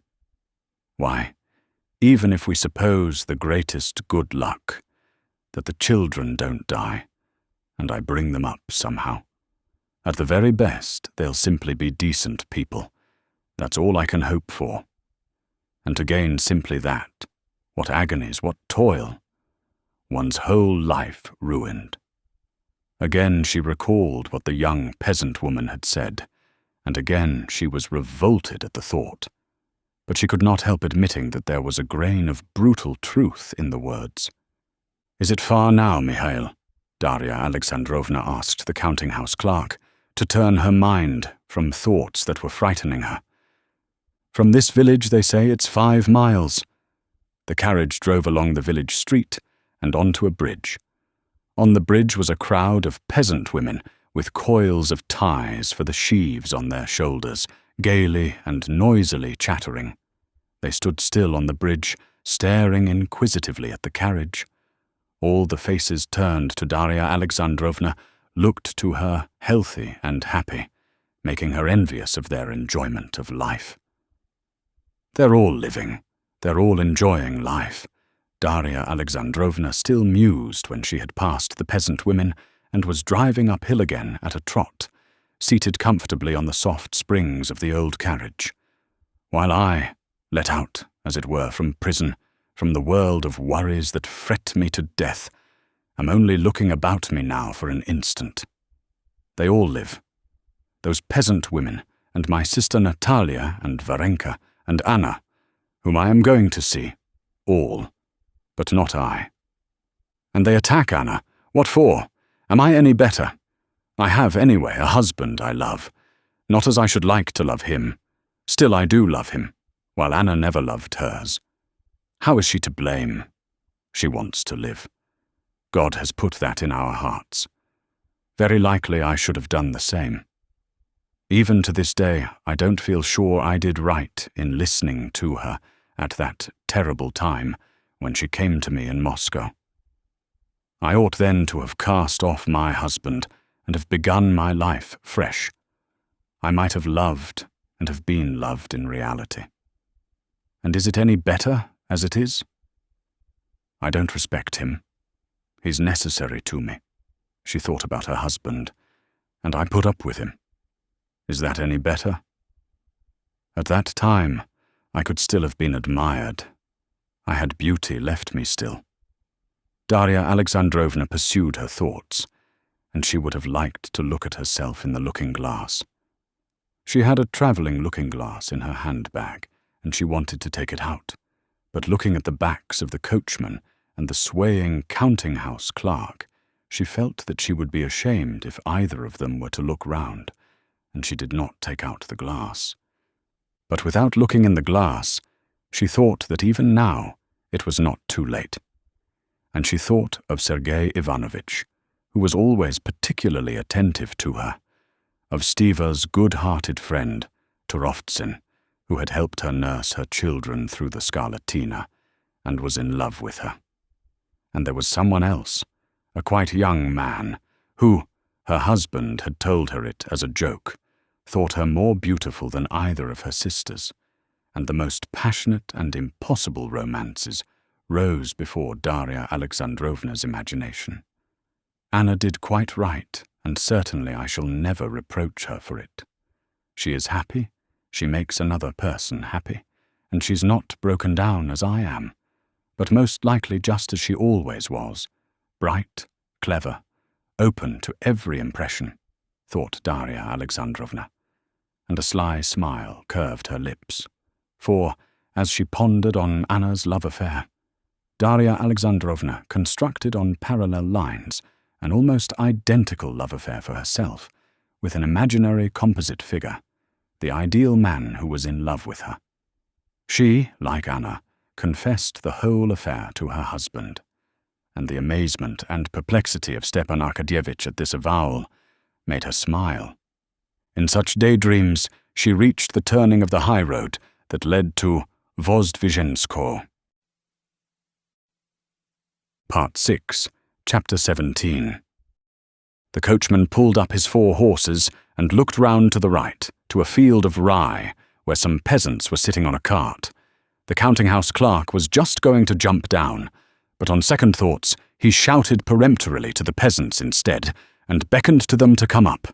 The wind, that seemed to blow as they drove, dropped when the carriage stood still. Gadflies settled on the steaming horses that angrily shook them off. The metallic clank of a whetstone against a scythe, that came to them from the cart, ceased. One of the peasants got up and came towards the carriage. "Well, you are slow," the counting-house clerk shouted angrily to the peasant, who was stepping slowly with his bare feet over the ruts of the rough, dry road. "Come along, do." A curly-headed old man with a bit of bast tied round his hair, and his bent back, dark with perspiration, came towards the carriage, quickening his steps, and took hold of the mudguard with his sunburnt hand.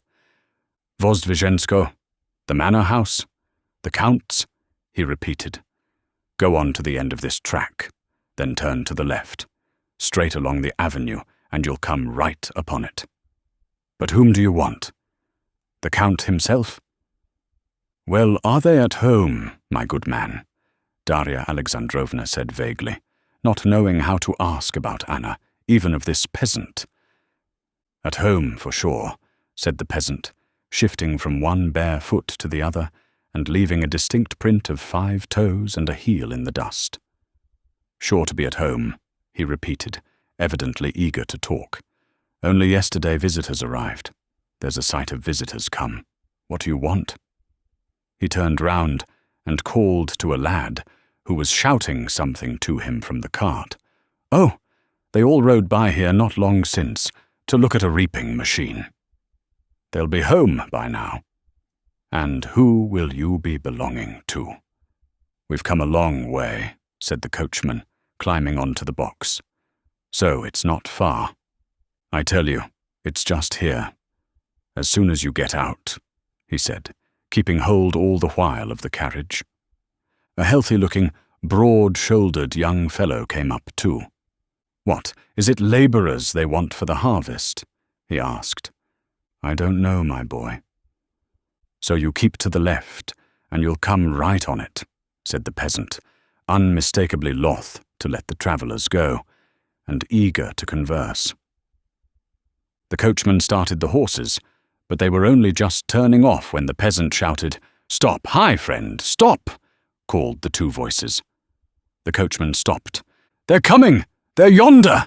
Shouted the peasant. See what a turnout, he said, pointing to 4 persons on horseback and 2 in a char-à-banc coming along the road. They were Vronsky with a jockey, Veslovsky and Anna on horseback, and Princess Varvara and Sviajsky in the char-à-banc. They had gone out to look at the working of a new reaping machine. When the carriage stopped, the party on horseback were coming at a walking pace. Anna was in front beside Veslovsky. Anna, quietly walking her horse, a sturdy English cob with cropped mane and short tail, her beautiful head with her black hair straying loose under her high hat, her full shoulders, her slender waist in her black riding habit, and all the ease and grace of her deportment, impressed Dolly. For the first minute, it seemed to her unsuitable for Anna to be on horseback. The conception of riding on horseback for a lady was, in Darya Alexandrovna's mind, associated with ideas of youthful flirtation and frivolity, which in her opinion was unbecoming in Anna's position.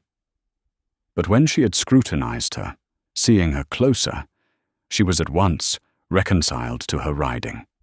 In spite of her elegance, everything was so simple, quiet, and dignified in the attitude, the dress and the movements of Anna that nothing could have been more natural. Beside Anna, on a hot-looking grey cavalry horse, was Vasenka Veslovsky in his Scotch cap with floating ribbons, his stout legs stretched out in front, obviously pleased with his own appearance. Darya Alexandrovna could not suppress a good-humoured smile as she recognized him. Behind rode Vronsky on a dark bay mare, obviously heated from galloping. He was holding her in, pulling at the reins. After him rode a little man in the dress of a jockey. Sviajsky and Princess Varvara in a new char-à-banc with a big, raven-black trotting horse overtook the party on horseback. Anna's face suddenly beamed with a joyful smile at the instant when, in the little figure huddled in a corner of the old carriage, she recognized Dolly. She uttered a cry, started in the saddle, and set her horse into a gallop. On reaching the carriage, she jumped off without assistance, and holding up her riding habit, she ran up to greet Dolly. I thought it was you and dared not think it. How delightful! You can't fancy how glad I am, she said, at one moment pressing her face against Dolly and kissing her, and at the next, holding her off and examining her with a smile. "Here's a delightful surprise, Alexei," she said, looking round at Vronsky, who had dismounted and was walking towards them. Vronsky, taking off his tall grey hat, went up to Dolly. "You wouldn't believe how glad we are to see you," he said, giving peculiar significance to the words, and showing his strong white teeth in a smile. Vasenka Veslovsky, without getting off his horse, took off his cap and greeted the visitor by gleefully waving the ribbons over his head. "That's Princess Varvara," Anna said, in reply to a glance of inquiry from Dolly as the char-à-banc drove up. "Ah," said Darya Alexandrovna, and unconsciously her face betrayed her dissatisfaction. Princess Varvara was her husband's aunt, and she had long known her and did not respect her. She knew that Princess Varvara had passed her whole life toadying on her rich relations, but that she should now be sponging on Vronsky, a man who was nothing to her, mortified Dolly on account of her kinship with her husband. Anna noticed Dolly's expression and was disconcerted by it. She blushed, dropped her riding habit, and stumbled over it. Darya Alexandrovna went up to the char-à-banc and coldly greeted Princess Varvara. Sviajsky, too, she knew. He inquired how his queer friend with the young wife was, and running his eyes over the ill-matched horses and the carriage with its patched mud guards, proposed to the ladies that they should get into the char-à-banc. "And I'll get into this vehicle," he said. "The horse is quiet, and the princess drives capitally." "No, stay as you were," said Anna, coming up, "and we'll go in the carriage," and taking Dolly's arm, she drew her away. Darya Alexandrovna's eyes were fairly dazzled by the elegant carriage of a pattern she had never seen before, the splendid horses, and the elegant and gorgeous people surrounding her. But what struck her most of all was the change that had taken place in Anna, whom she knew so well and loved. Any other woman, a less close observer, not knowing Anna before, or not having thought as Darya Alexandrovna had been thinking on the road, would not have noticed anything special in Anna.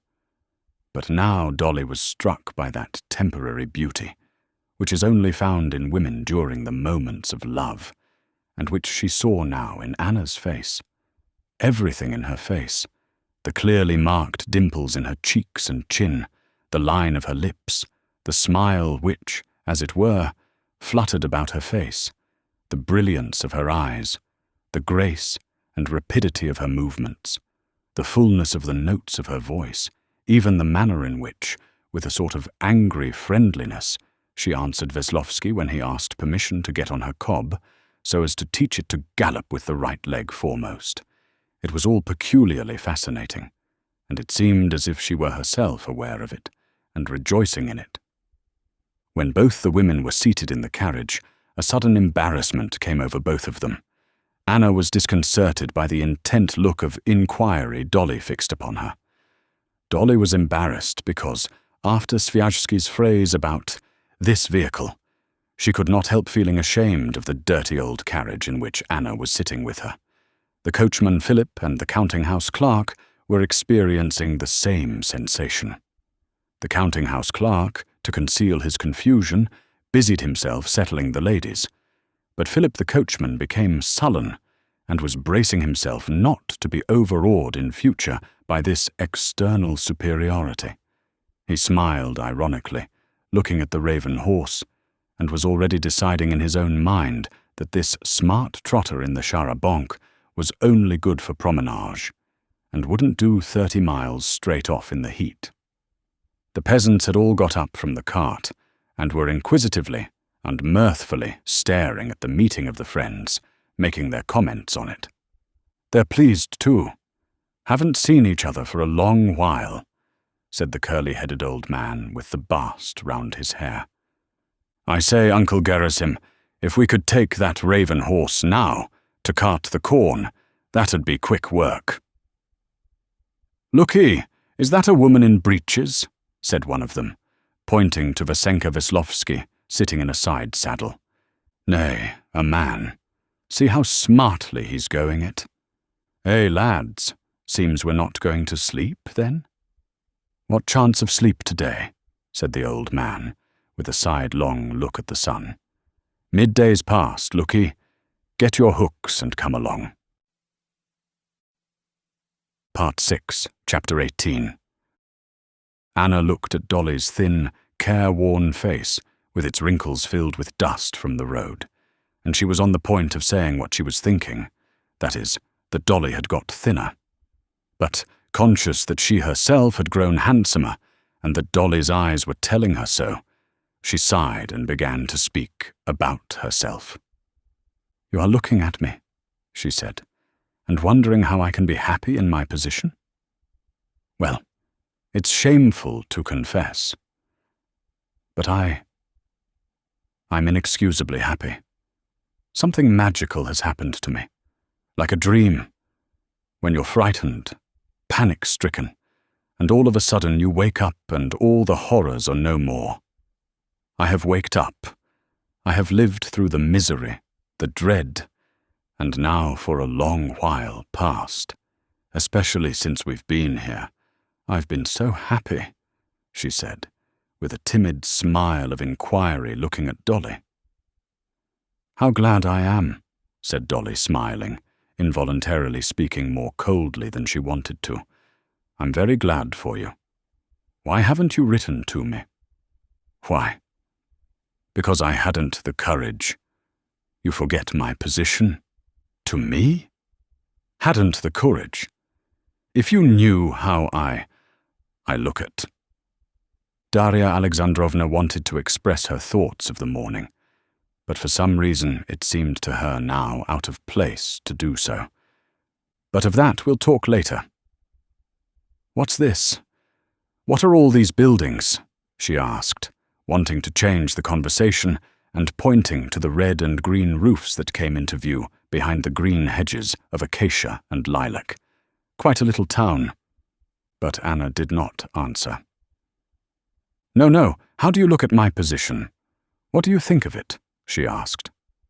"I consider—" Darya Alexandrovna was beginning, but at that instant, Vasenka Veslovsky, having brought the cob to gallop with the right leg foremost, galloped past them, bumping heavily up and down in his short jacket on the chamois leather of the side saddle. "He's doing it, Anna Arkadyevna!" he shouted. Anna did not even glance at him, but again it seemed to Darya Alexandrovna out of place to enter upon such a long conversation in the carriage, and so she cut short her thought. "I don't think anything," she said, "but I always loved you. And if one loves anyone, one loves the whole person, just as they are, and not as one would like them to be." Anna, taking her eyes off her friend's face and dropping her eyelids, this was a new habit Dolly had not seen in her before, pondered, trying to penetrate the full significance of the words, and obviously interpreting them as she would have wished, she glanced at Dolly. "If you had any sins," she said, "they would all be forgiven you for your coming to see me and these words." And Dolly saw that tears stood in her eyes. She pressed Anna's hand in silence. "Well, what are these buildings? How many there are of them?" After a moment's silence, she repeated her question. "These are the servants' houses, barns and stables," answered Anna, "and there the park begins. It had all gone to ruin, but Alexei had everything renewed. He is very fond of this place, and what I never expected, he has become intensely interested in looking after it. But his is such a rich nature. Whatever he takes up, he does splendidly. So far from being bored by it, he works with passionate interest. He, with his temperament as I know it, he has become careful and businesslike, a first-rate manager. He positively reckons every penny in his management of the land. But only in that. When it's a question of tens of thousands, he doesn't think of money. She spoke with that gleefully sly smile with which women often talk of the secret characteristics only known to them, of those they love. "Do you see that big building? That's the new hospital. I believe it will cost over 100,000. That's his hobby just now. And do you know how it all came about? The peasants asked him for some meadowland, I think it was, at a cheaper rate. And he refused, and I accused him of being miserly. Of course, it was not really because of that, but everything together, he began this hospital to prove, do you see, that he was not miserly about money. C'est une petitesse, if you like, but I love him all the more for it. And now you'll see the house in a moment. It was his grandfather's house, and he has had nothing changed outside." "How beautiful," said Dolly, looking with involuntary admiration at the handsome house with columns, standing out among the different-coloured greens of the old trees in the garden. "Isn't it fine? And from the house, from the top, the view is wonderful." They drove into a courtyard, strewn with gravel and bright with flowers, in which 2 labourers were at work putting an edging of stones round the light mould of a flower-bed, and drew up in a covered entry. "Ah, they're here already," said Anna, looking at the saddle-horses, which were just being led away from the steps. "It is a nice horse, isn't it? It's my cob, my favourite. Lead him here and bring me some sugar. Where is the Count?" she inquired of 2 smart footmen who darted out. "Ah, there he is," she said, seeing Vronsky coming to meet her with Veslovsky. "Where are you going to put the princess?" said Vronsky in French, addressing Anna, and without waiting for a reply, he once more greeted Darya Alexandrovna, and this time he kissed her hand. "I think the big balcony room." "Oh no, that's too far off. Better in the corner room. We shall see each other more." "Come, let's go up," said Anna, as she gave her favourite horse the sugar the footman had brought her. "Et vous oubliez votre devoir," she said to Veslovsky, who came out too on the steps. "Pardon, j'en ai tout plein les poches," he answered, smiling, putting his fingers in his waistcoat pocket.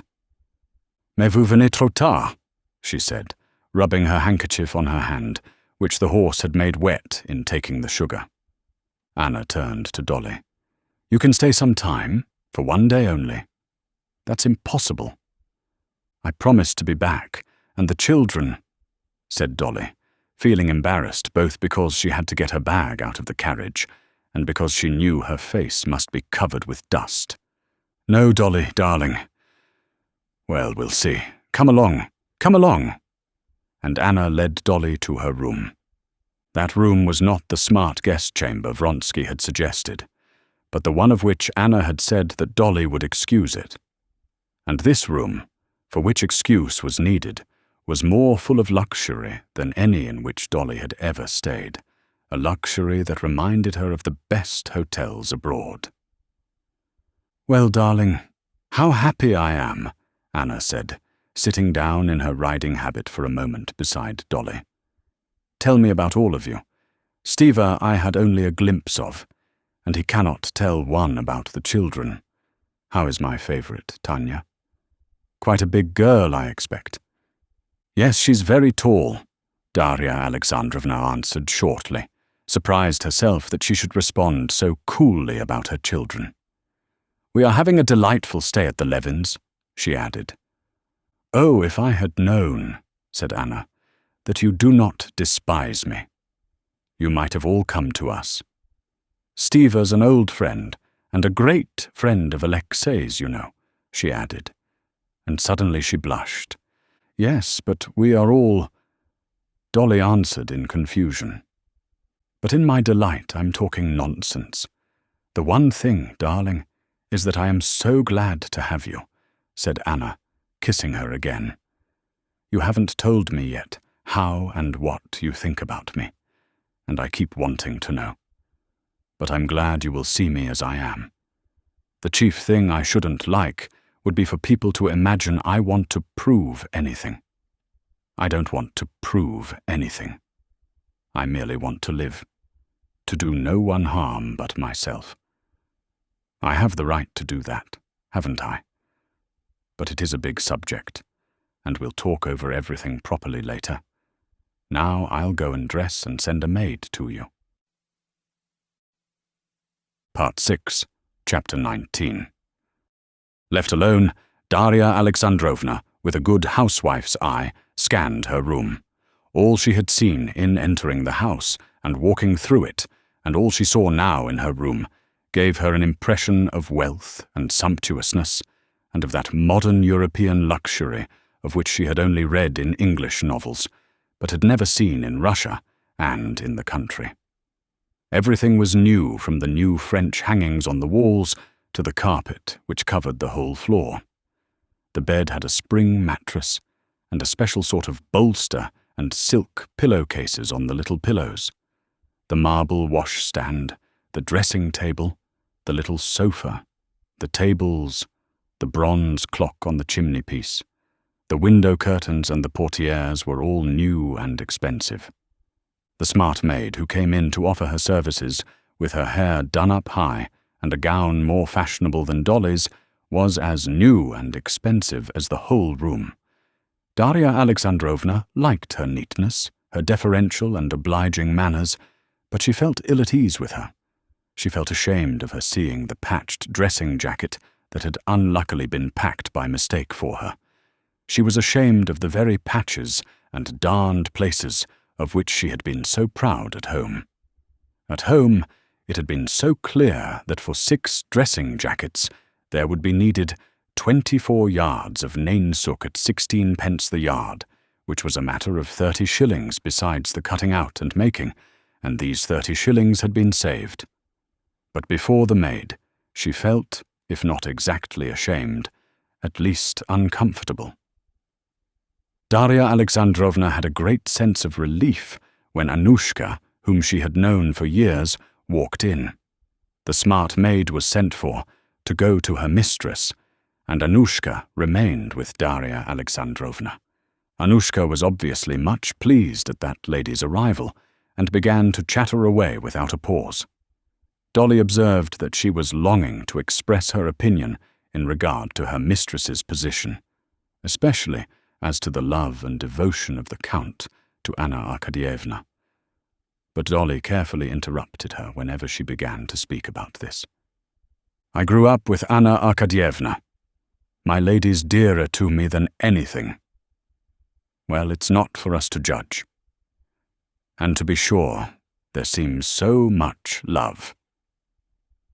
Kindly pour out the water for me to wash now, please." Darya Alexandrovna cut her short. "Certainly. We've 2 women kept specially for washing small things, but most of the linen's done by machinery. The Count goes into everything himself. Ah, what a husband." Dolly was glad when Anna came in, and by her entrance put a stop to Annushka's gossip. Anna had put on a very simple batiste gown.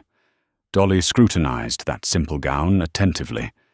She knew what it meant, and the price at which such simplicity was obtained. "An old friend," said Anna of Annushka. Anna was not embarrassed now. She was perfectly composed and at ease. Dolly saw that she had now completely recovered from the impression her arrival had made on her, and had assumed that superficial careless tone which, as it were, closed the door on that compartment in which her deeper feelings and ideas were kept. "Well, Anna, and how is your little girl?" asked Dolly. Annie? This was what she called her little daughter, Anna. "Very well. She has got on wonderfully. Would you like to see her? Come, I'll show her to you.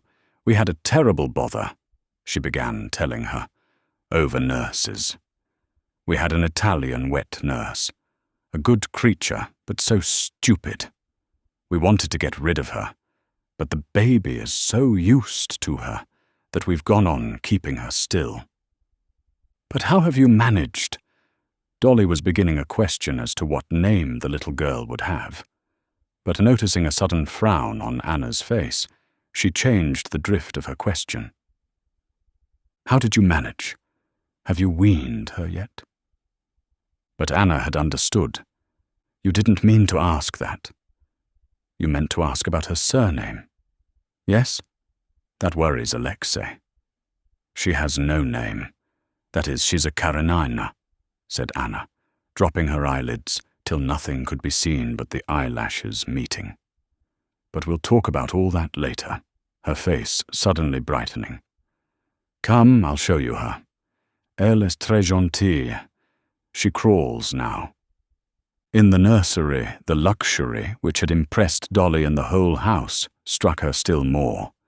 There were little go-karts ordered from England, and appliances for learning to walk, and a sofa after the fashion of a billiard table, purposely constructed for crawling, and swings and baths, all of special pattern and modern. They were all English, solid and of good make, and obviously very expensive. The room was large and very light and lofty. When they went in, the baby, with nothing on but her little smock, was sitting in a little elbow chair at the table, having her dinner of broth, which she was spilling all over her little chest. The baby was being fed, and the Russian nursery maid was evidently sharing her meal. Neither the wet nurse nor the head nurse were there. They were in the next room, from which came the sound of their conversation in the queer French, which was their only means of communication. Hearing Anna's voice, a smart, tall, English nurse with a disagreeable face and a dissolute expression walked in at the door, hurriedly shaking her fair curls, and immediately began to defend herself, though Anna had not found fault with her. At every word Anna said, the English nurse said hurriedly several times, "Yes, my lady." The rosy baby with her black eyebrows and hair, her sturdy red little body with tight goose-flesh skin, delighted Darya Alexandrovna in spite of the cross expression with which she stared at the stranger. She positively envied the baby's healthy appearance. She was delighted, too, at the baby's crawling. Not one of her own children had crawled like that. When the baby was put on the carpet and its little dress tucked up behind, it was wonderfully charming, looking round like some little wild animal at the grown-up big people with her bright black eyes. She smiled, unmistakably pleased at their admiring her, and holding her legs sideways, she pressed vigorously on her arms and rapidly drew her whole back up after, and then made another step forward with her little arms. But the whole atmosphere of the nursery, and especially the English nurse, Darya Alexandrovna didn't like at all. It was only on the supposition that no good nurse would have entered so irregular a household as Anna's that Darya Alexandrovna could explain to herself how Anna, with her insight into people, could take such an unprepossessing, disreputable-looking woman as nurse to her child. Besides, from a few words that were dropped, Darya Alexandrovna saw at once that Anna, the two nurses, and the child had no common existence, and that the mother's visit was something exceptional. Anna wanted to get the baby her plaything, and could not find it. Most amazing of all was the fact that on being asked how many teeth the baby had, Anna answered wrong, and knew nothing about the two last teeth. "I sometimes feel sorry I'm so superfluous here," said Anna, going out of the nursery and holding up her skirt so as to escape the plaything standing in the doorway. "It was very different with my first child." "I expected it to be the other way," said Darya Alexandrovna shyly. "Oh, no. By the way, do you know I saw Seryozha?" said Anna, screwing up her eyes, as though looking at something far away. "But we'll talk about that later. You wouldn't believe it. I'm like a hungry beggar woman when a full dinner is set before her, and she does not know what to begin on first. The dinner is you, and the talks I have before me with you, which I could never have with anyone else, and I don't know which subject to begin upon first. Mais je ne vous ferai grâce de rien. I must have everything out with you. Oh, I ought to give you a sketch of the company you will meet with us, she went on. I'll begin with the ladies. Princess Varvara. You know her, and I know your opinion, and Stiva's about her. Stiva says the whole aim of her existence is to prove her superiority over Auntie Katerina Pavlovna.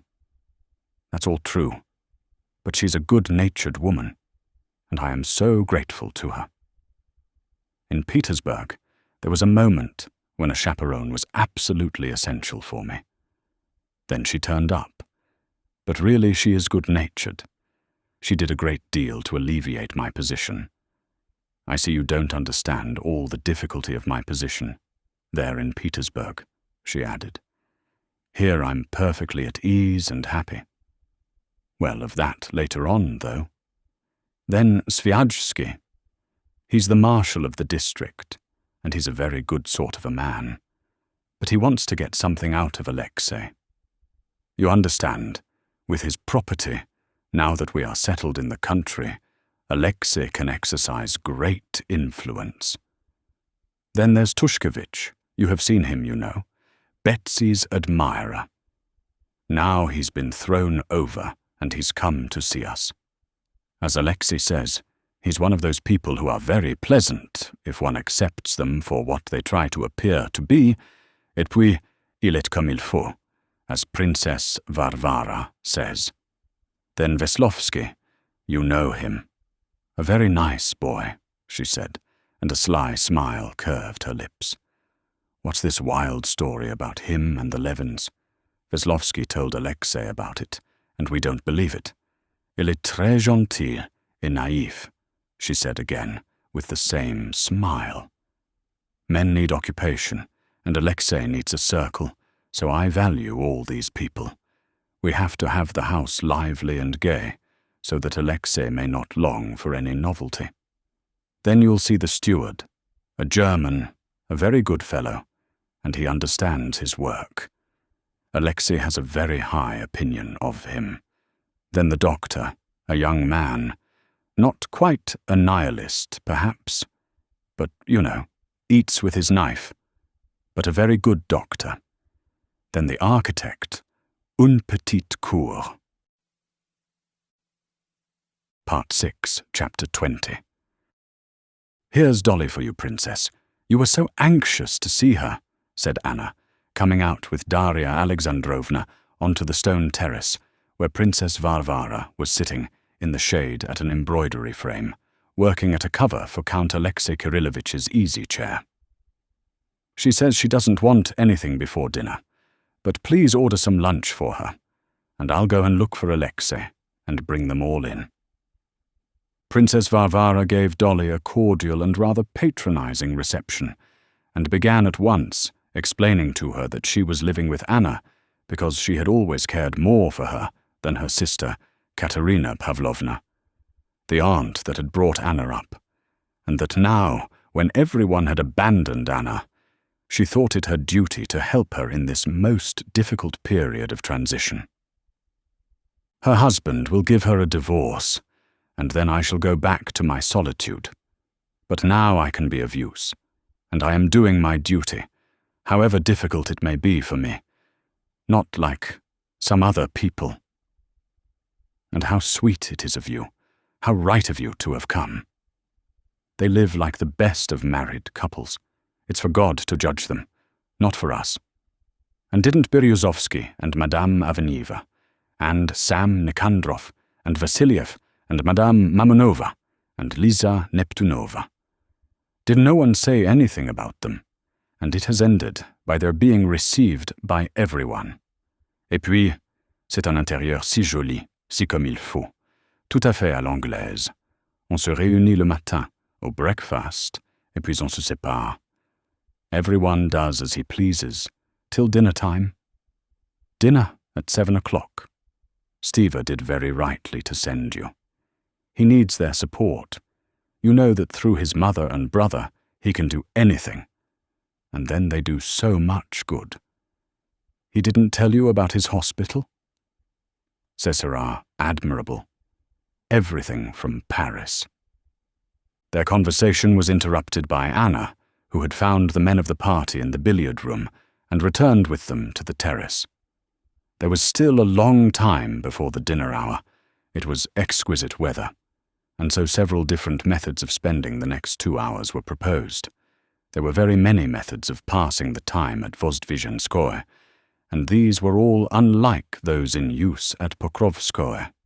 "Une partie de lawn tennis," Veslovsky proposed with his handsome smile. "We'll be partners again, Anna Arkadyevna." "No, it's too hot. Better stroll about the garden and have a row in the boat. Show Darya Alexandrovna the river banks," Vronsky proposed. "I agree to anything," said Sviazhsky. "I imagined that what Dolly would like best would be a stroll, wouldn't you?" "And then the boat, perhaps," said Anna. So it was decided. Veslovsky and Tushkevich went off to the bathing place, promising to get the boat ready and to wait there for them. They walked along the path in 2 couples, Anna with Sviazhsky and Dolly with Vronsky. Dolly was a little embarrassed and anxious in the new surroundings in which she found herself. Abstractly, theoretically, she did not merely justify. She positively approved of Anna's conduct. As is indeed not unfrequent with women of unimpeachable virtue, weary of the monotony of respectable existence, at a distance she not only excused illicit love, she positively envied it. Besides, she loved Anna with all her heart. But seeing Anna in actual life among these strangers, with this fashionable tone that was so new to Darya Alexandrovna, she felt ill at ease. What she disliked particularly was seeing Princess Varvara ready to overlook everything for the sake of the comforts she enjoyed. As a general principle, abstractly, Dolly approved of Anna's action. But to see the man for whose sake her action had been taken was disagreeable to her. Moreover, she had never liked Vronsky. She thought him very proud, and saw nothing in him of which he could be proud except his wealth. But against her own will, here in his own house, he overawed her more than ever, and she could not be at ease with him. She felt with him the same feeling she had had with the maid about her dressing jacket. Just as with the maid, she had felt not exactly ashamed, but embarrassed at her dance. So she felt with him not exactly ashamed, but embarrassed at herself. Dolly was ill at ease, and tried to find a subject of conversation. Even though she supposed that, through his pride, praise of his house and garden would be sure to be disagreeable to him, she did all the same tell him how much she liked his house. "Yes, it's a very fine building, and in the good old-fashioned style," he said. "I like so much the court in front of the steps. Was that always so?" "Oh, no," he said, and his face beamed with pleasure. "If you could only have seen that court last spring." And he began, at first rather diffidently, but more and more carried away by the subject as he went on, to draw her attention to the various details of the decoration of his house and garden. It was evident that, having devoted a great deal of trouble to improve and beautify his home, Vronsky felt a need to show off the improvements to a new person, and was genuinely delighted at Darya Alexandrovna's praise. "If you would care to look at the hospital and are not tired indeed, it's not far. Shall we go?" he said, glancing into her face to convince himself that she was not bored. "Are you coming, Anna?" He turned to her. "We will come, won't we?" she said, addressing Sviazhsky. "Mais il ne faut pas laisser le pauvre Veslovsky et Tushkevich se morfondre là dans le bateau. We must send and tell them." "Yes, this is a monument he is setting up here," said Anna, turning to Dolly with that sly smile of comprehension with which she had previously talked about the hospital. "Oh, it's a work of real importance," said Sviazhsky. But to show he was not trying to ingratiate himself with Vronsky, he promptly added some slightly critical remarks. "I wonder, though, Count," he said, "that while you do so much for the health of the peasants, you take so little interest in the schools." "C'est devenu tellement commun, les écoles," said Vronsky. "You understand it's not on that account, but it just happens so. My interest has been diverted elsewhere." "This way, then, to the hospital," he said to Darya Alexandrovna, pointing to a turning out of the avenue. The ladies put up their parasols and turned into the side path. After going down several turnings and going through a little gate, Darya Alexandrovna saw standing on rising ground before her a large, pretentious-looking red building, almost finished. The iron roof, which was not yet painted, shone with dazzling brightness in the sunshine. Beside the finished building, another had been begun, surrounded by scaffolding.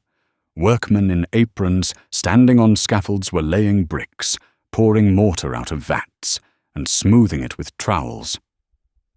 "How quickly work gets done with you," said Sviajsky. "When I was here last time, the roof was not on." "By the autumn it will all be ready. Inside almost everything is done," said Anna. "And what's this new building?" "That's the house for the doctor and the dispensary," answered Vronsky, seeing the architect in a short jacket coming towards him. And excusing himself to the ladies, he went to meet him. Going round a hole where the workmen were slaking lime, he stood still with the architect and began talking rather warmly. "The front is still too low," he said to Anna, who had asked what was the matter. "I said the foundation ought to be raised," said Anna. "Yes, of course it would have been much better, Anna Arkadyevna," said the architect. "But now it's too late." "Yes, I take a great interest in it," Anna answered Sviajsky, who was expressing his surprise at her knowledge of architecture. "This new building ought to have been in harmony with the hospital. It was an afterthought, and was begun without a plan." Vronsky, having finished his talk with the architect, joined the ladies and led them inside the hospital. Although they were still at work on the cornices outside and were painting on the ground floor, upstairs almost all the rooms were finished. Going up the broad cast-iron staircase to the landing, they walked into the first large room. The walls were stuccoed to look like marble. The huge plate-glass windows were already in, only the parquet floor was not yet finished, and the carpenters who were planing a block of it left their work, taking off the bands that fastened their hair to greet the gentry. "This is the reception room," said Vronsky. "Here there will be a desk, tables and benches, and nothing more. This way. Let us go in here." "Don't go near the window," said Anna, trying the paint to see if it would dry. "Alexei, the paint's dry already," she added.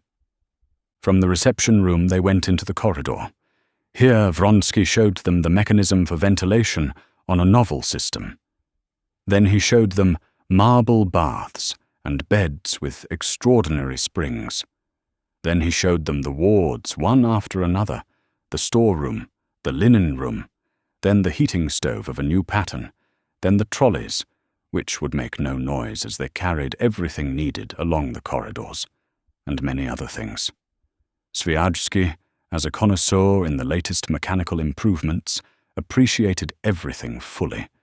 Dolly simply wondered at all she had not seen before, and anxious to understand it all, made minute inquiries about everything, which gave Vronsky great satisfaction. "Yes, I imagine that this will be the solitary example of a properly fitted hospital in Russia," said Sviajsky. "And won't you have a lying-in ward?" asked Dolly. "That's so much needed in the country. I have often—" In spite of his usual courtesy, Vronsky interrupted her. "This is not a lying-in home, but a hospital for the sick, and is intended for all diseases, except infectious complaints," he said. "Ah, look at this." And he rolled up to Darya Alexandrovna an invalid chair that had just been ordered for the convalescents. "Look." He sat down in the chair and began moving it. "The patient can't walk. Still too weak, perhaps, or something wrong with his legs. But he must have air, and he moves, rolls himself along. Darya Alexandrovna was interested by everything. She liked everything very much, but most of all she liked Vronsky himself with his natural, simple-hearted eagerness. Yes, he's a very nice, good man, she thought several times, not hearing what he said, but looking at him and penetrating into his expression, while she mentally put herself in Anna's place. She liked him so much just now with his eager interest that she saw how Anna could be in love with him. Part 6, Chapter 21. "No, I think the princess is tired and horses don't interest her," Vronsky said to Anna, who wanted to go on to the stables, where Sviazhsky wished to see the new stallion. "You go on while I escort the princess home, and we'll have a little talk," he said. "If you would like that," he added, turning to her. "I know nothing about horses." "And I shall be delighted," answered Darya Alexandrovna, rather astonished. She saw by Vronsky's face that he wanted something from her. She was not mistaken. As soon as they had passed through the little gate back into the garden, he looked in the direction Anna had taken, and having made sure that she could neither hear nor see them, he began. "You guess that I have something I want to say to you," he said, looking at her with laughing eyes. "I am not wrong in believing you to be a friend of Anna's." He took off his hat, and taking out his handkerchief, wiped his head, which was growing bald. Darya Alexandrovna made no answer, and merely stared at him with dismay. When she was left alone with him, she suddenly felt afraid. His laughing eyes and stern expression scared her. The most diverse suppositions as to what he was about to speak of to her flashed into her brain. "He is going to beg me to come to stay with them with the children, and I shall have to refuse, or to create a set that will receive Anna in Moscow. Or isn't it Vasenka Veslovsky and his relations with Anna? Or perhaps about Kitty, that he feels he was to blame?" All her conjectures were unpleasant, but she did not guess what he really wanted to talk about to her. "You have so much influence with Anna. She is so fond of you," he said. "Do help me."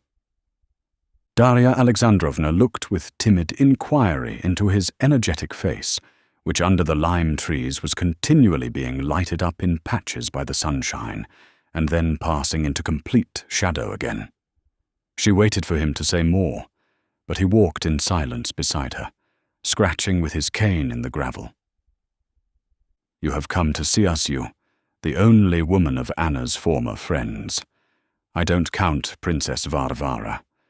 But I know that you have done this, not because you regard our position as normal, but because, understanding all the difficulty of the position, you still love her and want to be a help to her. Have I understood you rightly?" he asked, looking round at her. "Oh, yes," answered Darya Alexandrovna, putting down her sunshade.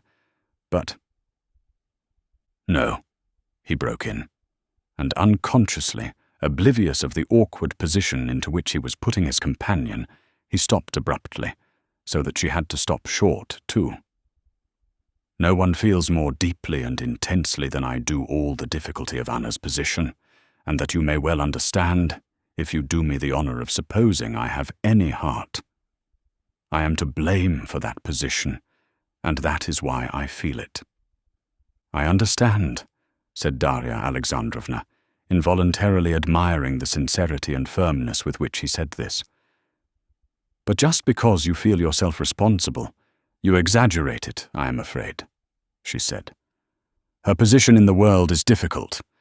I can well understand." "In the world it is hell," he brought out quickly, frowning darkly. "You can't imagine moral sufferings greater than what she went through in Petersburg in that fortnight, and I beg you to believe it." "Yes, but here, so long as neither Anna nor you miss society." "Society," he said contemptuously. How could I miss society? So far, and it may be so always, you are happy and at peace. I see in Anna that she is happy, perfectly happy. She has had time to tell me so much already, said Darya Alexandrovna, smiling. And involuntarily, as she said this, at the same moment, a doubt entered her mind whether Anna really were happy. But Vronsky, it appeared, had no doubts on that score. Yes, yes, he said. I know that she has revived after all her sufferings. She is happy.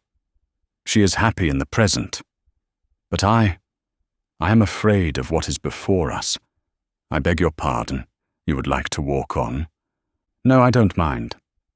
Well then, let us sit here. Darya Alexandrovna sat down on a garden seat in a corner of the avenue. He stood up facing her. I see that she is happy, he repeated, and the doubt whether she were happy sank more deeply into Darya Alexandrovna's mind. But can it last? Whether we have acted rightly or wrongly is another question, but the die is cast, he said, passing from Russian to French, and we are bound together for life. We are united by all the ties of love that we hold most sacred. We have a child. We may have other children. But the law and all the conditions of our position are such that thousands of complications arise, which she does not see and does not want to see. And that one can well understand. But I can't help seeing them. My daughter is by law not my daughter, but Karenin's. I cannot bear this falsity, he said, with a vigorous gesture of refusal, and he looked with gloomy inquiry towards Darya Alexandrovna. She made no answer, but simply gazed at him. He went on. One day, a son may be born, my son, and he will be legally a Karenin. He will not be the heir of my name nor of my property, and however happy we may be in our home life, and however many children we may have, there will be no real tie between us. They will be Karenins. You can understand the bitterness and horror of this position. I have tried to speak of this to Anna. It irritates her. She does not understand, and to her I cannot speak plainly of all this. Now look at another side. I am happy in her love, but I must have occupation. I have found occupation, and am proud of what I am doing, and consider it nobler than the pursuits of my former companions at court and in the army. And most certainly I would not change the work I am doing for theirs. I am working here, settled in my own place, and I am happy and contented, and we need nothing more to make us happy. I love my work here. Ce n'est pas un pis-aller, on the contrary. Darya Alexandrovna noticed that at this point in his explanation he grew confused, and she did not quite understand this digression, but she felt that having once begun to speak of matters near his heart, of which he could not speak to Anna, he was now making a clean breast of everything, and that the question of his pursuits in the country fell into the same category of matters near his heart as the question of his relations with Anna. Well, I will go on, he said, collecting himself. The great thing is that as I work, I want to have a conviction that what I am doing will not die with me, that I shall have heirs to come after me, and this I have not.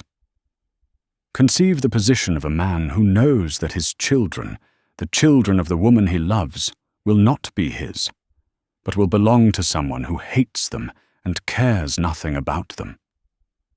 It is awful. He paused, evidently much moved. Yes, indeed, I see that. But what can Anna do?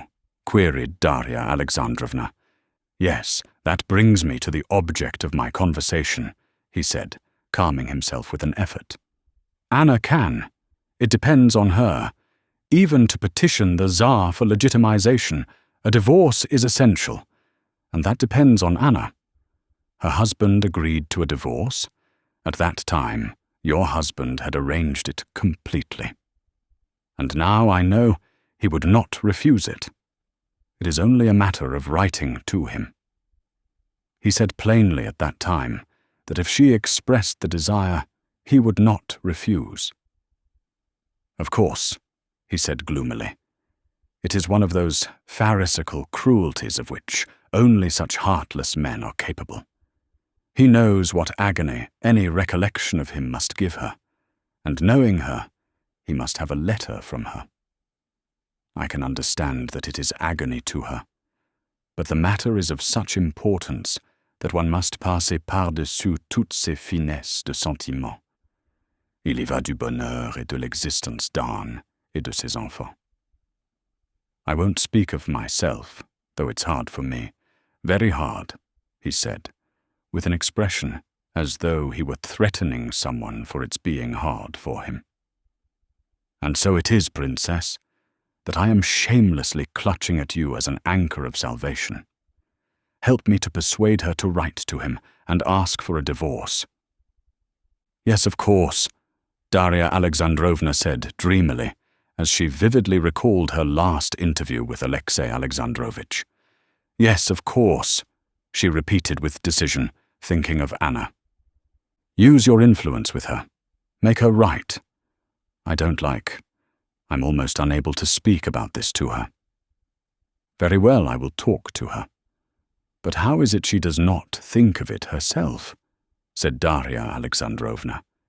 And for some reason she suddenly, at that point, recalled Anna's strange new habit of half-closing her eyes.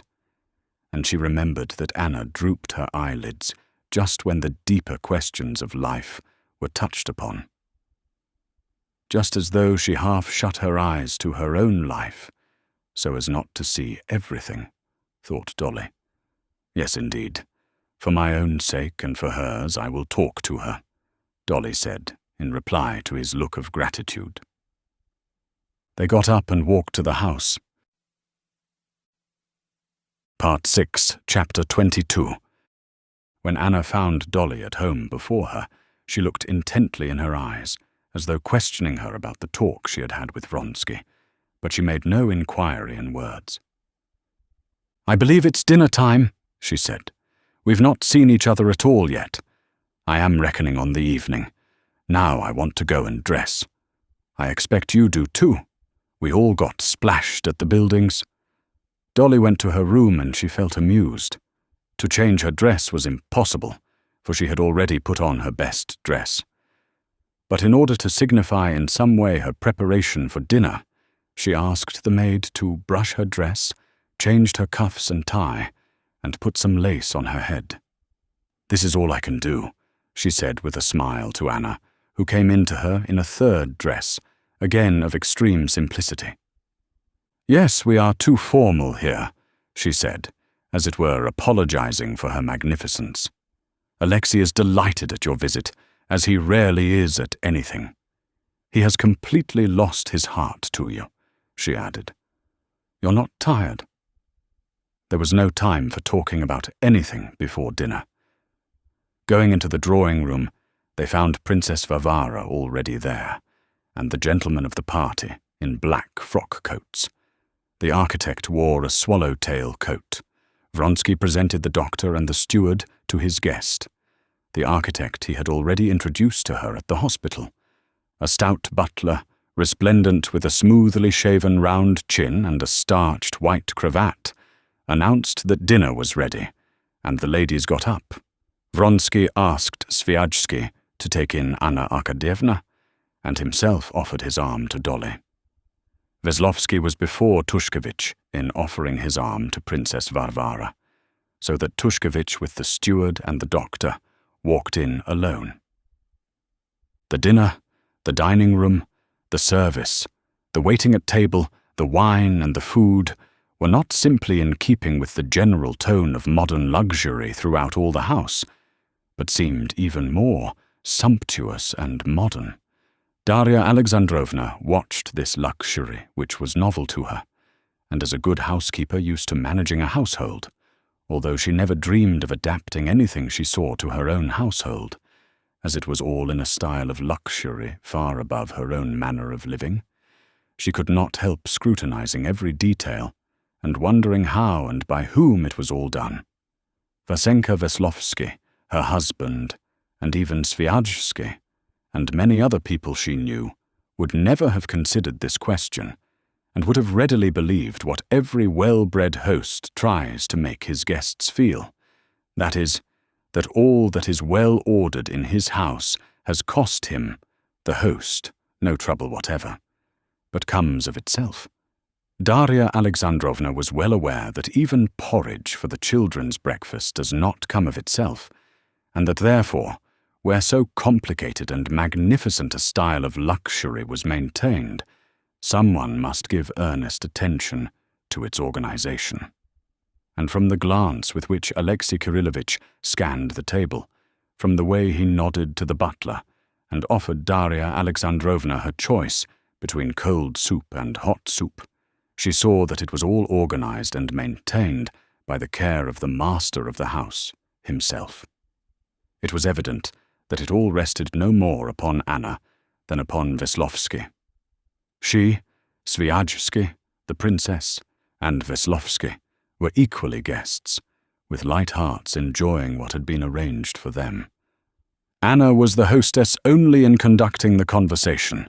The conversation was a difficult one for the lady of the house at a small table with persons present, like the steward and the architect, belonging to a completely different world, struggling not to be overawed by an elegance to which they were unaccustomed and unable to sustain a large share in the general conversation. But this difficult conversation Anna directed with her usual tact and naturalness, and indeed she did so with actual enjoyment, as Darya Alexandrovna observed. The conversation began about the row Tushkevich and Veslovsky had taken alone together in the boat, and Tushkevich began describing the last boat races in Petersburg at the yacht club. But Anna, seizing the first pause, at once turned to the architect to draw him out of his silence. Nikolai Ivanitch was struck, she said, meaning Sviajsky, at the progress the new building had made since he was here last. But I am there every day, and every day I wonder at the rate at which it grows.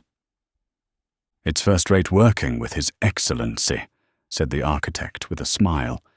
He was respectful and composed, though with a sense of his own dignity. It's a very different matter to have to do with the district authorities, where one would have to write out sheaves of papers. Here I call upon the Count, and in 3 words we settle the business. The American way of doing business, said Sviajsky with a smile. Yes. There they build in a rational fashion. The conversation passed to the misuse of political power in the United States, but Anna quickly brought it round to another topic so as to draw the steward into talk. Have you ever seen a reaping machine? She said, addressing Darya Alexandrovna.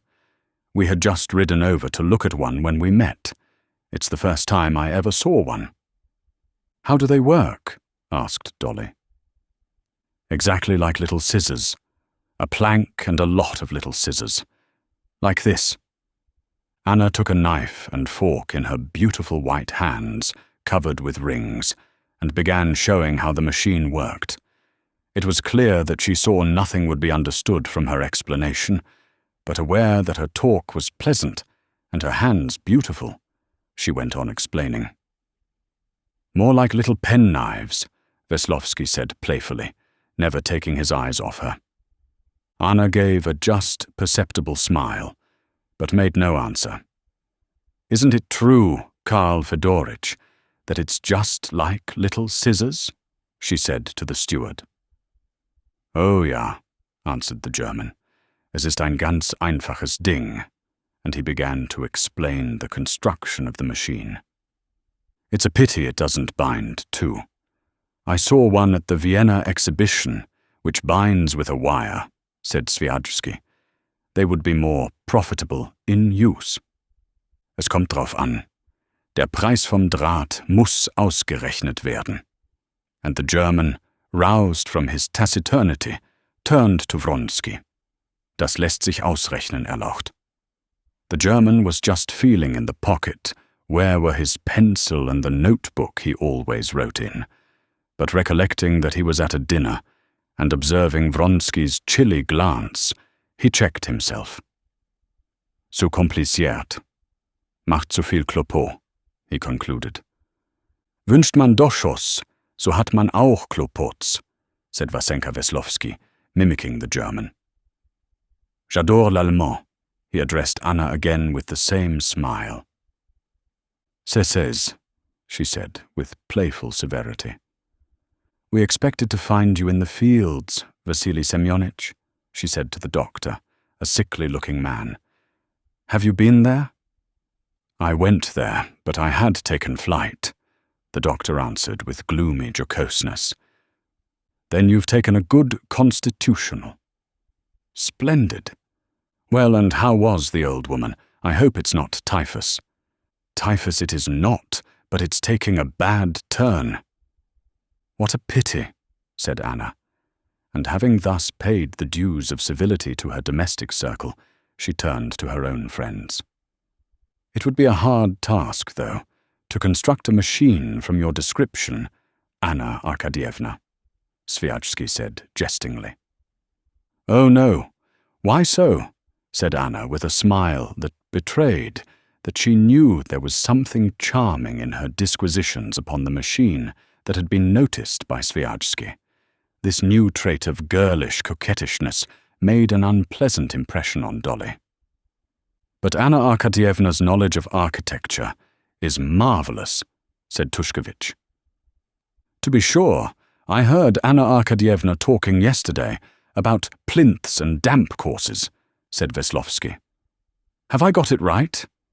There's nothing marvelous about it, when one sees and hears so much of it, said Anna. But I dare say you don't even know what houses are made of.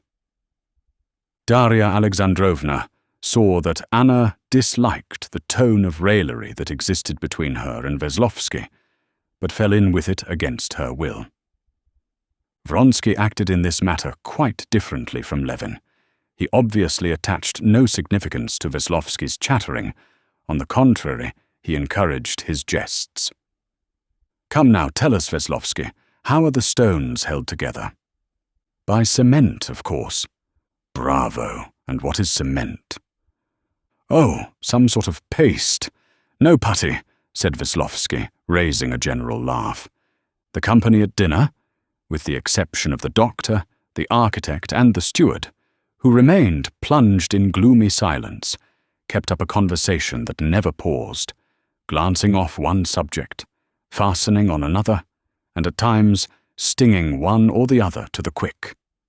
Once Darya Alexandrovna felt wounded to the quick, and got so hot that she positively flushed and wondered afterwards whether she had said anything extreme or unpleasant.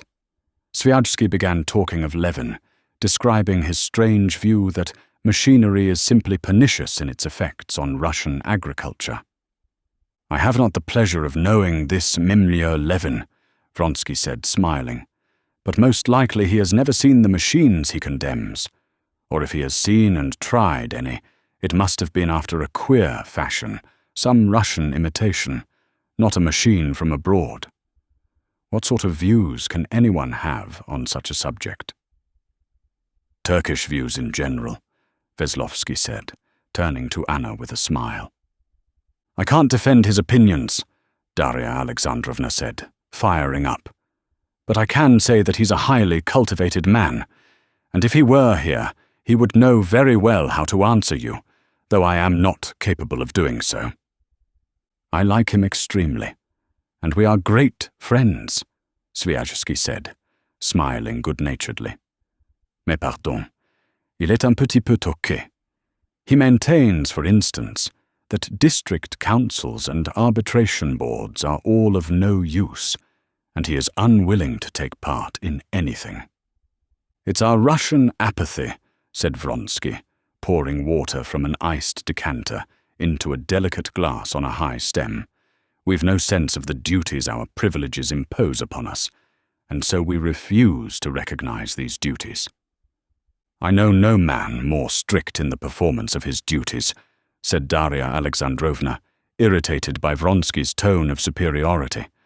"For my part," pursued Vronsky, who was evidently, for some reason or other, keenly affected by this conversation, "such as I am, on the contrary, extremely grateful for the honor they have done me, thanks to Nikolai Ivanitch," he indicated Sviazhsky, "in electing me a justice of the peace.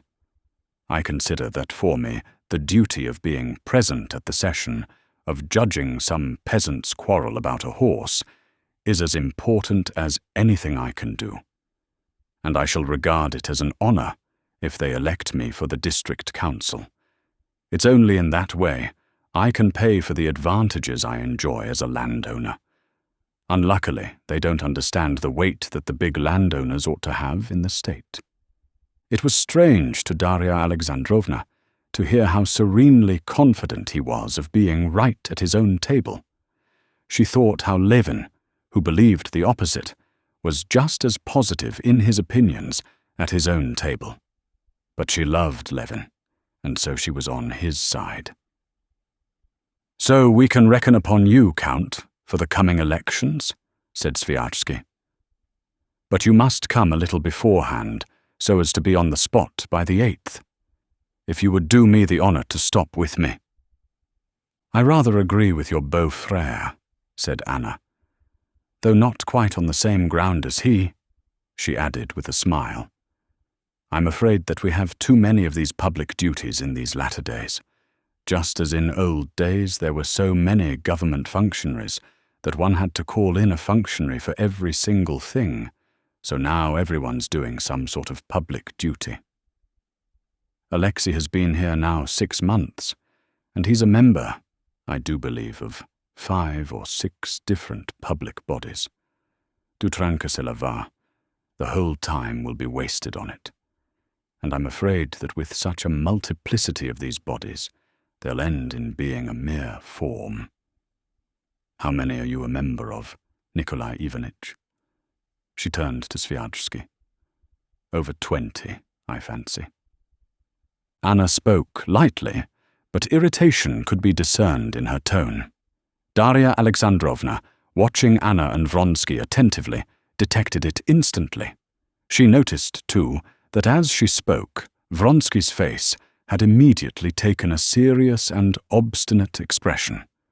Noticing this, and that Princess Varvara at once made haste to change the conversation by talking of Petersburg acquaintances, and remembering what Vronsky had, without apparent connection, said in the garden of his work in the country, Dolly surmised that this question of public activity was connected with some deep private disagreement between Anna and Vronsky. The dinner, the wine, the decoration of the table were all very good, but it was all like what Darya Alexandrovna had seen at formal dinners and balls, which of late years had become quite unfamiliar to her. It all had the same impersonal and constrained character, and so on an ordinary day, and in a little circle of friends, it made a disagreeable impression on her. After dinner they sat on the terrace, then they proceeded to play lawn tennis. The players, divided into 2 parties, stood on opposite sides of a tightly drawn net with gilt poles on the carefully levelled and rolled croquet ground. Darya Alexandrovna made an attempt to play, but it was a long time before she could understand the game, and by the time she did understand it, she was so tired that she sat down with Princess Varvara and simply looked on at the players. Her partner, Tushkevich, gave up playing too, but the others kept the game up for a long time. Sviazhsky and Vronsky both played very well and seriously. They kept a sharp lookout on the balls served to them, and without haste or getting in each other's way, they ran adroitly up to them, waited for the rebound, and neatly and accurately returned them over the net. Veslovsky played worse than the others. He was too eager, but he kept the players lively with his high spirits. His laughter and outcries never paused. Like the other men of the party, with the ladies' permission, he took off his coat, and his solid, comely figure in his white shirt sleeves, with his red, perspiring face and his impulsive movements, made a picture that imprinted itself vividly on the memory. When Darya Alexandrovna lay in bed that night, as soon as she closed her eyes, she saw Vasenka Veslovsky flying about the croquet ground. During the game, Darya Alexandrovna was not enjoying herself. She did not like the light tone of raillery that was kept up all the time between Vasenka Veslovsky and Anna, and the unnaturalness altogether of grown-up people, all alone without children, playing at a child's game. But to avoid breaking up the party and to get through the time somehow, after a rest she joined the game again and pretended to be enjoying it. All that day it seemed to her as though she were acting in a theatre with actors cleverer than she, and that her bad acting was spoiling the whole performance. She had come with the intention of staying 2 days, if all went well. But in the evening, during the game, she made up her mind that she would go home next day.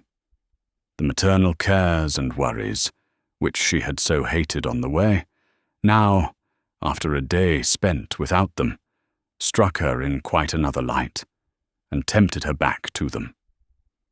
When, after evening tea and a row by night in the boat, Darya Alexandrovna went alone to her room, took off her dress, and began arranging her thin hair for the night, she had a great sense of relief. It was positively disagreeable to her to think that Anna was coming to see her immediately. She longed to be alone with her own thoughts. Part 6, Chapter 23. Dolly was wanting to go to bed when Anna came in to see her, attired for the night. In the course of the day, Anna had several times begun to speak of matters near her heart, and every time after a few words she had stopped. "Afterwards, by ourselves, we'll talk about everything. I've got so much I want to tell you," she said. Now they were by themselves, and Anna did not know what to talk about. She sat in the window looking at Dolly, and going over in her own mind all the stores of intimate talk which had seemed so inexhaustible beforehand, and she found nothing. At that moment it seemed to her that everything had been said already. "Well, what of Kitty?" she said with a heavy sigh, looking penitently at Dolly. "Tell me the truth, Dolly. Isn't she angry with me?" "Angry? Oh, no," said Darya Alexandrovna, smiling. "But she hates me, despises me." "Oh, no. But you know that sort of thing isn't forgiven." "Yes, yes," said Anna, turning away and looking out of the open window. "But I was not to blame. And who is to blame? What's the meaning of being to blame? Could it have been otherwise? What do you think? Could it possibly have happened that you didn't become the wife of Stiver? Really, I don't know. But this is what I want you to tell me." "Yes, yes. But we've not finished about Kitty. Is she happy? He's a very nice man, they say." "He's much more than very nice. I don't know a better man." "Ah, how glad I am. I'm so glad." "Much more than very nice," she repeated. Dolly smiled. "But tell me about yourself. We've a great deal to talk about, and I've had a talk with—" Dolly did not know what to call him. She felt it awkward to call him either the Count or Alexei Kirillovitch. "With Alexei," said Anna. "I know what you talked about. But I wanted to ask you directly, what you think of me, of my life." "How am I to say like that straight off? I really don't know." "No, tell me all the same. You see my life. But you mustn't forget that you're seeing us in the summer, when you have come to us and we are not alone. But we came here early in the spring, lived quite alone, and shall be alone again, and I desire nothing better. But imagine me living alone without him, alone, and that will be— I see by everything that it will often be repeated, that he will be half the time away from home," she said, getting up and sitting down close by Dolly. "Of course," she interrupted Dolly, who would have answered, "Of course, I won't try to keep him by force.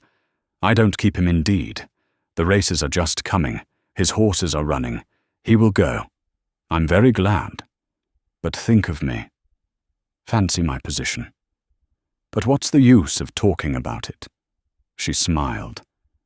"Well, what did he talk about with you?" "He spoke of what I want to speak about of myself, and it's easy for me to be his advocate, of whether there is not a possibility, whether you could not—" Darya Alexandrovna hesitated. "Correct. Improve your position. You know how I look at it. But all the same, if possible, you should get married." "Divorce, you mean?" said Anna. "Do you know the only woman who came to see me in Petersburg was Betsy Tverskaya? You know her, of course? Au fond, c'est la femme la plus dépravée qui existe. She had an intrigue with Tushkevich, deceiving her husband in the basest way. And she told me that she did not care to know me so long as my position was irregular. Don't imagine I would compare. I know you, darling. But I could not help remembering." "Well, so what did he say to you?" she repeated. "He said that he was unhappy on your account and his own. Perhaps you will say that it's egoism, but what a legitimate and noble egoism. He wants first of all to legitimize his daughter and to be your husband, to have a legal right to you. What wife, what slave can be so utterly a slave as I, in my position?" she put in gloomily. "The chief thing he desires that you should not suffer." "That's impossible." Well, and the most legitimate desire. He wishes that your children should have a name." "What children?" Anna said, not looking at Dolly and half closing her eyes. "Annie and those to come. He need not trouble on that score. I shall have no more children." "How can you tell that you won't?" "I shall not, because I don't wish it." And in spite of all her emotion, Anna smiled as she caught the naive expression of curiosity, wonder, and horror on Dolly's face. "The doctor told me after my illness—" "Impossible!" said Dolly, opening her eyes wide. For her, this was one of those discoveries, the consequences and deductions from which are so immense that all that one feels for the first instant is that it is impossible to take it all in, and that one will have to reflect a great, great deal upon it. This discovery, suddenly throwing light on all those families of 1 or 2 children, which had hitherto been so incomprehensible to her, aroused so many ideas, reflections, and contradictory emotions that she had nothing to say, and simply gazed with wide-open eyes of wonder at Anna. This was the very thing she had been dreaming of, but now learning that it was possible, she was horrified. She felt that it was too simple a solution of too complicated a problem. "N'est-ce pas immoral?" was all she said after a brief pause. "Why so?" "Think. I have a choice between 2 alternatives. Either to be with child, that is an invalid, or to be the friend and companion of my husband, practically my husband," Anna said, in a tone intentionally superficial and frivolous. "Yes, yes," said Darya Alexandrovna, hearing the very arguments she had used to herself, and not finding the same force in them as before. "For you, for other people," said Anna, as though divining her thoughts, "there may be reason to hesitate. But for me, you must consider I am not his wife. He loves me as long as he loves me. And how am I to keep his love? Not like this." She moved her white hands in a curve before her waist with extraordinary rapidity, as happens during moments of excitement. Ideas and memories rushed into Darya Alexandrovna's head. I, she thought, did not keep my attraction for Stiva. He left me for others, and the first woman for whom he betrayed me did not keep him by being always pretty and lively. He deserted her and took another. And can Anna attract and keep Count Vronsky in that way? If that is what he looks for, he will find dresses and manners still more attractive and charming. And however white and beautiful her bare arms are, however beautiful her full figure and her eager face under her black curls, he will find something better still, just as my disgusting, pitiful, and charming husband does. Dolly made no answer. She merely sighed. Anna noticed this sigh, indicating dissent, and she went on. In her armory she had other arguments so strong that no answer could be made to them. Do you say that it's not right? But you must consider, she went on. You forget my position. How can I desire children? I'm not speaking of the suffering. I'm not afraid of that.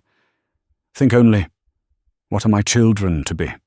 Ill-fated children who will have to bear a stranger's name. For the very fact of their birth, they will be forced to be ashamed of their mother, their father, their birth.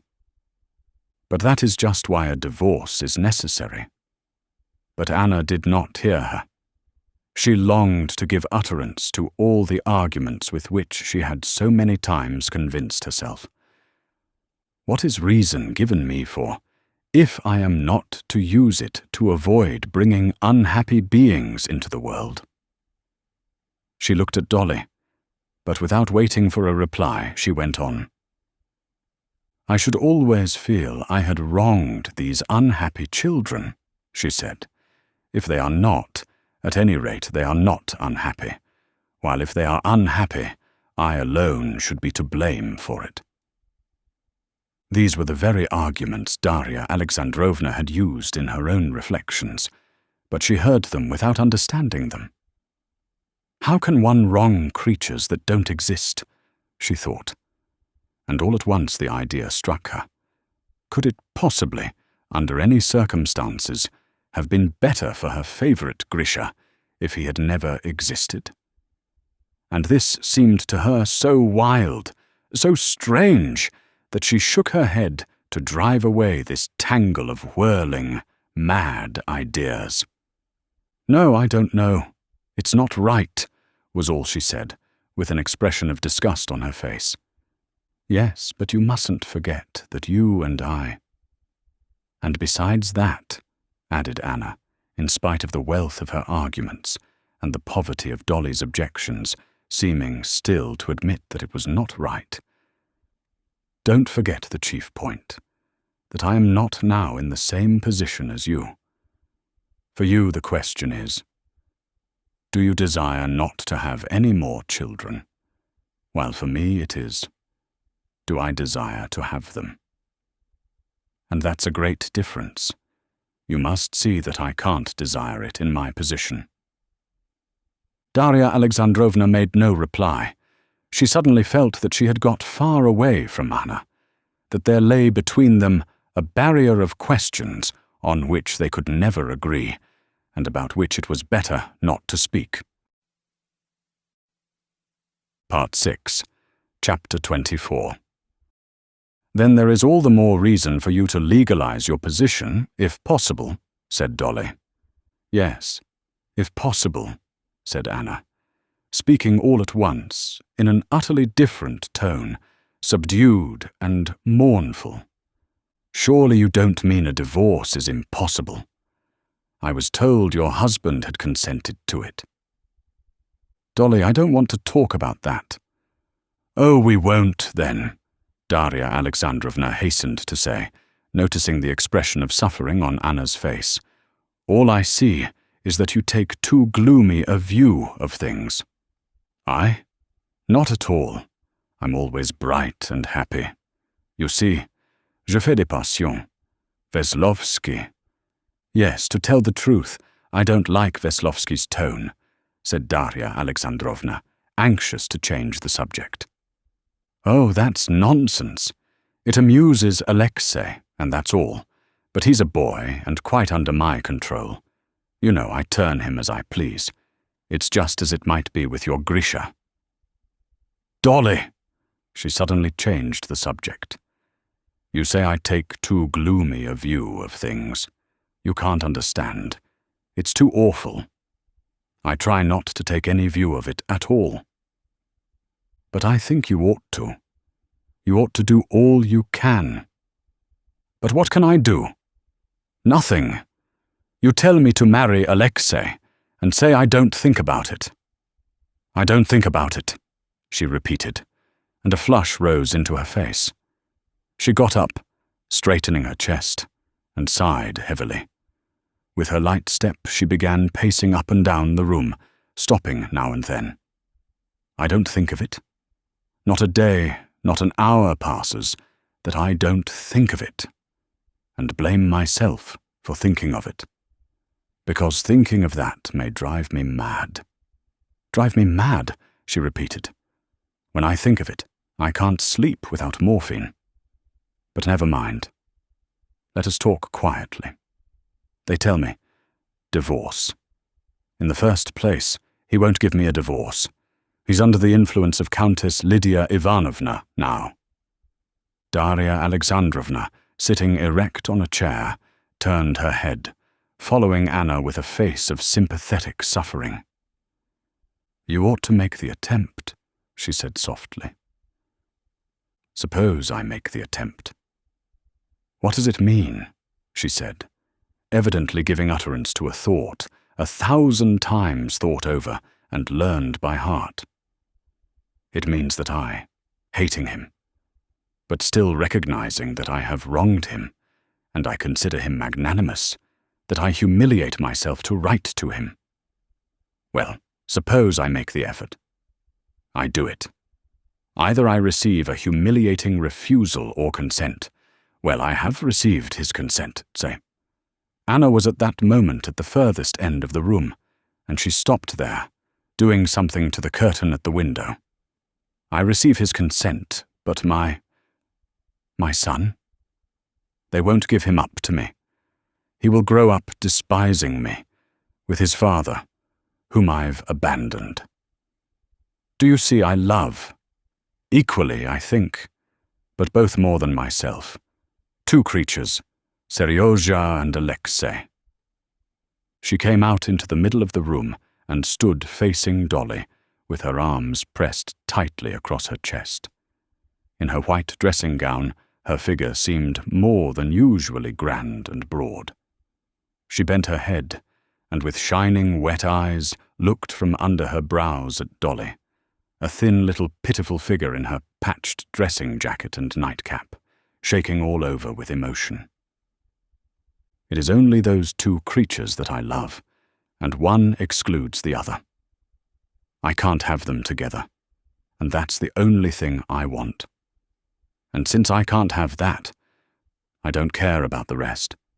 I don't care about anything, and it will end one way or another, and so I can't. I don't like to talk of it, so don't blame me. Don't judge me for anything. You can't, with your pure heart, understand all that I'm suffering." She went up, sat down beside Dolly, and with a guilty look, peeped into her face and took her hand. "What are you thinking?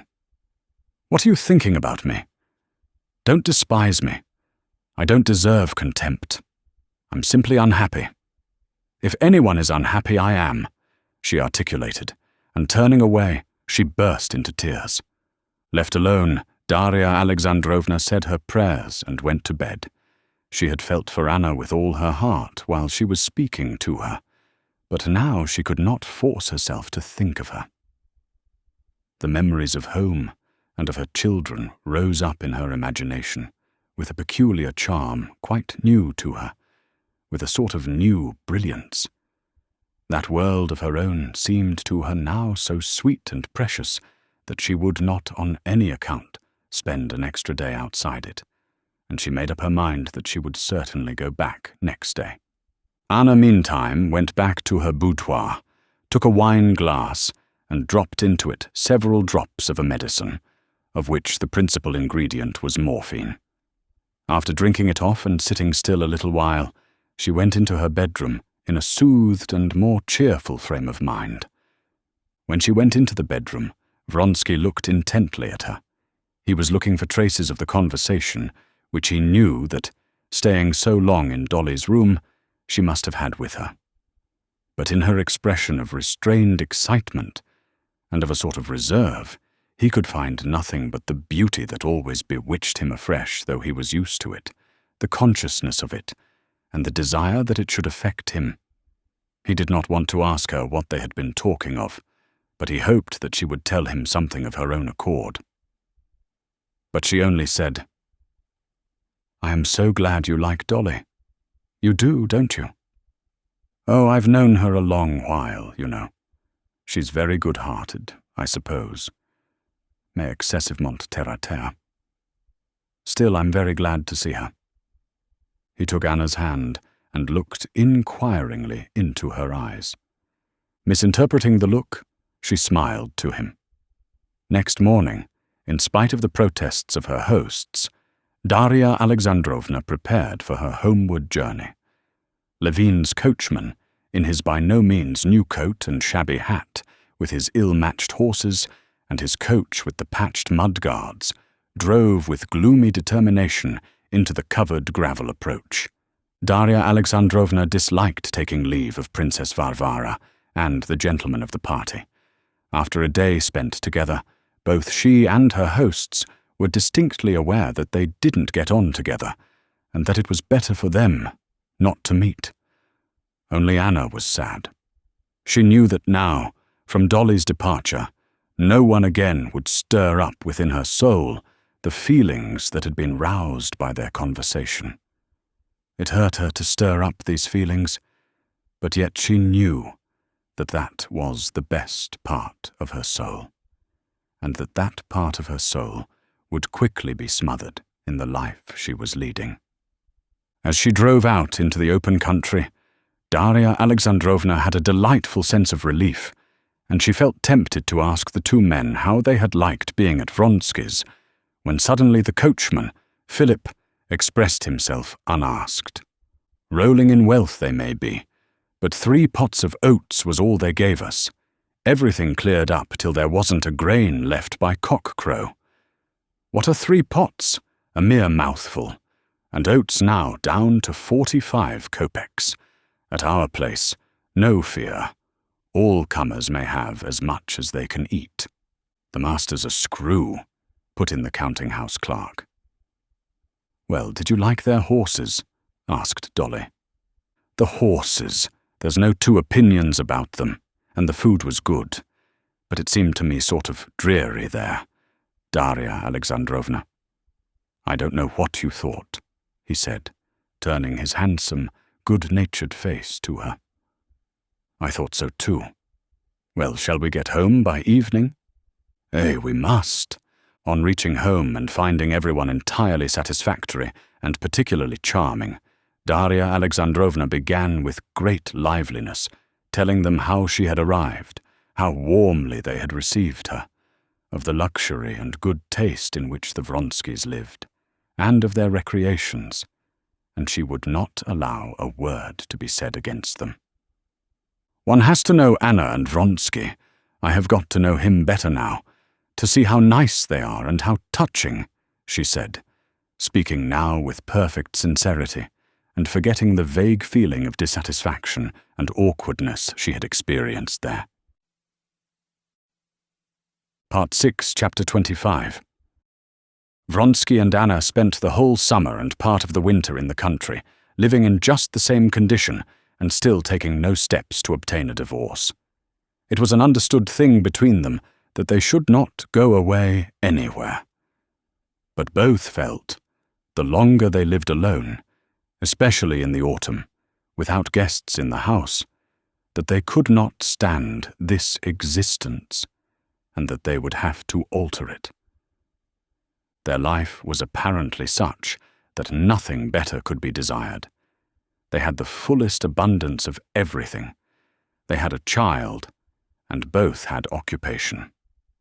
Anna devoted just as much care to her appearance when they had no visitors, and she did a great deal of reading, both of novels and of what serious literature was in fashion. She ordered all the books that were praised in the foreign papers and reviews she received, and read them with that concentrated attention which is only given to what is read in seclusion. Moreover, every subject that was of interest to Vronsky she studied in books and special journals, so that he often went straight to her with questions relating to agriculture or architecture, sometimes even with questions relating to horse breeding or sport. He was amazed at her knowledge, her memory, and at first was disposed to doubt it, to ask for confirmation of her facts, and she would find what he asked for in some book and show it to him. The building of the hospital, too, interested her. She did not merely assist, but planned and suggested a great deal herself. But her chief thought was still of herself, how far she was dear to Vronsky, how far she could make up to him for all he had given up. Vronsky appreciated this desire not only to please, but to serve him, which had become the sole aim of her existence. But at the same time, he wearied of the loving snares in which she tried to hold him fast. As time went on, and he saw himself more and more often held fast in these snares, he had an ever-growing desire, not so much to escape from them, as to try whether they hindered his freedom. Had it not been for this growing desire to be free, not to have scenes every time he wanted to go to the town to a meeting or a race, Vronsky would have been perfectly satisfied with his life.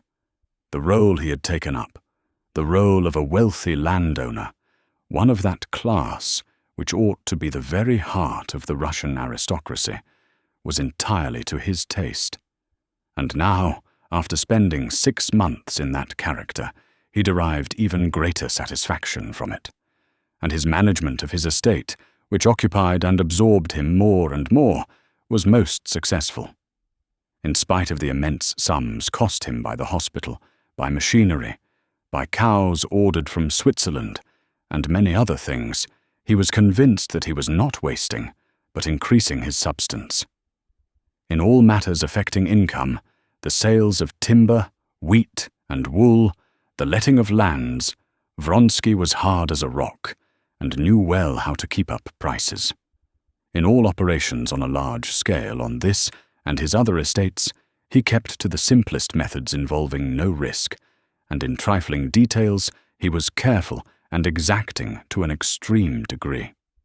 In spite of all the cunning and ingenuity of the German steward, who would try to tempt him into purchases by making his original estimate always far larger than really required, and then representing to Vronsky that he might get the thing cheaper, and so make a profit, Vronsky did not give in.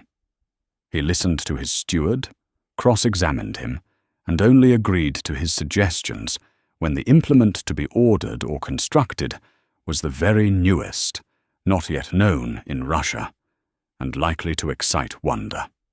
Apart from such exceptions, he resolved upon an increased outlay only where there was a surplus, and in making such an outlay, he went into the minutest details, and insisted on getting the very best for his money, so that by the method on which he managed his affairs, it was clear that he was not wasting, but increasing his substance. In October, there were the provincial elections in the Kashinsky province, where were the estates of Vronsky, Swiarzky, Koznishev, Oblonsky, and a small part of Levin's land. These elections were attracting public attention from several circumstances connected with them, and also from the people taking part in them. There had been a great deal of talk about them, and great preparations were being made for them. Persons who never attended the elections were coming from Moscow, from Petersburg, and from abroad to attend these. Vronsky had long before promised Sviazhsky to go to them. Before the elections, Sviazhsky, who often visited Vozdvizhenskoye, drove over to fetch Vronsky. On the day before, there had been almost a quarrel between Vronsky and Anna over this proposed expedition. It was the very dullest autumn weather, which is so dreary in the country, and so, preparing himself for a struggle, Vronsky, with a hard and cold expression, informed Anna of his departure as he had never spoken to her before. But to his surprise, Anna accepted the information with great composure and merely asked when he would be back. He looked intently at her, at a loss to explain this composure. She smiled at his look. He knew that way she had of withdrawing into herself, and knew that it only happened when she had determined upon something without letting him know her plans. He was afraid of this, but he was so anxious to avoid a scene that he kept up appearances, and half sincerely believed in what he longed to believe in, her reasonableness. "I hope you won't be dull." "I hope not," said Anna. "I got a box of books yesterday from Gautier's. No, I shan't be dull." She's trying to take that tone, and so much the better, he thought. Or else it would be the same thing over and over again. And he set off for the elections without appealing to her for a candid explanation. It was the first time since the beginning of their intimacy that he had parted from her without a full explanation. From one point of view this troubled him, but on the other side he felt that it was better so. At first there will be, as this time, something undefined kept back, and then she will get used to it. In any case, I can give up anything for her, but not my masculine independence, he thought. Part 6, Chapter 26. In September, Levin moved to Moscow for Kitty's confinement. He had spent a whole month in Moscow with nothing to do when Sergei Ivanovich, who had property in the Kashinsky province and took great interest in the question of the approaching elections, made ready to set off to the elections. He invited his brother, who had a vote in the Selesnevsky district, to come with him. Levin had, moreover, to transact in Kashin some extremely important business relating to the wardship of land and to the receiving of certain redemption money for his sister, who was abroad. Levin still hesitated, but Kitty, who saw that he was bored in Moscow and urged him to go, on her own authority ordered him the proper nobleman's uniform, costing £7. And that £7 paid for the uniform was the chief cause that finally decided Levin to go. He went to Kashin. Levin had been 6 days in Kashin, visiting the assembly each day, and busily engaged about his sister's business, which still dragged on. The district marshals of nobility were all occupied with the elections, and it was impossible to get the simplest thing done that depended upon the court of wardship. The other matter, the payment of the sums due, was met too by difficulties. After long negotiations over the legal details, the money was at last ready to be paid. But the notary, a most obliging person, could not hand over the order, because it must have the signature of the president, and the president, though he had not given over his duties to a deputy, was at the elections. All these worrying negotiations, this endless going from place to place, and talking with pleasant and excellent people, who quite saw the unpleasantness of the petitioner's position, but were powerless to assist him. All these efforts that yielded no result led to a feeling of misery in Levin, akin to the mortifying helplessness one experiences in dreams when one tries to use physical force. He felt this frequently as he talked to his most good-natured solicitor. This solicitor did, it seemed, everything possible, and strained every nerve to get him out of his difficulties. "I tell you what you might try," he said more than once. "Go to so-and-so and so-and-so."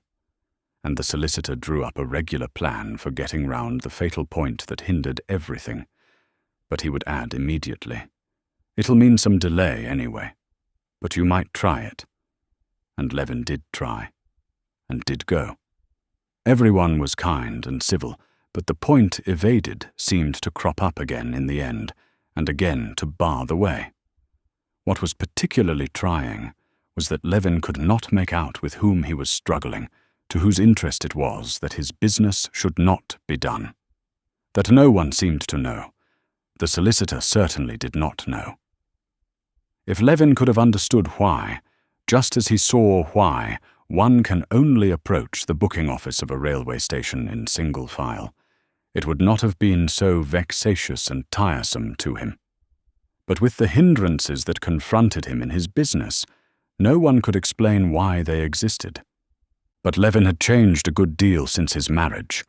He was patient, and if he could not see why it was all arranged like this, he told himself that he could not judge without knowing all about it, and that most likely it must be so, and he tried not to fret.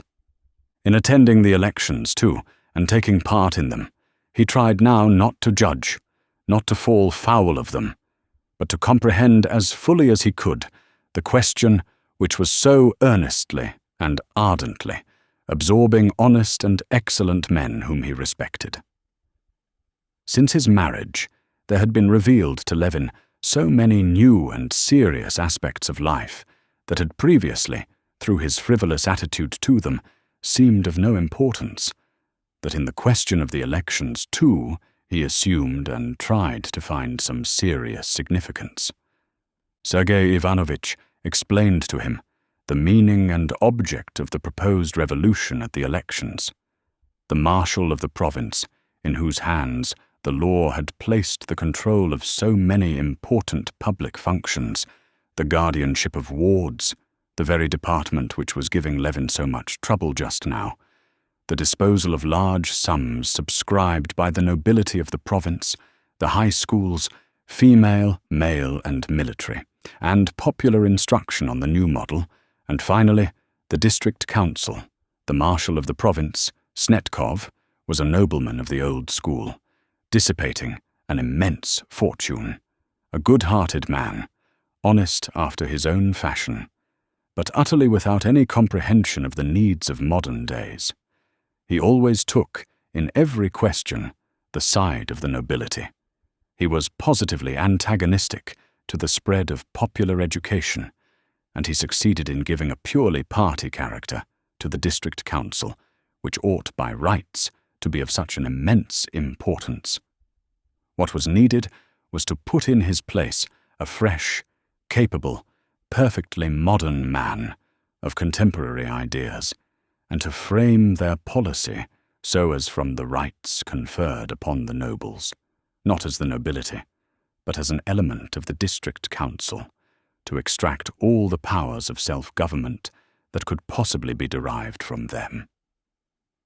In the wealthy Kashinsky province, which always took the lead of other provinces in everything, there was now such a preponderance of forces that this policy, once carried through properly there, might serve as a model for other provinces, for all Russia.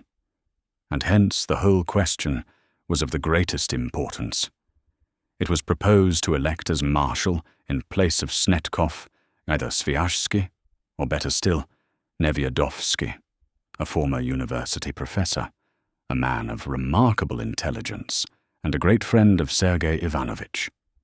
The meeting was opened by the governor, who made a speech to the nobles, urging them to elect the public functionaries, not from regard for persons, but for the service and welfare of their fatherland, and hoping that the honorable nobility of the Kashinsky province would, as at all former elections, hold their duty as sacred and vindicate the exalted confidence of the monarch. When he had finished with his speech, the governor walked out of the hall, and the noblemen noisily and eagerly, some even enthusiastically, followed him and thronged round him, while he put on his fur coat and conversed amicably with the marshal of the province. Levin, anxious to see into everything and not to miss anything, stood there too in the crowd and heard the governor say, "Please tell Maria Ivanovna my wife is very sorry she couldn't come to the home." And thereupon the nobles in high good humor sorted out their fur coats and all drove off to the cathedral. In the cathedral, Levin, lifting his hand like the rest and repeating the words of the archdeacon, swore with most terrible oaths to do all the governor had hoped they would do. Church services always affected Levin, and as he uttered the words, "I kiss the cross," and glanced round at the crowd of young and old men repeating the same, he felt touched.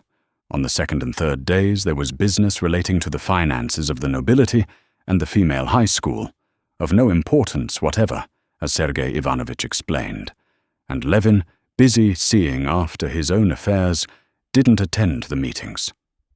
On the fourth day, the auditing of the marshal's accounts took place at the high table of the marshal of the province. And then there occurred the first skirmish between the new party and the old. The committee who had been deputed to verify the accounts reported to the meeting that all was in order.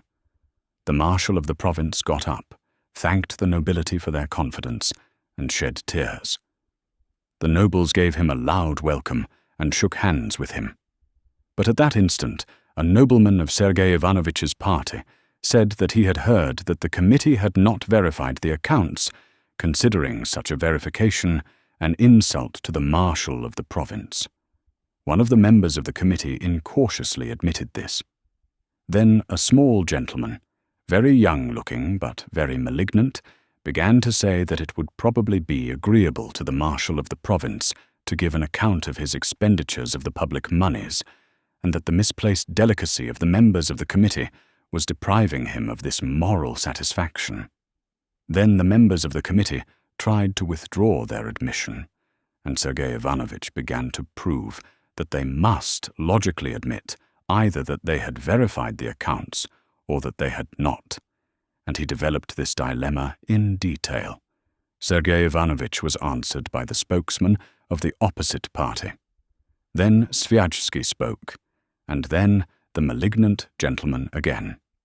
The discussion lasted a long time and ended in nothing.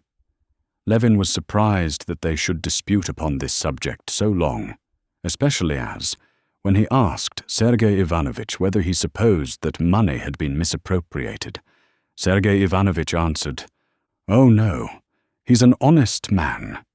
But those old-fashioned methods of paternal family arrangements in the management of provincial affairs must be broken down."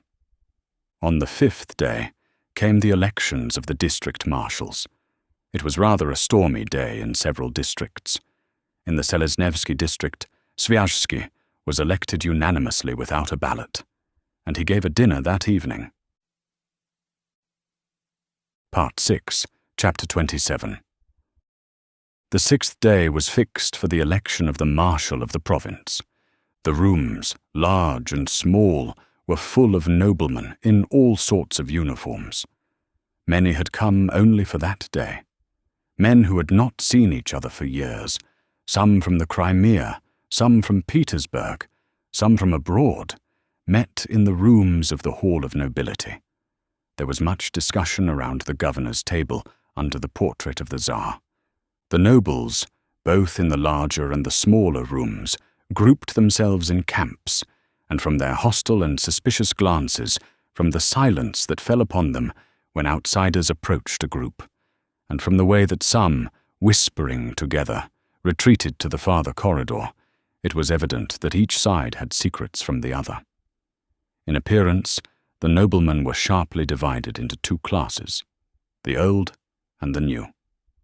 The old were for the most part either in old uniforms of the nobility, buttoned up closely with spurs and hats, or in their own special naval, cavalry, infantry, or official uniforms. The uniforms of the older men were embroidered in the old-fashioned way with epaulets on their shoulders. They were unmistakably tight and short in the waist, as though their wearers had grown out of them. The younger men wore the uniform of the nobility, with long waists and broad shoulders, unbuttoned over white waistcoats, or uniforms with black collars and with the embroidered badges of justices of the peace. To the younger men belonged the court uniforms that here and there brightened up the crowd. But the division into young and old did not correspond with the division of parties. Some of the young men as Levin observed, belonged to the old party, and some of the very oldest noblemen, on the contrary, were whispering with Swijaschski, and were evidently ardent partisans of the new party. Levin stood in the smaller room, where they were smoking and taking light refreshments, close to his own friends, and listening to what they were saying, he conscientiously exerted all his intelligence, trying to understand what was said.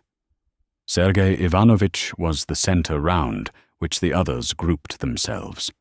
He was listening at that moment to Swijaschski and Lyustov, the marshal of another district, who belonged to their party. Lyustov would not agree to go with his district to ask Snetkov to stand, while Swijaschski was persuading him to do so, and Sergei Ivanovitch was approving of the plan. Levin could not make out why the opposition was to ask the marshal to stand whom they wanted to supersede. Stepan Arkadyevitch, who had just been drinking and taking some lunch, came up to them in his uniform of a gentleman of the bedchamber, wiping his lips with a perfumed handkerchief of bordered batiste. "We are placing our forces," he said, pulling out his whiskers. "Sergei Ivanovitch." And listening to the conversation, he supported Swijaschski's contention. "One district's enough, and Swijaschski's obviously of the opposition," he said, words evidently intelligible to all except Levin. "Why, Kostya, you here too. I suppose you're converted, eh?" he added, turning to Levin and drawing his arm through his. Levin would have been glad indeed to be converted, but could not make out what the point was, and retreating a few steps from the speakers, he explained to Stepan Arkadyevitch his inability to understand why the marshal of the province should be asked to stand. "O sancta simplicitas," said Stepan Arkadyevitch, and briefly and clearly he explained it to Levin. If, as at previous elections, all the districts asked the marshal of the province to stand, then he would be elected without a ballot. That must not be. Now 8 districts had agreed to call upon him. If 2 refused to do so, Snetkov might decline to stand at all, and then the old party might choose another of their party, which would throw them completely out in their reckoning. But if only one district, Swijaschski's, did not call upon him to stand, Snetkov would let himself be balloted for.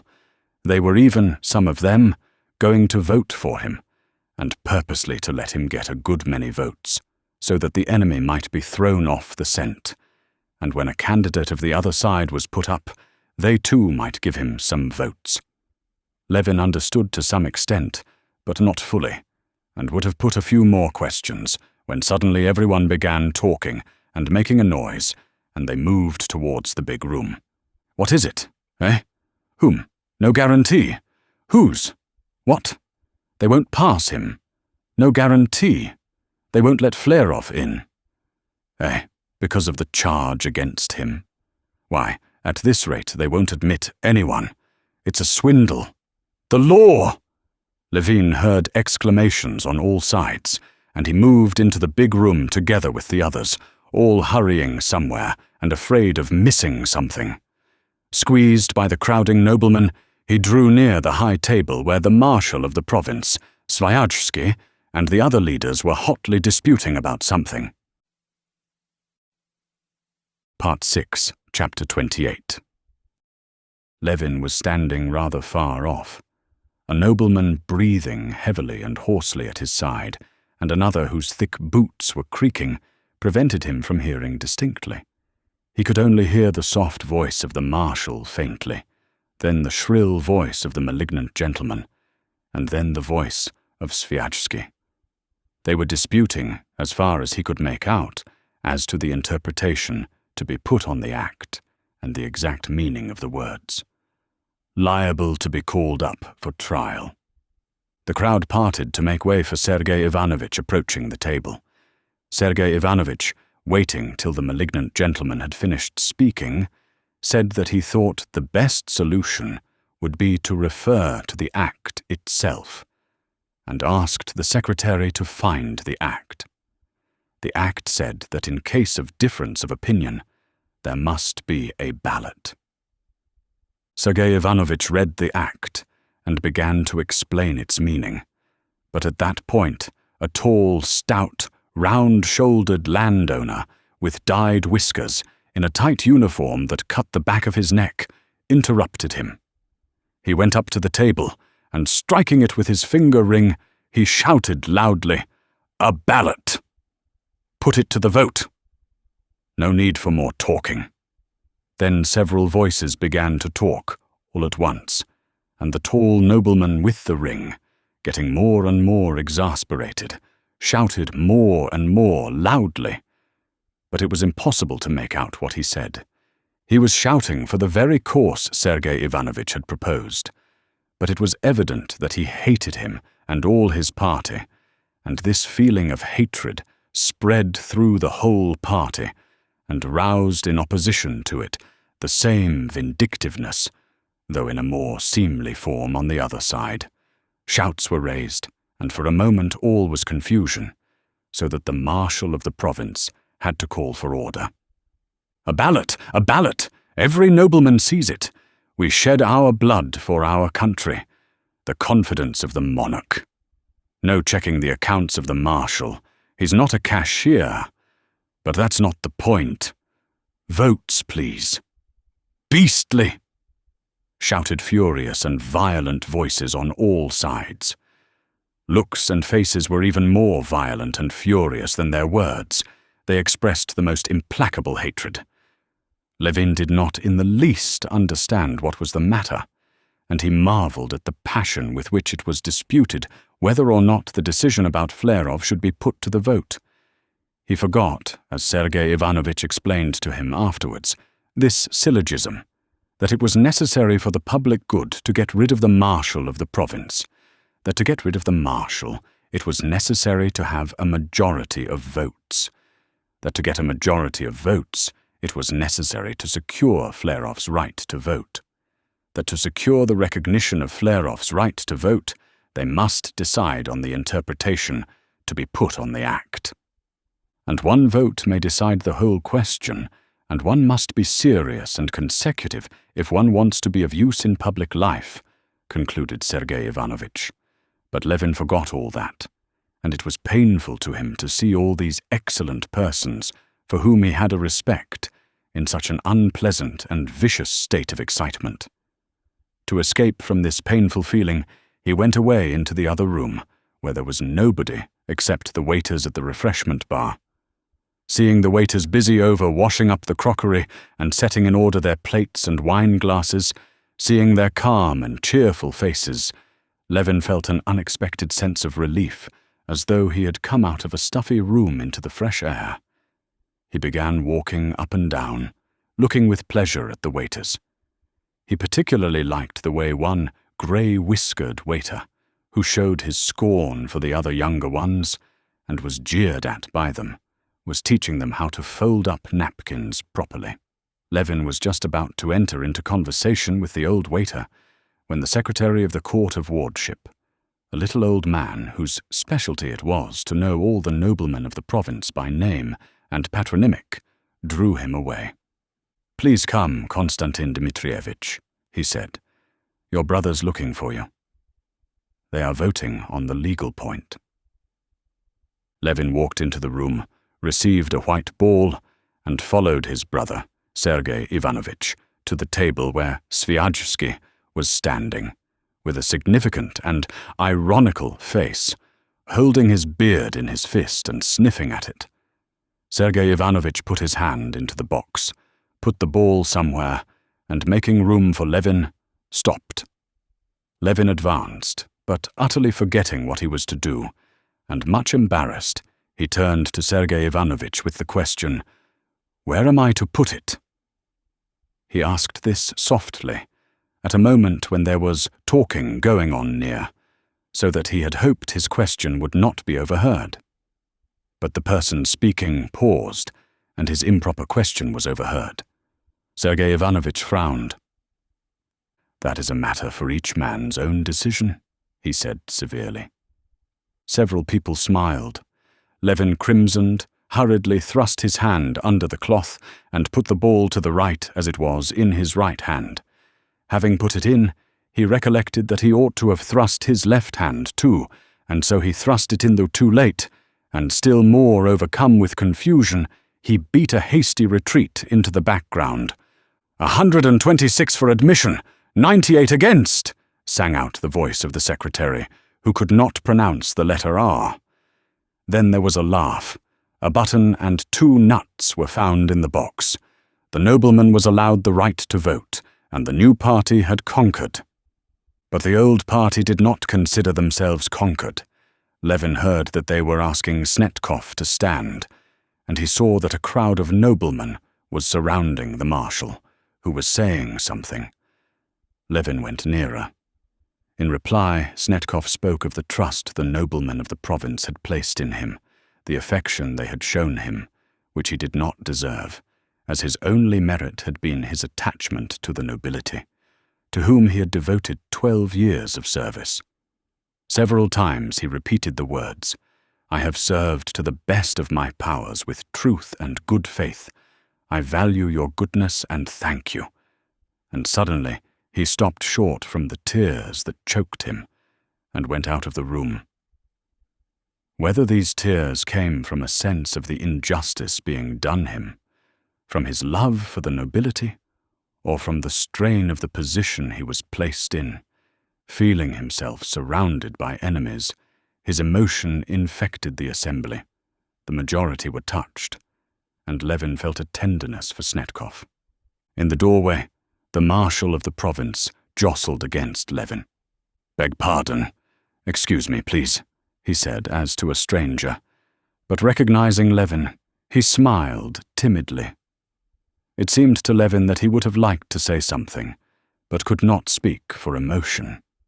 His face, and his whole figure in his uniform with the crosses, and white trousers striped with braid, as he moved hurriedly along, reminded Levin of some hunted beast who sees that he is in evil case. This expression in the marshal's face was particularly touching to Levin, because, only the day before, he had been at his house about his trustee business, and had seen him in all his grandeur, a kind-hearted, fatherly man. The big house, with the old family furniture. The rather dirty, far from stylish, but respectful footmen, unmistakably old house serfs who had stuck to their master. The stout, good-natured wife, in a cap with lace and a Turkish shawl, petting her pretty grandchild, her daughter's daughter. The young son, a sixth-form high school boy, coming home from school and greeting his father, kissing his big hand. The genuine, cordial words and gestures of the old man. All this had, the day before, roused an instinctive feeling of respect and sympathy in Levin. This old man was a touching and pathetic figure to Levin now, and he longed to say something pleasant to him. "So you're sure to be our marshal again," he said.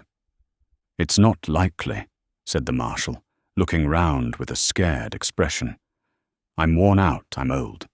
If there are men younger and more deserving than I, let them serve." And the marshal disappeared through a side door.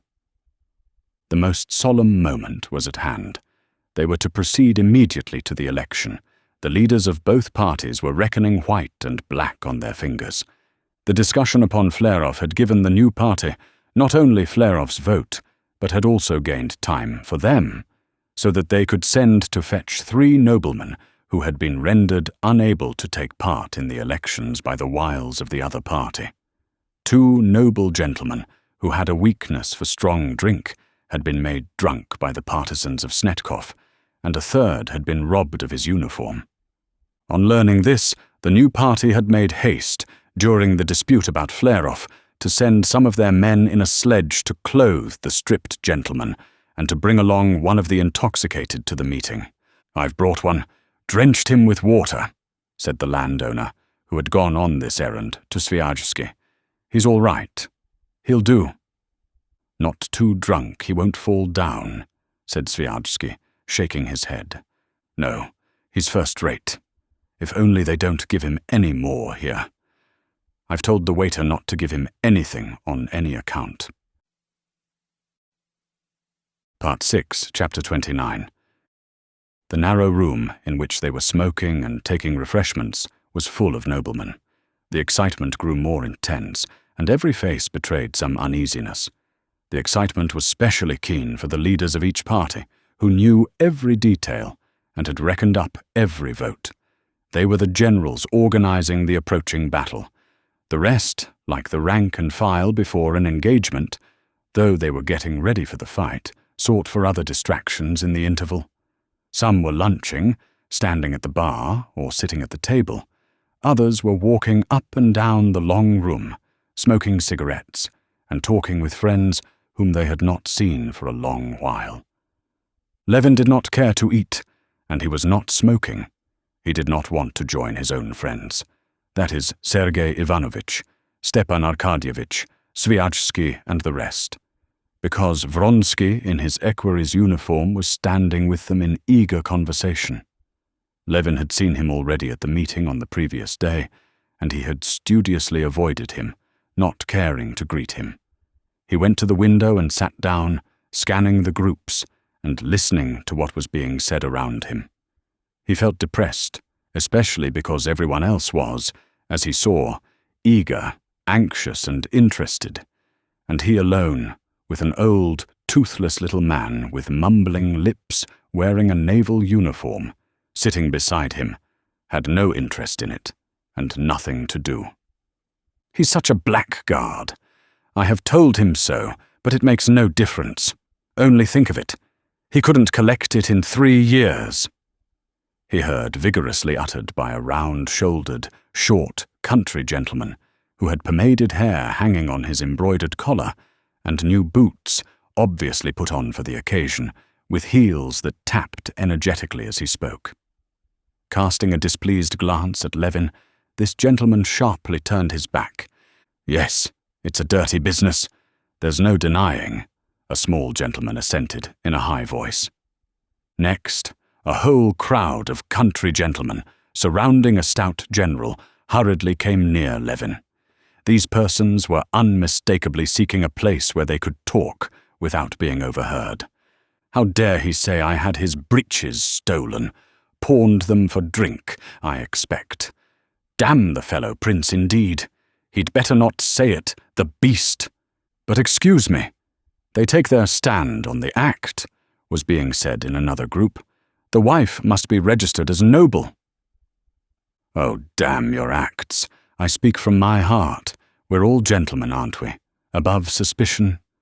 Shall we go on, Your Excellency? Fine champagne. Another group was following a nobleman who was shouting something in a loud voice. It was one of the 3 intoxicated gentlemen. I always advised Maria Semyonovna to let for a fair rent, for she can never save a profit, he heard a pleasant voice say. The speaker was a country gentleman with grey whiskers, wearing the regimental uniform of an old general staff officer. It was the very landowner Levin had met at Sviazhsky's. He knew him at once. The landowner too stared at Levin, and they exchanged greetings. "Very glad to see you, to be sure. I remember you very well. Last year at our district marshal, Nikolai Ivanovitch's." "Well, and how is your land doing?" asked Levin. "Oh, still just the same. Always at a loss," the landowner answered with a resigned smile, but with an expression of serenity and conviction that so it must be. "And how do you come to be in our province?" he asked. "Come to take part in our coup d'etat?" he said, confidently pronouncing the French words with a bad accent. "All Russia's here. Gentlemen of the bedchamber, and everything short of the ministry." He pointed to the imposing figure of Stepan Arkadyevitch in white trousers and his court uniform, walking by with a general. "I ought to own that I don't very well understand the drift of the provincial elections," said Levin. The landowner looked at him. "Why, what is there to understand? There's no meaning in it at all. It's a decaying institution that goes on running only by the force of inertia. Just look. The very uniforms tell you that it's an assembly of justices of the peace, permanent members of the court and so on, but not of noblemen." "Then why do you come?" asked Levin. "From habit, nothing else. Then, too, one must keep up connections. It's a moral obligation of a sort. And then, to tell the truth, there's one's own interests. My son-in-law wants to stand as a permanent member. They're not rich people, and he must be brought forward. These gentlemen now, what do they come for?" he said, pointing to the malignant gentleman who was talking at the high table. "That's the new generation of nobility. New it may be, but nobility it isn't. They're proprietors of a sort, but we're the landowners. As noblemen, they're cutting their own throats. But you say it's an institution that served its time. That it may be, but still it ought to be treated a little more respectfully. Snetkov now, we may be of use, or we may not. But we're the growth of 1,000 years. If we're laying out a garden, planning one before the house, you know, and there you've a tree that stood for centuries in the very spot. Old and gnarled it may be, and yet you don't cut down the old fellow to make room for the flower beds, but lay out your beds so as to take advantage of the tree. You won't grow him again in a year," he said cautiously, and he immediately changed the conversation. "Well, and how is your land doing?" "Oh, not very well. I make 5%. "Yes, but you don't reckon your own work. Aren't you worth something too? I'll tell you my own case. Before I took to seeing after the land, I had a salary of £300 from the service. Now I do more work than I did in the service, and like you I get 5%, on the land, and thank God for that. But one's work is thrown in for nothing." "Then why do you do it, if it's a clear loss?" "Oh well, one does it. What would you have? It's habit, and one knows it's how it should be. And what's more," the landowner went on, leaning his elbows on the window and chatting on, "my son, I must tell you, has no taste for it. There's no doubt he'll be a scientific man. So there'll be no one to keep it up. And yet one does it. Here this year I've planted an orchard." Yes, said Levin. "That's perfectly true. I always feel there's no real balance of gain in my work on the land, and yet one does it. It's a sort of duty one feels to the land." "But I tell you what," the landowner pursued, "a neighbor of mine, a merchant, was at my place. We walked about the fields and the garden. 'No,' said he, 'Stepan Vasilievich, everything's well looked after, but your garden's neglected. But as a fact, it's well kept up. To my thinking, I'd cut down that lime tree. Here you've thousands of limes, and each would make 2 good bundles of bark. And nowadays that bark's worth something. I'd cut down the lot.' And with what he made, he'd increase his stock, or buy some land for a trifle, and let it out in lots to the peasants," Levin added, smiling. He had evidently more than once come across those commercial calculations. "And he'd make his fortune. But you and I must thank God if we keep what we've got and leave it to our children." "You're married, I've heard," said the landowner. "Yes," Levin answered, with proud satisfaction. "Yes, it's rather strange," he went on. "So we live without making anything, as though we were ancient vestals set to keep in a fire." The landowner chuckled under his white moustaches. "There are some among us, too, like our friend Nikolai Ivanovitch, or Count Vronsky, that settled here lately, who try to carry on their husbandry as though it were a factory. But so far it leads to nothing but making away with capital on it. But why is it we don't do like the merchants? Why don't we cut down our parks for timber?" said Levin, returning to a thought that had struck him. Why, as you said, to keep the fire in. Besides, that's not work for a nobleman. And our work as noblemen isn't done here at the elections, but yonder, each in our corner. There's a class instinct, too, of what one ought and oughtn't to do. There's the peasants, too. I wonder at them sometimes. Any good peasant tries to take all the land he can. However bad the land is, he'll work it. Without a return, too. At a simple loss. Just as we do, said Levin. Very, very glad to have met you, he added, seeing Sviajsky approaching him. And here we've met for the first time since we met at your place, said the landowner to Sviajsky. And we've had a good talk, too. Well, have you been attacking the new order of things? Said Sviajsky with a smile. That we're bound to do. You've relieved your feelings? Part 6, Chapter 30. Sviajsky took Levin's arm and went with him to his own friends. This time there was no avoiding Vronsky. He was standing with Stepan Arkadyevitch and Sergei Ivanovitch, and looking straight at Levin as he drew near. Delighted. I believe I've had the pleasure of meeting you at Princess Shchebatskaya's, he said, giving Levin his hand. Yes, I quite remember our meeting, said Levin, and blushing crimson, he turned away immediately and began talking to his brother. With a slight smile, Vronsky went on talking to Sviajsky, obviously without the slightest inclination to enter into conversation with Levin. But Levin, as he talked to his brother, was continually looking round at Vronsky, trying to think of something to say to him to gloss over his rudeness. What are we waiting for now? Asked Levin, looking at Sviajsky and Vronsky. For Snetkov. He has to refuse or to consent to stand, answered Sviajsky. Well, and what has he done? Consented or not? That's the point, that he's done neither, said Vronsky. And if he refuses, who will stand then? Asked Levin, looking at Vronsky. Whoever chooses to, said Sviajsky. Shall you? Asked Levin.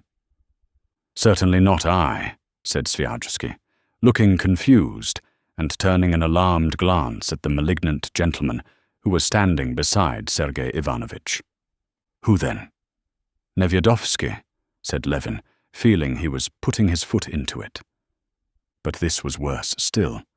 Nevyedovsky and Sviajsky were the two candidates. I certainly shall not, under any circumstances, answered the malignant gentleman. This was Nevyedovsky himself. Sviajsky introduced him to Levin. Well, you find it exciting too? Said Stepan Arkadyevitch, winking at Vronsky. It's something like a race. One might bet on it. Yes, it is keenly exciting, said Vronsky. And once taking the thing up, one's eager to see it through. It's a fight, he said, scowling and setting his powerful jaws. What a capable fellow Sviajsky is. Sees it all so clearly. Oh yes, Vronsky assented indifferently. A silence followed, during which Vronsky, since he had to look at something, looked at Levin, at his feet, at his uniform, then at his face, and noticing his gloomy eyes fixed upon him, he said, in order to say something, How is it that you, living constantly in the country, are not a justice of the peace? You are not in the uniform of one. It's because I consider that the justice of the peace is a silly institution, Levin answered gloomily. He had been all the time looking for an opportunity to enter into conversation with Vronsky, so as to smooth over his rudeness at their first meeting. I don't think so. Quite the contrary, Vronsky said, with quiet surprise. It's a plaything, Levin cut him short. We don't want justices of the peace. I've never had a single thing to do with them during 8 years, and what I have had was decided wrongly by them. The justice of the peace is over 30 miles from me. For some matter of 2 rubles I should have to send a lawyer, who costs me 15. And he related how a peasant had stolen some flour from the miller, and when the miller told him of it, had lodged a complaint for slander. All this was utterly uncalled for and stupid, and Levin felt it himself as he said it. "Oh, this is such an original fellow," said Stepan Arkadyevitch with his most soothing, almond oil smile. "But come along, I think they're voting." And they separated. "I can't understand," said Sergei Ivanovitch, who had observed his brother's clumsiness. "I can't understand how anyone can be so absolutely devoid of political tact. That's where we Russians are so deficient. The marshal of the province is our opponent, and with him you're ami cochon, and you beg him to stand. Count Vronsky. Now, I'm not making a friend of him. He's asked me to dinner, and I'm not going. But he's one of our side. Why make an enemy of him? Then you ask Nevyedovsky if he's going to stand. That's not a thing to do." "Oh, I don't understand it at all, and it's all such nonsense," Levin answered gloomily. "You say it's all such nonsense, but as soon as you have anything to do with it, you make a muddle."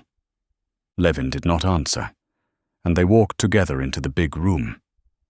The marshal of the province, though he was vaguely conscious in the air of some trap being prepared for him, and though he had not been called upon by all to stand, had still made up his mind to stand. All was silence in the room. The secretary announced in a loud voice that the captain of the guards, Mikhail Stepanovich Snetkov, would now be balloted for as marshal of the province. The district marshals walked carrying plates on which were balls, from their tables to the high table, and the election began. "Put it in the right side," whispered Stepan Arkadyevitch, as with his brother Levin followed the marshal of his district to the table. But Levin had forgotten by now the calculations that had been explained to him, and was afraid Stepan Arkadyevitch might be mistaken in saying the right side. Surely Snetkov was the enemy. As he went up, he held the ball in his right hand, but thinking he was wrong, just at the box, he changed to the left hand, and undoubtedly put the ball to the left. An adept in the business, standing at the box and seeing by the mere action of the elbow where each put his ball, scowled with annoyance. It was no good for him to use his insight.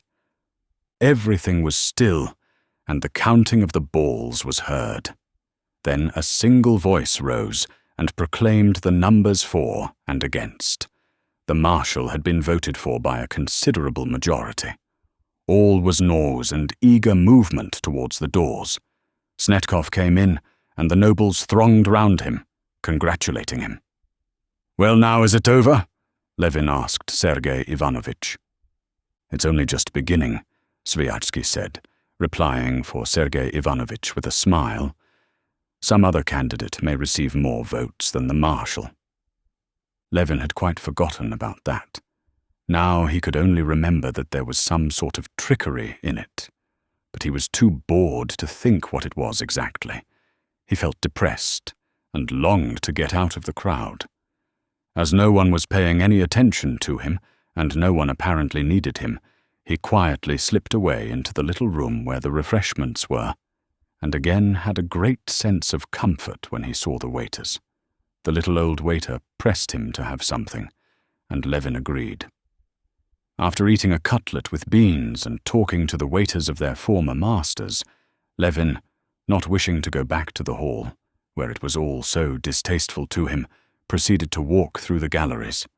The galleries were full of fashionably dressed ladies, leaning over the balustrade and trying not to lose a single word of what was being said below.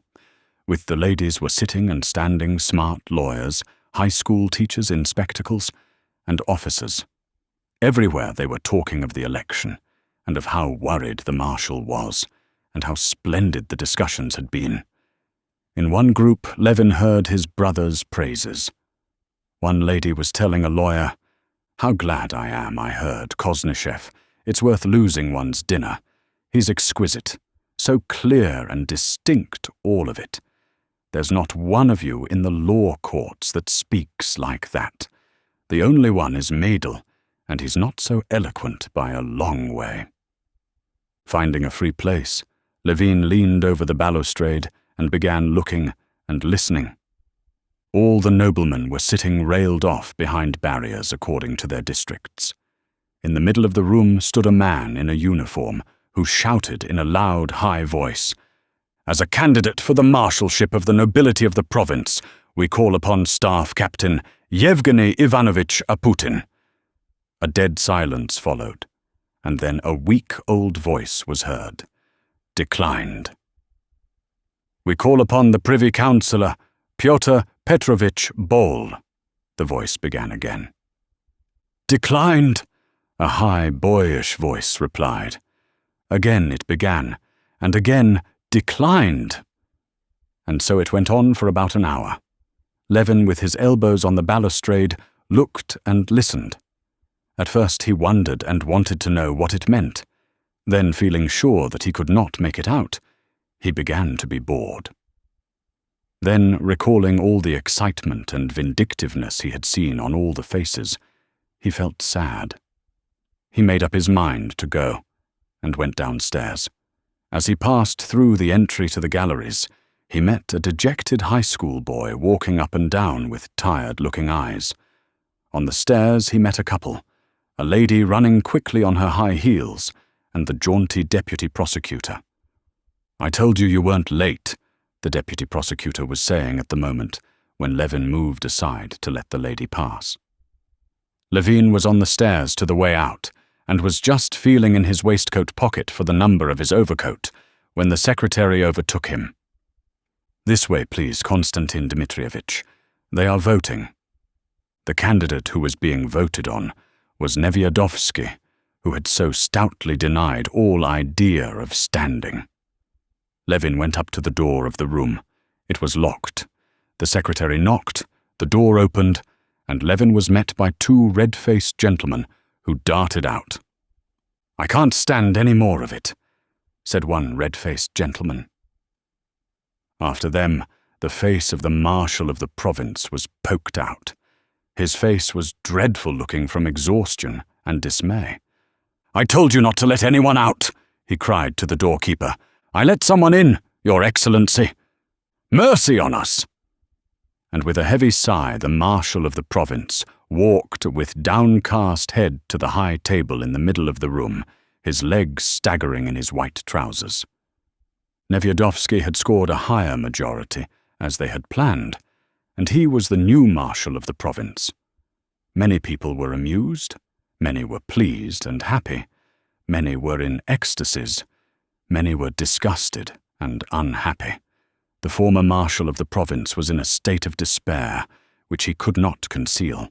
When Nevyedovsky went out of the room, the crowd thronged round him and followed him enthusiastically, just as they had followed the governor who had opened the meetings, and just as they had followed Snetkov when he was elected. Part 6, Chapter 31. The newly elected marshal and many of the successful party dined that day with Vronsky. Vronsky had come to the elections partly because he was bored in the country and wanted to show Anna his right to independence, and also to repay Sviazhsky by his support at the election for all the trouble he had taken for Vronsky at the district council election, but chiefly in order strictly to perform all those duties of a nobleman and landowner which he had taken upon himself. But he had not in the least expected that the election would so interest him, so keenly excite him, and that he would be so good at this kind of thing. He was quite a new man in the circle of the nobility of the province, but his success was unmistakable, and he was not wrong in supposing that he had already obtained a certain influence. This influence was due to his wealth and reputation. The capital house in the town lent him by his old friend Shirkov, who had a post in the Department of Finances and was director of a flourishing bank in Kashin. The excellent cook Vronsky had brought from the country, and his friendship with the governor, who was a schoolfellow of Vronsky's, a schoolfellow he had patronized and protected indeed. But what contributed more than all to his success was his direct, equable manner with everyone, which very quickly made the majority of the noblemen reverse the current opinion of his supposed haughtiness. He was himself conscious that, except that whimsical gentleman married to Kitty Szczebatskaya, who had apropos de bottes poured out a stream of irrelevant absurdities with such spiteful fury, every nobleman with whom he had made acquaintance had become his adherent. He saw clearly, and other people recognized it too, that he had done a great deal to secure the success of Nevyedovsky. And now, at his own table, celebrating Nevyedovsky's election, he was experiencing an agreeable sense of triumph over the success of his candidate. The election itself had so fascinated him that if he could succeed in getting married during the next 3 years, he began to think of standing himself, much as after winning a race ridden by a jockey, he had longed to ride a race himself. Today he was celebrating the success of his jockey. Vronsky sat at the head of the table. On his right hand sat the young governor, a general of high rank. To all the rest, he was the chief man in the province, who had solemnly opened the elections with his speech and aroused a feeling of respect and even of awe in many people, as Vronsky saw. To Vronsky, he was little Katka Maslov. That had been his nickname in the page's corps, whom he felt to be shy and tried to mettre à son aise. On the left hand sat Nevyedovsky, with his youthful, stubborn and malignant face. With him, Vronsky was simple and deferential. Sviajsky took his failure very light-heartedly. It was indeed no failure in his eyes, as he said himself, turning, glass in hand, to Nevyedovsky. They could not have found a better representative of the new movement, which the nobility ought to follow, and so every honest person, as he said, was on the side of today's success, and was rejoicing over it. Stepan Arkadyevitch was glad, too, that he was having a good time, and that everyone was pleased.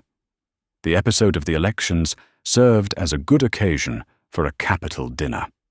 Sviajsky comically imitated the tearful discourse of the marshal, and observed, addressing Nevyedovsky, that His Excellency would have to select another more complicated method of auditing the accounts than tears. Another nobleman jocosely described how footmen in stockings had been ordered for the marshal's ball, and how now they would have to be sent back unless the new marshal would give a ball with footmen in stockings. Continually during dinner they said of Nevyedovsky, "Our marshal," and "Your Excellency." This was said with the same pleasure with which a bride is called Madam and her husband's name. Nevyedovsky affected to be not merely indifferent, but scornful of this appellation. But it was obvious that he was highly delighted, and had to keep a curb on himself not to betray the triumph which was unsuitable to their new liberal tone.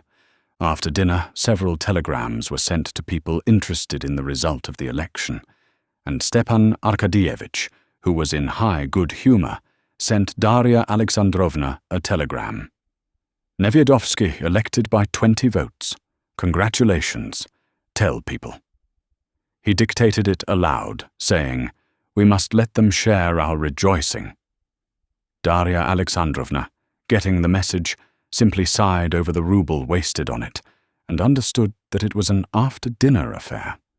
She knew Stiva had a weakness after dining for faire jouer le télégraphe. Everything, together with the excellent dinner and the wine, not from Russian merchants, but imported direct from abroad, was extremely dignified, simple, and enjoyable. The party, some 20, had been selected by Sviajsky from among the more active new liberals, all of the same way of thinking, who were at the same time clever and well-bred. They drank, also half in jest, to the health of the new marshal of the province, of the governor, of the bank director, and of our amiable host. Vronsky was satisfied. He had never expected to find so pleasant a tone in the provinces. Towards the end of dinner it was still more lively. The governor asked Vronsky to come to a concert for the benefit of the Servians, which his wife, who was anxious to make his acquaintance, had been getting up. "There'll be a ball, and you'll see the belle of the province. Worth seeing, really." "Not in my line," Vronsky answered. He liked that English phrase, but he smiled and promised to come. Before they rose from the table, when all of them were smoking, Vronsky's valet went up to him with a letter on a tray. "From Vozdvizensko by special messenger," he said with a significant expression. "Astonishing. How like he is to the deputy prosecutor, Sventitsky," said one of the guests in French of the valet, while Vronsky, frowning, read the letter. The letter was from Anna. Before he read the letter, he knew its contents. Expecting the elections to be over in 5 days, he had promised to be back on Friday. Today was Saturday, and he knew that the letter contained reproaches for not being back at the time fixed. The letter he had sent the previous evening had probably not reached her yet. The letter was what he had expected, but the form of it was unexpected and particularly disagreeable to him. "Annie is very ill. The doctor says it may be inflammation. I am losing my head all alone. Princess Varvara is no help, but a hindrance. I expected you the day before, yesterday, and now I am sending to find out where you are and what you are doing. I wanted to come myself, but thought better of it, knowing you would dislike it. Send some answer, that I may know what to do." The child ill, yet she had thought of coming herself. Their daughter ill, and this hostile tone. The innocent festivities over the election, and this gloomy, burdensome love to which he had to return, struck Vronsky by their contrast. But he had to go, and by the first train that night he set off home. Part 6, Chapter 32. Before Vronsky's departure for the elections, Anna had reflected that the scenes constantly repeated between them each time he left home might only make him cold to her instead of attaching him to her, and resolved to do all she could to control herself so as to bear the parting with composure. But the cold, severe glance with which he had looked at her when he came to tell her he was going had wounded her, and before he had started, her peace of mind was destroyed. In solitude afterwards, thinking over that glance which had expressed his right to freedom, she came, as she always did, to the same point, the sense of her own humiliation. He has the right to go away, when and where he chooses. Not simply to go away, but to leave me. He has every right, and I have none. But knowing that, he ought not to do it. What has he done, though? He looked at me with a cold, severe expression. Of course, that is something indefinable, impalpable, but it has never been so before, and that glance means a great deal, she thought. That glance shows the beginning of indifference. And though she felt sure that a coldness was beginning, there was nothing she could do. She could not in any way alter her relations to him. Just as before, only by love and by charm could she keep him. And so, just as before, only by occupation in the day, by morphine at night, could she stifle the fearful thought of what would be if he ceased to love her.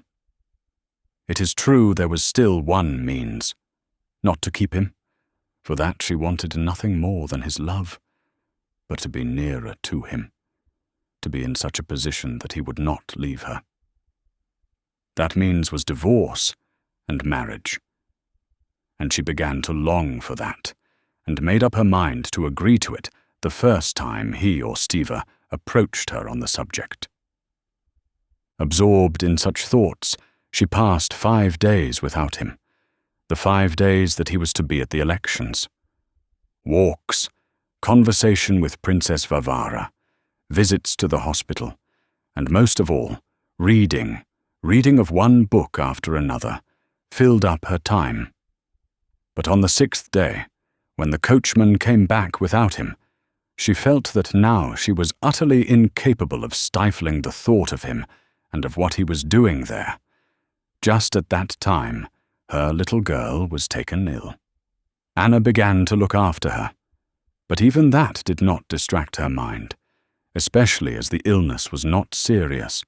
However hard she tried, she could not love this little child, and to feign love was beyond her powers.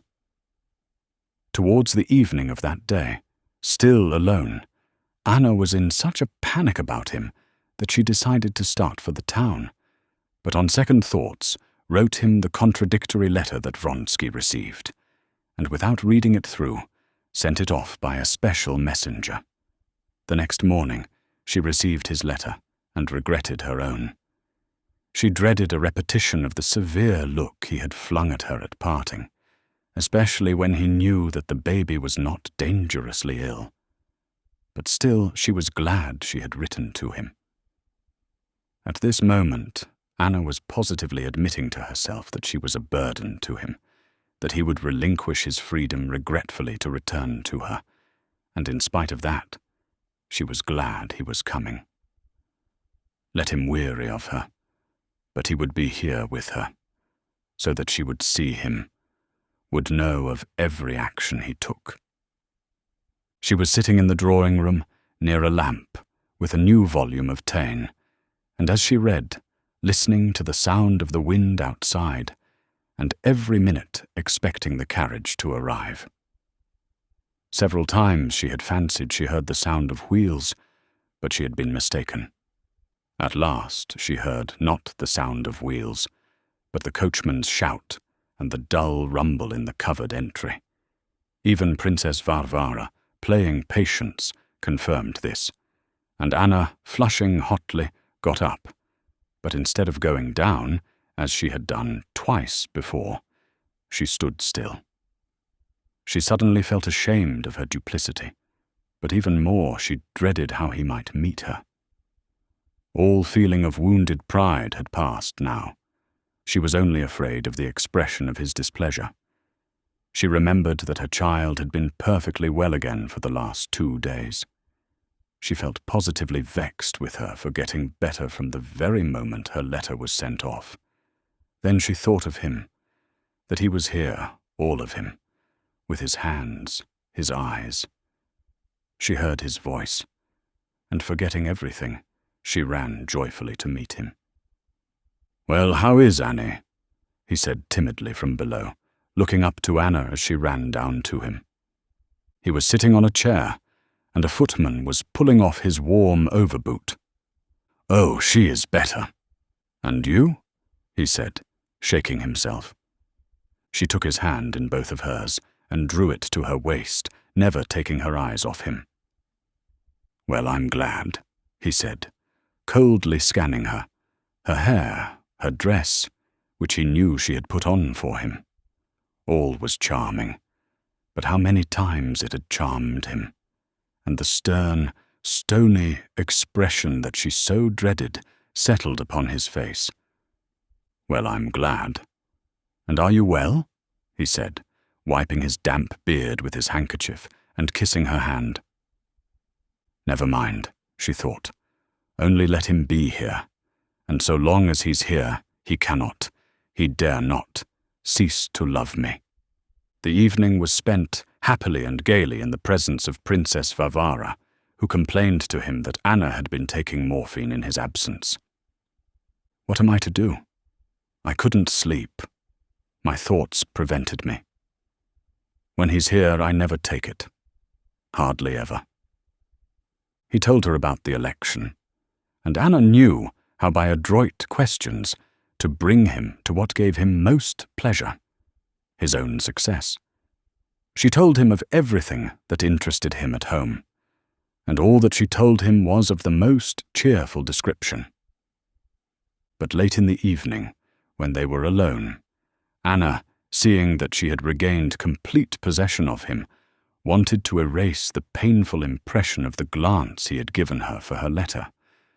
She said, Tell me frankly, you were vexed at getting my letter, and you didn't believe me?"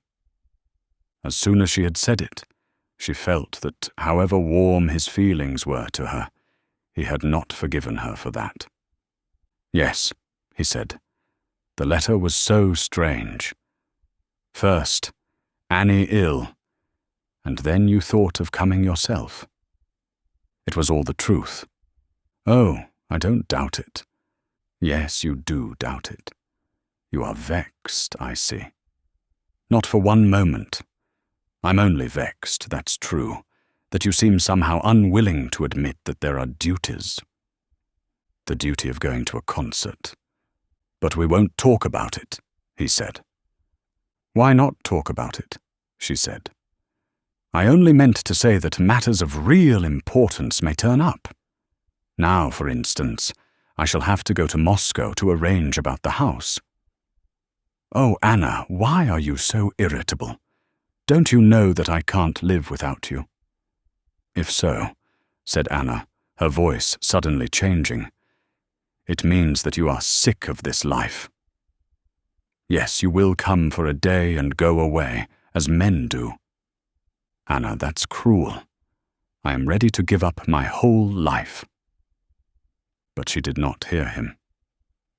"If you go to Moscow, I will go too. I will not stay here. Either we must separate, or else live together. Why, you know, that's my one desire. But for that, we must get a divorce. I will write to him. I see I cannot go on like this. But I will come with you to Moscow." "You talk as if you were threatening me. But I desire nothing so much as never to be parted from you," said Vronsky, smiling. But as he said these words, there gleamed in his eyes not merely a cold look, but the vindictive look of a man persecuted and made cruel. She saw the look and correctly divined its meaning. If so, it's a calamity, that glance told her. It was a moment's impression, but she never forgot it. Anna wrote to her husband asking him about a divorce, and towards the end of November, taking leave of Princess Varvara, who wanted to go to Petersburg, she went with Vronsky to Moscow. Expecting every day an answer from Alexei Alexandrovich, and after that the divorce, they now established themselves together like married people. This concludes the third part of 4 total of Anna Karenina by Leo Tolstoy, produced by Best Audiobooks for free.